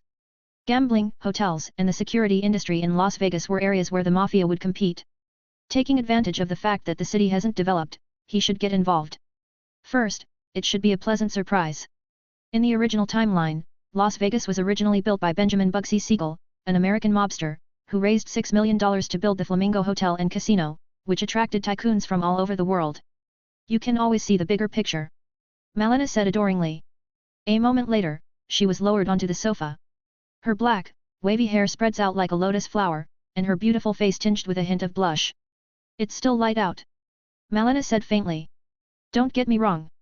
I just thought the sofa was very soft and wanted to test the quality. Luke's words were soft, but his hands moved nimbly. Later, people heard faint car honking-like sounds through the hotel's floor-to-ceiling windows. Binge/note, do not check the paragraph comment here. 59, Chapter 057 Presidential Awards. After settling down, Luke spent the next few days in a variety of social situations. From the press conferences held by the White House to the celebratory dinners of the military departments, he attended every single one. He never stopped running around like a spinning top. Everyone that saw him was smiling, laughing, and admiring him. The atmosphere was harmonious that Luke almost had the misleading impression that they had won the war. According to the movie plot, if Captain America hadn't stopped Red Skull and Hydra's bombing plan, the Allies might not have won so smoothly. I'm very honored to present this Medal of Honor symbolizing bravery and fearlessness to Brigadier General Luke Cavell. He is a hero of the Allies and our hero. On the lawn of the White House, President Roosevelt, in a wheelchair, pinned the medal representing the highest military honor on Luke's chest. After that, they shook hands warmly and took a group photo. It looks like the headlines of all the newspapers tomorrow would be news about this matter. Although I heard that you are very young, I didn't expect you to be this young. You know, when I was your age, all I could think about was how to talk to the best girl in school. After the ceremony, it was a luncheon at the White House, and the accompanying staff pushed the president to Luke's side. As the longest-serving and highly regarded leader in United States history, he knew how to bring people closer together. During the whole conversation, the president only talked about Luke's parents' untimely death, the difficult time at school, and Uncle Frank. He behaved like a gentle and kind elder, not a person in a position of power. I only made a small contribution, no different from the soldiers on the battlefield. Luke is no pushover when it comes to pretty words. Politicians always like to beat around the bush, even politicians like Roosevelt were no exception. Dwight and I are very grateful for your gift. Luke, can I call you that? I have seen many excellent young people, but you're still the best among them. The president finally got down to business, smiled, and said, what should I do for you in return? The war isn't over yet, and it's difficult to determine the distribution of many interests. Your position is enough to attract attention, and it will be challenging to move up the ladder. I want to go back to the battlefield and end this war with my own hands. Luke just threw the words out, without the slightest hint of lying. For him, the position of Brigadier General isn't enough. While the war wasn't over, it was the key to seize the time to make achievements. Although Roosevelt was polite to him now, when the dust of World War II settles, the other party will definitely treat him as a passerby if Luke has no further use except for the halo of honor on top of his head. By the way, if nothing else, the president who uses a wheelchair will probably die of a cerebral hemorrhage before the war comes to a complete end. In this way, Truman, as the vice president, was the one worth investing in. Luke had a series of thoughts in his head. The president, who was waiting to write a bunch of bad checks, paused. Why didn't this young brigadier play his cards according to usual practice? Obviously, it was time to promise benefits, win over relationships, reap gratitude, and accept it as a confidant. How did it become a righteous initiative to fight? Then I'll contact the Allied command. The president said dryly. Luke, who was watching the other party leave, withdrew his smile. He set a goal long ago not to be the mascot of the federal government. Neither politicians nor capitalist groups will be able to buy him. Who would want to be subservient to others? Luke held the champagne in his hand and pulled a sneer on his lips. Brigadier General, sir, I'm a reporter for the Daily Bugle. Can I take a picture? The young reporter saw the president left. He did not stop the entourage and rushed over. He laboriously carried a heavy camera and looked at Luke with an expectant face. The Daily Bugle. So, this newspaper was that old. Luke raised an eyebrow and stood up straight with a friendly and polite smile on his face. Yes. Click. With a flash, the picture was taken. Young Brigadier General's straight posture and handsome face would be spread worldwide along with the printed newspapers. You don't look thrilled, Steve. No, I should call you Captain America. Who will take care of the Germans? The Star-Spangled Man with a Plan. Editor note, link for this song is in paragraph comment, here. When Luke met Rogers, it had been a week since he returned to New York. On the other side, Allied command finally agreed that the young general who wanted to go to the front line, leave for the battlefield. Luke, who had some time to spare, took the time to visit his old friend. He even hummed the familiar tune that was well known in the streets. It's just that Rogers didn't seem very happy to hear this song, so he turned his head in shame and said, "Don't make fun of me, Luke, or, do you want me to call you Superman, too?" Backstage at the Broadway Theatre, Captain America, dressed in a tight-fitting costume and carrying a star-spangled shield in his hand, had a frustrated look on his face. There was no more determination and fighting spirit as before. He had become the senator's tool to sell war bonds. Everyday life was all about working with promotions, performing on stage, and then taking pictures together. Saying the same old lines, doing the same old actions, like a machine. You are the hero of comic books and movies, the Captain America that everyone admires. Luke tapped his partner on the shoulder and deliberately said so. They just need an idol. A clown on a stage. You're the hero of the real world. By the way, I haven't congratulated you yet, General Cavill. Rogers shook his head, cheered up, and squeezed out a smile, and said so. He joined the army in the first place to make his own contribution to the war, just like the soldiers on the front line, instead of acting like a clown, standing on stage, saying meaningless strings, and promoting various state bonds. Binge/note, mass release. 1 chapter, 300 Power Stones. 2 chapter, 400 Power Stones. 3 chapter, 500 Power Stones. 5 chapters, 600 Power Stones. Read 25 chapters ahead on Patreon, patreon.com/binge-translations. 60, Chapter 058 Using the Lucky Draw. I thought you'd like the feeling of being a big star on Broadway and having people know you everywhere you go. Luke hooked Roger's neck with his arm and said so with a smile. But you've changed a lot. I used to have to bend down to reach your shoulders. Rogers turned his face away, ignored his friend's teasing, and wearily said, "You know, the last time I went camping Lehigh in New Jersey where we stayed. All the soldiers were talking about you, your experiences in training, and your legendary deeds. Really. I am happy for you and proud of you. Luke, you deserve this honor. I wanted to tell them that you were my friend. But I'm afraid the soldiers would ask, why are you at the front and I'm hiding behind?" Rogers, who was called Captain America, laughed in self-mockery. He was tired of his current life but couldn't resist. Obeying orders is the first duty of a soldier. The senator obtained the military's consent, and Rogers had to do as he was told. "Then you can come to Europe with me." Luke also took Rogers's shoulder as before, like they were in Brooklyn, and delivered the surprising news in a lighter tone. "Europe, really?" Rogers reacted after a few seconds with a skeptical look on his face. "But what about the military? The senator won't agree." Soon, Rogers' eyes dimmed again. He knew Luke was trying to help him, but it would be insufficient to get in trouble for that. Senator Brandt has a good position in the committee and had a good relationship with the military. "Hey, Brooklyn's little man, you're standing in front of a brigadier general, a hero of the Allied forces, and a rising star who the president has decorated." Luke pretended to be annoyed, frowned, and severely stated his title. Before he drove here, he went to see Senator Brandt. When he heard about Luke's intent, the arrogant senator didn't say a word, he simply agreed. Before Luke left, the other party even begged him not to pursue the matter, almost groveling. This is the true nature of politicians. It was bullying the weak, fearing the tough, following the direction of the wind. "So? Captain America, do you want to go to the European battlefield and see how powerful Hydra is with me?" Hearing Luke's invitation, Rogers suddenly nodded, his eyes full of excitement. He felt that he had a new hope for his life. "Thank you, Luke," Rogers said gratefully. "You should call me General." Luke chuckled and took Captain America away from the Broadway Theatre. "Let's go. Let's have a drink. Celebrate Captain America's new life and our reunion." The two figures had their arms on each other's shoulders, laughing and joking as they walked up the street and disappeared into the crowd.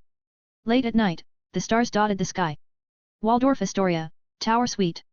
In the dark and expansive bedroom, only Malena's even breathing could be heard. This charming mature woman had her cheeks blushing. It was as if she had just finished some intense exercise and was dragging her tired body to dreamland. Time for the lucky draw. Luke, who stayed awake, didn't show any signs of fatigue. Gently, he pulled out his right arm, which Malena used as a pillow. Lifting the thin blanket which covers both of them, his naked body stood out of bed. Before long, the sound of water came from the bathroom. Two guys who can't get drunk ran to the pub, and it was indeed very boring. A few minutes later, Luke wore a bathrobe, opened the French windows, and went outside. The cold night breeze blew by, and suddenly there was a refreshing, relaxed feeling. After leaving the Broadway Theatre in the afternoon, he and Rogers went to Old Joseph's Tavern in Brooklyn to catch up with each other, which attracted a lot of attention.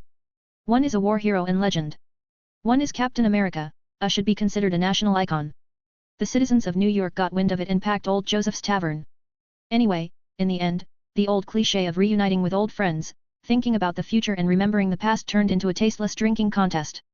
The sound of glasses clinking, the smell of malt floating around, and the occasional burst of laughter over some vulgar, dirty jokes. The atmosphere was so hot that people would think that there was an adult show being performed inside. Like Rogers, I've forgotten what it's like to be drunk. Luke sighed with emotion.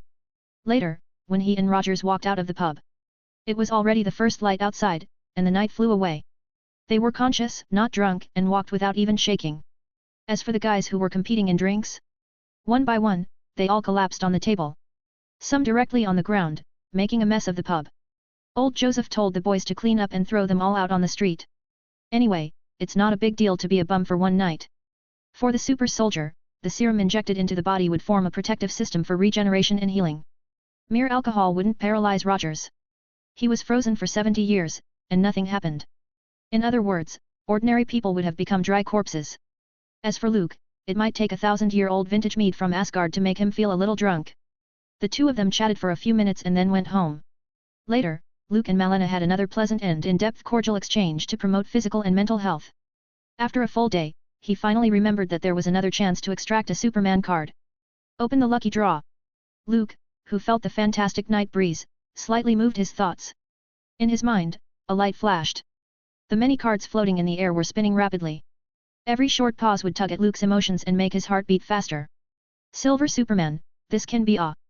Luke looked at the Superman template with the silver border and couldn't help but get excited. Ugh! Why did it pass? That! Cosmic Armor Superman! Another compelling Superman card drifted by. Until the speed of rotation slowed down and stopped altogether. Card extraction completed. Magic Superman Etrigan, Super Demon. Binge/note, mass release. 1 chapter, 300 Power Stones accomplished. 2 chapter, 400 Power Stones. 3 chapter, 500 Power Stones. 5 chapters, 600 Power Stones. Read 25 chapters ahead on Patreon, patreon.com/binge translations. 61, Chapter 059 Rescue Mission? Card extraction completed. Magic Superman Etrigan, Super Demon. This is, not a surprise, also not very disappointing, at least there wasn't anything useless. Luke paused first and then smiled. So, isn't one of Superman's flaws, the lack of magic resistance, made up for? In the future, when I get the opportunity to meet the Sorcerer Supreme, I won't be powerless. Etrigan, also known as Super Demon, is Superman's counterpart in Earth 13, the occult Earth. Compared to Superman, who has zero magic resistance, he didn't have a weakness in this area. On the contrary, Super Demon can also control flames, harness energy, and resist mind control. This was a good harvest. Luke replaced the Superman card with the drawn one, and the data in the character panel suddenly changed. Host, Luke Cavill. Loaded card, Super Demon, LV1. Abilities, Nature Extraction, Active, Psychic Immunity, Passive, Stellar Energy, Passive, Bio Force Field, Passive. Reputation, 164-5374. Achievement, Legendary Hero. A Superman, who can also use magic, feels quite weird. Luke loaded a brand new card and felt a lot of information pouring into his mind. He spread out his palm, the air around him fluctuated, and a blazing flame floated quietly. The so-called nature extraction was to extract magic elements wandering around in space. The magical power of the physical world feels very weak. No wonder those sorcerers gained great power through various supernatural beings as a medium. Luke extinguished the flame in his hand and said to himself. Sorcerers in the Marvel world had to draw power from other dimensions or sign contracts with other beings. For example, at Kamar-Taj, established by the Sorcerer Supreme.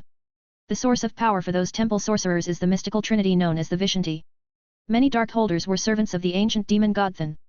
He created vampires. The Scarlet Witch's chaos magic was also directly related to Thun.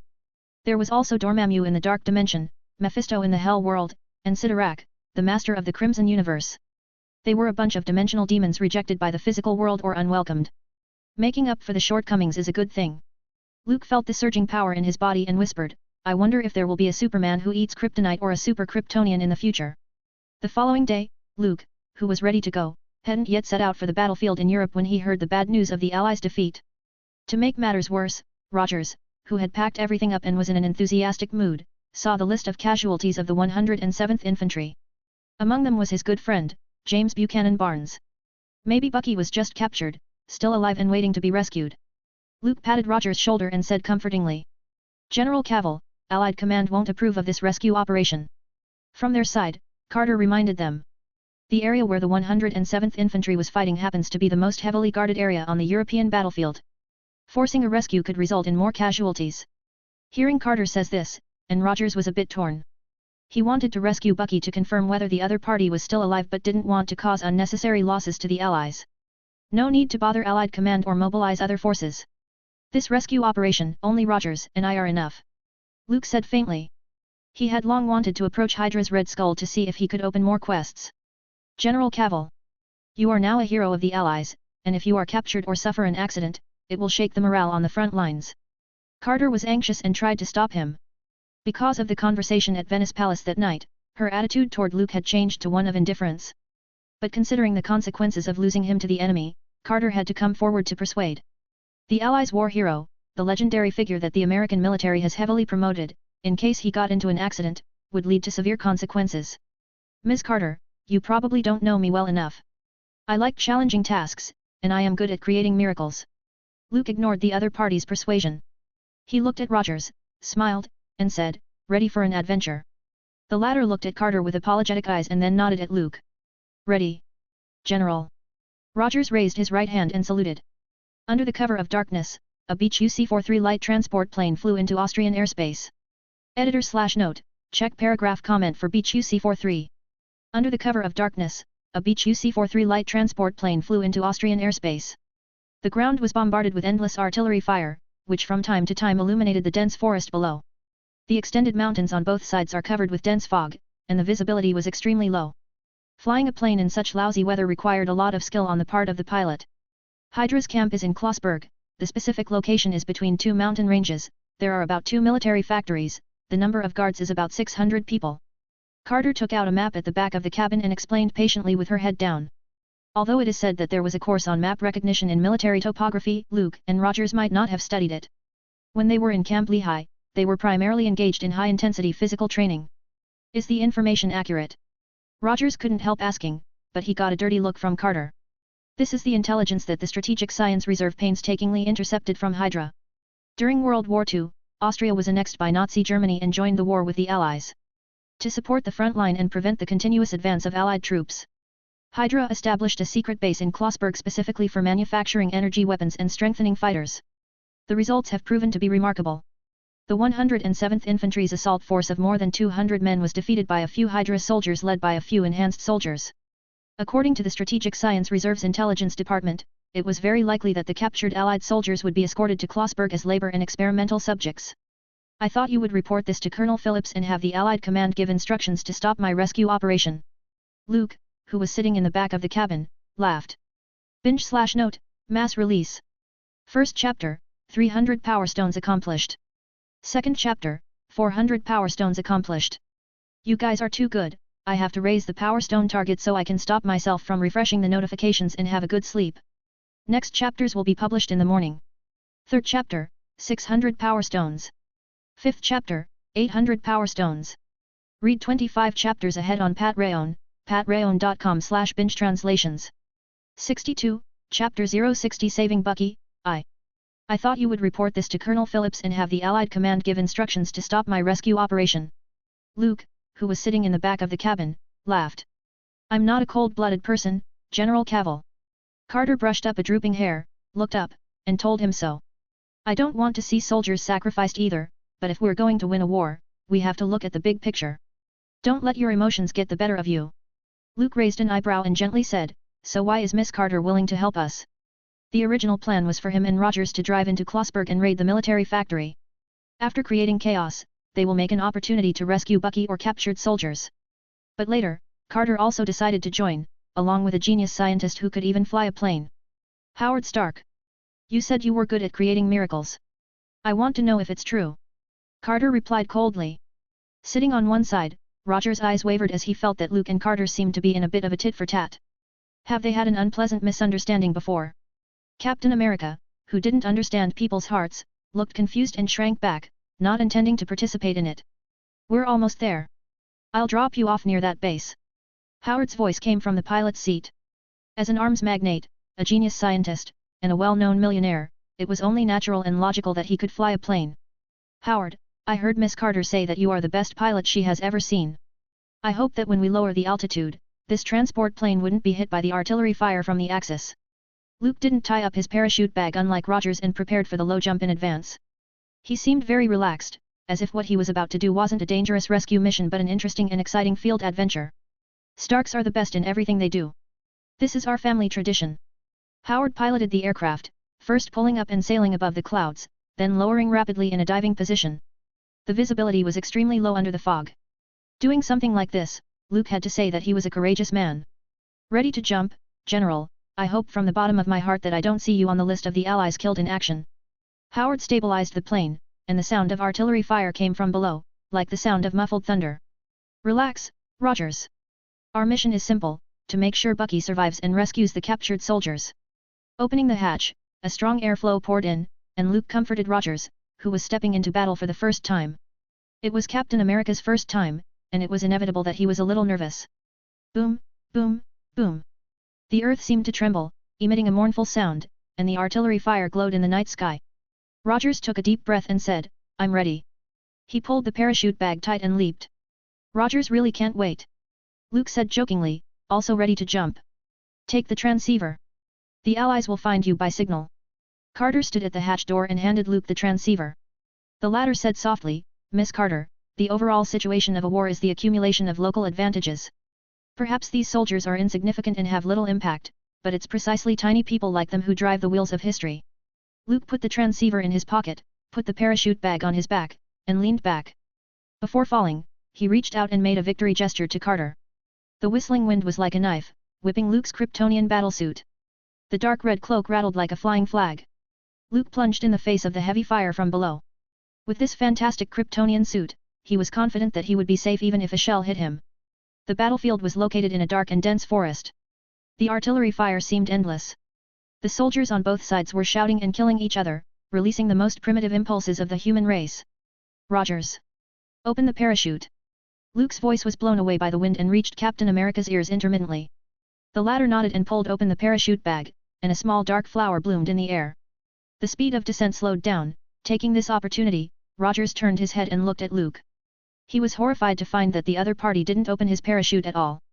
At this time, the height is close to 700 meters. Under normal circumstances, the minimum safe altitude for parachuting was 500 meters. This was Carter's advice, and they had to pay attention to timing. Luke! Rogers shouted. The anxious voice came out of his mouth and was immediately blown away by the wind and torn into fragmented pieces. By the time they reached the dangerous moment of a 100-meter height and rapid descent, Luke pulled the parachute under Rogers' shocked gaze. Taking advantage of this buffer, he pulled out the paratrooper knife between his legs and cut the rope. The impact of the fall, which should have been at least partially crippling, didn't have any effect on Luke. Rogers, who landed safely on the ground, sincerely admired him. No wonder Colonel Phillips regarded Luke as the best super soldier, and the two heads of the Allies, President Roosevelt and Britain's Churchill, even called him Superman.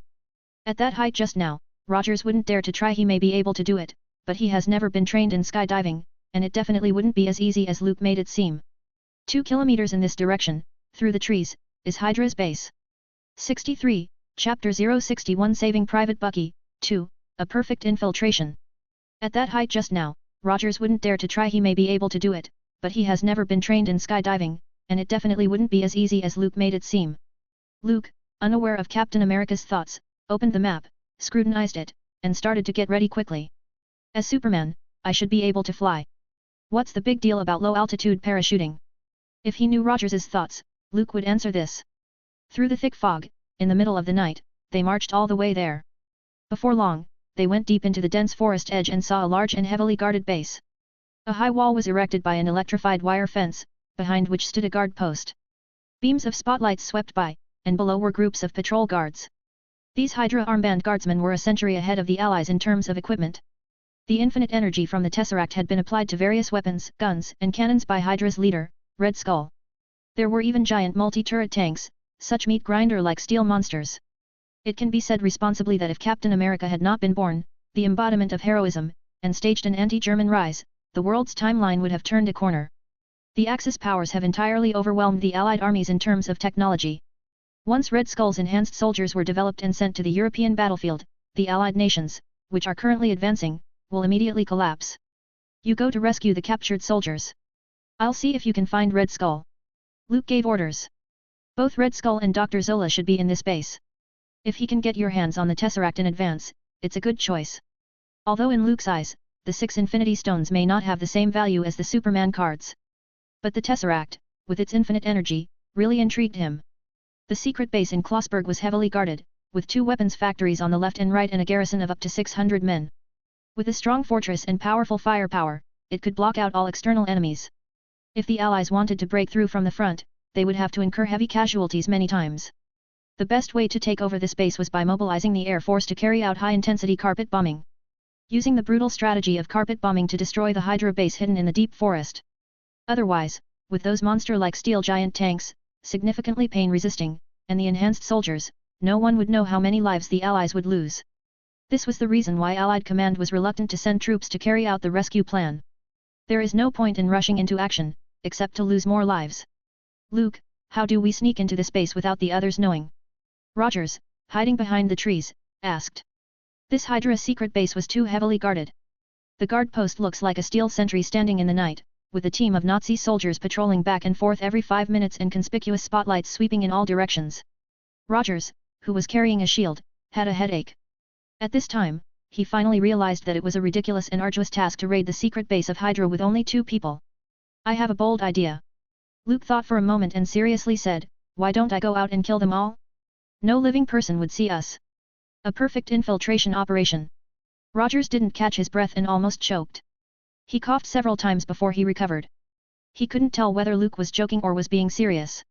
After receiving the serum injection and becoming a super soldier, they may have the capability of fighting against hundreds. But in the face of Hydra's barrage, solo heroism won't work, a well-thought-out plan was a must. Rogers racked his brains, trying to figure out how to save the captured soldiers and avoid Hydra's detection. Luke, I think. Luke dashed out of the trees without waiting for Captain America to come up with a plan. Shit. Steve ran after him. Strong air current blew the fallen leaves on the ground. In a few breaths, they disappeared deep into the dense forest. Simultaneously, on the muddy road next to the bush, a military truck transporting goods passed slowly. The headlights, like 2 blades, cut through the thick fog.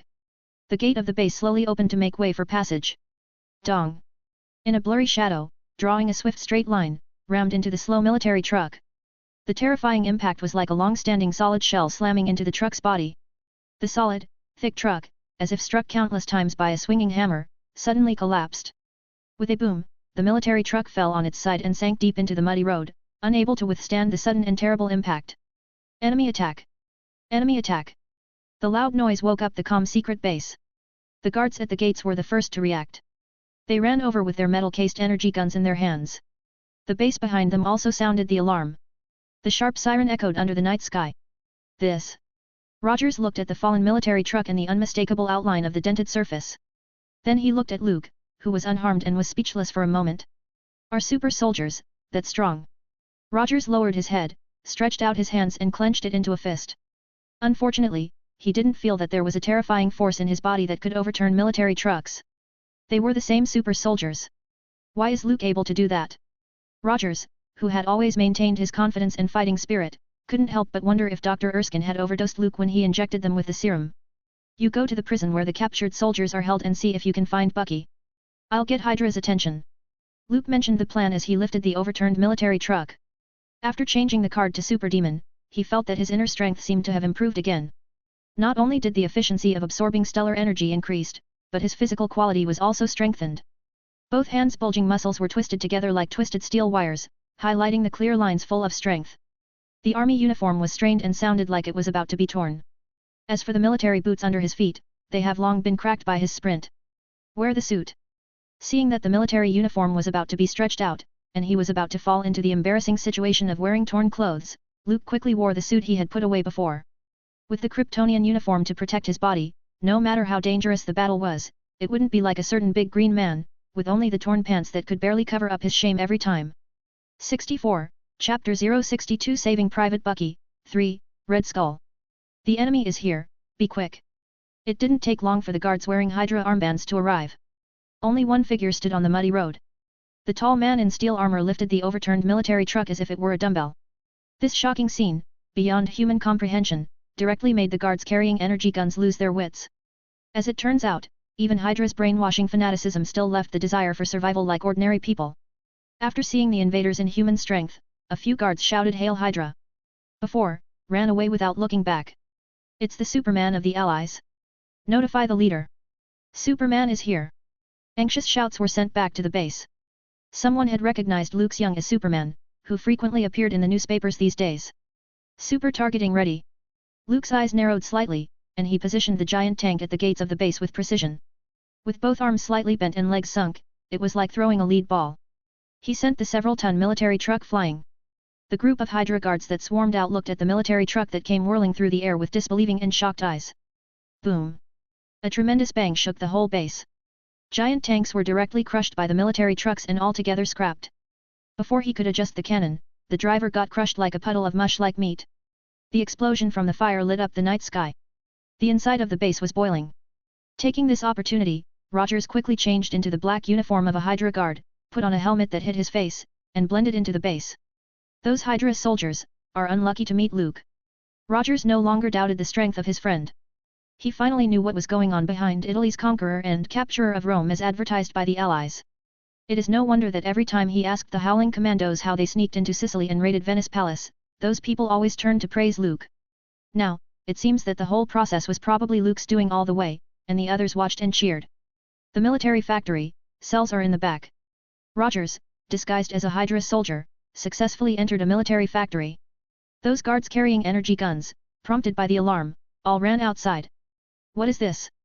Along the way, Rogers saw a huge missile head. Several soldiers were tasked with embedding some blue, glowing energy blocks into it. He stuffed a piece into his pocket with the idea of collecting intelligence and then headed for the cells where the captured soldiers were held. A few minutes ago, Red Skull is standing in the command room inside the base, imagining the future and making plans. He talked about how to re-establish the Third Reich on the ruins of the war. And then, through the power of the Hydra, the whole world will be in his pocket. As for his audience, only one person. Hydra's chief scientist, Dr. Arnim Zola. Red Skull, who possessed the Tesseract, firmly believed that he was the chosen one and the future ruler of this planet. Mr. Schmidt, the Führer wants us to provide more weapons to create a chance of victory on the front lines of battle. He is no longer content with resisting the Allied push but wants to blow a counter-attack. Dr. Zola said carefully. The Führer, far away from Berlin, used a commanding tone to force Hydra to make more significant efforts to create more and more powerful energy weapons to arm the soldiers of the Axis powers. If he were to repeat what was said exactly, Red Skull, who has always wanted to be independent, would be furious again. Dr. Zola felt that since he got Tesseract, the leader of Hydra's ambition had become more and more inflated, almost reaching an uncontrollable level. The Axis powers are dying. Hitler massacred Jews on a large scale because of differences in wealth and religion and provoked the Red Bear of the Soviet Union. Then he made Italy an ally, and the United States joined in. The Third Reich is about to become the public enemy of the world. The end of this war has already been decided, Zola. Red Skull had no respect for Hitler in his tone. He was once a true fanatic admirer of the Führer, for which he joined the SS and became a loyal confidant like Heinrich Luitpold Himmler for a time. However, Schmidt, who hadn't yet become Red Skull, entered the military, scientific research department, met Abraham Erskine and found the existence of the super soldier serum. In pursuit of his strength and perfection and loyalty to the Führer, Schmidt volunteered to become the first experimental subject. He became Red Skull due to the side effects of the first-generation serum. Unfortunately, Hitler later felt that Schmidt, who was disfigured, no longer fit his image of Aryan perfection. He was assigned to the newly established Hydra on the pretext of establishing a foreign intelligence department. Hitler's ship is going to sink, even if I provide a large number of weapons to the Axis. Zola, do you want to be buried with him? Red Skull sneered. Hail Hydra! Dr. Zola held his hands flat in the air and shouted the pledge of loyalty. That's the smart choice. When the Valkyrie project succeeds, and half the world falls into ruins, I will be able to build an unprecedented Hydra empire with my own hands. Red Skull's voice raised. He had complete control over Hydra since long ago and changed it from a foreign intelligence department to an independent secret organization. If not for the Allies, the Führer of the Third Reich, far away in Berlin, would have pounded the table and shouted in anger and then eliminated this colossal organization that was out of control. By the way, Dr. Zola, how is the Valkyrie project coming along? Red Skull went down to business. The so-called Valkyrie is a flying warhead embedded with blocks of Tesseract energy cubes. They were no less potent than the hydrogen bombs that hadn't been made by the United States yet. All research institutes are actively working together, and the goals have been set.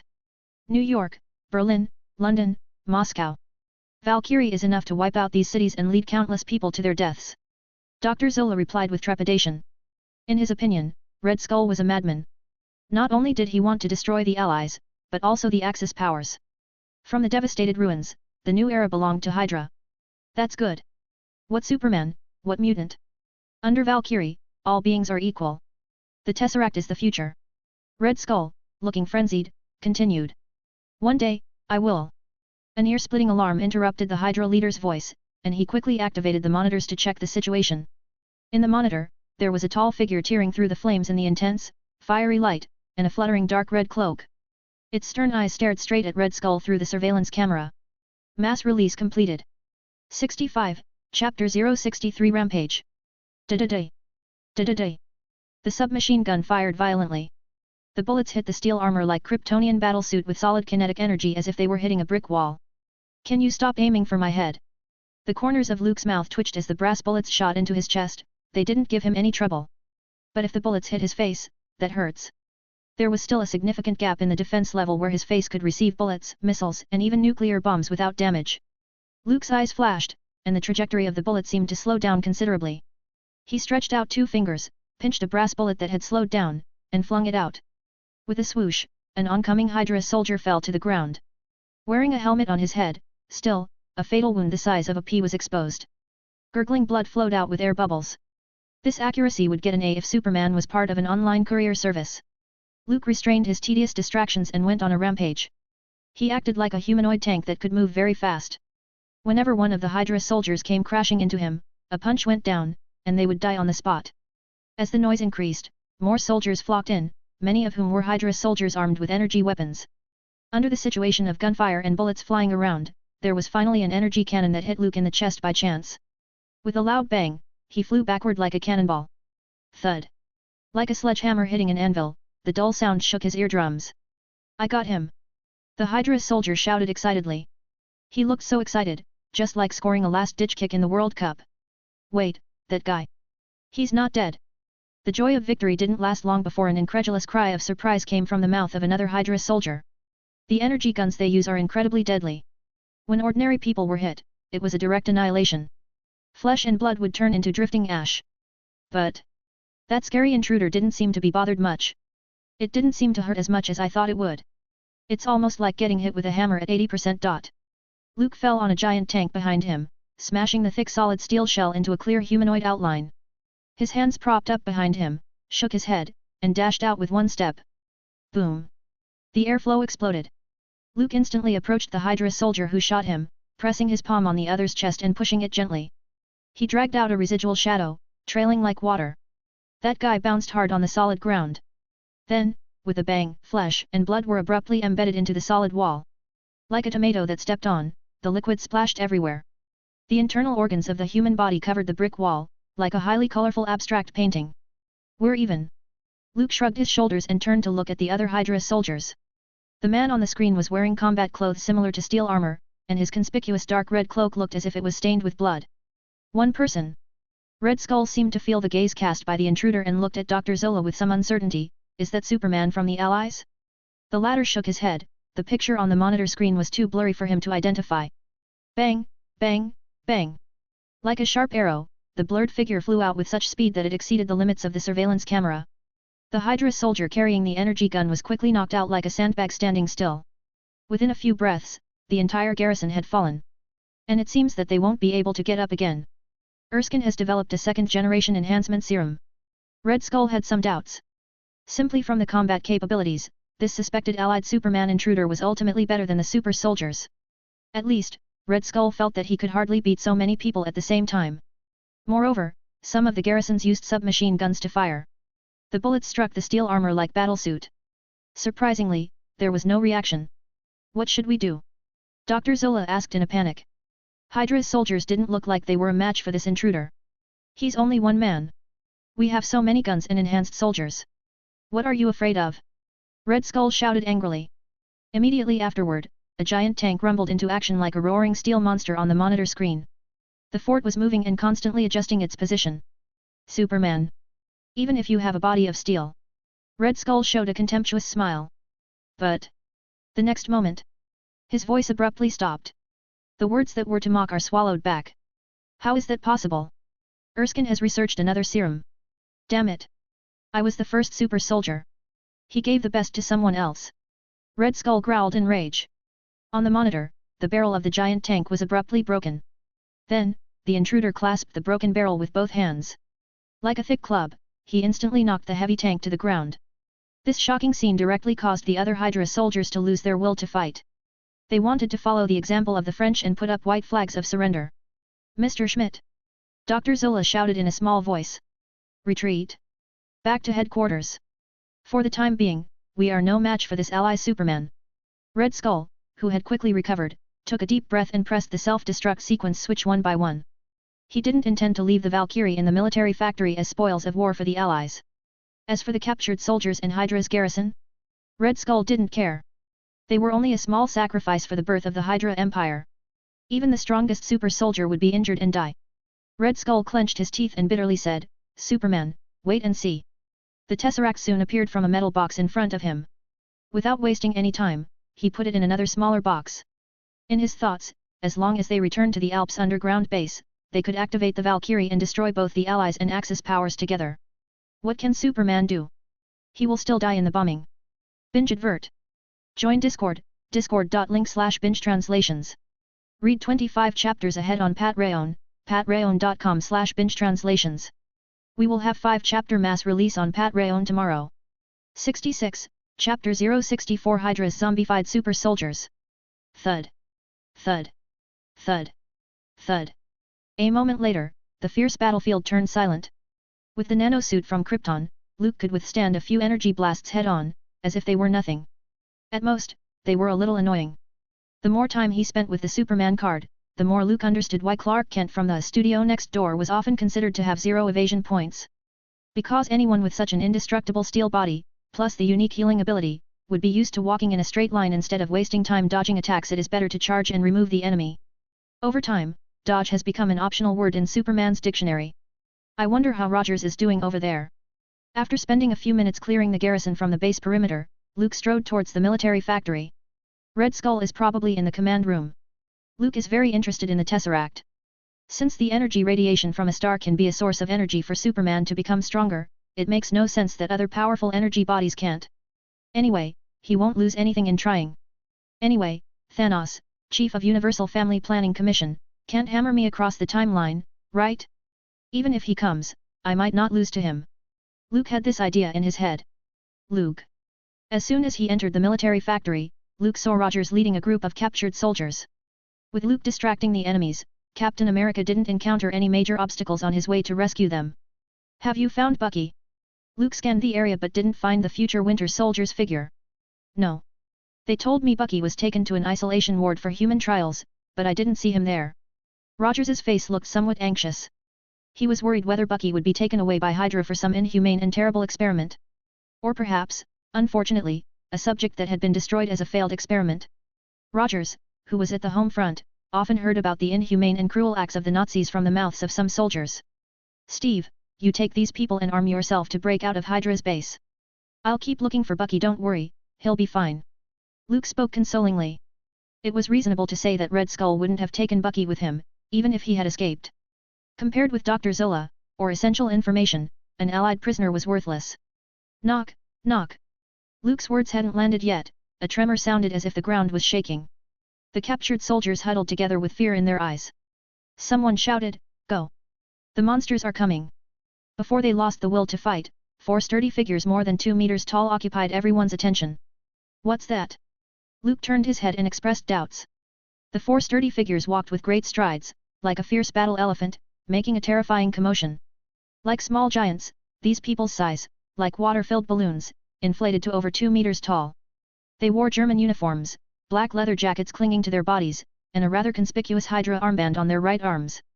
Their faces were dry, like dried trees without water, pale and ghastly. They even smelled rotten. With a beast-like roar coming from their throats, it sent a chill down the soldiers' backs and felt it creep down their spines. This wasn't even human. Hydra's enhanced soldiers. A captured soldier trembled and answered. Luke narrowed his eyes. He remembered that last time in Rome, he had disposed of some enhanced soldiers. Just being stimulated by a bloody scene could trigger an agitated state, becoming a senseless, painless killing machine. But these things in front of them looked like zombies. Hydra had a lot of shady technology. It feels like there's a subtle change in the timeline. Whispering to himself, Luke took a step forward and clenched his fist. The powerful and oppressive enhanced soldiers hissed like wild beasts and lunged at him. Such speed! Like a residual shadow. Approaching Luke in the blink of an eye. As a super soldier, Rogers was the first to react, carrying the pathetically thin star-spangled shield and rushing forward. Luke had to say, Captain America has a soft spot for shields. Clank! Rogers, trying to help Luke and share the burden, used the star-spangled banner shield to advance. But it was split into two by an enhanced soldier, with one hand. Flesh and blood of his right arm were as dry as deadwood as if it were cast in steel. It thrust into his throat with heavy force. Even if they lost their self-awareness, their muscle memory, which the fires of war have brutalized, still allowed them to maintain their incredible combat power. Rib! A piercing sound. Luke ripped off the arm of the enhanced soldier. Dry, tight muscles that didn't spurt out blood. I'll go. Luke said in a low voice. With a hard shoulder slam, he knocked the close by enhanced soldier out of the way. His clenched fist swung out fiercely, and the airflow stirred, emitting a sharp hiss.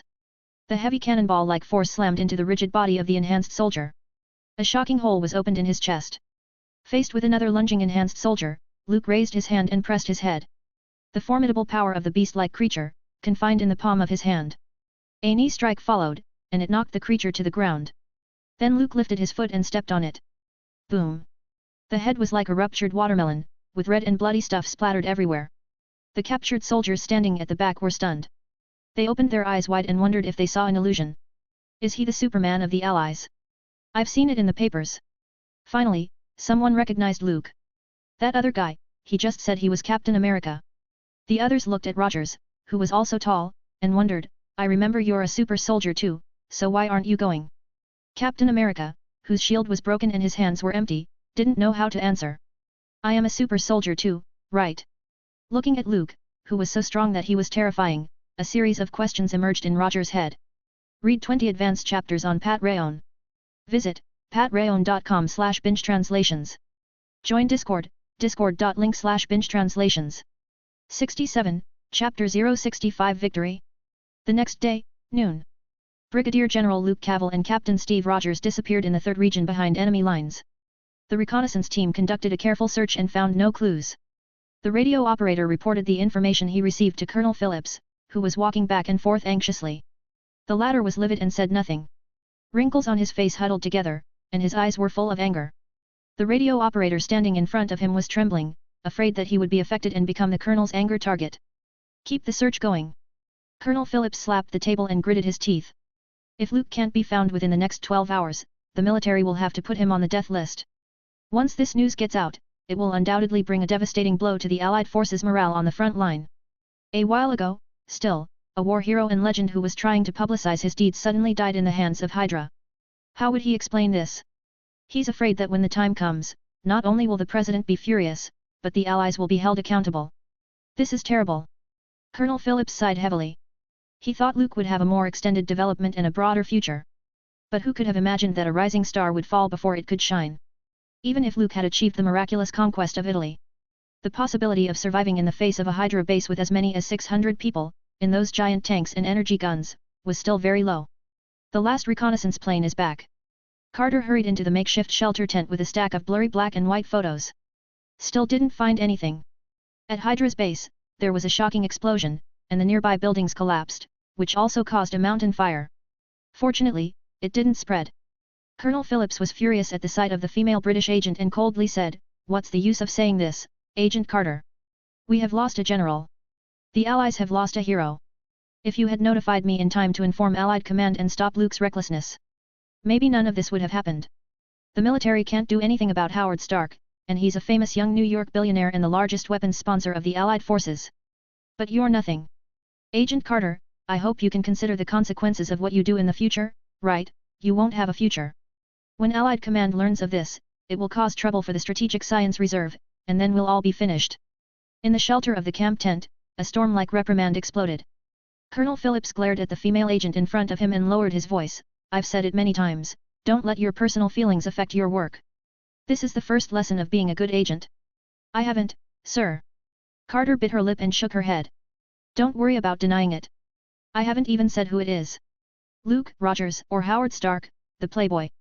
Agent Carter, can you tell me who it was that made you lose your mind and risk court-martial to help him? Colonel Phillips kept sneering, then added, I told them, women shouldn't be involved in war. Damned Englishman. Faced with the boss's discriminatory words, Carter breathed deeply, her chest fluctuated but remained silent. Just as Colonel Phillips was about to give Allied command the news, the noise outside reached the camp tent, where the atmosphere seemed to have dropped below the freezing point. Chapter was short because of some big blunder by me. Uploaded 2 extra chapters as an apology. 68, Chapter 066 Return. Just as Colonel Phillips was about to give Allied command the news, the noise outside reached the camp tent, where the atmosphere seemed to have dropped below the freezing point. Faintly, one could hear the applause and cheers. What happened? Phillips walked out of the tent in exasperation, followed by Carter. At the very front of the camp, the soldiers were standing in 2 lines. Not far from the tree-lined path, 2 familiar figures appeared. Luke and Rogers. Superman, and Captain America. A group of captured Allied soldiers followed them. In the distance, giant tanks were coming toward them with a roar. It seemed to be the captured spoils. They're back. The soldiers were in high spirits and looked at the captured soldiers with energy guns in their hands and held their heads high with envious eyes. They looked like victors returning from a triumphant battle with pride and vigor. What's going on? Colonel Phillips, who walked out of the tent, asked in surprise. Those captured soldiers not only returned safely but also brought back Hydra's secret weapon. This was a huge victory. The victory belongs to the Strategic Science Reserve. It must be Superman. He led everyone to defeat Hydra and saved those soldiers. A soldier guessed excitedly. Others nodded. The publicity of the Allied countries these days had already made Luke a well-known legendary figure. Everyone who returned to the camp was treated heroically. The eager guys have started to inquire what happened and how the captured soldiers escaped from Hydra. Colonel Phillips, who lost his temper just now, came out to meet this team in person. Of course, he was mainly concerned about Luke's safety. This 20-year-old brigadier general is now a legendary figure in the Allied countries. It is also a typical propaganda model introduced by the military and is the inspiration of today's countless soldiers. If Luke had an accident and died in the front line, it would cause great shock within the Allied forces. Therefore, before he asked to go to the front line, many high-level officials disagreed. Even President Roosevelt, who proposed to let Luke return to the battlefield, wanted the young brigadier to stay in the rear as a propaganda tool to stabilize people's hearts. Luke, who was only interested in building a solid foundation, accumulating qualifications, and gaining reputation, would never have accepted this seemingly tempting proposal. Thoroughly defeat Hydra and lead the Allies to absolute victory. As long as it's done, no one could criticize his merits. You've done it again, Luke. Colonel Phillips was thrilled to see Luke's triumphant return. As for Rogers, he was intentionally or unintentionally ignored. After all, the Allies only need one hero. Just as in the eyes of the world, there will always be only one sun. Some people are injured, and they need medical attention. Also, Colonel, I was too reckless in this rescue operation. I will speak to Allied command about this. Luke accepted the praise calmly. After taking care of the 4 enhanced soldiers, he and Rogers went straight to Red Skull's command room. In the end, Red Skull had already taken a plane and escaped with the Tesseract and Dr. Zola. Besides, Hydra's base was about to explode, so they couldn't continue to pursue it. Therefore, Luke only returned to camp with a group of captured soldiers and Rogers, who was depressed. Those giant tanks and energy guns that were stolen from the military factory became their trophies. The president sitting in the White House wouldn't have expected to receive your news so soon. Colonel Phillips had a smile on his face, completely missing his previous anger. They destroyed Hydra's secret base with only 2 people, took out 2 military factories and 600 Nazi guards inside. What a fantastic achievement! Intuition told Colonel Phillips that Luke could do more than that. When this war is over, he will receive even higher honors. The youngest major general in the history of the United States? Maybe even an admiral position? For the first time, Phillips felt that his imagination was relatively poor. This is a great victory for the Strategic Science Reserve. We'll celebrate with you later. Colonel Phillips glanced at Carter beside him and said with a smile. Luke is the highest officer in the camp in terms of rank and official position. He has the authority to make any decision except to disobey a direct order from Allied command. However, the young brigadier general didn't turn his back on people once he got his post and put on airs. On the contrary, Luke keeps an approachable and cordial attitude towards his former friend Rogers and his former boss Colonel Phillips. Reducing one's aggressiveness allows military bigwigs who were dissatisfied with themselves to relax their vigilance. This is what he thought inside. Do you have something to say to me? Luke smiled when he saw Carter standing in front of him. Welcome back. The usually cold female agent was silent for a long moment before saying this. 69, Chapter 067 A Circular Shield. Apology chapter for yesterday's blunder. Really sorry. Was so stressed due to RL that I didn't even check what you guys were complaining about and practically argued with almost everyone. Long time no see, Howard. Luke managed to get out of the crowd's adoration and cheers and returned to the Strategic Science Reserve's temporary base. Walking through the gate, he saw Howard Stark, the chief scientific research consultant, was already busy in his own stuff. He had multiple roles and multiple identities.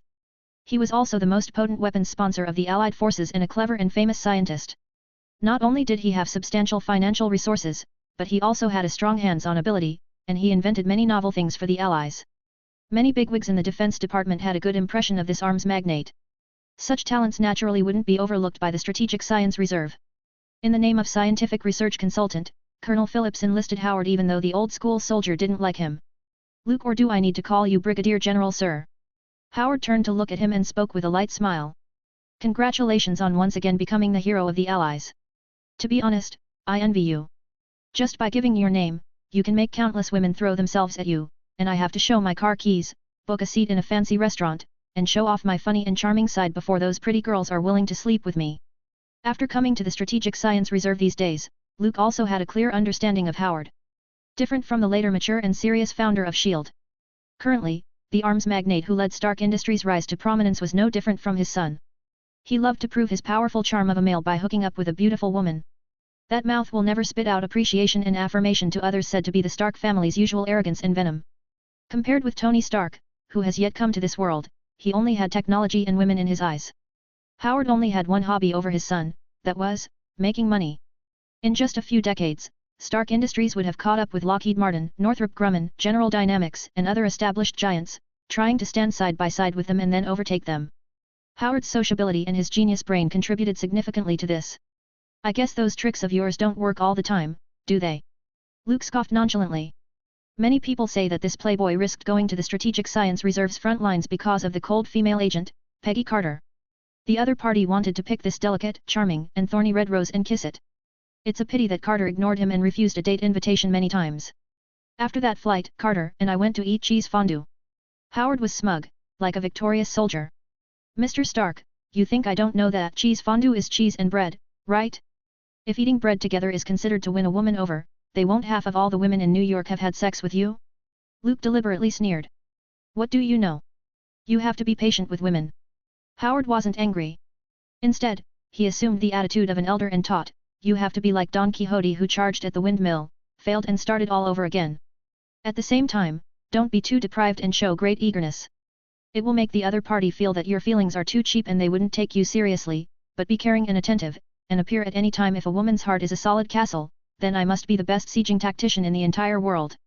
Since Carter agreed to have dinner with me, it's not long before we get closer. Seeing Howard's unabashed praise of himself, Luke smiled lightly. The other person's appearance was quite similar to his son's. It seems that narcissism was also one of the Stark family's traditions. However, in Luke's view, Howard was a successful businessman and a top scientist globally. Compared to his son, Iron Man's father was better in all aspects. The first is Tony Stark's high-tech armor, which uses the arc reactor as its core. Howard developed it as early as a century ago, but due to the material conditions and the time's limitations, he couldn't meet the downsizing requirements.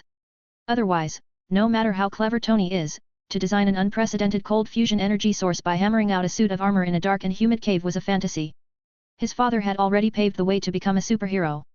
Later, Tony, who became Iron Man, was troubled by palladium poisoning, and the new element that solved the problem was first discovered by Howard and left for his son. In other words, his father's brain was ahead of its time. Tony's future success is that Stark Industries provided strong financial backing and solid technical support. More importantly, he inherited the knowledge left by his father. That was the most precious legacy. I've heard that you stole a fighter contract from Lockheed Martin and recently won a contract for a passenger jet that was supposed to go to them, and there's been some discontent from the Defense Department. Luke said casually. Howard, who was busy studying Hydra's energy weapon, looked a little ugly and bitterly said, I told my secretary about this problem. There is fierce competition among peers, which is inevitable.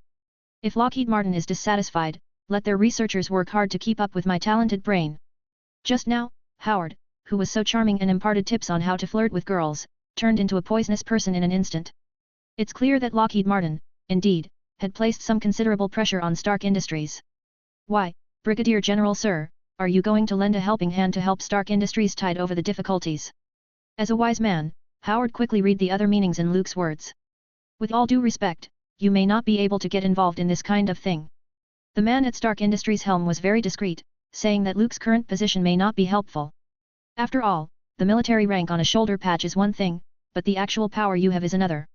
Unless Luke could sit in Eisenhower's position, maybe he can talk. The future is anybody's guess, isn't it, Howard? Luke surveyed the new weapons belonging to the Strategic Science Reserve and glanced down at a silvery circular shield. "Can I have this? Steve's going to love it." 70, Chapter 068 Where's Bucky? Luke surveyed the new weapons belonging to the Strategic Science Reserve and glanced down at a silvery circular shield. "Can I have this? Steve's going to love it." Lost in thought, Howard waved his hand and motioned Luke to take whatever he wanted. Anyway, from the military title, the opponent should be the leader of the Strategic Science Reserve. "But are you sure Rogers will use this thing? It's just an unfinished product." Aware of Luke's vague intention to cooperate, Howard's attitude changed a bit. He is a pure businessman, far from having many noble sentiments and good qualities. An arms dealer who expects to make a fortune in war can't take moral conscience seriously. As for patriotism, it's something that will be awakened only after he reached the top of his career. Just like how only successful entrepreneurs would be keen on charity and showing their compassion. "Trust me, Steve is going to love it at first sight. I don't want to see him carrying a trash can lid into battle," Luke said with a smile. Perhaps he was beaten since childhood and often used a trash can lid from the roadside as a weapon, which caused Captain America to prefer fighting with his shield.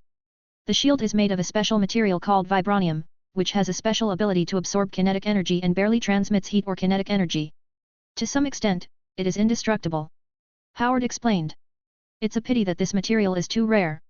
There's no way to equip the whole army." Seeing Howard's regretful expression, Luke's eyes flashed. He did know that somewhere there existed a considerable amount of vibranium veins. Wakanda. A seemingly backward but technologically advanced, third-world country that was performing exceedingly poorly, hidden in the mountains of the African continent, few people knew its existence so far. "I have to drop by sometime." Luke looked at the shield in his hand, which reflected his young face. As it turned out, Luke was right. When Rogers got the silver round shield, he was like a child who got a beloved toy and kept fiddling with it. It felt convenient. "This is the best gift I've received since we left Brooklyn." Rogers smiled a little, then took the shield in his hand, and made a few iconic gestures. He was still worried about the safety of his friend Bucky, and he was a little depressed. But Luke's arrival made it a lot easier for Rogers. "Luke, what happened to Bucky?" Captain America, with a worried look in his eyes, frowned and asked. He felt that Luke always had a lot of solutions to various problems. "I asked the captured soldiers. They said Bucky was probably moved." Luke, who returned to the barracks, responded. He did get some clues that no one else would pay attention to. For example, in Hydra's secret base, a group of prisoners would be transferred every few weeks. Almost 200 people of the 107th Infantry Regiment were kept in the military factories as free labor. But in the end, only about 120 soldiers managed to escape with Luke and Rogers.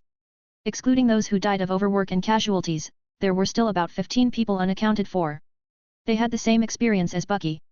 They were all taken to the isolation ward of the military factory and never came out again. Moreover, when a British soldier worked as a laborer in a factory, he heard Dr. Zola mention the name Baron Strucker. Coincidentally, Luke knew what it stood for. Therefore, he concluded that Bucky was probably moved to another place by Hydra. "I hope so. Bucky doesn't know yet. I'm already on the front line." This was going to be a planned surprise. Rogers bowed their heads and said so. He always wanted to tell Bucky the good news in person and enjoy the look of surprise on his friend's face. Before Luke appeared, only Bucky accompanied him, and the two of them were very close. "Don't think about these unsolvable problems. Make good preparations. Colonel Phillips will hold a celebration party in the evening. When the time comes, there will undoubtedly be a lot of girls asking you to dance." Luke changed the subject and deliberately joked, "I heard you were hugging a civilian this afternoon, an enthusiastic girl, who wanted to thank you for the families of the captured soldiers." Rogers turned red, coughed twice, and spoke in embarrassment, "It was an accident. I don't have much experience, and she just hugged me. Luke, you know, I never knew how to refuse others." After listening to Captain America's tongue-tied pale defense, Luke smiled and continued to make fun of it. "That's true, who would refuse a beautiful girl who offered a kiss? By the way, Steve, don't tell me it was your first kiss. How is that possible?" Rogers blushed, the veins stood out on his forehead, and he argued, "Me and Janice, and Amy. But Bucky said, that was when you were 8 or 9 years old. Does playing house with girls count? Looking at Captain America's trying very hard to understand his own emotional experience, Luke laughed. The camp was filled with a pleasant atmosphere. When Rogers was in a good mood, he left the barracks to prepare the party's clothes. Luke, who was sitting alone in the same place, seemed to be thinking about something. He was thinking about Baron Straker mentioned by Dr. Zola. The opponent's real name is Wolfgang von Strucker. Born in Bavaria, Germany, he was a member of the Führer's inner circle and Baron Zima, who was well known in the Nazi Party.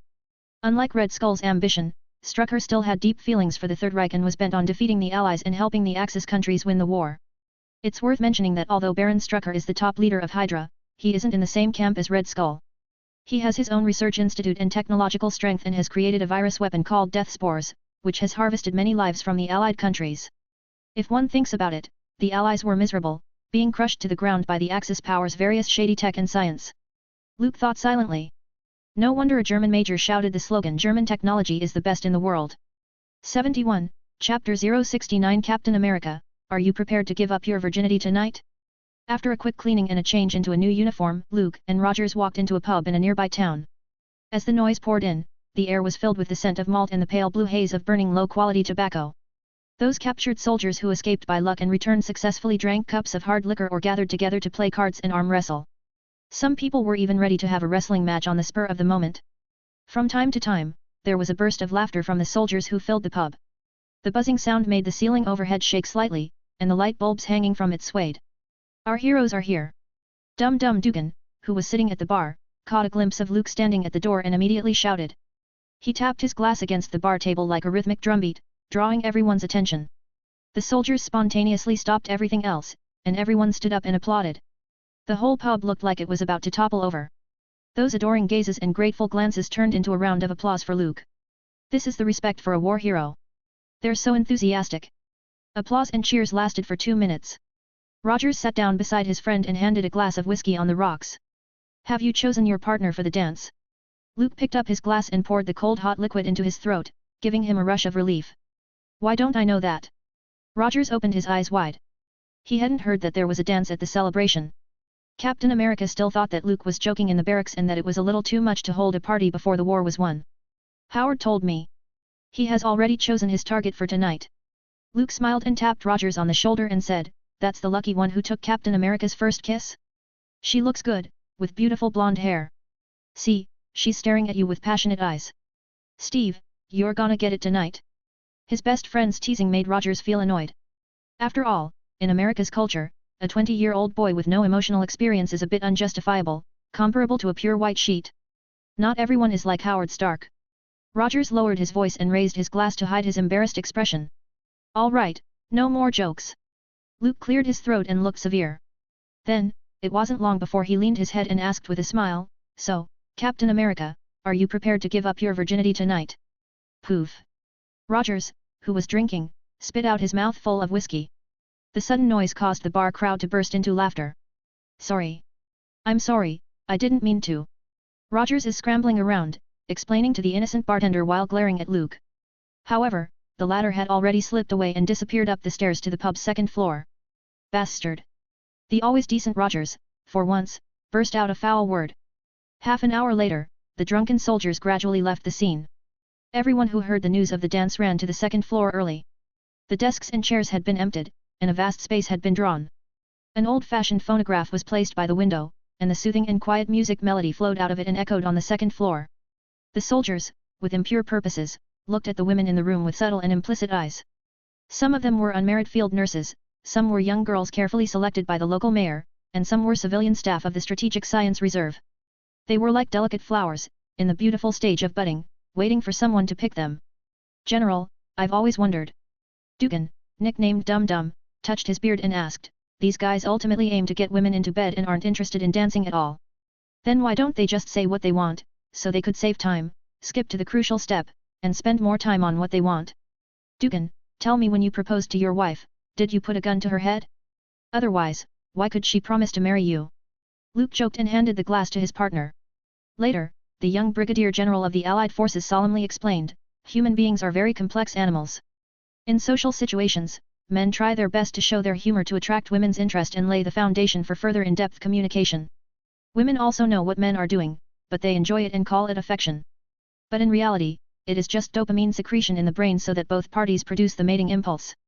You go to any woman and tell her, let's skip all the steps, get down to business, and finish the bodily fluid exchange, what do you think? She would give you a clean slap and treat you as a pervert.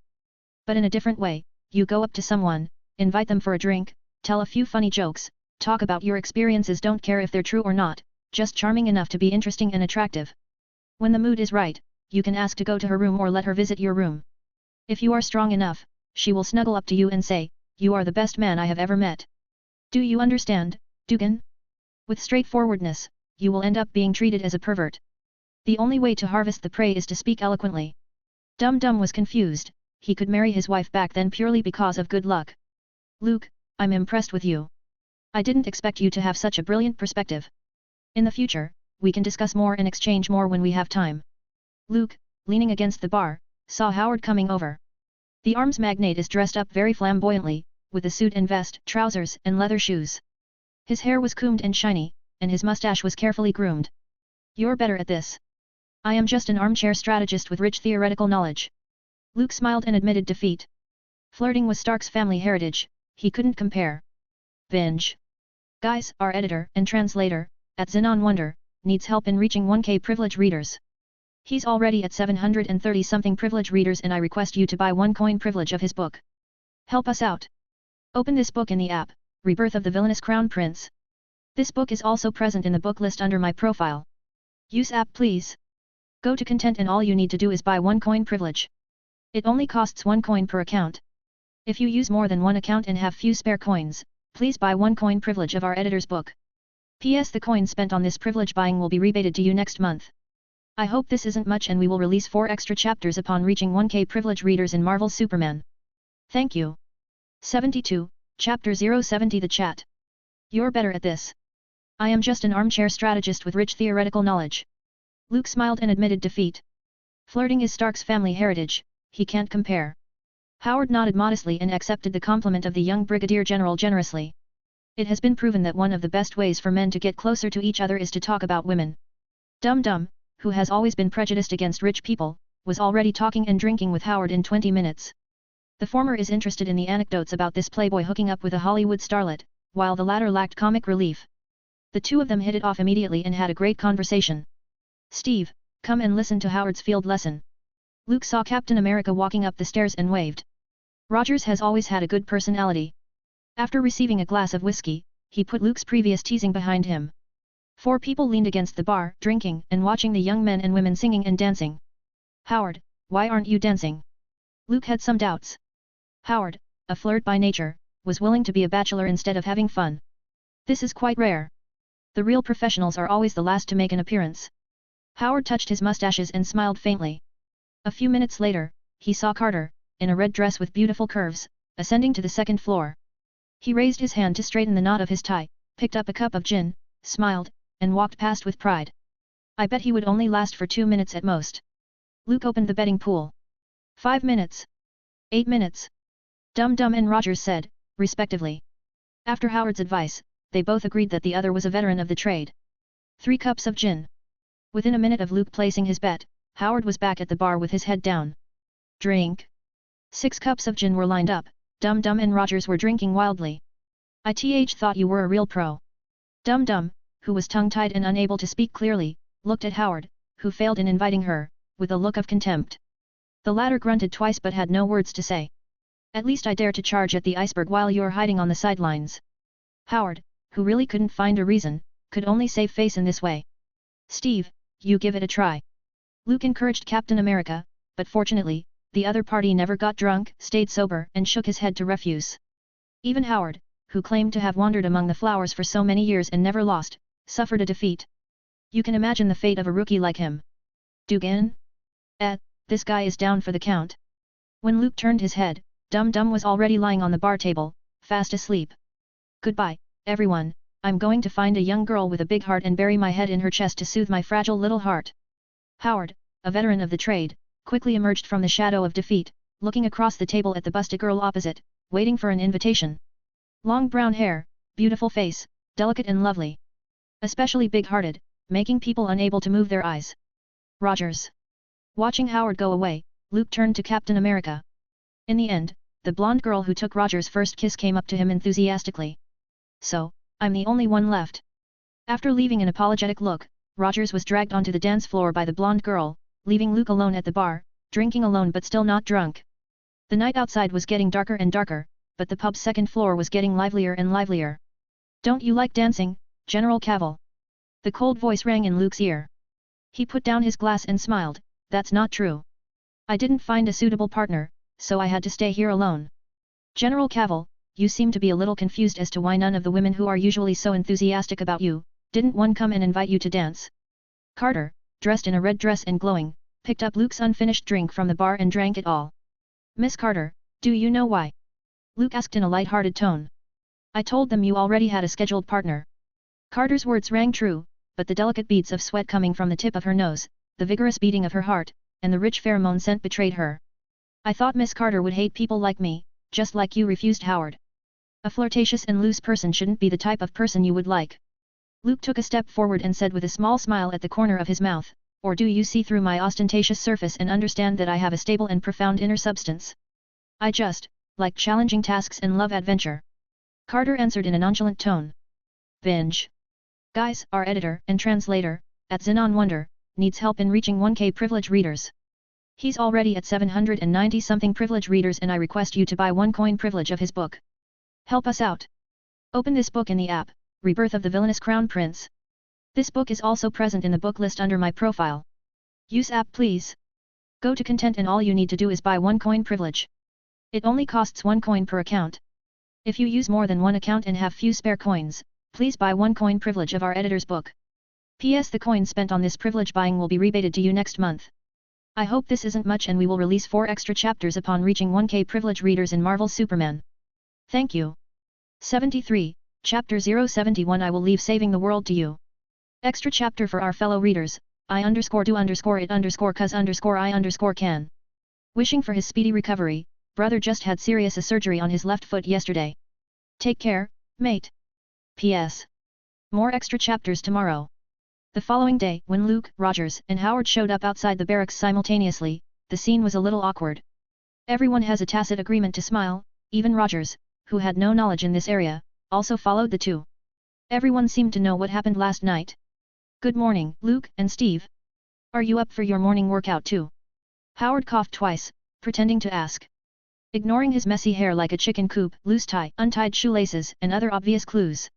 He opened his mouth and said he was getting up early to exercise. I thought you spent so much energy last night, and you should be tired enough. But I didn't know you could still get up in the morning to exercise. Luke teased. Oh, what about you, Luke? I didn't expect you to pick the most delicate red rose in the barracks without a word. You're the one who's hiding something.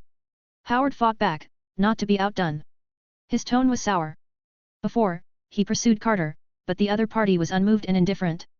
However, Luke didn't do anything, but he picked off the thorny rose quickly. This made Howard, who had always been invincible in love, feel depressed. You won't believe me if I told you that nothing happened with Miss Carter last night. Luke shrugged his shoulders.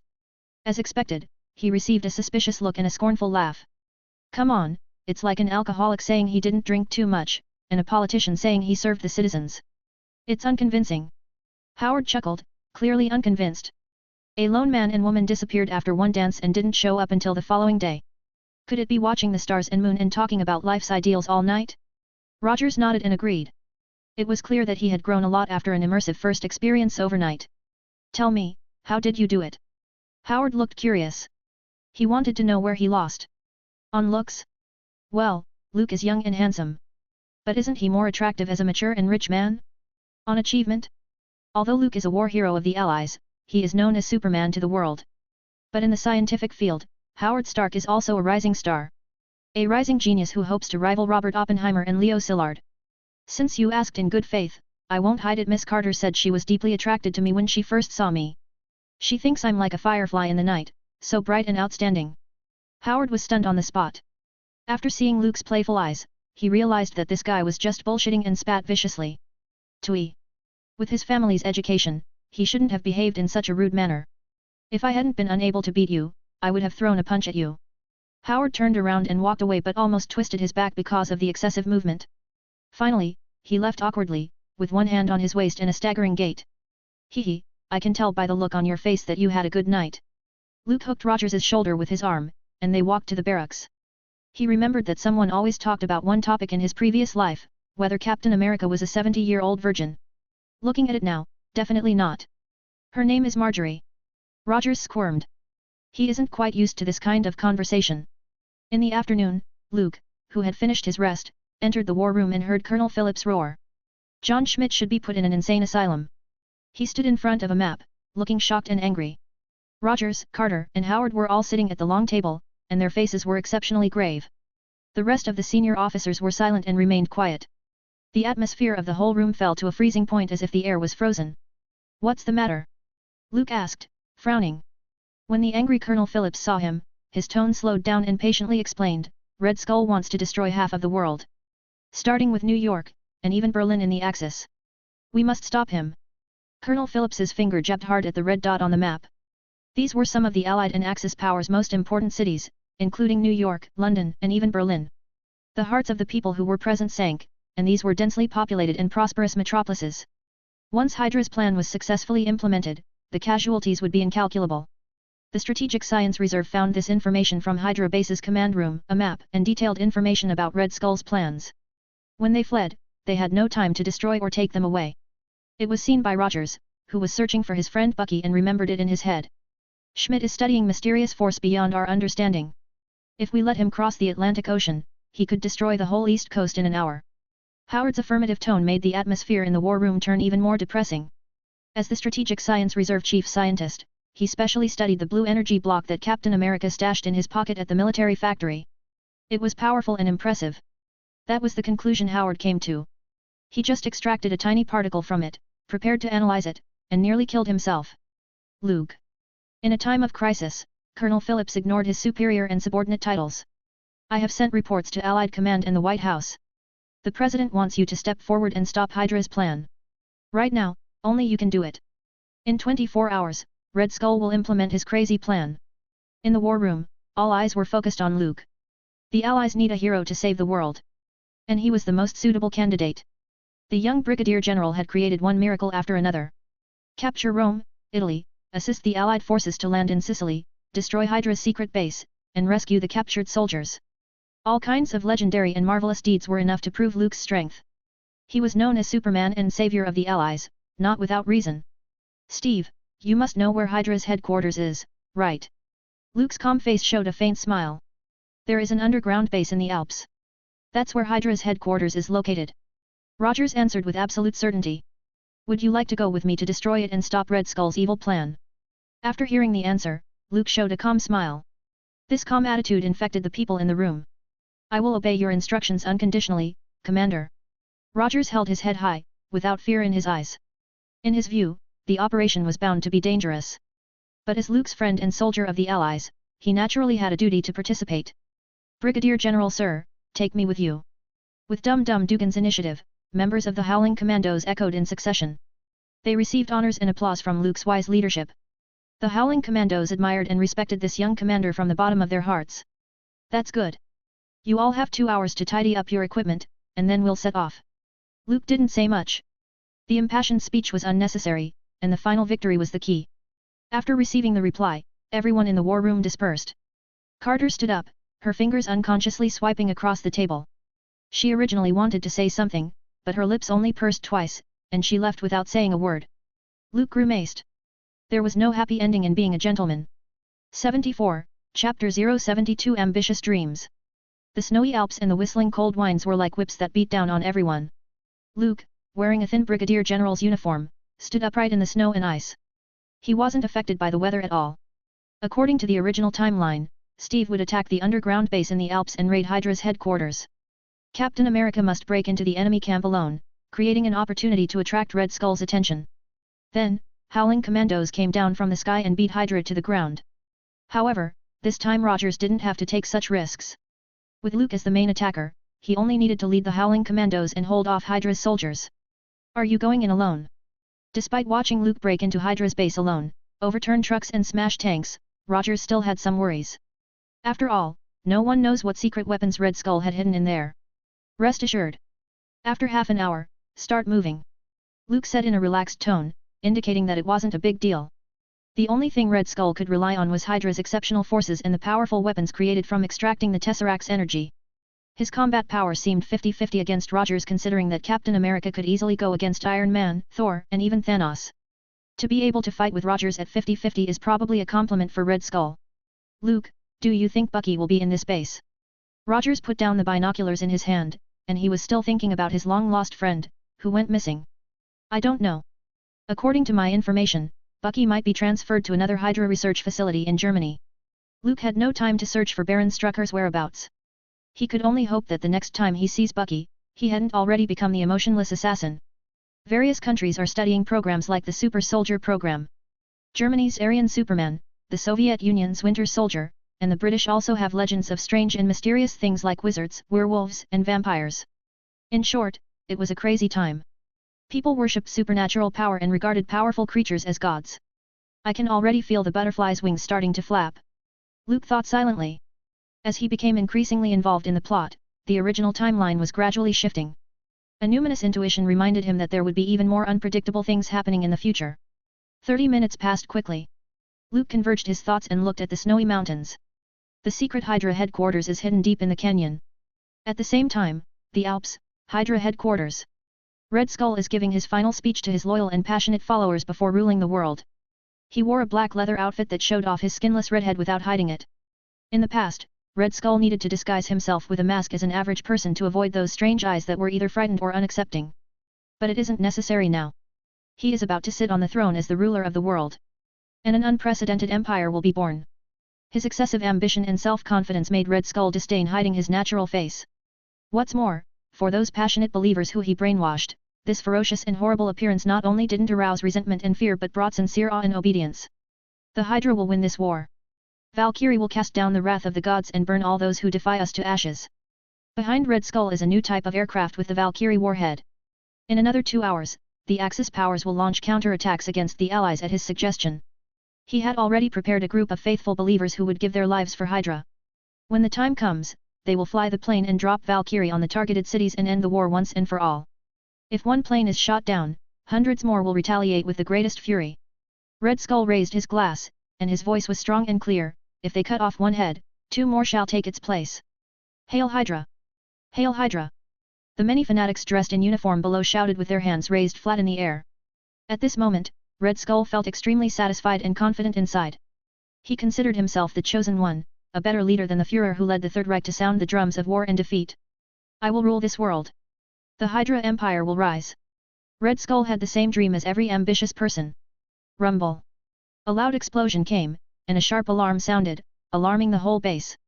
This Hydra leader's fantastic fantasy came to an abrupt end. What happened? Red Skull asked angrily. If there was any bad news, couldn't they wait for 2 hours to tell him? He needed to destroy the Axis and the Allies and build a new world from the ashes. Red Skull was very dissatisfied, being forcefully pulled out from his beautiful dream of ruling the world. The Crimson Head looked especially gruesome. That Allied Superman again. He's coming in. A Hydra soldier replied in a panic. What a bunch of trash. Damn Erskine. Red Skull spoke in a somber tone and let out a low curse. As early as in the secret base in Kleinbug, he had seen the horror of the Allied Superman.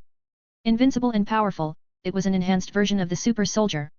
Even if they sent the only 4 enhanced soldiers they had on hand right now, they could only block him for a few extra minutes. I should have joined hands with Sebastian Shaw.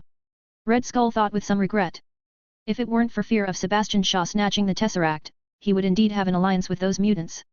After all, they all belonged to the same Axis camp, and the Superman of the Allies was the real enemy that required unanimity to fight against. Unfortunately, the leader of the Hellfire Club was also ambitious and challenging to control.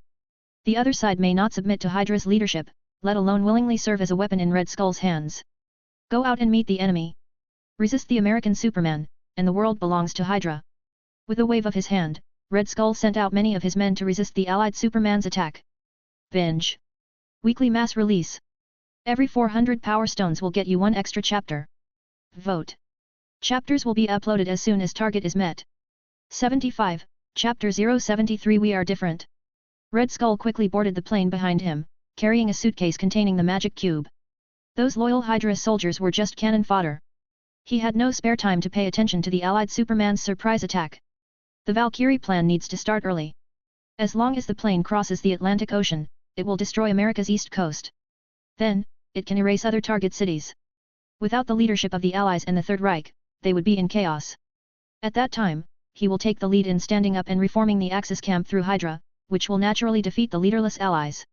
As for the frightening Allied Superman, Dr. Zola, I not only want you to use the energy of the Tesseract in your weapons. I also want you to speed up human testing. Red Skull boarded the plane, came to the cockpit, and viciously said so. I want to be as strong as Luke Cavill. No. Even more, powerful than him. Dr. Zola looked bitter.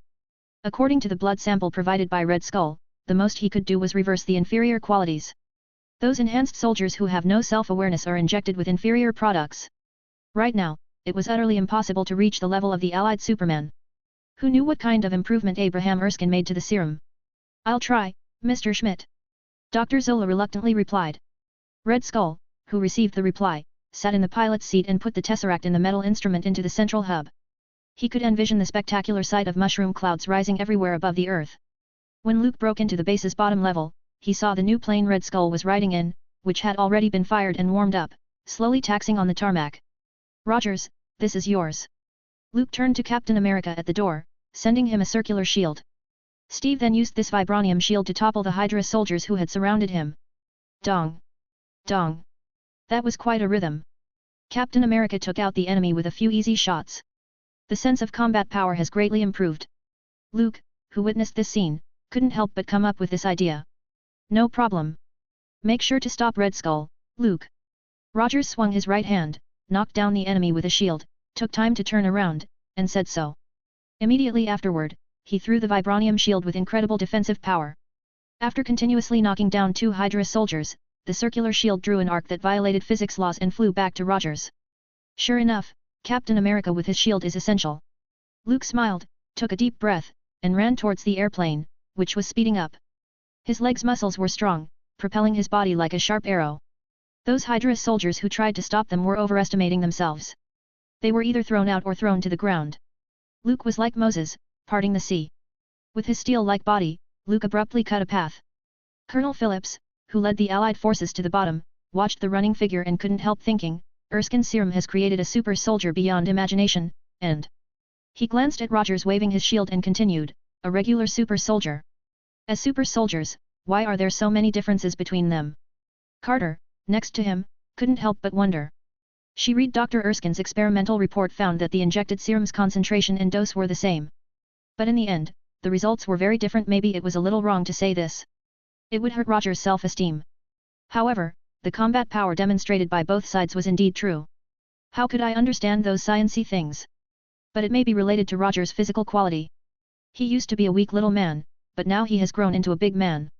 Colonel Phillips gave a clear-cut analysis and said so with certainty. Carter was speechless and could only gently stand on tiptoe, gazing with complicated eyes at the sturdy figure that was gradually blurring. Red Skull's plane was about to leave the ground as it raced along the tarmac. Luke followed closely behind him. The strong wind caused by the propeller blew the straight military uniform tightly to his body. With a long jump. Wear the suit. The Kryptonian suit, like steel armor, covered his whole body, and the propeller rotating at high speed hit the surface, making a harsh noise of metal colliding. Shit, I almost got disfigured. Luke touched the small cut on his face and climbed the pulley that the plane was retracting with both hands. Entering the interior, he saw the names of different cities printed on Valkyrie missiles.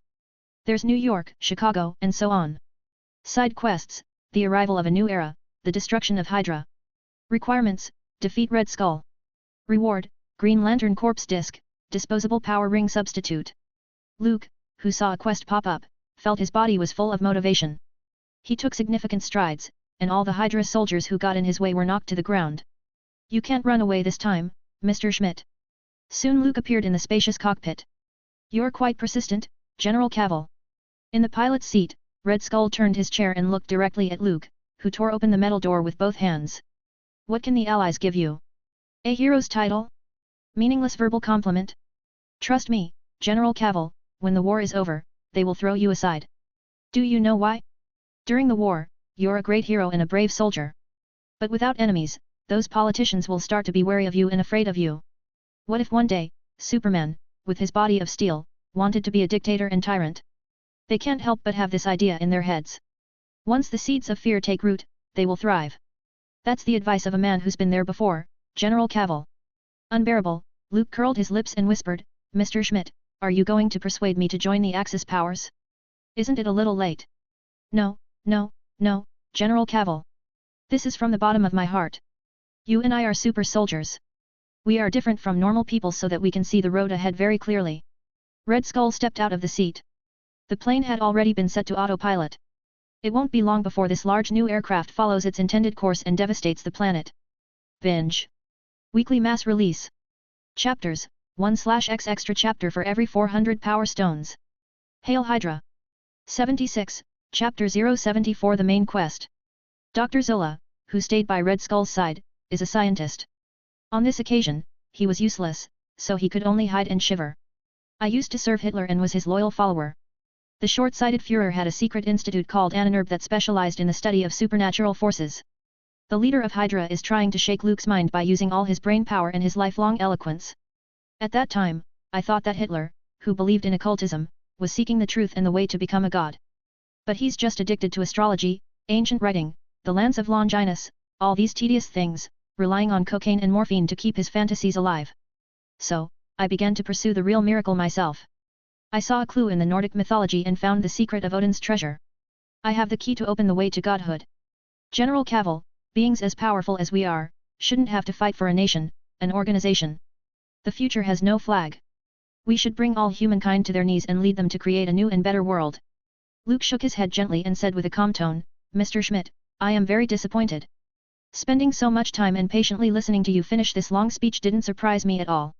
Instead of doing all this useless work, why don't you just give me the Tesseract, honestly? I don't necessarily have to kill you. Handing over to the Allies is also a good option. Red Skull just knew it was hard to make this young general turn around and switch to his side.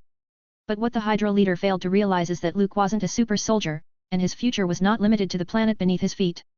I'm disappointed, too, General Cavill. We shouldn't be enemies. You are the most perfect super soldier I have ever seen. Red Skull pulled out a remote control and spoke in a deep voice, there are 21 Valkyrie missiles on this plane. I can detonate them immediately, this is my last resort. Even a Superman, no matter how indestructible you are, you will be blown to pieces. General Cavill, join the Hydra. When the great empire is established, you, like me, will become the ruler of the new world. Luke was speechless, such a threat was too weak to deter. If not for him not wanting to take too many chances, he would like to try what it's like to be hit by 21 Valkyrie missiles. After all, Superman is incomplete without a nuclear bomb exploding on his head. Although I am currently a lower version, trying the slightly less powerful than the nuclear version, the Valkyrie missile, shouldn't be troublesome. Thinking of this, Luke's eyes rose with a gleam of eager anticipation. General Cavill, I'm serious. I'm going to press it. Seeing Luke walking at a firm pace, Red Skull was dumbfounded. He didn't expect this allied Superman to have such a noble conscience that he would rather sacrifice his own life to stop Hydra's Valkyrie. I said, don't come any closer. We'll all explode into fireworks. Red Skull, who was clutching the remote control in his hand, hesitated and subconsciously took a step back. Despite his ruthless look, he was reluctant when he thought that he hadn't completed his dream of ruling the world and establishing the Hydra Empire. Even if you have a strong, ambitious heart, faced with near success, there's no way to be decisive about death within reach of the end. General Cavill, you want to defend the Allies even at the cost of your own life? What a stupid idea. Red Skull tried to wake up Luke, but when he saw the steady footsteps and determined face, the following words got stuck in his throat, and he couldn't spit them out. He realized that no matter what he did, he couldn't shake the other's mind. Even the threat of death couldn't stop Luke. This golden spirit of giving up oneself to save the world had somewhat moved Red Skull. Erskine once said that the serum would uncover the dark side of humankind, the better the good, the worse the bad. Does it mean that Luke Cavill could gain more power than the super soldier because he was of high moral character and honest? The leader of Hydra didn't want to believe it.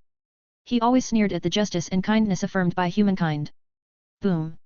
Luke seized the opportunity and dashed past with one step. He knocked Red Skull to the ground with his hand, and the remote control that would detonate the Valkyrie missile was crushed by his foot. He looked down at his opponent and whispered, Schmidt, there is no shame in fearing death. How can an ambitious man with a thirst for power accept defeat so easily? The worst option for Red Skull was to die together. I believe the Allies will be very interested in Hydra's secrets. Luke chuckled lightly.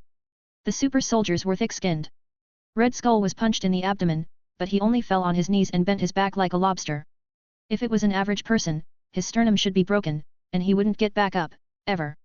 Cough cough, we are all products of the serum, with infinite possibilities, ah. Red Skull dropped his arrogant attitude and became humble, but Luke kicked him to the ground before he finished speaking. The fierce crimson head looked like cracked porcelain. Your vision is too narrow, always trying to conquer the world, focusing on this blue planet, but ignoring the vast Milky Way. There's a lot of wonderful scenery. Luke's face was expressionless as he manipulated the device and took out the tesseract from the central hub. The wispy blue light, like flowing water, transformed into a solid wave of energy. Main quest, 6 Infinity Stones, the end of the singular universe. Requirements, collect the 6 Infinity Stones. 0/0, completing this quest will open a new chapter in the multiverse. Reward, Superman card, the Devastator. Binge. Voting for trial reads is open. We have 2 books available for trial reads.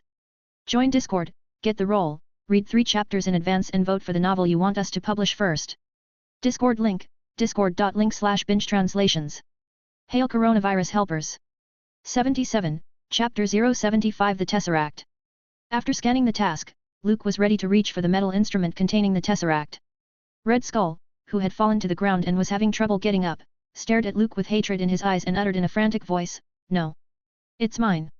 No one is going to take it away." He pulled out a flashing blue energy gun and pulled the trigger. However, the target wasn't Luke, but the Tesseract. With a swoosh, the beam of light hit the metal instrument. Crack! The hard shell was broken. The cube, which emitted an eerie blue light, fell out. As if stimulated, the light glowed brightly. The entire cockpit is filled with energy fluctuations like fog. A little bit of blue light twisted and turned like tiny lightning. Sometimes they flicker, sometimes they intertwine, forming a highly luminous blue haze. The light is getting brighter and brighter like it was going to rip open the void. See? This is the power of the gods. Compared to the great power it contains, humans are so small. There's a trace of obsession in Red Skull's passionate eyes. He gazed at the swirling vortex of energy inside the Tesseract, a translucent cube that seemed to hide a whole Milky Way. The Norwegians kept it, concealing its existence within the statue of the World Tree, in an attempt to conceal it for a long time. However, fate led me to it. An endless source of energy, the key to world domination. Red Skull was spitting blood and shouting like he was crazy. I have the core technology to extract the energy of the Tesseract, General Cavill. General Sir, I am the discoverer of this technology. Dr. Zola, who was hiding nearby, spoke up. He eagerly stood up and showed his value, completely ignoring Red Skull's angry eyes that almost seemed they could get spitfire. Do you see that? Schmidt, you have no more value. Luke smiled unconcernedly. He reached for the glowing cube, walked to Red Skull, raised his foot, and stepped on the crimson head. He originally wanted to keep the other side. Both as a credit to the Allies and through the Strategic Science Reserve's torture methods, dig out more intelligence. Luke is very interested in Hydra's actual origins and the hidden history behind them. It doesn't belong to you anymore, Schmidt. Luke raised his right hand and held the Tesseract in his grip. It kept shaking but couldn't escape. The blue glow eroded through the veins, like a blaze burning the skin, and intense pain swept through the body. However, Luke didn't let go and clenched harder as if to crush the Tesseract. It seemed to realize that it couldn't resist. The energy overflowing from the cube gradually gave birth to subtle changes. They seemed to form a unique pattern and resonate with a hidden rhythm. The void began to shake. It emitted a slight humming as if a doorway to an unknown world was about to form. Luke saw the vortex grow larger and larger, and as the energy released approached a critical point, the blue force field shrank slightly, and then a channel formed and slowly opened in the metal bulkhead of the cockpit. At the other end was a strange starry sky, with colorful and magnificent scenes. It was as unreal as it was real. That's God's domain. The dwelling of the gods.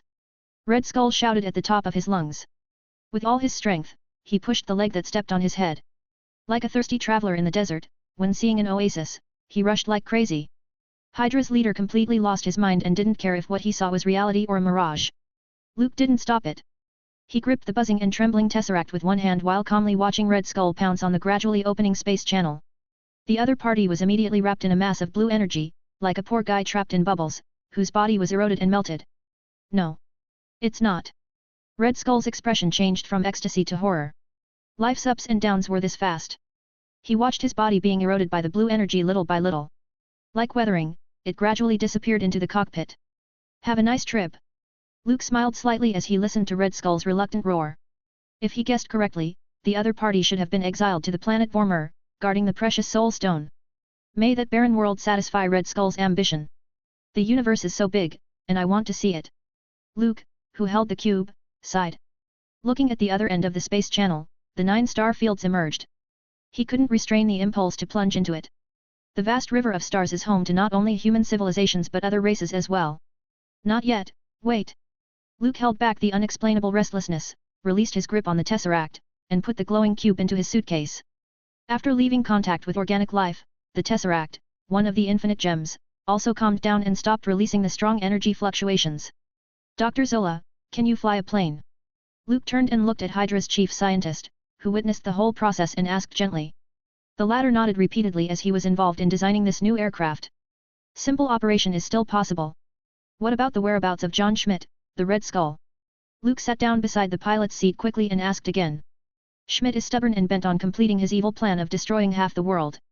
General, you stopped him by yourself, shot this ambitious madman off the plane, and ended Red Skull's life. Dr. Zola replied in a very discreet manner. As a researcher of the Tesseract, he knows very well how powerful that single cube is.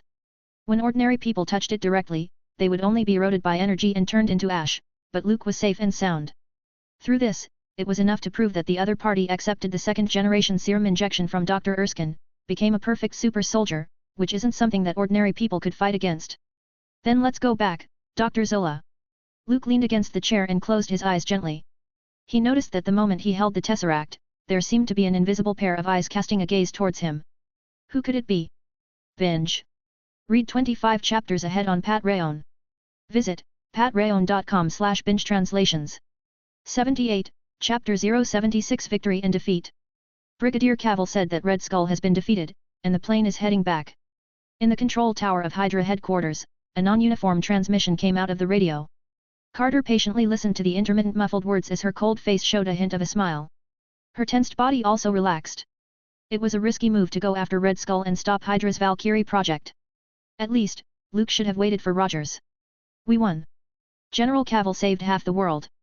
Carter leaned over and told Colonel Phillips, who was waiting anxiously, for news of victory. A loud cheer erupted from the control tower as Captain Rogers and the Howling Commandos embraced in a hug. Defeating Hydra in one fell swoop and prevent half the world from turning into ruins. This meant an early end to the war and no more resistance from the Axis. Maybe we'll have to change the name from now on. Major General Luke Cavill. Colonel Phillips smiled with relief. Who would have thought that the Strategic Science Reserve could have unearthed 2 super soldiers in Camp Lehigh? Moreover, one of them would become a great hero who would change the world's course and end the Axis. The wonder of fate is hard to fathom. Major General, Hero, Superman. Carter whispered all the titles that belonged to Luke, but he couldn't help but feel stunned. What kind of person is he? 40 minutes later, the enormous new plane landed slowly and taxied on the empty tarmac. Congratulations, Brigadier General. This is another miraculous victory. Colonel Phillips took the lead and congratulated him. Hydra had always been a menace to the Allies. Their spies were pervasive and penetrated the top ranks. Agents carried out assassinations, which threatened the lives of crucial military personnel many times. The secret weapons possessed by Red Skull, the powerful energy weapons, almost cost the Allies the war. Now that the Axis powers have lost their only support, the Führer in Berlin had lost his last strong arm and had no more chances to recover. The good days of the Axis are over. Colonel Phillips said so. Luke nodded gently and smiled. Unfortunately, Red Skull wasn't captured alive. The desperate madman finally chose to jump off the plane. However, fortunately, there is Dr. Arnim Zola, who is deeply involved in various experimental projects in Hydra, and should be able to help the Strategic Science Reserve. Right, Dr. Zola. Zola, who was silent, nodded his head repeatedly and showed a repentant expression. The chief scientist of Hydra had repeatedly shown Luke that he is determined to turn over a new leaf. This positive attitude made the latter very satisfied. After all, talent is a scarce resource wherever you go. It's too wasteful to be put in prison or put to death. The better choice is to stay and be helpful. Luke, well done. Rogers rushed over with his shield and an excited expression on his face. He had long been looking forward to the end of the war, so he could find time to find Bucky's whereabouts. You also did a good job, Captain America. I heard you knocked down several teams of Hydra's soldiers. I guess I should probably call you Colonel Rogers soon? The honor of the Presidential Medal awaits you. Luke smiled back at the influx of familiar faces. Compared to everyone's excitement, he acted very calmly. Congratulations, General Cavill. Carter came along, too. She was standing in the rear but was pushed to the front by the Allied soldiers cheering for victory. What's the reward? Luke is carrying the case with the Tesseract, which is his trophy. When the war is over, we can go to the Army Club and dance. Feeling that aggressive look from Luke, Carter's cheeks flushed slightly. She remembered her crazy behavior after the dance that night. It's such a humiliating experience.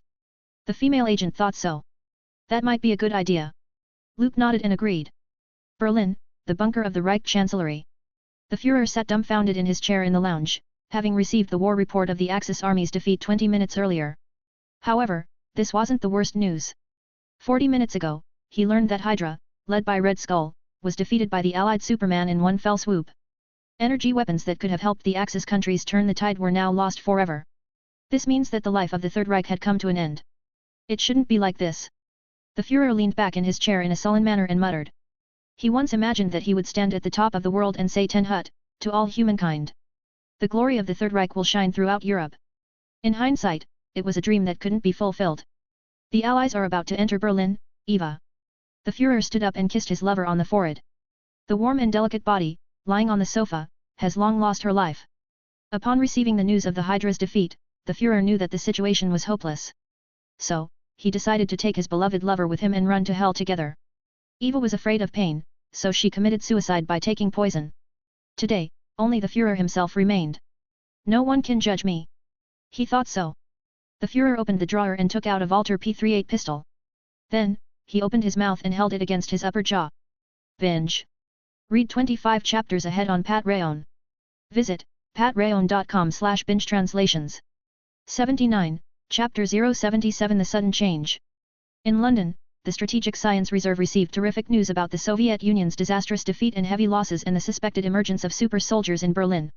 After successfully destroying Hydra's headquarters, Colonel Phillips took the Howling Commandos and took the initiative to stay, integrating the advanced technology and various resources left by Red Skull. Luke took Rogers, Carter, and others to return to London first. Red Skull was declared dead in people's eyes, Hydra fell apart, and the Valkyrie project to destroy half the world was stopped. This battle is like an early conclusion. Even Luke didn't think that the Axis powers could turn over. In a deluxe suite in the hotel. How could a terrifying monstrous entity lose so miserably? The enemy has Superman. Luke closed his eyes and rubbed his temples. According to the British military report, there are 3 humanoid creatures suspected of being super soldiers in Berlin. To be more precise, the super soldier in the British population should refer to an enhanced type like Luke, not a typical kind like Rogers. With an open rear in Berlin, these 3 men alone broke up hundreds of thousands of Soviet troops. It was incredible.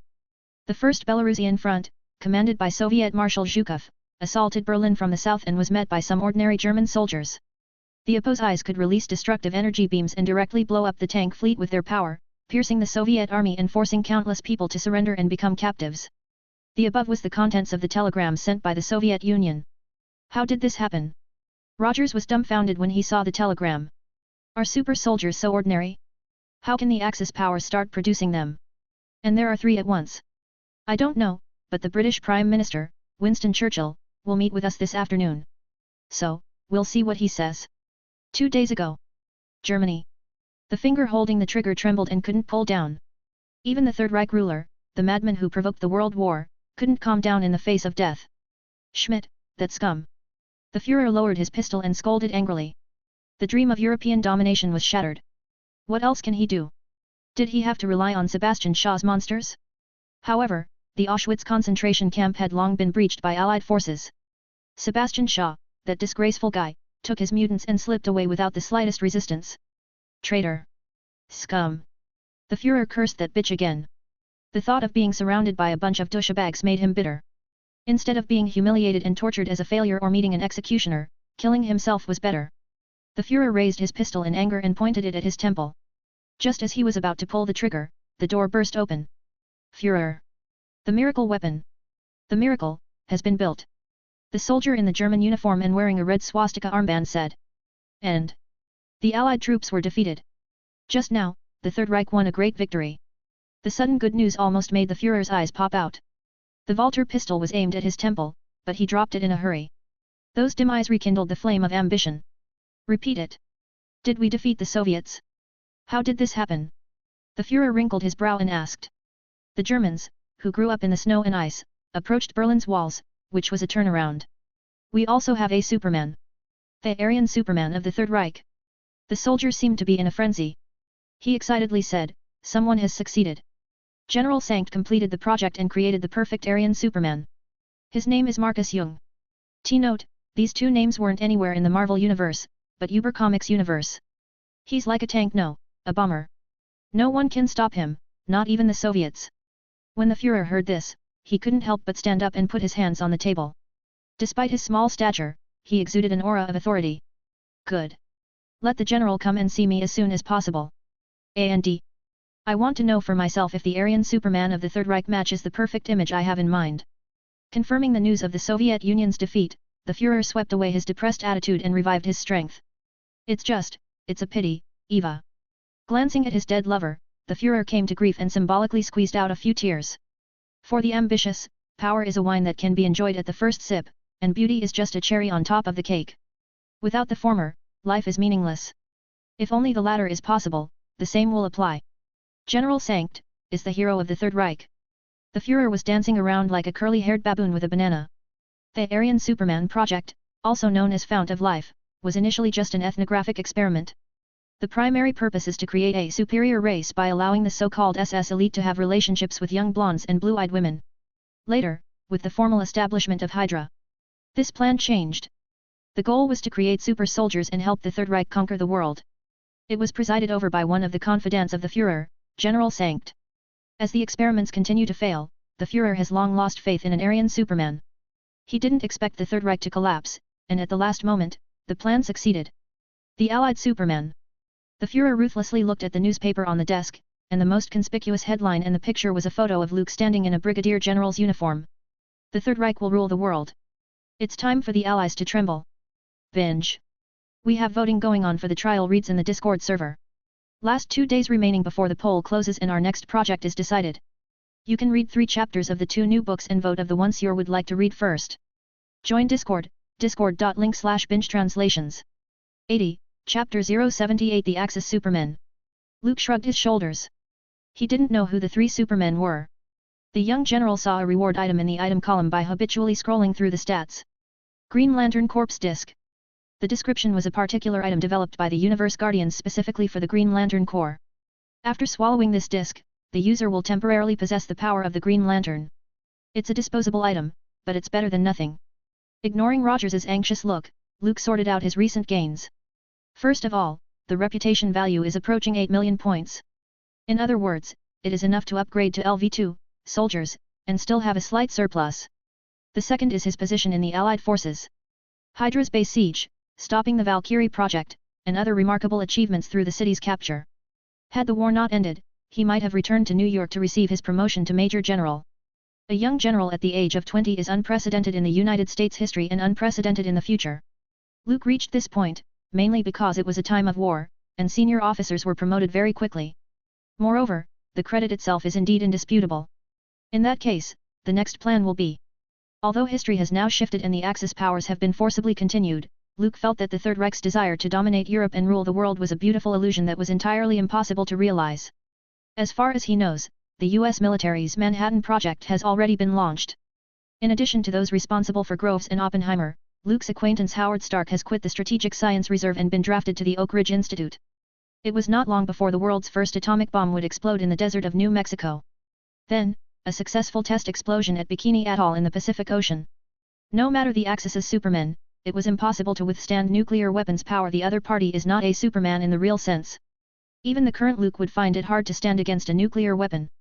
He still remembered the Superman in the movie, who was almost evaporated into a dry corpse by radiation. It is better to bask in the sun for a while. Luke thought so. The trajectory of history is complicated for individuals to change, and the top brass of the Allies are in a state of panic because no one could see the future. They are worried that if the Axis powers recovered, the war would last for an unknown period. This is the biggest problem. How much human resources and material resources does it take to support a world-scale war? How can the Allies be willing to be dragged into the quagmire again when victory is imminent? So, this is another chance to gain reputation. After so many TV and film productions in his previous life, Luke remained calm about the shocking news of the emergence of some supermen in the Axis countries. After all, what has he not seen? The Third Reich made zombie legions and beat the whole world. Führer discovers alien civilization, happily promotes advanced technology to win World War II. The United States was miserably divided by Germany and Japan and became a colony under the joint rule. Similar film and television works, nothing new.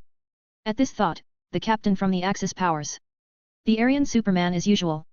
Luke let out a long sigh, quietly waiting to be summoned by Churchill. It should be interesting to think of the British Prime Minister slapping his desk and shouting, "Go get the Allied Superman."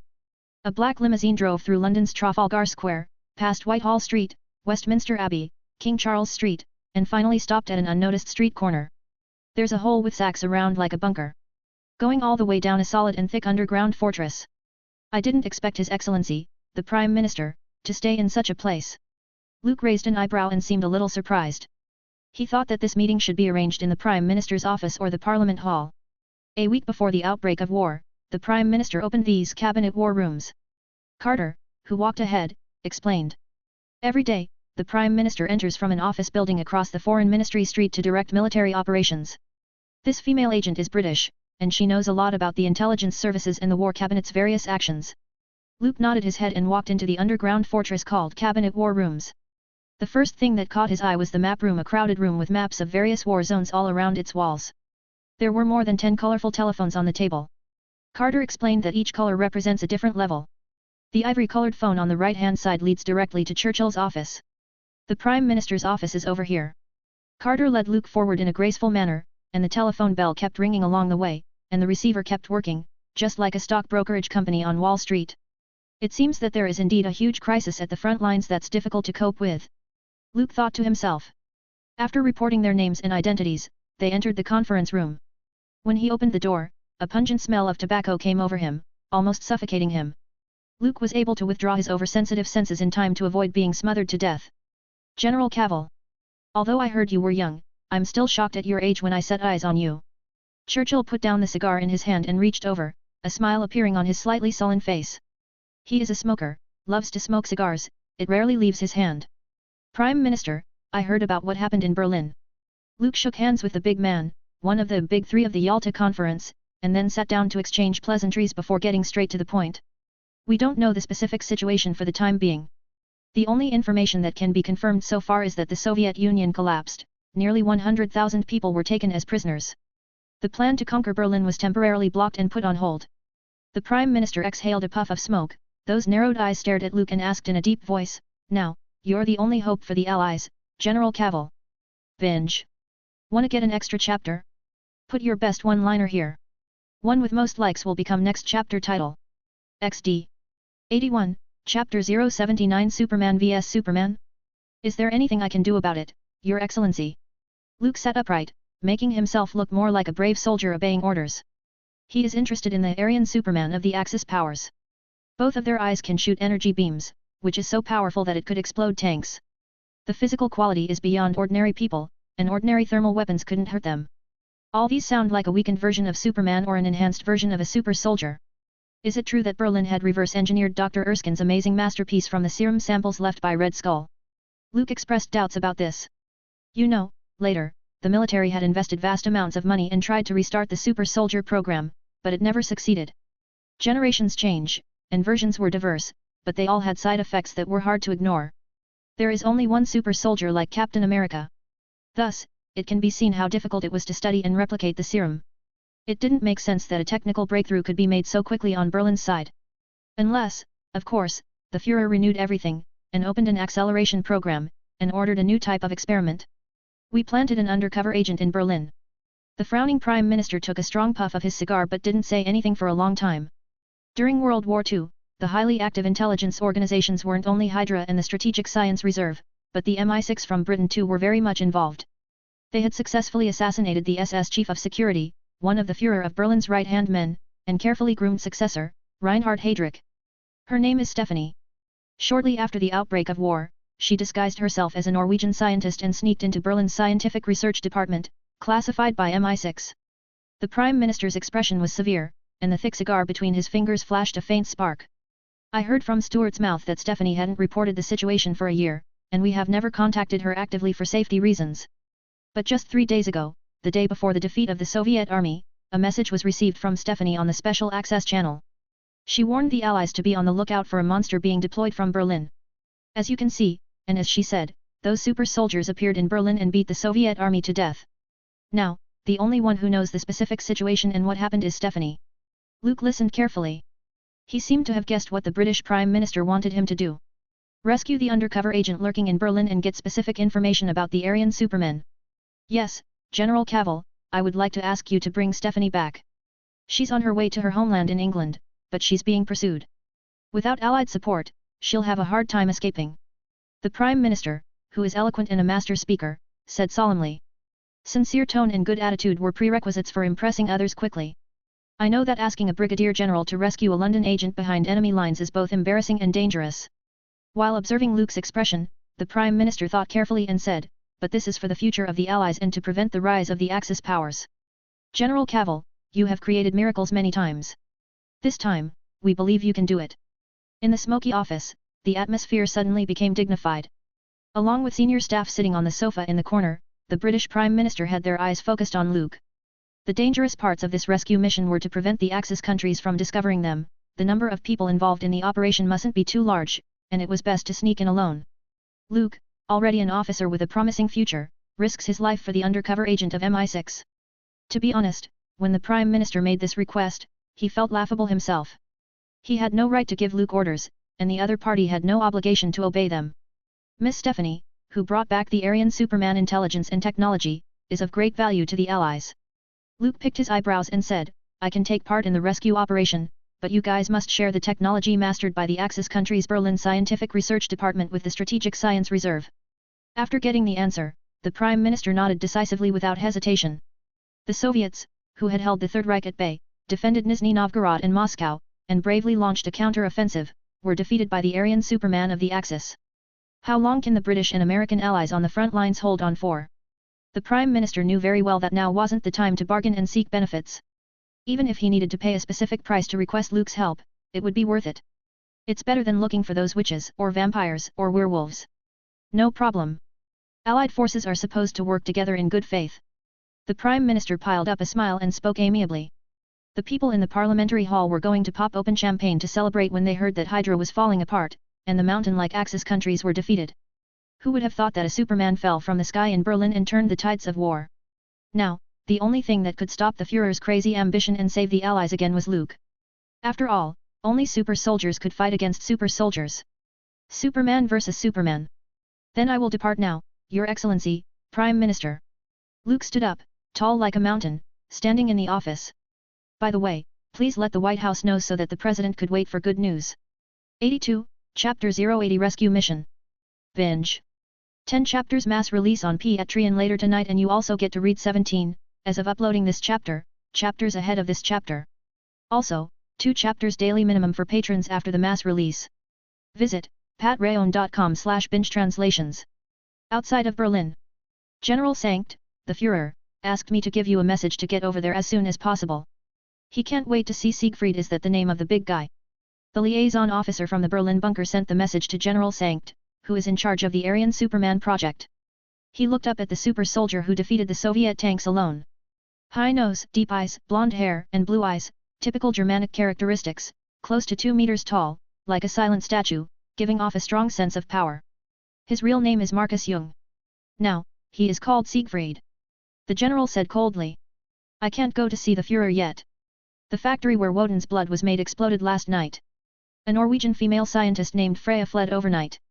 According to the secret police investigation, she was an undercover agent sent by the British. What a bunch of idiots. No rigorous vetting before recruiting staff. This is bad news, do you understand? The victory we have just won will probably be lost in an instant. Once the Allies have also mastered the technology to make Supermen, the Axis powers will be defeated. General Sankt, trusted by the Führer, is a middle-aged man with a grim face and a stern, stereotypical look. His eyes were sharp like a sword, looking directly at the liaison officer. The cold breath that emanates from him made the latter subconsciously lower his head. But the Führer said. The liaison officer hesitated. His task was to get General Sankt and his Aryan Superman back to Berlin as soon as possible. Good heavens! Don't you get it? That damn bitch! She will soon ruin the brief victory won by the Third Reich. General Sankt growled, so I have to send someone to track her immediately and try to get rid of this threat before she reaches the Allied defense line. This is more important than pleasing the Führer, satisfying his vanity and relieving his inner fears. The liaison officer was afraid to speak. If someone had said that before, he would have been thrown into jail by the SS, but now the guards in Berlin depended on General Sankt and his Aryan Superman. Forget it, let Siegfried go to the Führer instead of me. General Sankt is too lazy to say anything more. He is loyal to the Third Reich, not to a specific person. Therefore, he isn't a fanatic of the Führer. Siegfried, show the Führer what the perfect Aryan is. The general turned around and smiled. Allied Superman, it's just the inferior among super soldiers. A military motorcycle sped away in the dark forest, the roar of its engine echoing, alarming the crows perched on the tree branches. Damn it! The Germans are going to catch up. Stephanie, holding the steering handles of the motorcycle, resisted the urge to turn back. She was afraid of seeing the German soldiers chasing after her. She is now very close to the Allied front lines. Just a few kilometers from this dense forest is a British stronghold. I'll be safe when I get there. Have something to eat. You must have food, right? Give me something to eat. There were a large number of refugees in the dense forest. They were all poor people who were homeless and had nowhere to go in the war. I have no food. Stephanie saw a ragged man blocking the way. Instead of slowing down, she gripped the throttle. Now is not the time to be overwhelmed with compassion. Along the way, she had seen so many hungry refugees, and she turned somewhat numb. Ending the war is the best way to save them. Stephanie thought so. Boom. The motorcycle crashed into the man, and his dry, thin body smashed into the tree trunk. I'm sorry. Stephanie gritted her teeth, saw the wave of refugees coming in front of her. She pulled out her MP40 from under her trench coat. Go away. I can't help you. Everybody go away. Da-da-day. Da-da-day. The ear-piercing sound gunfire spread through the dense forest, and the bullets fired shredded the leaves overhead. Out of instinct of survival and fear of death, the tide of minor refugees who gradually came over finally dispersed and made way for passage. It's hell on earth. Stephanie still couldn't resist and looked around. The refugees who were dispersed went towards the man who was knocked off his feet. Hunger made them lose their senses and dignity. She didn't want to think about what would happen next, which would become a nightmare that would haunt her for the rest of her life. A car is coming. They must have food. Give me something to eat. The sound of booming and cluttered engines came towards this side of the dense forest. A group of soldiers in German uniforms, driving motorcycles, shuttled through the dim forest. They whizzed past and turned a blind eye to the influx of refugees. Get out of my way. A German officer took out a pistol and didn't hesitate to kill the refugees who rushed up to him. They didn't want to waste time on this group of lowlifes. The spy who sneaked into Berlin was just ahead. General Salman had instructed that this threat had to be erased before the other party returned to Allied territory. Editor/note, General Sankt equals General Salman. Shoot. Shoot them. Shoot these pigs. The German officer at the head of the group shouted. When he saw that more and more refugees were gathering, he gave direct orders to shoot those who dared to interfere on the spot. Da-da-day. Gunfire. Their lives were like grass on a field, and the sickle of death harvested vast areas. Grabbing the throttle, Stephanie rushed out of the forest and heard gunshots. Her eyes flashed, but she never looked back. She doesn't care about the bloody massacre that took place behind her. She carries the secret of Berlin's Aryan Superman and the related technology with her. If it isn't delivered to the Allied forces in time, more people will die. Thank God, it's finally here. Up ahead is the Allied front. Stephanie saw steel tanks, sandbagged bunkers, and alert soldiers. Halt! After firing a warning shot into the air, a British soldier with a Stern submachine gun aimed at Stephanie, who wasn't going to slow down. On the battlefield, even if the person were a woman, one would never hold back. This way, you will only die faster. My name is Stephanie. MI6 agent. Stephanie ignored too much explanation and directly reported her identity. She believed that London wouldn't do anything. This was the nearest British position from Berlin. If MI6 wanted to send someone to meet her, it would be arranged in advance. Stephanie. The soldier slowly put down his submachine gun and said to his comrades, "Go and inform General Luke Cavill, the Allied Superman who just arrived." He did receive an order. If a woman claiming to be Stephanie asks for help, she must be given full cooperation. Boom. Before the soldier finished speaking, a mass of blazing energy blew his body to pieces. His flesh and blood were shredded in an instant. Binge. 10 chapters mass release on Patreon later tonight, and you also get to read 17, as of uploading this chapter, chapters ahead of this chapter. Also, 2 chapters daily minimum for patrons after the mass release. Visit patreon.com/binge-translations. 83, Chapter 081 Confrontation. Quick. Cover. It's an enemy attack. Stephanie narrowly avoided the energy blast from behind and rolled off the motorcycle, landing on the hard ground. Fortunately, she isn't a weak female scientist but a well-trained undercover agent. When her body lost its balance, Stephanie curled up to protect her head and minimize the damage she suffered. Tank Class. Aryan Superman. Stephanie, bleeding from scraping her elbows and knees, put her hands together and hid behind the bunker. She looked out and saw a burly German soldier coming after her. From the logo on the opponent's armband, it appears to be a Berlin-made tank-class Aryan Superman. Hurry up into the tank. It's the only way to kill him. Stephanie shouted. She knew very well how powerful the tank-class Aryan Superman was. Bullets couldn't break their skin, and they could recover quickly even if they were injured. The tank, parked in the center of the perimeter, slowly starts it up, track rolling, and moving forward. The cannon moved, and the main gun was aimed at the German soldier striding forward. Boom! The artillery missed the opponent. He moved so fast that the heavy tanks couldn't keep up at all. Monster! A British soldier with the submachine gun bravely stood up and attracted its attention. A single bullet hit the monster German soldier, sinking deep into flesh and blood without inflicting any lethal damage. Englishman! The German soldier charged forward and closed in on him. Each of his hands grabbed one side of the man's shoulder and pulled outward. Rib! The human body was like fragile tissue paper. It was directly torn apart. Blood splattered. Give me that gun. Stephanie snatched a Springfield rifle from the hands of a stunned soldier.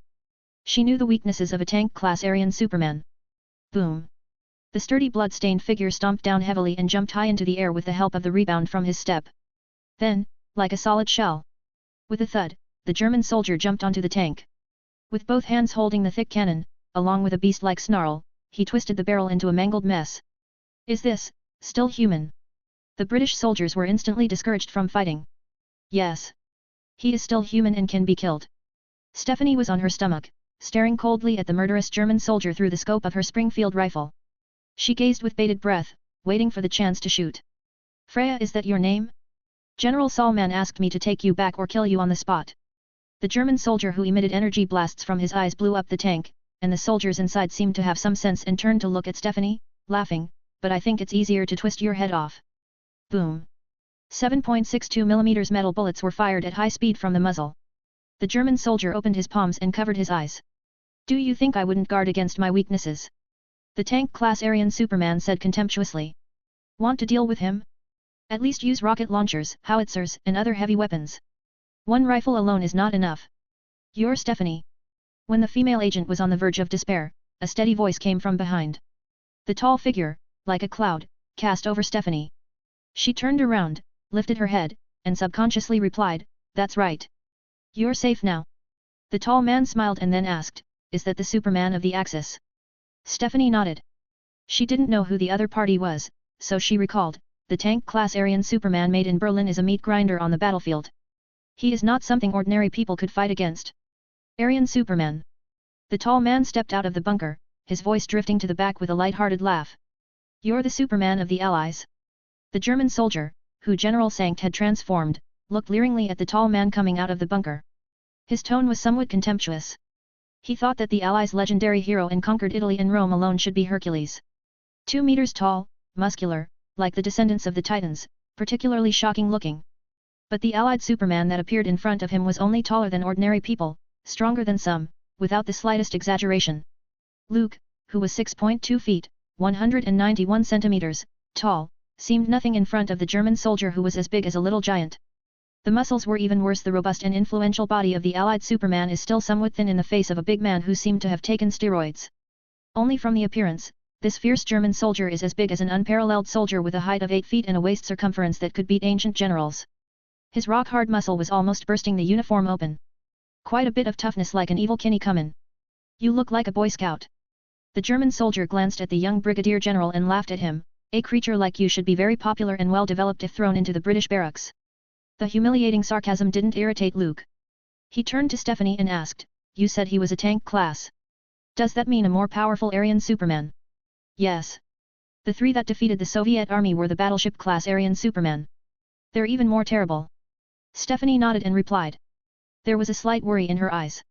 Muscle is power, and physique determines everything. This is a fact recognized by many people. Therefore, even if Luke showed a formidable strength, not inferior to that of the German Superman, Stephanie still had doubts. She saw with her own eyes how strong those battleship-class Aryan Supermen were. Tanks, bombers, thousands of soldiers. They were no match. Luke, the Allied Superman, she didn't know if he could do it.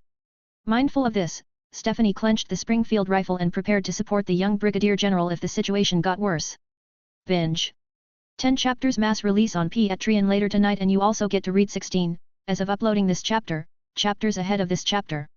Also, 2 chapters daily minimum for patrons after the mass release. Visit patreon.com/binge translations. 84, Chapter 082 Battle? Let me introduce myself. My name is Julian. If I take your head off and bring it back to Berlin, the Führer will undoubtedly give me a big commendation, maybe even a medal like Siegfried. The German soldier, as sturdy as a giant, laughed heartily. Luke didn't answer him. There's no need to waste time with small soldiers. Generally speaking, lines were reserved for important characters. He took a heavy step, and Stephanie, hiding behind the bunker, felt the ground tremble with a jerk. The spider web-like cracks extended all around, and the tall, upright figure tore through the air, creating a strong air current. In almost one breath's time, he came closer to the German Superman. He made a fist with his right hand and threw it with all his might. Compared with before, at this time, Luke had been greatly improved in strength and speed.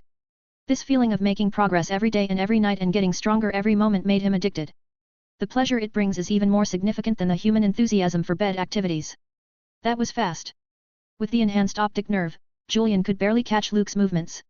Feeling the heavy force coming towards him, he immediately put away his contempt.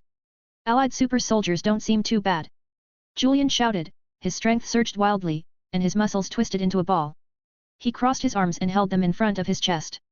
Let me see your strength first. Julian's mind flashed this idea. If he had seen it with his own eyes, the mutant Colossus, who was killed by Luke with punch after punch, he wouldn't have chosen to do so. In a battle where there is little difference in strength, giving up the initiative is no different from committing suicide. What's more, Luke's real combat power was far above Julian, he just doesn't know it. Bang! The fist smashed into Julian's arms, nearly 10 tons of terrifying force was poured into one point. Before the German Superman could react, his 2 arms cracked and broke directly from the elbow. Power could twist off the barrel of a tank. Muscle fibers were as thick as tangled steel wires, like being thrown into a blender, instantly shattered into rotten meat. Severe pain reached Julian's brain. Before he could scream, Luke's eyes were locked, and his left hand came out and pressed down on the German Superman's thick shoulder.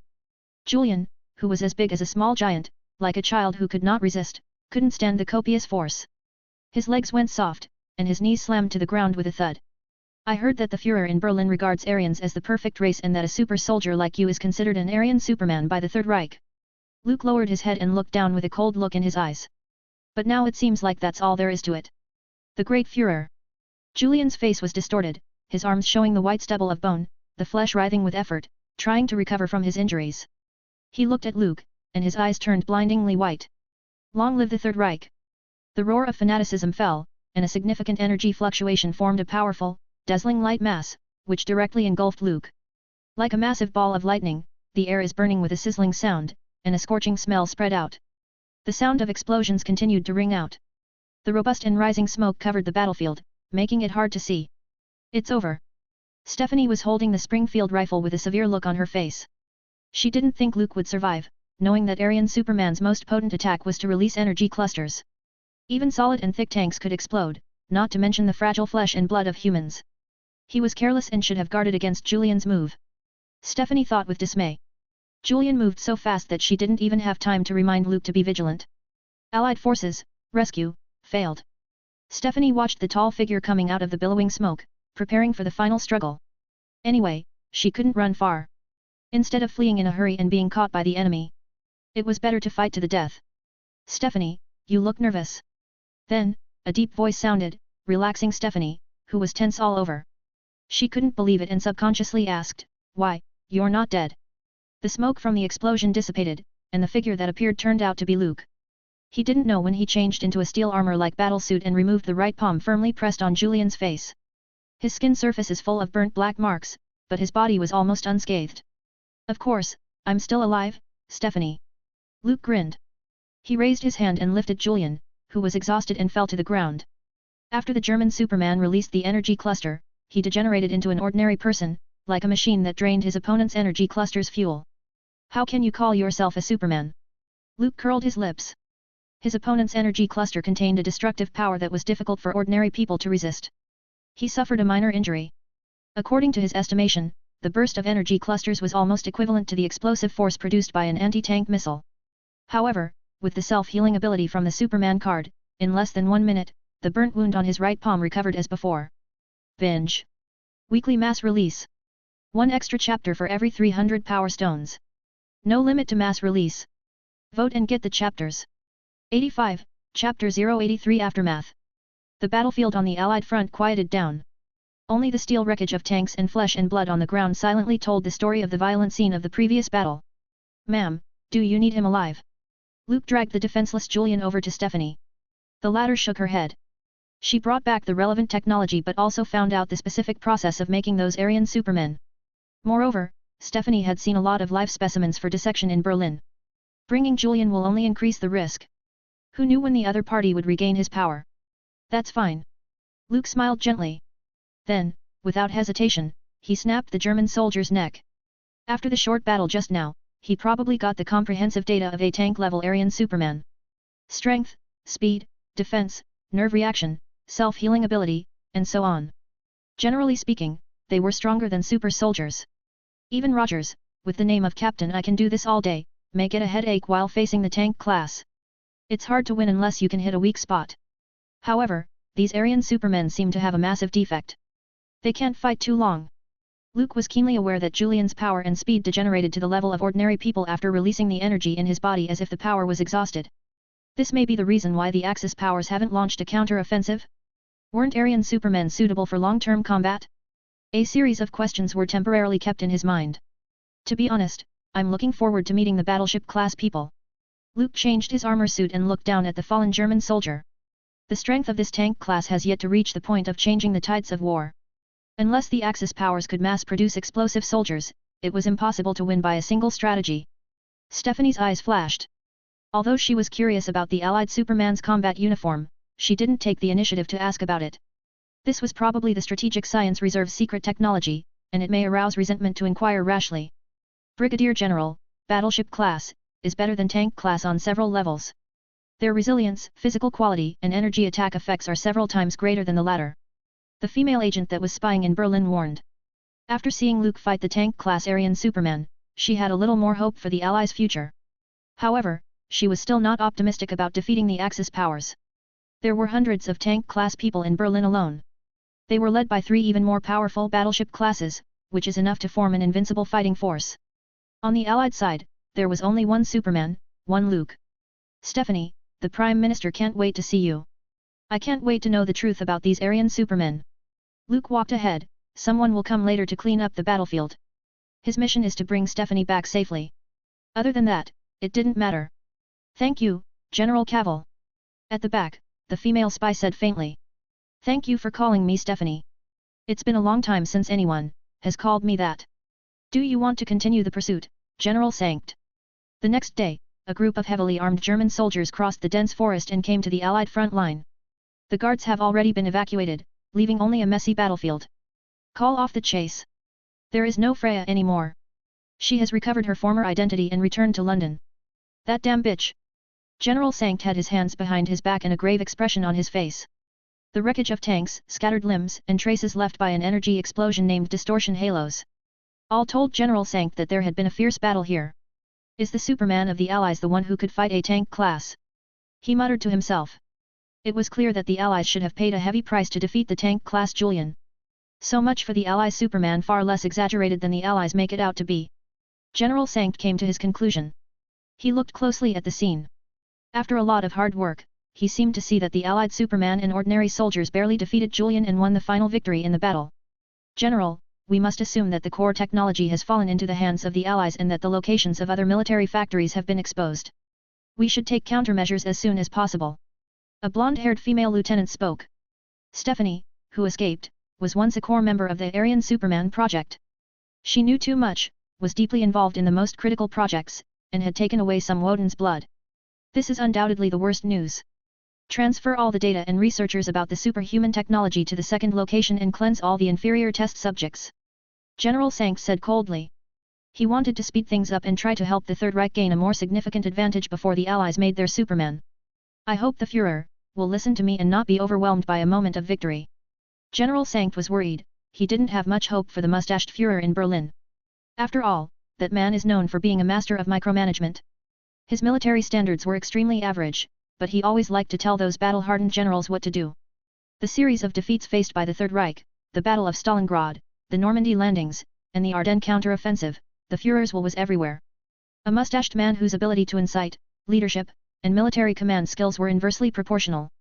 This is what General Sankt had to say about the Führer. Return to Berlin. We are so close to ruling the world. So close. The German general sighed. Binge. Weekly mass release. One extra chapter for every 300 power stones. No limit to mass release. Vote and get the chapters.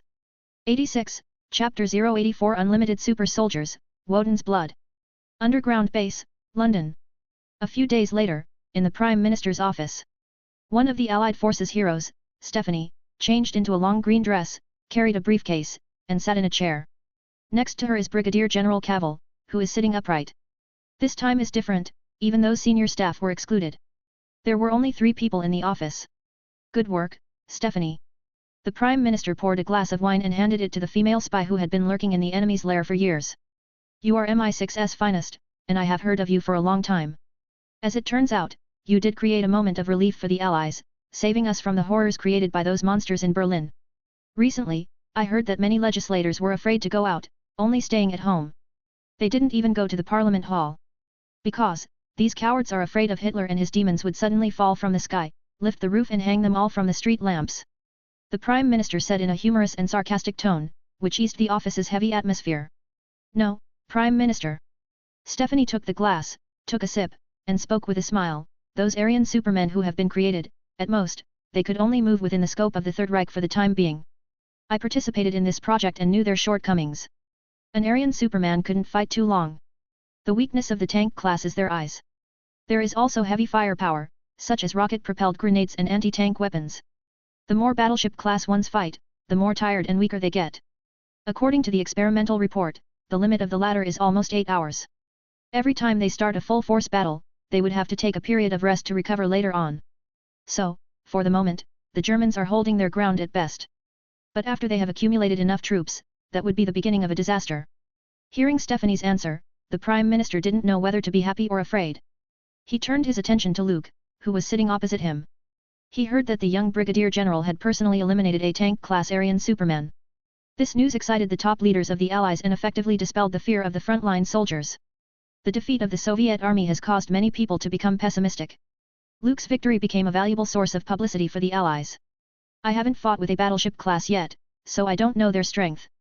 Luke guessed the Prime Minister's thoughts, trying to ask him to directly fuck over all the Aryan Supermen, which was simply unrealistic. Hundreds of tank classes, plus 3 battleship classes of unknown strength, will probably drain himself dry. Besides, he didn't have an obligation to fight for the Allies. The brave and fearless super soldier is only a superficial persona, and it is not advisable to enter the character too profoundly. I'm sure Stephanie still has more critical information. Otherwise, the Germans wouldn't have to hunt her from Berlin. Luke threw the question to the female spy next to him. Yes, I can help the Allies and make superhumans. Stephanie said word for word. Once the heavy news was announced, the Prime Minister's office fell into a brief silence. Does that mean the Allies could have supermen too? A moment later, with a click, the cigar in the Prime Minister's hand fell on the table. I was placed in the Norwegian research group in 1941 when I was undercover as a biologist, Freya Bergen. Stephanie said in a soft voice, after Berlin recognized me as a Nazi supporter, they recruited me into the Aryan Superman project. There is no need to tell you the rest of the story.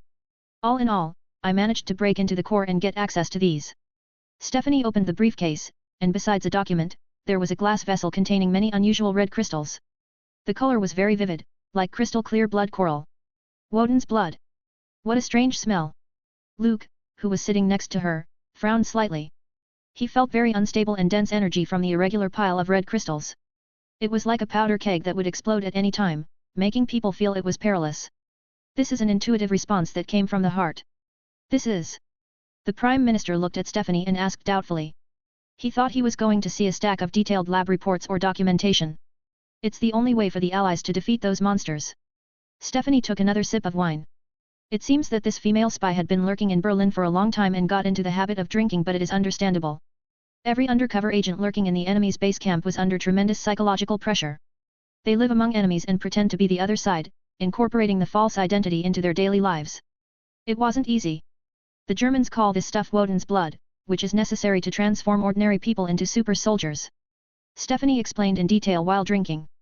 These red crystals are crystalline polymers that are gradually produced during a special fermentation process, so think of them as vegetables in a field. In other words, it takes time for Woden's blood to grow, and it wouldn't just come out of thin air. The good news is, before I left the factory, I blew up all the containers containing Woden's blood.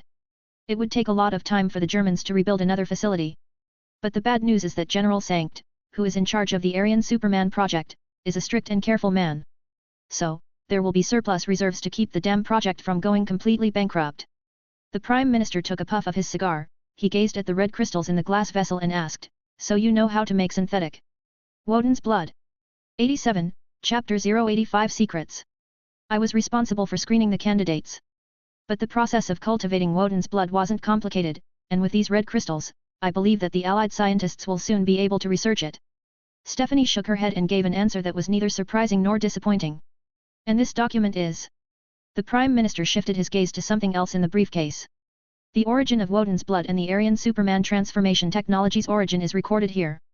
Stephanie's expression was severe as she spread out the dense word-laden information.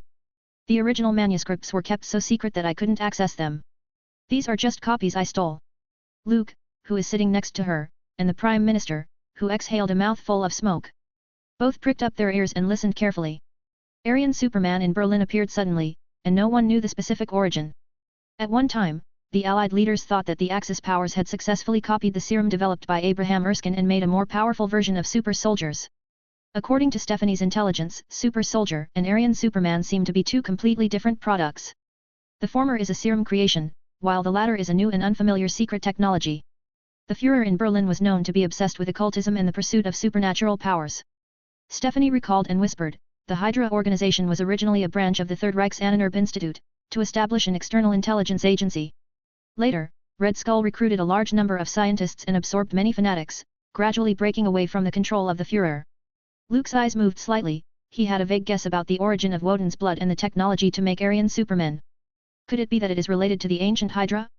To curb Red Skull's growing ambition and his rapidly increasing strength, the Führer secretly set up a new research team to reproduce a powerful super soldier like General Cavill through the blood samples left behind by Red Skull. Stephanie glanced at Luke and had to say that she was pleasantly surprised by him. In the battle against the tank-class Aryan Superman, the young general showed overwhelming strength. A series of failures almost caused the Führer to abandon the project. However, news came from the Ahnenerbe Institute, which excavated an ancient document containing strange words analyzed and deciphered by professionals and classified as the language of an alien race in ancient times. Hearing this, the Prime Minister looked confused and took a puff of his cigar to calm down. As a graduate of the Royal Military Academy, Sandhurst, a published author of several books and a future Nobel Prize winner in literature, and a famous orator who unveiled the Cold War's intro between the United States and the Soviet Union, the British Prime Minister did not know what to make because the head of the Axis powers was enjoying alien literature and creating the Aryan Superman in an attempt to conquer the world. Is the world too crazy, or am I just unable to keep up with the changes of time? The Prime Minister's elbow was on his desk, propping up his somewhat rounded face with a dull expression of overwhelming information was added. Aliens have visited Earth in times farther away from the birth of humans. Luke is very calm about this matter. After all, this is the Marvel Comics world. Within the 9 realms, besides the Earth called Midgard, there were Asgard and Jotunheim, where frost giants live, and so on. If we look further away, there will be more Skrulls, Kree and Shi'ar, who together form the 3 civilized empires of the galaxy. As for the higher ones, there are the Council of Elders, Council of Godheads, and the 5 cosmic beings. Therefore, during World War II, the Axis powers discovered alien technology, which is very reasonable, without the slightest problem. I know it sounds like a fantasy, or the ramblings of a madman, with no credibility. Stephanie saw the Prime Minister's expression and shrugged helplessly. I started with this attitude. I thought that all these lies were fabricated by the Germans, mainly used to deceive the ignorant people and make them worship the Führer like fanatics until I deeply participated in the Aryan Superman project and found inside information. They did find the remains of an ancient civilization, which, according to research, may be from ancient Egypt. It details the heroic exploits of a priest named Imhotep, who led the Egyptian people to fight against the alien brood. T-note, Imhotep was an Egyptian chancellor to the pharaoh Djoser, probable architect of Djoser's step pyramid, and high priest of the sun god Ra at Heliopolis. Very little is known of Imhotep as a historical figure, but he was gradually glorified and exalted in the 3,000 years following his death. The red crystals that could transform the human body and stimulate its potential were the technology left behind by the brood. Those bug-like aliens cultivate Woden's blood and use them as food to feed the beasts, catalyze them into terrible monsters, and use them as war machines. The Prime Minister, who acted as an audience, was on the verge of a nervous breakdown and couldn't help but reach for the liquor bottle on the table. He poured himself a cup of gin and poured it into his mouth. As if that wasn't enough, he poured 2 more glasses in a row and drank them all in one gulp. Imhotep. I remember he was the pharaoh's chancellor in the 3rd Egyptian dynasty and the designer of the Pyramid of Djoser. Luke, who had specific knowledge of history, interjected in due course. He always thought the name was familiar, not only in textbooks. According to the paintings in the ruins and the literature, Imhotep was an outstanding leader, a brave and powerful fighter. With a spear and a shield, he led countless Egyptians to victory over the alien creatures, killing them and driving them off the earth. Stephanie replied solemnly. 88, Chapter 086 Secrets, 2. Holding a spear, holding a shield, the ancient Egyptian pharaoh. When he heard this, Luke had a flash of light in his head.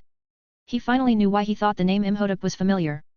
This ancient Egyptian was the most successful pharaoh of the 3rd dynasty and honored as the god of wisdom and medicine by later generations and was worshipped for all eternity. His true identity was a superhero in ancient times.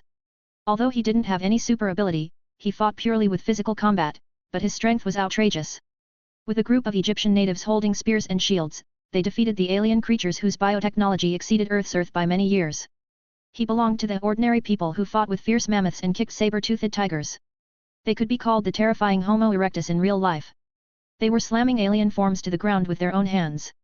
Apocalypse, who later claimed to be the ancestor of mutants, was also a student of Imhotep, and they once fought side by side. At that time, Apocalypse, while cutting alien insects and cheering for the teacher, was still young and naive. That's so long ago. Luke secretly lamented. He didn't expect the biological transformation technology behind Aryan Superman made in Berlin to come from that ancient era. But when you think about it, you can't pick out any problems. After that, the secret organization Brotherhood of the Shield was established by various historical big shots, such as Leonardo da Vinci, Newton, Tesla, Galileo, etc. They adopted the eagle logo from the shield held by Imhotep. As for the later S.H.I.E.L.D, Hydra, and Leviathan, all 3 are actually of the exact origin, with more or less traces of the Brotherhood of the Shield. But each going in a different direction. Therefore, it was reasonable for the Third Reich, which inherited a part of Hydra's heritage, to get the biological transformation technology of brood alien bugs.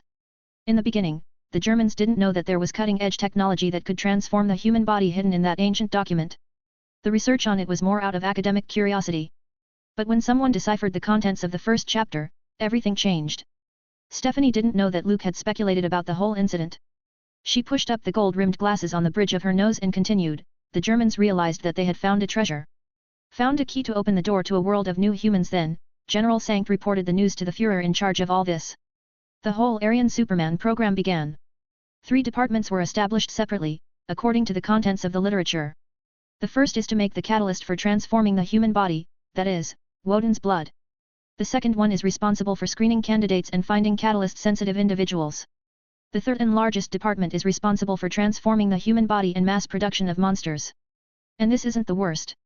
General Sankt only translated the ancient literature by 1/5. That is to say, in addition to tank class and battleship class, there may be more powerful Aryan superhumans in the future. After Stephanie finished speaking, the Prime Minister went silent. More powerful Aryan superhumans? Carrier class. Luke was quietly wondering what level he was in the later stage of development. Nuclear class. Space warship class. Star destroyer. Black hole class. As for the threat of the Aryan Superman, to be honest, he didn't pay much attention to it. Not too inflated or blindly confident. If one calms down a little and thinks with his head, he can guess that these low-quality superhumans, which had been transformed with body modifications, must have some unknown defects. Otherwise, as early as the ancient Egyptian period, the brood would have ruled the world, so there was no need to wait for the Third Reich to inherit this technology. Stephanie, tell me, are those superhumans capable of growth? Why hasn't the Third Reich implemented mass production yet? The Prime Minister is a veteran politician with a deft hand, quickly identified several critical issues from the female spy's words. Right now, mass production is an impossible task. Studies have shown that Woden's blood, as a catalyst, will only work and start a transformation process on about 1 out of 5,000 subjects. Stephanie saw the Prime Minister who wanted to reach out and touch it and hastened to stop him. For others, it's a deadly contact poison. In the ancient literature, there's a method to identify the candidate, but the general couldn't decipher it. So, he came up with another evil plan. First, Test the catalyst on thousands of prisoners, Jews and Soviet prisoners. Blood was then taken from the survivors for specialized testing. Next, the identified blood is used on a large scale to mark potential candidates, soldiers who are similar to the survivors and meet the requirements of Woden's blood, and recruit them into the team. In the end, as long as the soldiers are all classified as catalysts, one will always pass the hundreds of tank classes, and the 3 battleship classes all came from this. After listening, the Prime Minister couldn't help but breathe a sigh of relief. Stephanie destroyed a production plant. Woden's blood needed to be cultivated, coupled with the low success rate of making an Aryan Superman.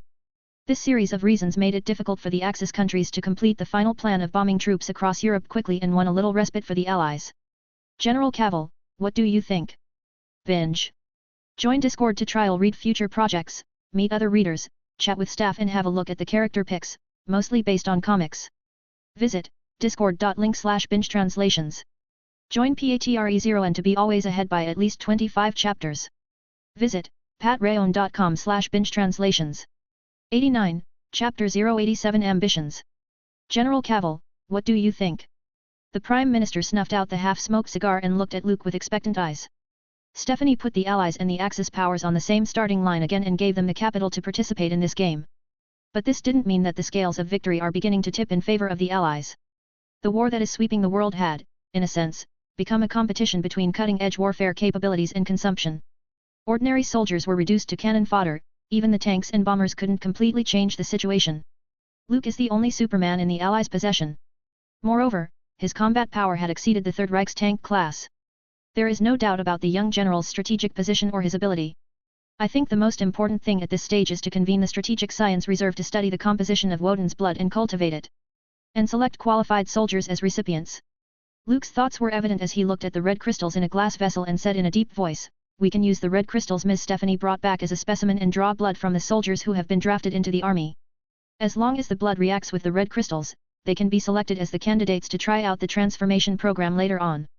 Luke's idea made both the Prime Minister's and Stephanie's eyes shine. This isn't a complex problem.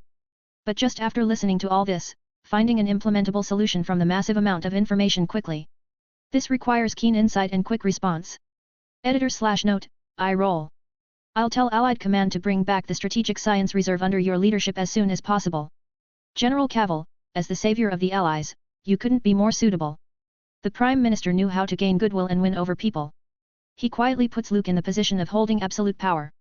The resources and status enjoyed by the Strategic Science Reserve to fight against the Axis powers are bound to be top of the line.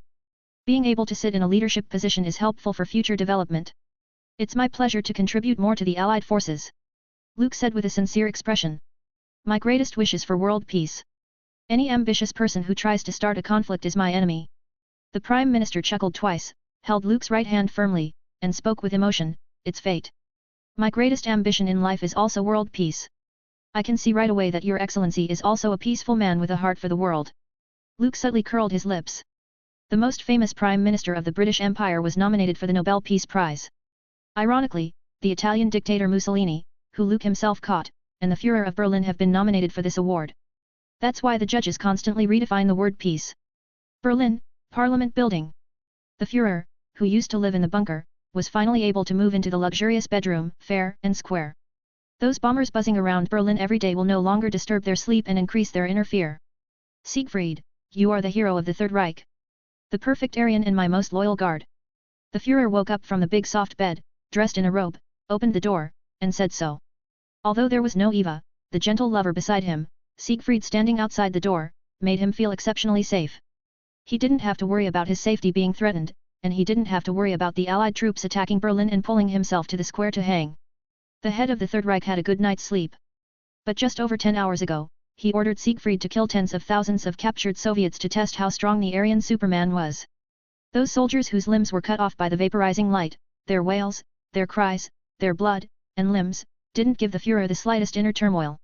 As a mediocre painter who had no talent and was rejected by art schools, he even thought it was globally the most beautiful color. General Sankt isn't here yet. The Führer rang the service bell, and it didn't take long for the chef to bring the prepared food. He skillfully picked up the knife and fork and cut the veal on his plate. Although the cuisine of the Third Reich consists of pig's trotters, sausages, and various kinds of bread, he appreciates the French cooking more. Their food research is as skillful and proficient as raising the white flag and surrendering. The Führer commented. General Sankt is on his way back. He was previously busy chasing a renegade female scientist who was a British spy. Siegfried, who was tall and almost touched the ceiling chandelier, answered truthfully. How careless of him, and here I was going to reward him. The Führer put down his knife and fork and chewed the food in his mouth, showing a disappointed expression on his face. General Sankt could have been a hero of the Third Reich like you, but unfortunately, he didn't seize the opportunity. Berlin currently has 3 battleship classes, excluding Siegfried, who is guarding at his side. The Führer hadn't met the remaining 2 yet. The Führer only knew that a woman called Sieglinde maintains a city-wide alert in the air defense tower. The other one is called Siegmund, who is responsible for destroying guerrilla forces outside the city. The 2 of them had a fantastic record of scrapping dozens of Allied bombers in one fell swoop. I wonder if the cowards of the Allies would cry out in fear. The Führer was full of ambition, and he felt that God once again blessed him. Soon, the Third Reich will stop its downward spiral and become even stronger. Binge. Join Patreon for privileged chapters. Visit patreon.com/binge-translations. 90, Chapter 088 Death. When power is too easy to obtain, it will make a person's ambition expand boundlessly. Like Red Skull, who had mastered the Tesseract, the Führer was so excited that he subconsciously ignored the struggles of the Third Reich and even began to think about another attack on Stalingrad to take Moscow. He always resented the defeat suffered by the Germans in front of the Soviets. This time, the opportunity to prove their ability has come. General Sankt has arrived. When the phone rang at the bedroom's bedside, Siegfried picked up the receiver and answered the phone for a few seconds before relaying the news. He is already downstairs, waiting to meet you, Führer. Let General Sankt come up. Although he made a mistake, he also made contributions to the Third Reich and shed blood. I can't mistreat the hero. With a wave of his hand, Siegfried opened the door. Before long, General Sankt, with a cold face, appeared at the door. You look very depressed, General Sankt. I've heard all about it. Don't worry about being punished. It's not your duty, the security failed, and you've worked very hard to fix those problems even though it didn't work. The Führer put his hands behind his back and stepped on the dark patterned carpet with his bare feet. If you ignore the ankle-length burgundy robe, he looked pretty imposing, like a victorious general. You are a hero, you brought my miracle weapon and saved the Third Reich albeit a little late. The Führer took off his glasses, like lifting a seal.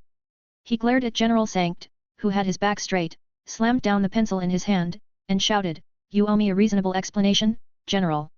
I have read your report and asked Siegfried. The Aryan Superman project has been completed for several months. It's been longer than that, almost a year, my Führer. General Sankt interrupted the Führer, who was about to go into a rant and said calmly, I made the first Type I Aryan Superman 11 months ago. And the first Type II will be put into use in the near future, followed by the production of the tank class. The 3 battleship classes are the ones that appeared further down the line. The Führer, who was interrupted, put on the glasses and took them off again. After rereading the article, the seal was lifted again. But the rant went on. So. This year, you never told me about this. I watched the Reich fall back, and Allied bombers torture my spirit. The Führer didn't understand what General Sankt did at all. He was so angry that he couldn't help but curse trash. I thought Red Skull would last a little longer. And at that time, the Aryan Superman wasn't ready, and they couldn't change the pattern of war. General Sankt remained calm and explained in a steady voice, after World War I, many Germans thought tanks were just a novelty, and they didn't care. Some even laughed at Heinz Guderian and said, What war machine, it only carries flour. That's because they only saw a tank, not a group of tanks. Only people like Guderian could see the actual value of tanks. It also made your empire, Führer. I will give you an invincible super army and a huge victory that will revive the Germans, but only if the Aryan Supermen could join the battlefield in droves. If I told you the news in advance to tell you the truth, I'm afraid you would directly send them to die in vain, and that would just meaningless consumption. General Sankt's outspokenness added to the Führer's anger. He will not tolerate accusations, especially in such a humiliating tone. That's enough, General Sankt. The Aryan Superman project will no longer be in your charge. Please step down. Considering the outstanding contributions made by General Sankt over the years, the Führer endured it and waved his hand to let the other side step down. My Führer, why don't you want to face up to your mistakes? General Sankt, with his hands behind his back and his body motionless, shook his head and said, You're like a madman who lost his mind, letting Siegfried kill tens of thousands of Soviet prisoners. You didn't even think that this would only arouse the resistance from the Allies. No one would surrender in the future. I'm the one who's disappointed in you. You were just an Austrian bumpkin who got into the seat because you were born in a country with Prussian rigidity and a bunch of idiots who were willing to listen to your nonsense. You had the most powerful war machine in the world, but you buried it in your bottomless pit of arrogance. Führer, I believe more strongly than you do in a great Third Reich. I also believe even more firmly that the Reich deserves a more gifted leader than you. General Sank's remarks thoroughly angered the Führer. He picked up the pencil on the carpet and calmly said, "Oh, General. I didn't expect you to think of me this way, which is really regrettable. You won't be able to see the Third Reich in your imagination and the leaders who are more gifted than I am. Siegfried, kill him." With a command from the Führer, Siegfried, who was silent as a statue, came forward and stood in front of General Sankt. His eyes were blazing hot, and the terrifying energy was like wisps of blue light that pulsed incessantly. "Yes." Siegfried said so. Then, he turned around and looked at the Führer himself. A dazzling light bursts out from both eyes. Binge. Read privileged chapters on Patreon. Visit patreon.com/binge translations. 91, Chapter 089 The Plan. 3 days later, Colonel Phillips arrived at Bletchley Manor, just outside London, with the Howling Commandos and the Strategic Science Reserve. It used to be the Allies' Code Deciphering Center, specializing in deciphering intercepted German radio signals.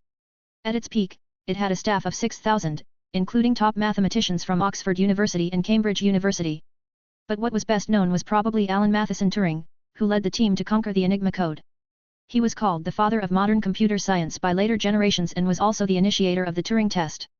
Luke, who met Turing not long ago, almost recognized him as Dr. Strange or Holmes. Editor/note, to those who didn't get the reference, Benedict Cumberbatch played both Alan Turing, Dr. Strange and Holmes. I just heard that the Axis folks unearthed ancient civilizations' biotechnology. Did primitive people know science too? Colonel Phillips came into the office and shouted at the top of his lungs. His voice resounded as he asked regarding the defeat of the Soviet army. There were also issues such as the Aryan Superman of the Axis powers. The external information of the Allied forces was that Berlin had summed up a set of inhuman and ruthless human body modification techniques from the lands of Longinus and the knowledge left over from an ancient civilization. This sounded, at least, much more convincing than a massive invasion by alien creatures on the Earth and the final victory of an ancient Egyptian pharaoh. People during World War II hadn't experienced the information explosion of the Internet era, hadn't developed the tough nerves of the latter-day New Yorkers that weren't surprised by the various alien creatures and supervillains, yet. As for Woden's blood and the transformation plan for manufacturing an Allied Superman, these were top-secret information and haven't been made public yet. In addition to the Allied leaders, only Luke, a participant, and Stephanie, who was in charge of directing the scientific research, knew about it. Maybe before we occupied the planet, there were earlier civilizations. For scientific questions, Colonel, you should go to Howard, he will give you a satisfactory answer. Luke is chatting with Stephanie and Rogers in his office. When he saw Colonel Phillips coming in, he got up and walked over. He had always maintained a respectful attitude towards his former commander. The colonel's rank isn't high, but he has a wide range of contacts and is familiar with the Army and Navy factions. Luke knew that there was probably a high level of discrimination in the US military. Around the 18th century, the Army was at the top of the chain because they were all fighting locally. But with the increasingly prominent role of the Air Force during World War II, the former lesser brothers began to catch up. After that, the Navy rose to power and became the golden boy of Congress. In contrast, the Army and Air Force have become stepchildren, and their status was gradually slipping. Then they gradually formed the Army Department and the Navy Department, the two hills. Luke still remembered that Curtis Emerson LeMay, a four-star general of the U.S. Air Force, known as the Eagle of the Cold War, said that the Soviet Union is our adversary. Our enemy is the Navy. This shows how serious the factional struggle is among the military. As the regular army, and often appeared in various movies, the National Guard is small and transparent. Often overlooked and had never been counted into the factions at all. After defeating Red Skull and Hydra, Luke met with many military leaders on the recommendation of Colonel Phillips. Dwight Eisenhower, George Patton, Douglas MacArthur, Chester Nimitz, George Marshall, and so on. These people are also happy to be on good terms with the Allies' favorite boy. A 20-year-old brigadier general has an unimaginable future as long as he didn't change to the wrong side or die on his own. Qualifications can be accumulated, contacts can be collected, and inside information can be gathered. But years can't be reversed, and time wouldn't come back. Therefore, for Luke, youth isn't only a disadvantage but also capital that can be used. That Howard Stark guy. He was called up to Oak Ridge to work on a classified project. Colonel Phillips shook his head and said, Allied Command has handed over the command of the Strategic Science Reserve to you. What kind of miracle are you going to lead us to this time, Luke? How about raiding Berlin and capturing the Führer alive? Wrong, the current leader of the Third Reich is General Sankt. Luke said half jokingly and half seriously. These days he and Rogers have discussed how to end this war in the fastest way possible. The answer was to storm Berlin. Now, the Allies cannot give the Third Reich any chance to breathe, and once they regain their deficit through the Aryan Supermen and enter the explosive soldier phase, it will be challenging to win quickly. Do you think so? Colonel Phillips frowned at the thought, not surprised, but began to consider the feasibility. He is used to the fantastic things that come out of Luke's mouth. This is the prepared plan. Luke cleared his throat and called Carter, Stephanie, and Rogers outside the door to his desk. A group of people gathered around a long wooden table made of red mahogany with an open map and a confidential document in front of them. Binge.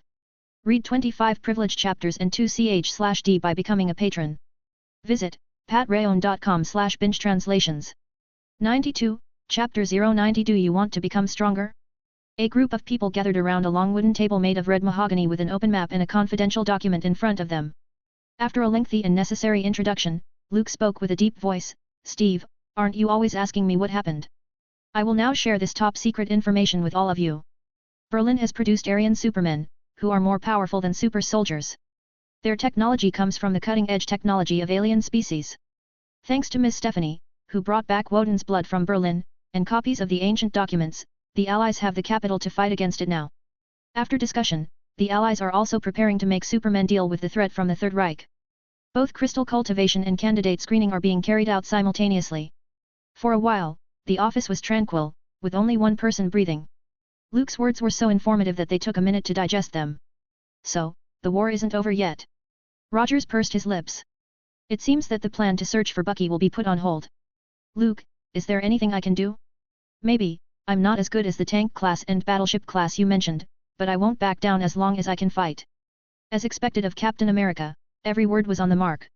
And even Colonel Phillips, who had never been much of an admirer of his, showed a hint of respect. Rogers has a passive skill.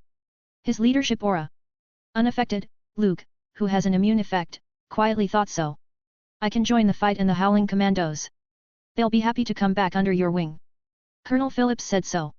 He was still alive and well, could still carry a gun, and contribute toward the Allied forces. Luke glanced at it without showing any expression and felt that the colonel's old arms and legs might not be enough to go against tank-class Aryan Supermen that showed everyone a ripping a living man apart show. "All of you, don't rush. This is not pre-war mobilization."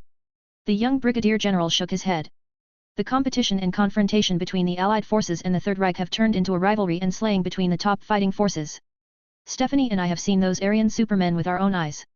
To be fair, they are powerful. They aren't an existence that ordinary soldiers can go against. Blind fervor will only make more people make unnecessary sacrifices. It's not worth it." Luke's reply made two soldiers, one old and one young, somewhat depressed. Rogers, in particular, always felt that he had done nothing in this war. The present situation is no different from before. In the previous Brooklyn trio, he was always the one who was protected. Today, too. But immediately afterward, Luke's conversation changed, and his eyes turned to Rogers with his head down. He asked seriously, "Steve, tell me, do you want to be stronger? Get stronger?" Rogers paused and fell silent. As a super soldier, he has a muscular physique and fantastic endurance. It was a top-notch force on the battlefield that could raid the enemy's lair with 1 against 100 and chop off the enemy's heads. In the future, after a long period of training, he could hold a helicopter with his bare hands and almost resist the Infinity Gauntlet.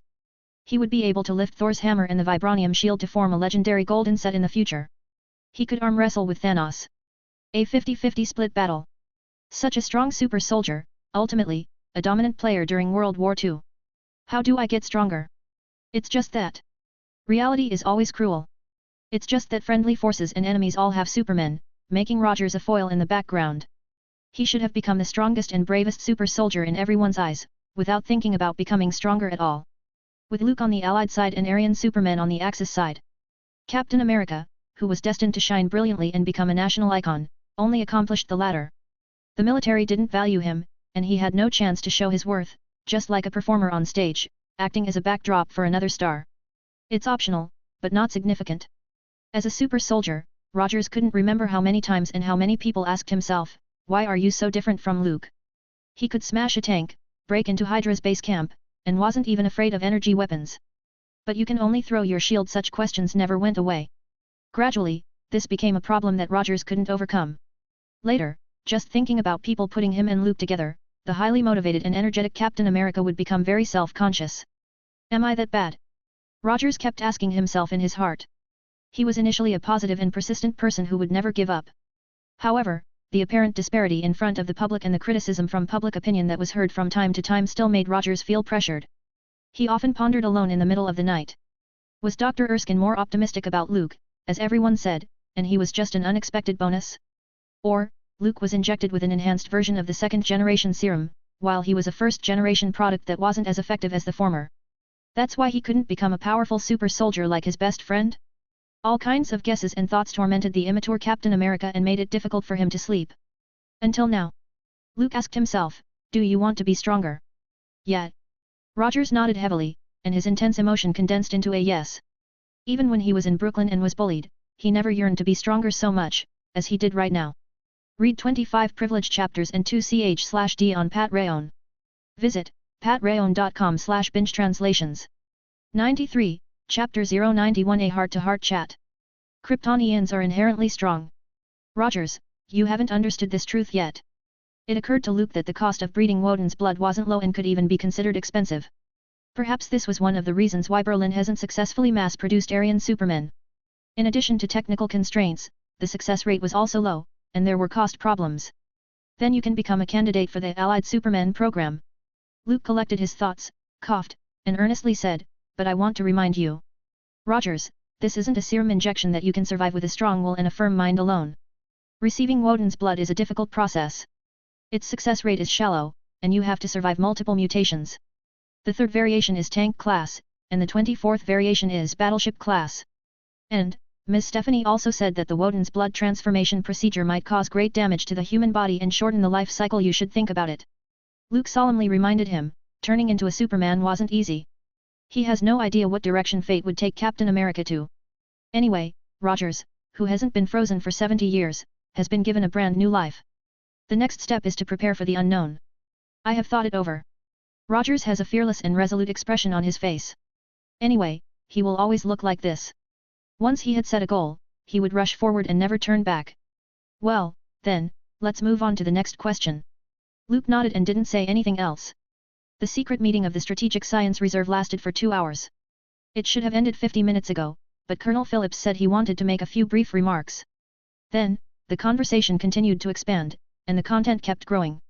It wasn't until Luke tactfully reminded that it was getting late that the Colonel stopped talking, and everyone else was relieved. Steve, you stay. When everyone walked out of the office, Luke called out to an excited-looking Rogers. I want to have a good talk with you. Well, let's start with the blonde girl at the party. Her name was Marjorie, right? How are you two doing? Have you been in touch recently? Luke leaned back and asked in a relaxed tone. Yet. Everyone thought that the war was coming to an end. She was a Scottish girl, so she returned to Edinburgh early. We sometimes write letters to each other. Rogers pulled out his chair and sat down. He scratched his head and said, but you know, Luke. I'm not very good at talking, and I can't write any funny jokes. So, I'm frustrated. Captain America, who fell in love for the first time, was no different from ordinary people. No, to be honest, he might be worse than a lot of people. After all, Luke really couldn't imagine the always serious Rogers, smoothly spit out loving words. You don't have to show your humor. You're not Howard. You can talk about the little things that happen in life and let the lucky girl feel that you care. Luke smiled and then seriously said, Steve, we're friends. So, I don't want my existence to put pressure on you. I know speculations and rumors circulating in the military about super soldiers, me, and you. They said some ugly things. But I told you a long time ago. Dr. Erskine was more optimistic about you. It wasn't like all those people said, you weren't just a side bonus. Steve, there are some qualities in you that I don't have and don't possess. Frankly speaking, I'm not a good person in the true sense of the word. I do everything with my own considerations, either in terms of interests or personal interests. I never give meaningless pity to the enemy, nor do I give ignorant sympathy to the weak. Therefore, I lack the qualities to be a hero. I'm not interested in being one. In comparison, I am a little more similar to Howard. We are both passionate about leading people, standing taller, and being the decision-maker who gives the orders. Luke stared at Rogers deeply. He didn't hide his nature, just like he didn't hide his ability in Camp Lehigh. If we say that the future of this world is destined to be an era of superheroes, then he prefers to be a protector, a controller, and a receiver. Instead of wearing the armor and red cloak, busy every day getting the kitten down from the tree and back to its owner, save a plane from crashing, or save a ship from sinking. Generally speaking, Luke had no intention of taking on the superhero career. He didn't want to see Captain America because he wanted to catch up to him, venture into the Allied Superman program. After hearing all this, Rogers restrained his smile and turned silent. After a long while, he spoke in a hoarse voice, I have to admit, you've been putting a lot of pressure on me, Luke. Although we're friends, I still envy you sometimes. What I long for isn't the glory you get or the adoring eyes of others, but the ability to always be the first to rush in when others need you. When I was in Brooklyn, Bucky was always surrounded by gangsters, and I couldn't help him. I dragged him down. After knowing you, it's different. You've always had a way of dealing with problems, street thugs, bootleggers, and gangsters. As time goes by, Bucky and I were used to looking for you whenever there was a problem. I did have the idea of catching up with you, Luke. However, this idea soon disappeared because no matter how good or powerful you are, you will always be my friend. Who would be jealous of their friend's achievements? A smile appeared at the corner of Roger's mouth as he looked at Luke with a calm face and sincerely said, I want to be strong, just to have the power to help. At least when you need me, I could stand up, so you wouldn't have to fight alone. There was a brief silence in the office. After a while, a hearty laugh came out. Binge. Read 25 privileged chapters and 2ch/d on Patreon. Visit patreon.com/binge-translations. And we publish 2 chapters per day. 94, Chapter 092. It hurts during the first time. A week later, the first recipients of Woden's blood were ready to receive the treatment. A total of 321 people whose blood reacted with the red crystals were eligible candidates for the Allied Superman program. Now, they were settled in a camp outside of London, waiting for a preliminary test. It must be said that when the government apparatus is in motion, everything is done efficiently. From screening suitable candidates to picking out qualified recipients, the speed was impressive. Brigadier General Cavill, the next step is the transformation process. However, I still recommend that you and the top brass of the Allies don't get your hopes up. Luke and Stephanie walk along the tree-lined path in Bletchley Manor. Not long ago, news came from the Allies that General Sankt, who was in charge of the Aryan Superman project, had somehow revolted. The backstabbing bastard took out the ambitious Führer, who was about to make a big show of his ambitions. Sudden changes led to temporary chaos in Berlin. The subsequent change of power and the cleansing of forces even delayed the Third Reich's advance. General Sankt, who created an Aryan Superman with great difficulty, couldn't expand the advantage anytime soon. The Allies were naturally happy with this situation. They wanted to buy more time, and it was better to wait until the Allied Superman army's mass production. Therefore, the two camps maintain a delicate balance. It can also be interpreted as being in the cool-down period, filled with the efforts to expand the army and the soldiers. To make a tank-class soldier, it will take at least half a month's transformation time and several weeks of high-intensity training before they can formally serve and set foot on the battlefield. Stephanie explained. Woden's blood is not like a serum. After receiving the injection, you can become a super soldier and become even more powerful. It has a transformation process. There will be some drastic changes from the skin on the surface to the muscle fibers and cells inside. Luke nodded to show his understanding. He was different from the Allied leaders who urgently wanted to see results. As the saying goes, haste makes waste. After years of research in Berlin, 3 battleship classes were created. How much faster can the Allies go? I approached Dr. Arnim Zola about the cultivation of Woden's blood and research work. He used to be the chief scientist of Hydra, designed powerful energy weapons, and has some experience in biology. As the Strategic Science Reserve leader, Luke has a lot of power and can mobilize a lot of resources. Recruiting Dr. Zola, who is being held up, was a piece of cake. You don't trust us? Stephanie picked her eyebrows. Luke has put a lot of people in the Allied Superman project these days. For example, Steve Rogers, one of the first recipients. And responsible for deciphering ancient documents, Peggy Carter. Although the other party is British, she seems to be more inclined to the American side. Now, there's another Dr. Zola. This is the reward for rescuing you, Ms. Stephanie. The Prime Minister promised to share the transformation technology of Woden's blood and related information with the Strategic Science Reserve. Luke looked calm. He isn't a voluntary worker who does good deeds without asking for anything in return. Well, I'm just a researcher anyway, so I don't care about that. Stephanie shook her head and stopped talking about it. She didn't pay much attention to national interests. Winning against the Axis powers and ending the World War is what Stephanie cares about. General Cavill, your friend, Steve Rogers, chose to join the Allied Superman program. The female spy blinked, showed her charming smile, and tried to say, he's a super soldier, and he is different from the others. According to my experience, Rogers may have a chance to survive 24 mutations and become a battleship class. Don't you feel anything? General, with your power, if you participate in the transformation program, you will only become stronger. Maybe you could surpass a battleship class and become an even mightier being. Luke shook his head and refused Stephanie's tempting suggestion. He coolly said, I don't need to be a Superman because I already am one. Even if he wanted to use Woden's blood to improve himself, he had to wait until Dr. Zola conducted a study and confirmed no problems. In this world of superheroes, the poor rely on mutations, the rich rely on technology. But Luke, he relied on his cards. 2 days later, at a camp outside of London. Rogers was wearing only a pair of shorts, sitting on a high-backed chair with his upper body bare. His hands and feet were tied tightly, limiting his mobility. This is going to hurt, Captain Rogers. And this is your first time. Considering the consequences of failure, you can choose to give up. Stephanie, who wore a white coat, pushed the gold-rimmed glasses on the bridge of her nose.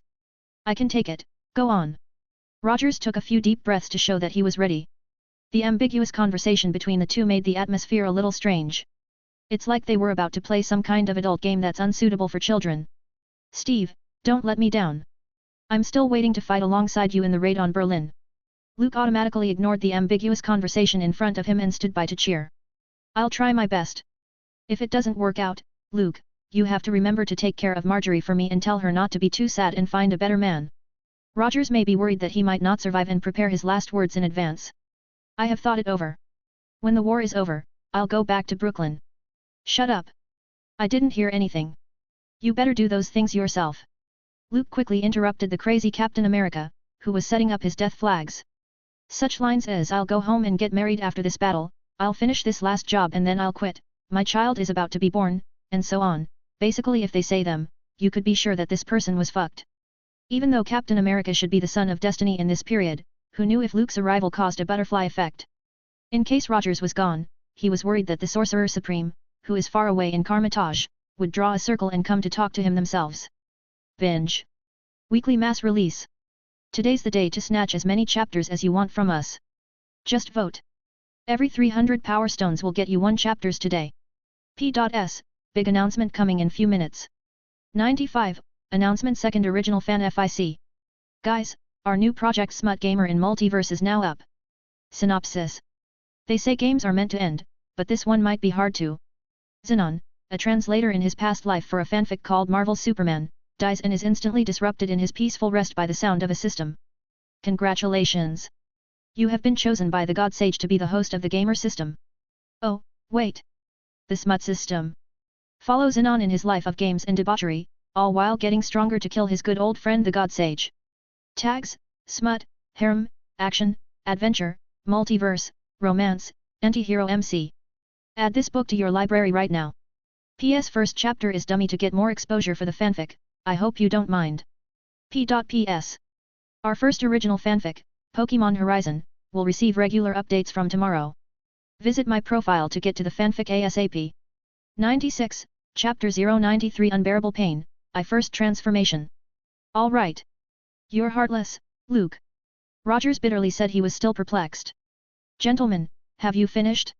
I'm going to start. Stephanie, who was watching quietly, put on a pair of rubber gloves and took a capsule of Woden's blood out of the glassware. Good luck, Captain Rogers. At the end of her sentence, she placed the red crystal pellet called Woden's blood on Captain America's forehead. It was like hot iron, burning Rogers' skin. The sizzling sound of something scorching was endless.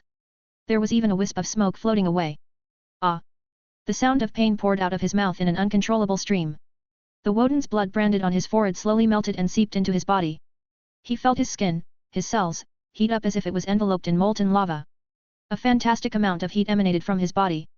General Cavill, you have to control him. Seeing that Rogers was about to break free, Stephanie couldn't help but shift her gaze to Luke. This wasn't enough protection to subdue a super soldier. Steve, just bear with me. If you can't fight this pain, you might as well relish it. Luke reassures Rogers as he walks over to the other side. He reached out with both hands and pressed the muscular body, whose muscles were spasming as if it was being subjected to electric shock therapy, into the high-backed chair. Fortunately, this chair was reinforced, thickened and made of metal. Otherwise, it may not be able to bear Rogers' violent struggle. This is only the first mutation. Stephanie sighed. When she was in Berlin, she had seen someone bite his tongue, hit his head against the wall, and even asked researchers to kill himself because he couldn't stand the terrible pain. It was beyond human endurance. I believe Steve will survive. Luke's hands were strong, holding Rogers firmly in the chair. Those alien creatures called Brood aim to create war machines, not to take away lives.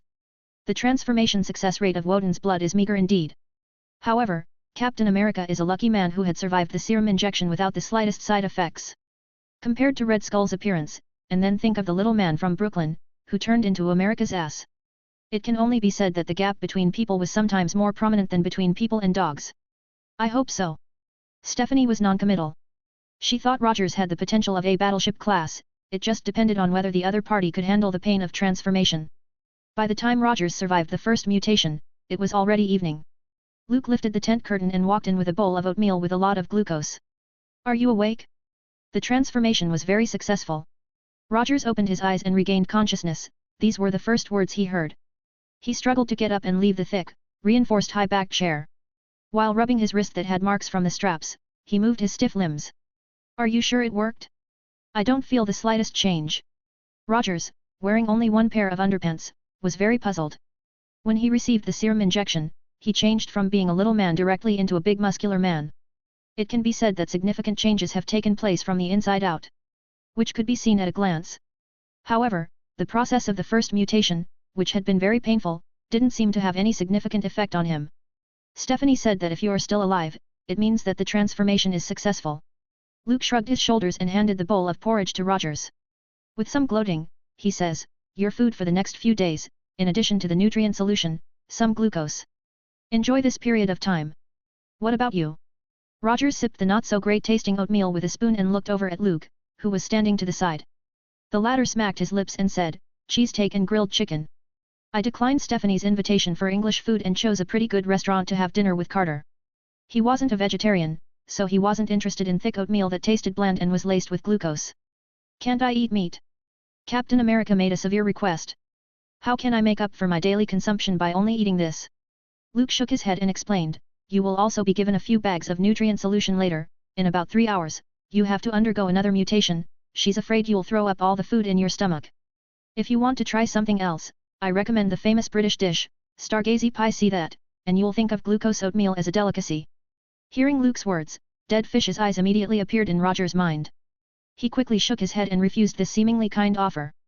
That thing, was it really for human consumption and not some kind of scary artistic masterpiece? Rogers drank the bowl of oatmeal in a few mouthfuls and asked, can I take a bath? The intense pain of the initial mutation caused him to sweat so much that it was almost condensing into salt grains. This should be fine. Stephanie just said, no strenuous exercise and overeating food. Luke smiled. This feeling of treating Captain America as a guinea pig seemed quite interesting. The truth is, you're no different from normal. The transformation from Woden's blood can only be seen after at least 3 mutations. Rogers seems to understand. He, like Luke, wasn't much of an academic. The former didn't have talent in learning, while the latter didn't like using his brain more than his strength that was more like Superman. Luke thought silently. By the way, how's the transformation of the others going? Binge. Weekly mass release. Today's the day to snatch as many chapters as you want from us. Just vote. Every 300 power stones will get you 1 chapters today. 97, Chapter 094 Unbearable Pain, 2 State of the Project. By the way, how's the transformation of the others going? Rogers, who had run outside the tent to take a shower, asked aloud. Because Stephanie thought that he had the potential of a battleship class, he also had his own tent. So, he didn't mix in with the other soldiers. The first mutation eliminated 141 people. Luke gave a specific number and sighed, nearly half of them showed rejection and died. The remaining half couldn't bear the pain and started to hurt themselves. In short, not optimistic. This result shattered the idea that Woden's blood was an essential technology by the Allies' top management and could be promoted vigorously. The shallow success rate, coupled with the cost of cultivating the red crystals, was a bit uneconomical. You know, tank-class soldiers are still no match for a bazooka rocket launcher or a sniper's accurate shot. The only way to reap the rewards is to create battleship-class soldiers. This was equivalent to 10 consecutive draws, and the blue sky and white clouds were losses. Only when the purple flashes and the golden light appeared could it be counted as gaining back the capital. Those tank-class can't satisfy the military, but battleship-class can. But the latter's turnout rate is ridiculously low, enough to make any European emperor feel despair. Next, there are 2 more mutations. If you succeed, you will hopefully become a tank-class soldier. Luke sat in the tent. He estimated that it would be lucky to have 20 subjects who survived after 3 mutations, but considering they were all a bunch of blue-eyed blondes, it was possible to have a miracle. As for Rogers, If he succeeded in surviving 24 mutations, it would be a rare card shining with golden light. So, Rogers. Go for it.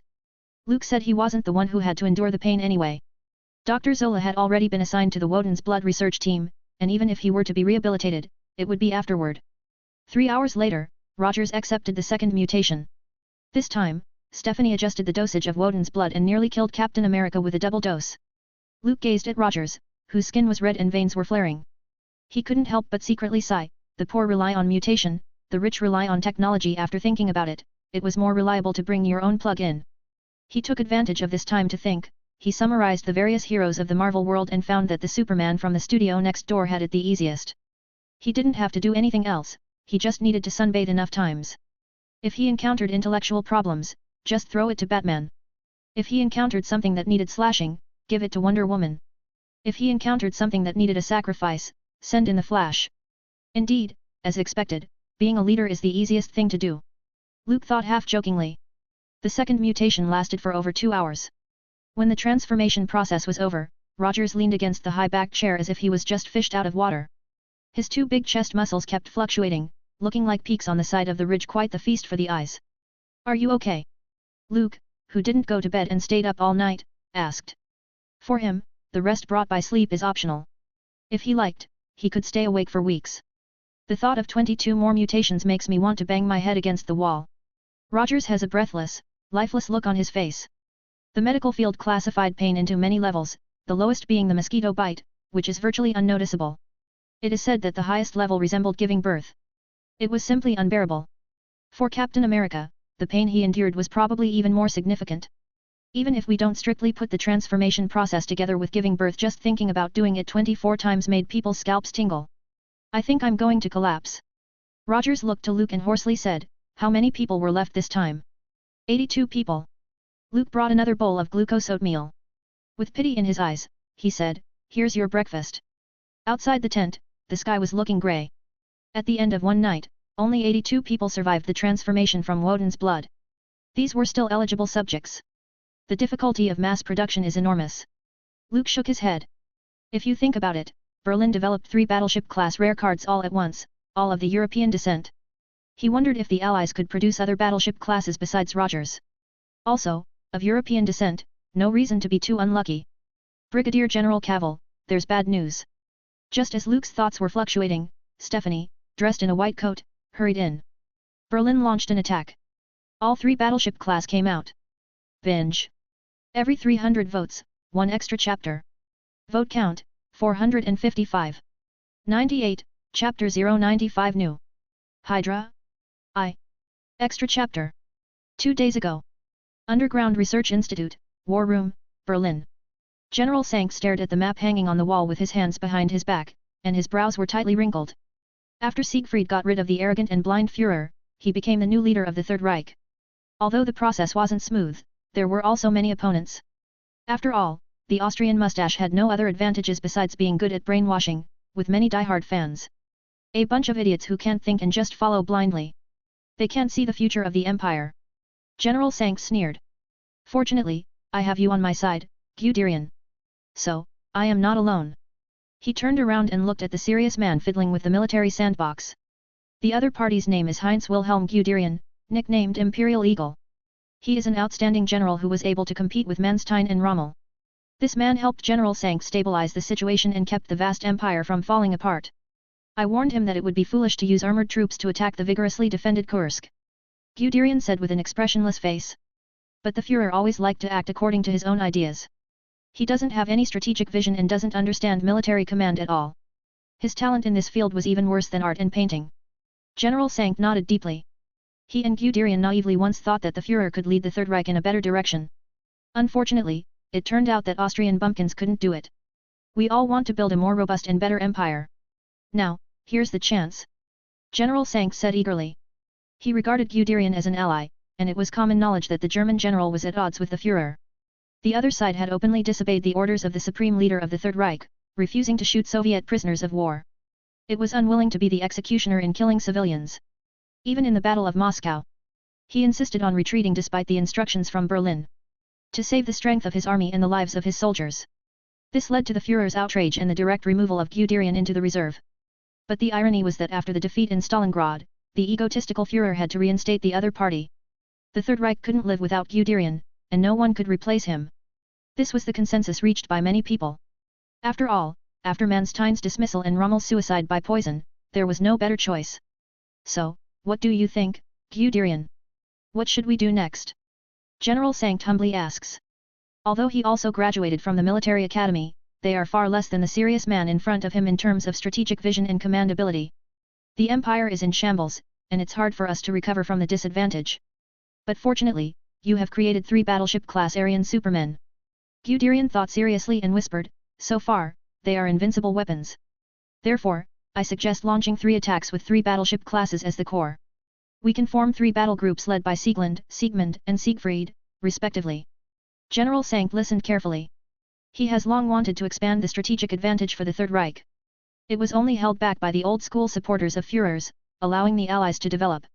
Siegmund was sent to the northwest to launch a raid along the coast toward Belgium.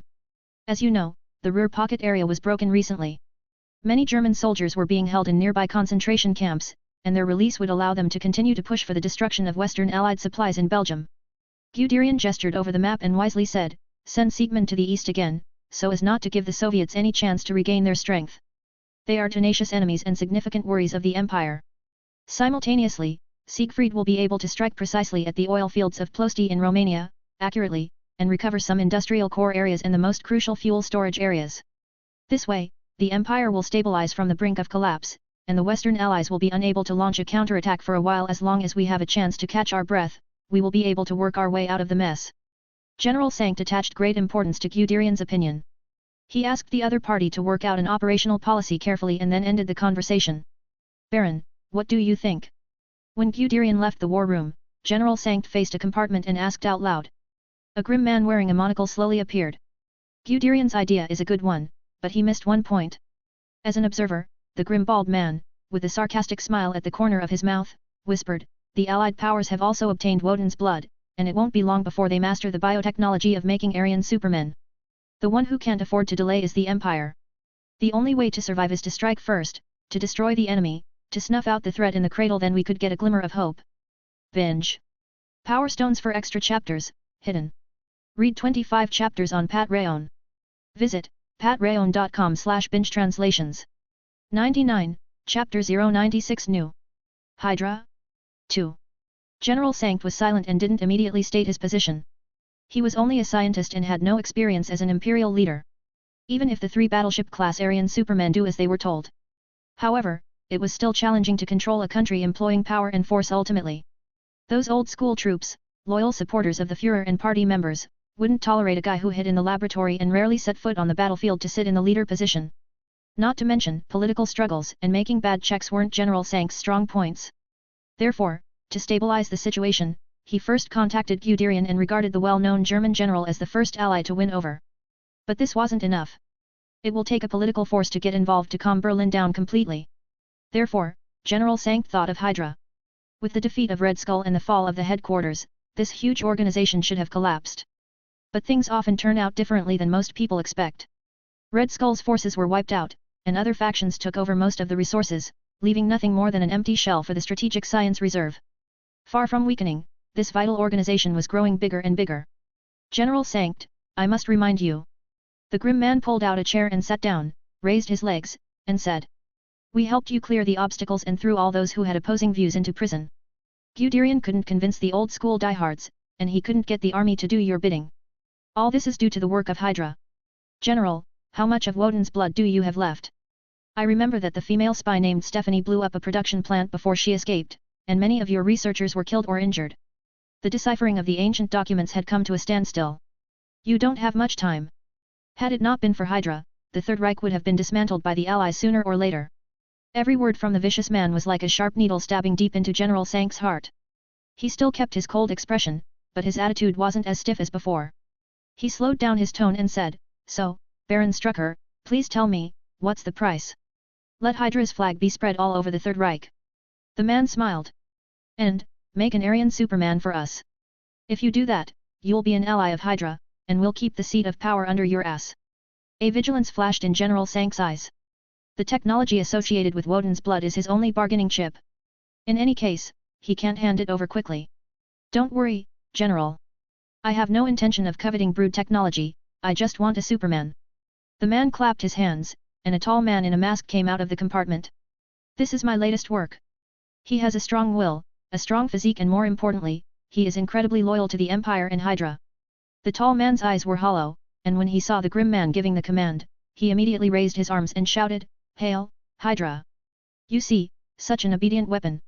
Baron Strucker smiled with satisfaction when he saw the tall man looking like a tame, domesticated animal. This was the test subject that he found with difficulty.